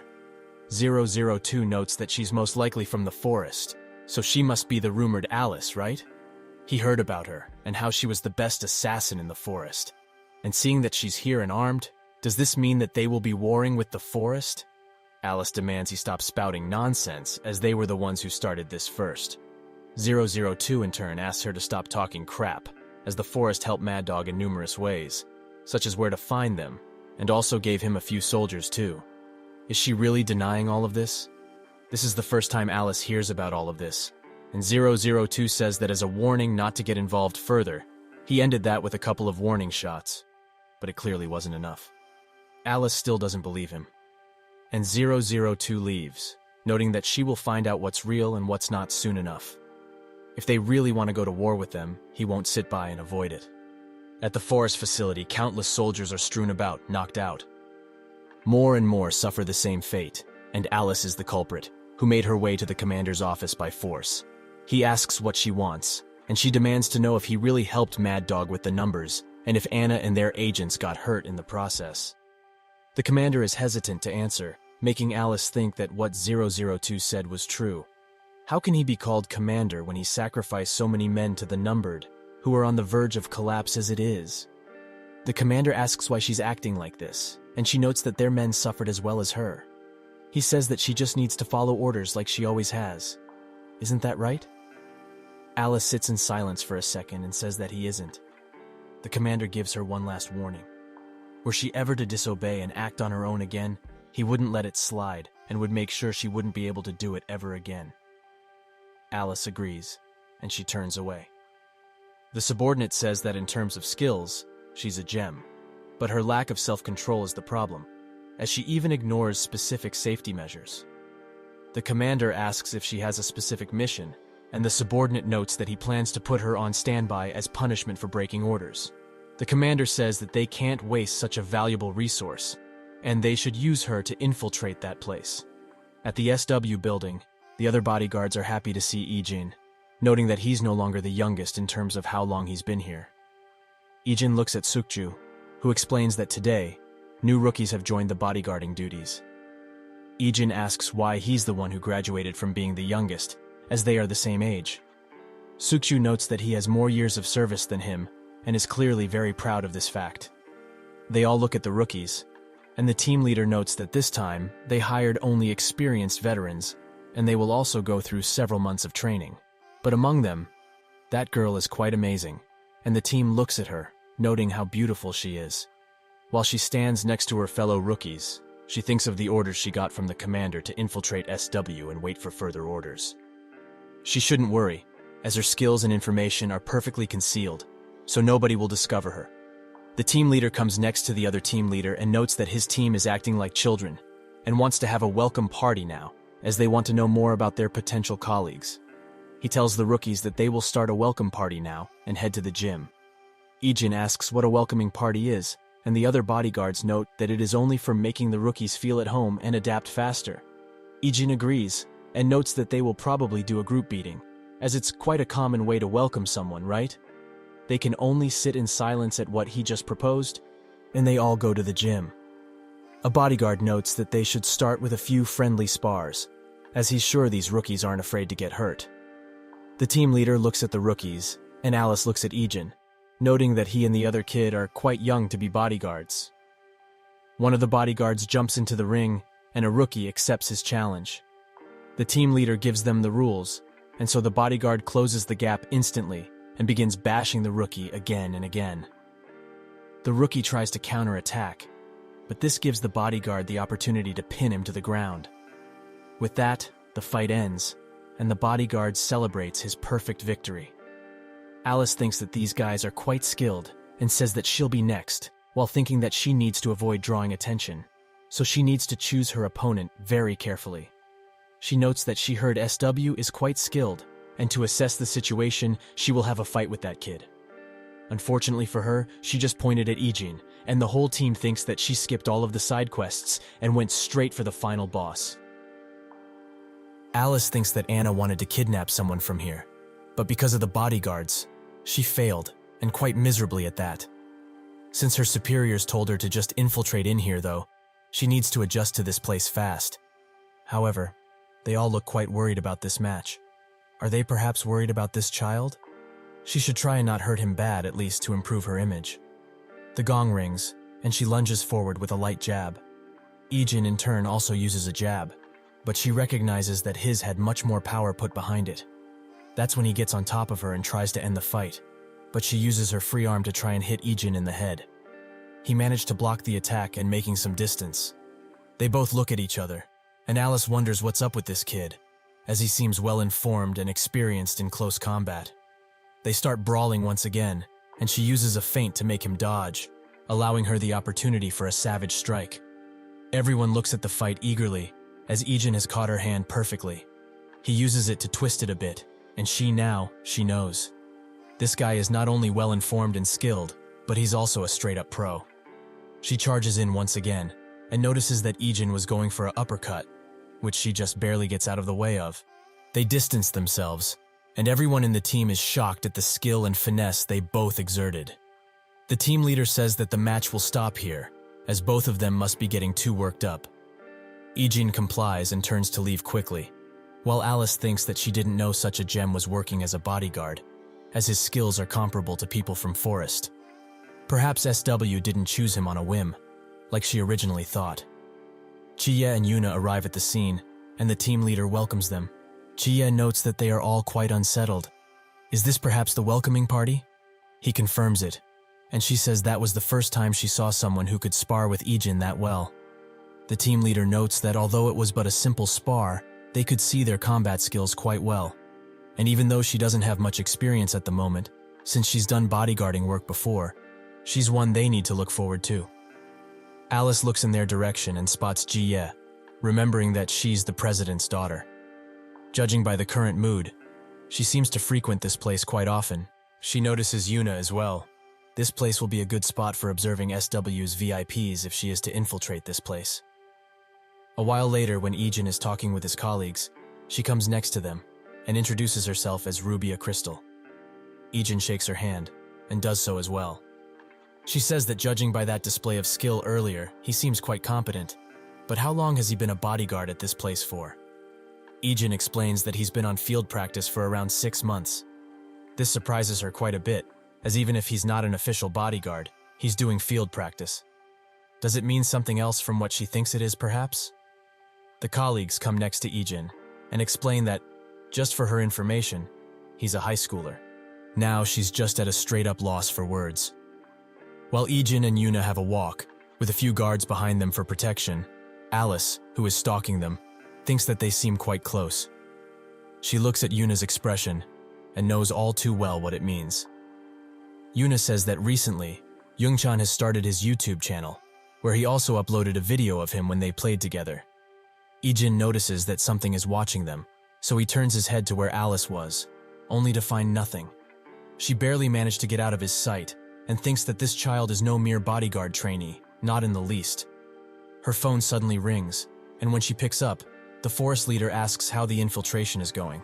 She explains that she has encountered no issues so far, and he urges her to be aware of SW VIPs at all times. She asks if she should continue with the previous failed commission, but he says that's not needed, so she doesn't need to do a thing. She asks if all she really needs to do is infiltrate and stare, as she's not an infiltration agent, last time she checked. The leader notes that he already told her numerous times. This is an order, so she better not disappoint. With that, the call ends. That night, Ijin gets the news that 018 was attacked from 006 and 032, who explain that the injuries are quite heavy, so the recovery will take some time, but if they were a second late, he would have died. The opponent this time was Alice, one of the best assassins from Forest. He also heard that she's hard to control due to her skills, and there's around that Forest manages to control her because they know their weakness. Forest itself also stated that this attack wasn't official work from them. Ijin notes that official or not 002 won't just stand still when a numbered was attack, right? 006 explains that the other guys think the same, that they shouldn't stand still and show Forest who the numbered really are. However, 002 is being more careful than usual, But it is true that the camp is basically gone, and that don't have that many members left. It's quite obvious that with this amount of change, 002 did so as well. With a final warning from 006 to be careful just in case, they end the call, and Ijin picks up his other phone. He messages Dayun and asks if she's finished. She confirms that she is, and is heading home as they speak. This causes him to smile. While walking to somewhere, he thinks of the past, to a time where he was basically out of energy and will, but nobody cared. However, 002 did, as he gave him a food bar, noting that even if he has to force it down, he should. That way he will get through all of this. He meets with Dayun, who is at a crossroads, and waits for her to pass. The light turns green, and she starts making his way towards him. That's when a man driving a scooter, who is clearly not looking at the road, but rather at his phone, drives very fast towards her. Ijin notices and rushes as fast as he can to her, but he can't make it. Just before Dayun is hit, Alice saves her, noting that guys like that shouldn't be on the road. Dayun thanks her for the rescue, and Alice is quite surprised to see Ijin here as well, who also thanks her. She asks what for, and Ijin explains that the girl she saves is his sister. They go to the convenience store, and Dayun notes that she was quite surprised when she found out she worked with her brother. Alice notes that has only been for 2 days, and she's a junior compared to her brother. Ijin asks what brings her around these parts, and she says that she lives around here, same as them, right? Ijin says that indeed they do, and he opens Dayun's soda, which she was having difficulties with. Alice looks at them, and thinks that now, at this time, they both seem to be normal, especially him, who looks just like a normal high schooler. This makes her think of someone important in her life, and thinks that she should ask if she can meet him sometime. 004 and 008 walk around the nearby streets, and 004 notes that he hopes they haven't heard anything about this just yet. 008 advises him to wait, as it's the place where the forest agents were killed, so if they haven't already, they will surely be here soon. Cameras have also been installed nearby, so if Alice makes her presence known, they will be the first to notice. 004 really wants her to be caught in this trap, as he's extremely furious because of what happened with 018. 008 asks if what they are doing is really okay, as 002 will certainly not like this, at all actually. 004 explains that he told them to not attack the forest base, but nothing about Alice. This is a simple get-back, as what she did then wasn't officially tied to forest. 004 asks why he wanted to come with him so much, and 008 notes that he just wanted to see 001, since they are in the area and all that. That's when they spot him having a few drinks with his sister and someone else. But 008 noticed that the blonde girl is Alice. He's sure of it. 004 looks at 001 and asks why he's with her in the first place. Judging by what they saw, 001 has joined forces with Forrest. They call 002 and tell him the news, who tells them to wait until he gets there, and that they shouldn't approach 001 at all. Will this misunderstanding be cleared out?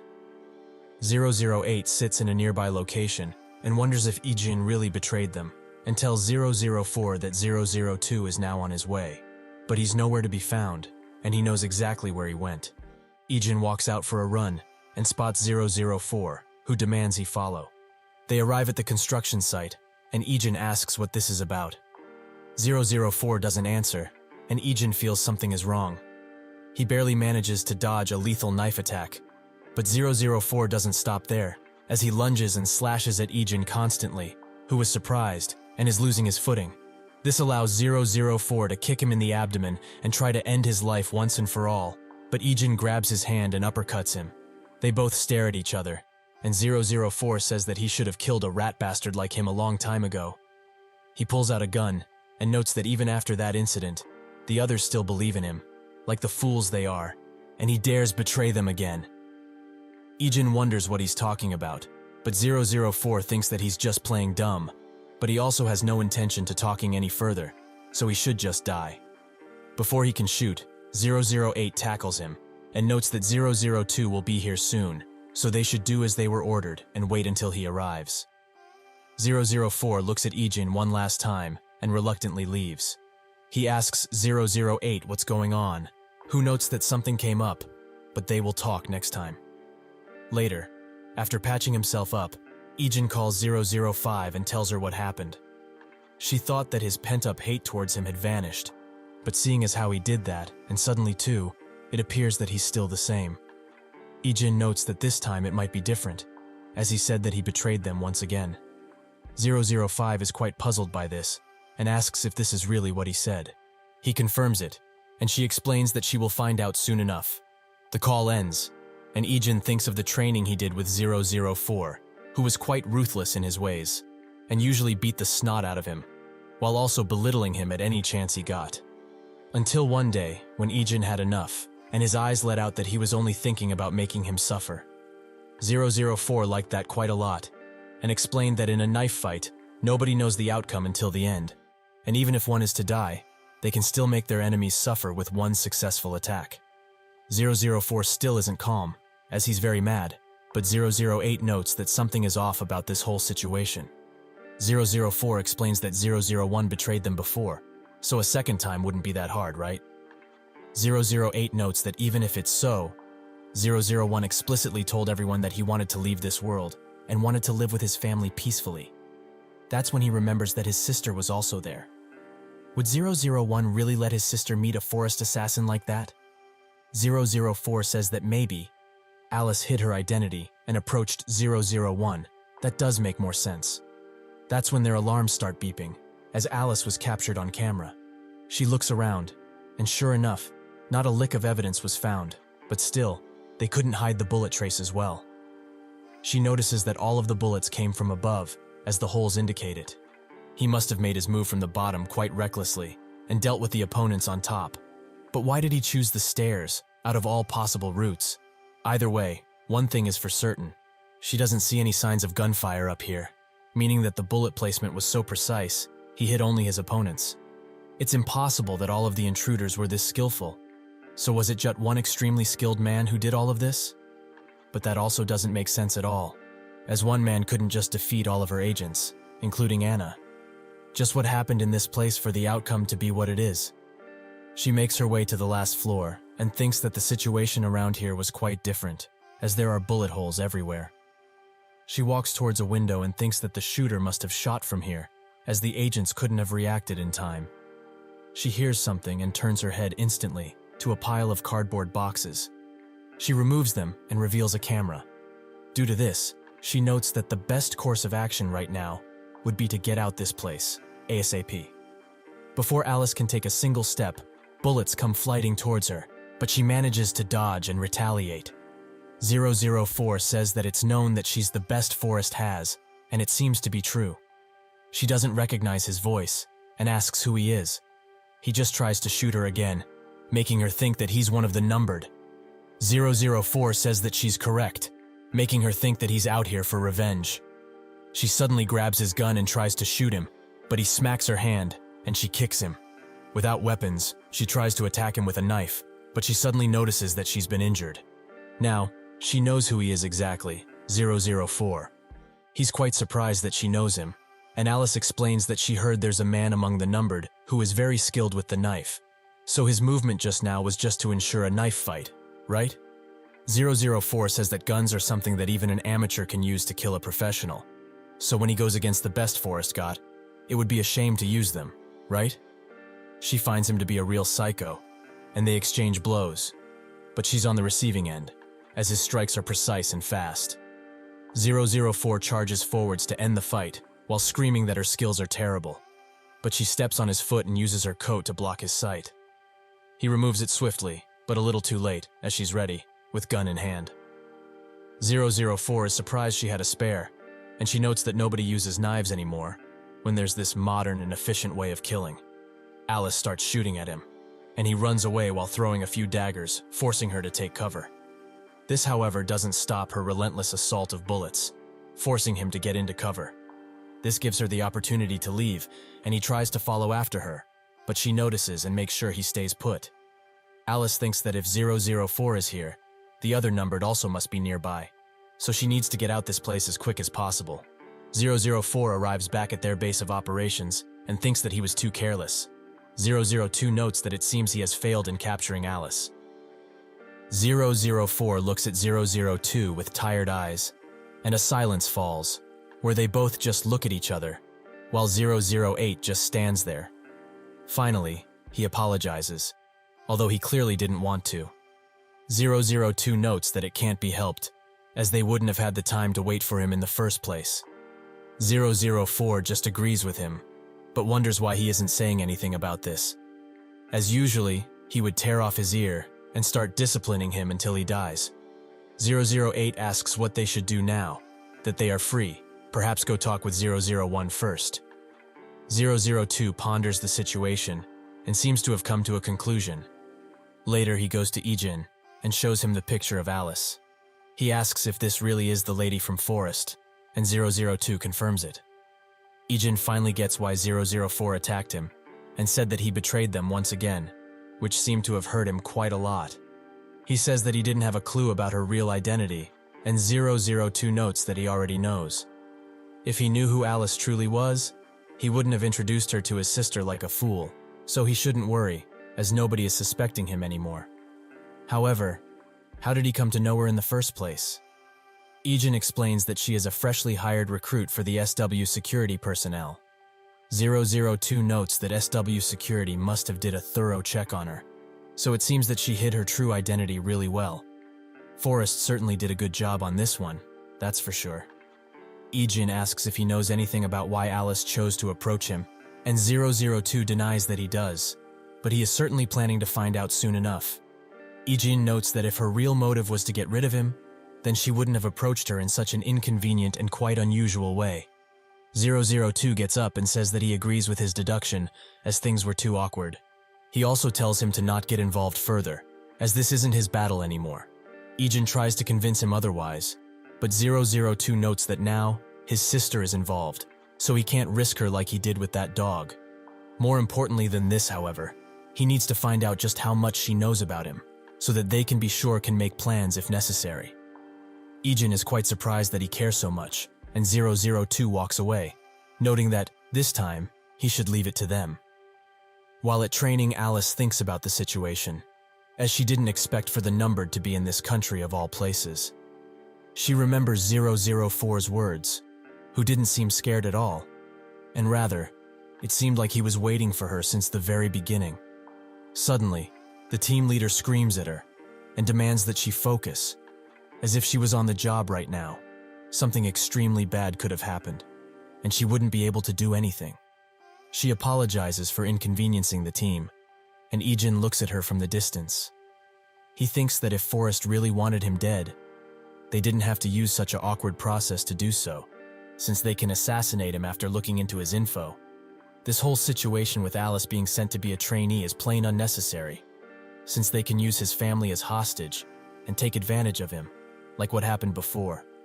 If she looked into him, she would have known about his grandpa and Dayun, and she can use those two as hostages and not have to go through being yelled at by the team leader, right? Just what could her reasoning be for doing something like this? The training comes to an end, and the team leader congratulates everyone for their work. Alice walks around and thinks of the conversation she had with the forest leader yesterday evening. She wanted to leave, as this country is filled to the brim with numbered, but the leader asked her if they found out about her infiltrating SW. She noted that she can't be certain about that, and that's when the leader told her to simply continue with her mission. She demanded to know why, and he explained that they have invested a large sum of money in order for her to get into that position, so Forrest will lose quite a lot if she wants to leave simply because of some baseless assumptions. At that point, she didn't say anything, but she clearly didn't like it. What would they even want, though? What is their true objective? She walks up to Ijin and notes that he said that they should go to the supermarket together one day. Well, she is free right now, so what does he think about it? Ijin looks at her and notes that he is free as well, so he agrees to go with her.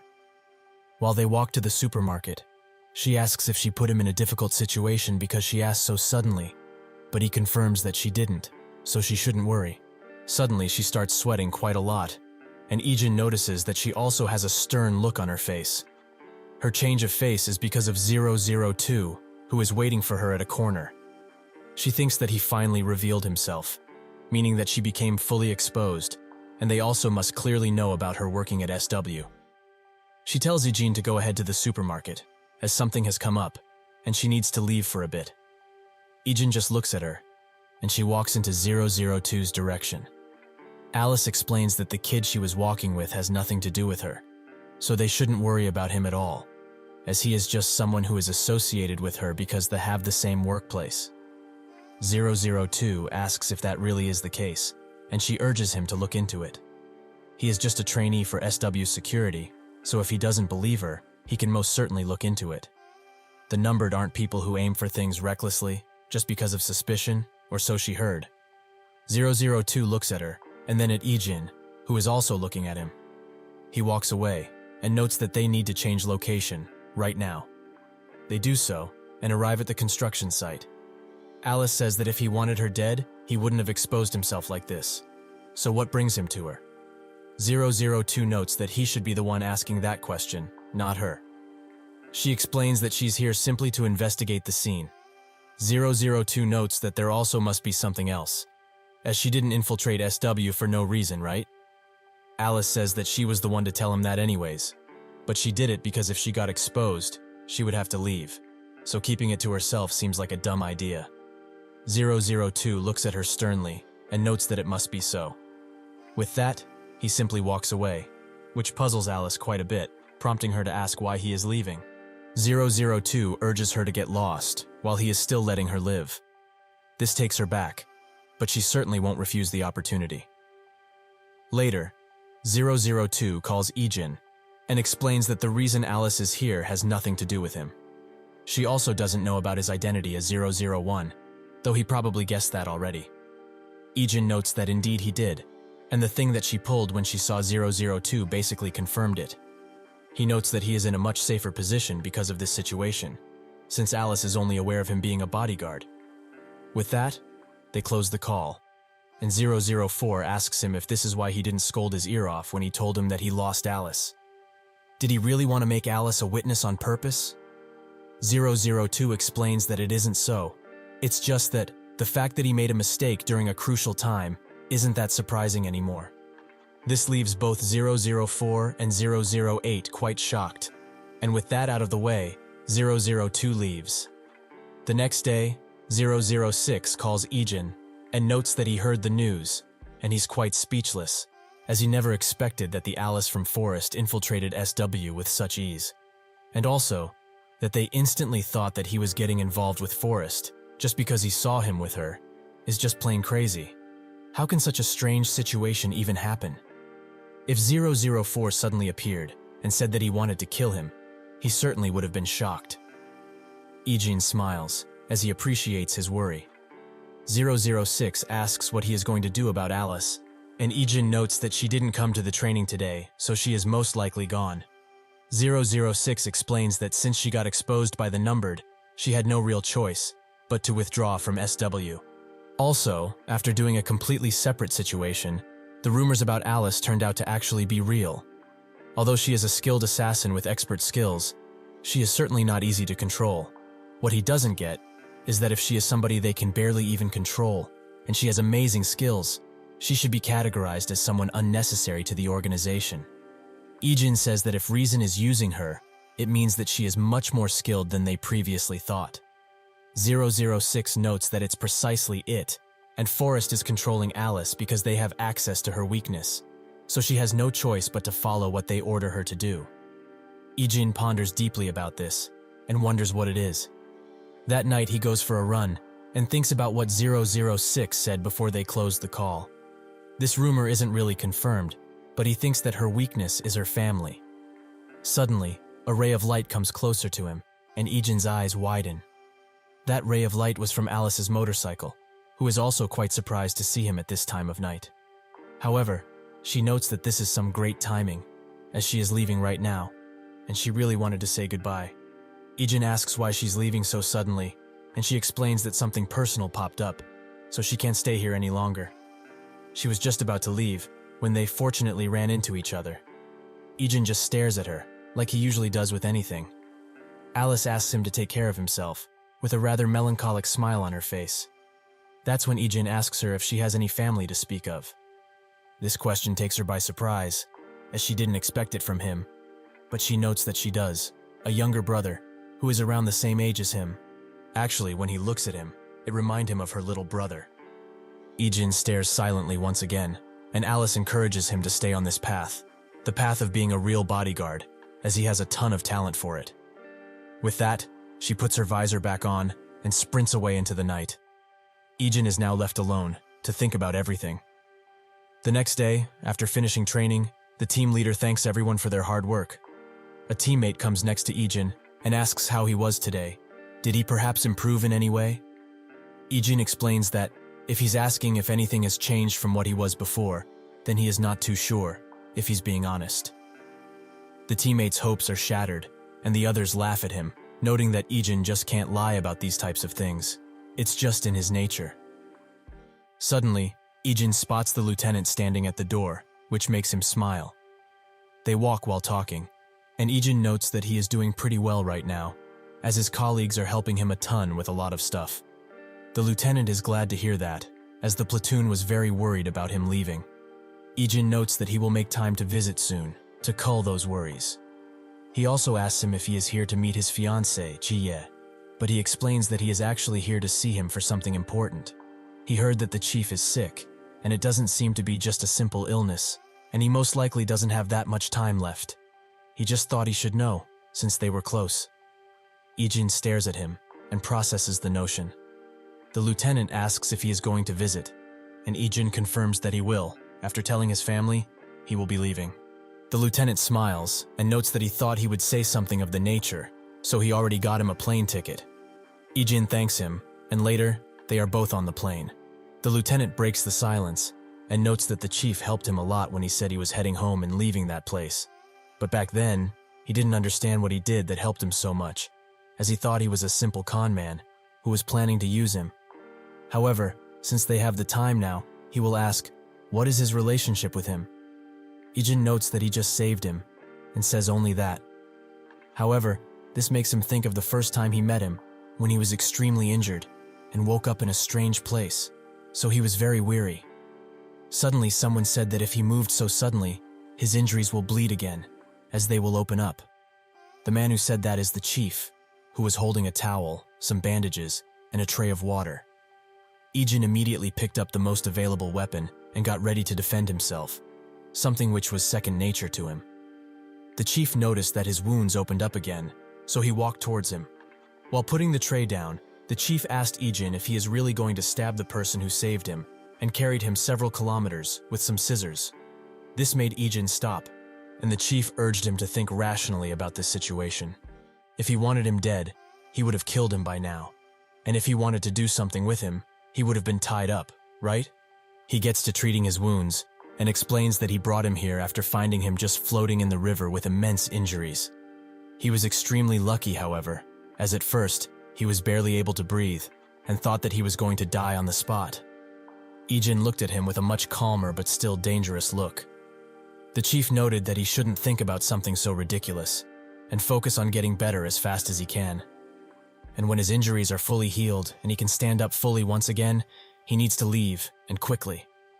Eventually, Ijin healed enough to get up from his bed and walk out, where he saw tons of mercenaries, some staring at him, others minding their business, but most were intrigued by his appearance. Suddenly a girl comes next to him, and is surprised that he is able to move now. But is it really fine to do that with such injuries? She previously thought he was dead when their chieftain brought him here. But how did he end up being so hurt in the first place? Ijin, who was much colder than he is in the present, just stared at her, and she thinks that his throat must have also been injured, or he doesn't know how to talk yet. Suddenly the mercenaries come next to them, and tell the girl, Everine, to not go near that boy. She asks why, and the man explains that he is an outsider, so they do not know the extent of what he can do, and what he is currently thinking. He also tells Ijin that he can't just walk outside because he just wishes to, as they themselves will bring him outside once he is fully recovered. All he needs to do is stay put until that happens. Everine smiles and asks why they are so cautious about him anyway, as he is just an injured kid. The man laughs at this notion, as those scars can't be attained just by playing around, like a kid should. They both stare at each other with the same eyes, the eyes of a killer. Everine notes that she gets it already, so she won't go near him. While leaving, she tells Ijin to not push himself at all and focus on recovery. The chief comes next to him and explains that, although he was the one who healed him, it was that girl who stayed beside him through the night while he was still unconscious. She was looking after him the whole night, most of the time, so the least he can do is show her an ounce of respect. The others are reacting like this because this village is pretty secluded, so people get weary when a stranger like him arrives, but it doesn't mean he needs to be on full alert the entire time, like he is currently. Even though these people are making those faces, they won't bring him any harm, unless he does something stupid, of course. Ijin spots the military gear and the weapons, so he asks if he is in a military base. The chief is surprised by his question, but he can see why he asked that. But no, he is not. However, this is not just an ordinary village. He also isn't from this place, but he has been here for a while, treating the casualties from the war. But as time passed and passed, a small town was formed by the people who gathered here. Thought there are still some people like Everine, who have no place to live except in here. The chief continues to explain that this is a town of mercenaries, and people here mostly work as mercs. And since this is a town that is formed by war casualties at its center, most people earn their living based on their skills. A few cars pull up, and a few men ask the chief to hurry, as they don't want to be late. While doing that, the chief tells Ijin a few other words. This is why he asked him to leave after he got treated, because everyone here has no choice but to continue living in here, unlike him. With that, he leaves, and the mercenaries start to bicker around waiting so much. Ijin looks at them, and something grabs his attention. Everine, who insists that he focuses on recovery. That night, while Ijin sleeps in his bed, a large explosion awakes him, and he is now in full alert. Outside, 2 trucks filled with men attack the village, which can't hold that much resistance, as this attack has taken them by surprise. The mercenaries try to hide the innocents, and that's when a large man, who seems to be the leader, orders his men to bring everyone out. Another soldier comes next to him, and notes that the intel is correct. All of the hard-hitting mercenaries in this town are gone for the time being. The leader commands them to bring everyone outside and kill them, so that they can set an example for these dogs. Also, they will set those explosives in here and detonate them once they return. A little surprise. With this, the price for opposing him all of this time will be paid, in blood. Ijin hides and looks outside, but that's when the door slowly creaks open. It's Averin, who tells him to run away from here, as there are looters outside. Ijin asks what looters, but there is no time to explain, as he needs to get out of here, right now. Ijin asks what she will do, and Averin starts crying. Her mother was already captured, so she can't leave, so at least he should escape. Suddenly, a few soldiers get in front of the house and scream that they will be searching this one. 2 men bust the door open and look around, where they spot Averin quivering, and their smiles grow wide. Suddenly, Ijin grabs the weapon of the first man and hits him in the elbow. The other tries to shoot, but can't because his comrade is in front of him. Ijin hits him with the butt of the gun, which instantly knocks him out, and also does the same to the other. Ijin looks at the both of them, and Averin at him. They were right. This is no ordinary kid. In another place, while the chief and the head mercenary of the village talk about potential deal, one of the mercs rushes in, which makes the head mercenary note that he should be shamed for interrupting him with a client. The mercenary apologizes, but he has some urgent news that need attending now. The looters are attacking the town as they speak, so they should get moving, while they still can. After hearing this, the head mercenary announced that they are all heading back, and to tell everyone to pack up, now. In the village, Ijin grabs whatever he can from the looters, most importantly, ammo, and one of the firearms. Averin looks at him in shock, as the moves that he performed just now, they were that of mercenaries, as he saw the others from this town do the exact same thing. Is this perhaps why they were so fearful of him when he first got here? She remembers when she looked after him. The chief told her to not get attached, but she notes that she knows that he is going to leave this place soon enough, so he shouldn't be worried. The chief looked down and said that this is not what he meant, which puzzled her at the time. She also remembers when the head mercenary observed how many scars he has, which can only be achieved by fighting. Suddenly, Ijin breaks her out of her head by telling her to keep focused, and that she should follow him, as they are leaving this place, as fast as humanly possible. Averin tells him to stop, and asks him to save her mother. also the other people from the village too. She knows already that what she's asking may be something impossible, but he's truly the only person left that she can ask for help at this point. The looters are going to butcher everyone from this town soon enough, and that would be the end of it. Ijin asks if that is a formal request, as he heard that this is a town of mercenaries. This answer takes Avrin by surprise, but nonetheless she responds. She does not have any money to hire him for his services, but the others might, once they return. Ijin stops her and says that money isn't needed. The kindness he owes her, that can be what he is paid in. With that, he turns his back away from her and thinks that she stayed beside him the whole night, and now it's time to repay that debt. Shortly after making it outside, he starts killing off the looters. He takes one down with a pair of scissors, and when another comes around, he throws it in his chest and knocks him out before he can do anything. Even if he is swift and powerful, his wounds have not healed fully, and they start to open again. However, he doesn't have a choice but to move on, so he grabs the pair of scissors from the body and moves on. The looters round up everyone left alive and put them in front of their commander. One of the looters asks him if they should start to just kill them off, but the commander notes that they will wait, as the execution will begin once everyone else is here, just because he wants to see their frowning faces as they see their loved ones die. Eventually, Ijin makes his way around, killing more and more looters, but arrives at the spot where the people from town are kept, and spots their commander, as it's pretty obvious which one it is. Seeing that the looters are preparing to kill everyone there, he puts his firearm down and moves swiftly forwards. He waits in an obvious spot, and eventually 2 looters catch him, exactly what he planned. They also bring him into the group of townspeople, but forgot tying his hands up, which is a surprise, but a most welcome one.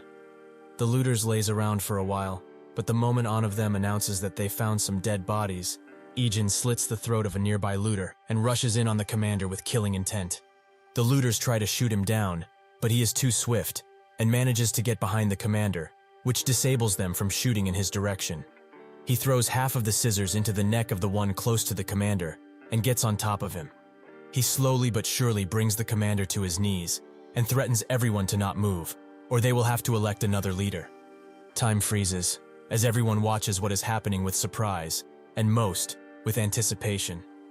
The commander screams at his man to lay their weapons down, and they reluctantly do so. The commander notes that, for a little kid like him, he is quite skilled, but maybe because he is too young, he is still too dumb. As what is he going to do after this? Even if he does want to end his life, this puny weapon he is threatening him with is useless, unless he hits his vital spot in one hit. Additionally, even if he were to die, his men will shoot him down the moment he gets up, so all roads lead to death. However, if he stops right now, he may be able to take him in and raise him as a strong warrior. He will allow him power he couldn't even imagine for his age, something that even those much older than him yearn to have. If he's not convinced yet, he will also let everyone from here go, to commemorate taking such a gem in. Slowly, Ijin looks at the plunderers around him. 2 on the left, 2 on the right, and 2 more in the front. The commander thinks that since this guy is only a child, he will probably take his offer, as it's something he can't realistically refuse. He tries to talk with him, but in that moment, Ijin pulls out his gun from the holster and aims it at the plunderers. 3 shots go out, and 3 people are killed. Swiftly, 2 others are killed, and with his aim, Ijin manages to take out most of them, with only a few remaining. Out of fear for his life, one starts spraying the bullets around Ijin's head, but even when a bullet grazes him, he remains motionless and kills him, and the last 3 that remain. Silence falls after this, as the townspeople look in amazement, and some in shock at what just happened. Before the commander can even think of doing anything, Ijin shoots him in the back of his head with the last bullet of the gun, which is now smoking from all of the action it just did. The townspeople look at him, unsure of what to do at this point, but Ijin tells them to pick up their guns, as there is definitely going to be stray plunderers around, so they should at least defend themselves. With that, they get to arming themselves, and eventually the head mercenary and his group get back to the town, where they find a lot of bodies, mostly on the enemy's side. The mercenaries that remain greet the head mercenary, and he asks, "What happened? Did the plunderers attack in few numbers?" The man explains that this is not the case, as there were more than 40 people, and Immortal himself led them into battle. The head mercenary is extremely shocked by this, as he didn't expect for the immortal to actually come here. The chief thinks that, regardless of that, he had been previously increasing harassments against this town, but he didn't think that he would actually act now. The head mercenary explains that no matter how they manage to stop him this time, they will certainly attack again, and will bring even more troops, to make sure that it will be a success. One of the mercenaries explains that will never happen, as they have taken care of all of his troops, and also him. Immortal is officially dead. The head mercenary, and everyone around him, are quite shocked by this revelation, and they find that very hard to believe. The mercenaries note that the entire town was on the brink of annihilation after the attack, as they were all captured. But that child took care of Immortal, along most of the plunderers, thus saving their lives. That child is Ejin, who is just sitting on a bench, with a firearm still in hand. The head mercenary asks if he's talking about that boy the chief saved, and the mercenary tells him that's him, and that, out of all the plunderers, they only managed to finish off less than 10. Everything calms down eventually, and Ejin watches with a tired expression as Averin reunites with her mother, something which seems to awaken something in him. Suddenly, the chief comes next to him, and thanks him for everything. This is the first thing he felt he should say to him. Ejin notes that he was the one who helped him first, which makes the chief look at him and sigh. He explains that his name is Lucas, and that this village was created when he started his medical practice. And directly because of that, people who started gathering around him called him the chief, even though that title just doesn't seem to suit him. He also asks Ejin for his name, but he sits in silence for a while and looks at Averin's mother, who is comforting her with a warm smile. This unlocks a bit of his past memory. When the plane crashed, his mother held him tightly and told him that she and his father love him more than anything else in the entire world. They love him, and no matter what, he will always be their Jin. The memory fades before he finds out anything else, and his eyes turn hollow for a second, as his brain tries to return back to normal. With nothing left, he tells Lucas that his name is Jin, from what he remembers at least. In the present, Ejin arrives back at the village, and all of the mercenaries look at him, while whispering to each other that this must be the Jin of legend, the one who saved their town. Suddenly, Averin appears, and before anything, she rushes to hug him, something that he doesn't know how to respond to. The lieutenant also looks at this with a giddy expression, surely wondering if there's something between these two. Averin asks Ejin what brings him here, and he explains that he heard the chief is sickly, so he came to visit him. Averin smiles and tells him to follow, as the chief will be very happy to see him. While they walk, he asks how his condition is, and Averin explains that it's not great, as he cannot move his eyes, and at this point, can barely see. Eventually they arrive, and Averin tells the chief that Jin is back, who is now standing beside him. Slowly, he opens his mostly blinded eyes, and asks him, why did he come back? Averin notes that he came after he heard he was sick, and the chief says that he knew already that his health isn't good. This is only the cycle of life, his body is frail, and his time is approaching. After hearing this, Averin notes that she will go get some air, but Ejin can see that she's barely holding her tears in. The chief asks Ejin, has he met his family, and how did they welcome him? Ejin explains that he is currently staying with his family, and they welcomed him very warmly. He has a younger sister and a grandfather, with both of them treating him well, too well, in his opinion. Also, his real name is Yu Ejin. Silence falls, and the chief tells him that he is very glad to see him doing well, but he has one last request, one thing he wants from him, to go back right now and never look back. And no matter what, never, ever come back to this place. Ejin tries to deny this, but the chief musters any strength he has left to tell him sternly, this is his last wish, the last things he wants done before he dies. Ejin looks at him with a sad expression and accepts his request.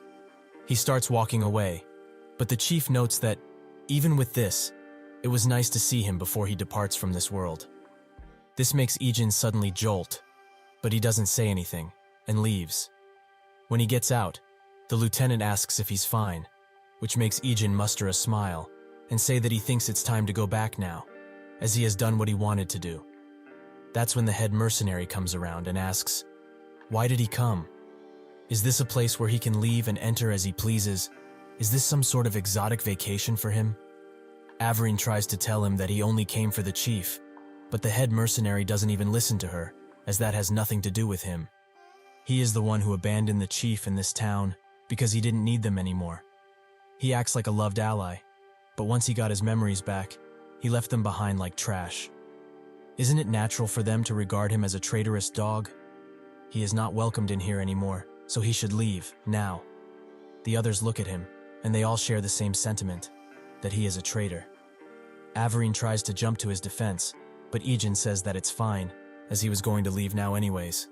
She tries to stop him, but he turns around, look into her eyes one last time, and tells her to take care, with a gentle yet fake smile. With that, both him and the lieutenant get back into the car. Averin watches all of this and starts screaming at everyone. Just what the hell is their problem? His memory came back, and he has somewhere to call home now, so they should be happy for him now, right? The head mercenary explains that naturally, he is also glad for him. There is not a single person here who isn't happy to hear that he got his memories back, and even when he left, all of them were hoping that he could finally meet his family and live a normal life. He helped out all of them, personally or not. They are all basically indebted to him. Averin asks them, why treat him like that? They may never be able to see him again after this.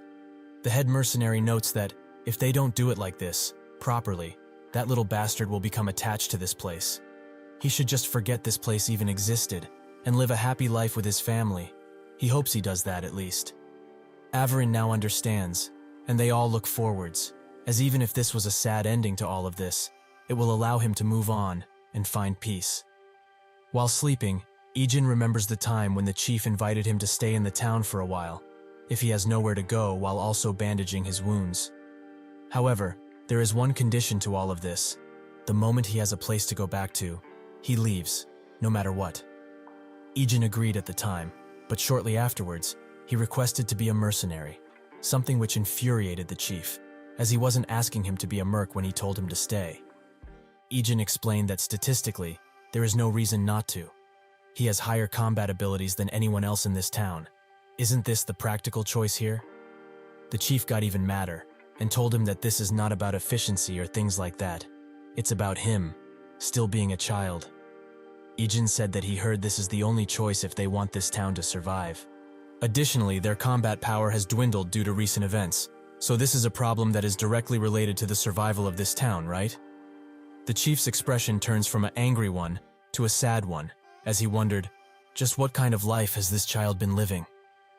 Ijin suddenly wakes up from his slumber, as his phone is ringing, as the lieutenant is calling him. First, he asks if he made it back safely, and the lieutenant confirms that he did, but he has some news. The chief passed away, just as they left town, in fact. Ijin doesn't know how to take this information, so he sits in silence. Eventually, he thanks the lieutenant for telling him, which makes him asks, is he really okay?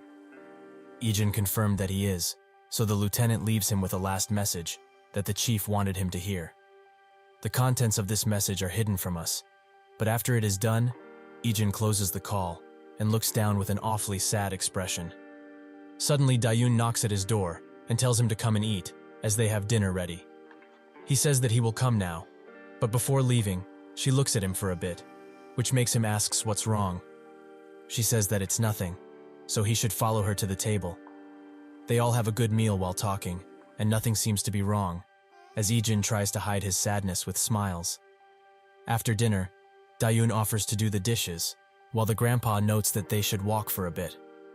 Ijin agrees, and while they do so, the grandpa asks if he's okay, as he looks like he's having a hard time holding something in. Ijin is surprised by this, and asks what he means. The grandpa explains that ever since he came back to Korea from his trip, he looked sad, but earlier, he looked much worse, which surprised him a bit. Dayun also worried about him a lot too. So did something happen, as he said he was going to see someone he had met before. Ijin takes a breath in and explains that the person he went to see now is the same who saved his life. He was the one that took care of him a lot before he came here, and the one who fed him a lot of food to stay healthy, even if he didn't want to eat that much. When he finally got his memories back, he told him, and he immediately told him to go back, to his family, his loved ones. Since he wasn't feeling well due to his old age, he went to see him for a bit, but just now, he got received news that he passed away. The grandpa smiles gently and notes that he must have been someone dear to him, right? If he feels sad, however, he should just let it all out at once and cry. Ijin is surprised by this proposition, but tears already start rolling down on his face, something which shocks him further, as this is a first. The grandpa hugs him tightly as he gently cries on his shoulder. The contents of the message the chief left him are as follows. Thank you for making me feel like a father again. Thank you for watching. See you next time.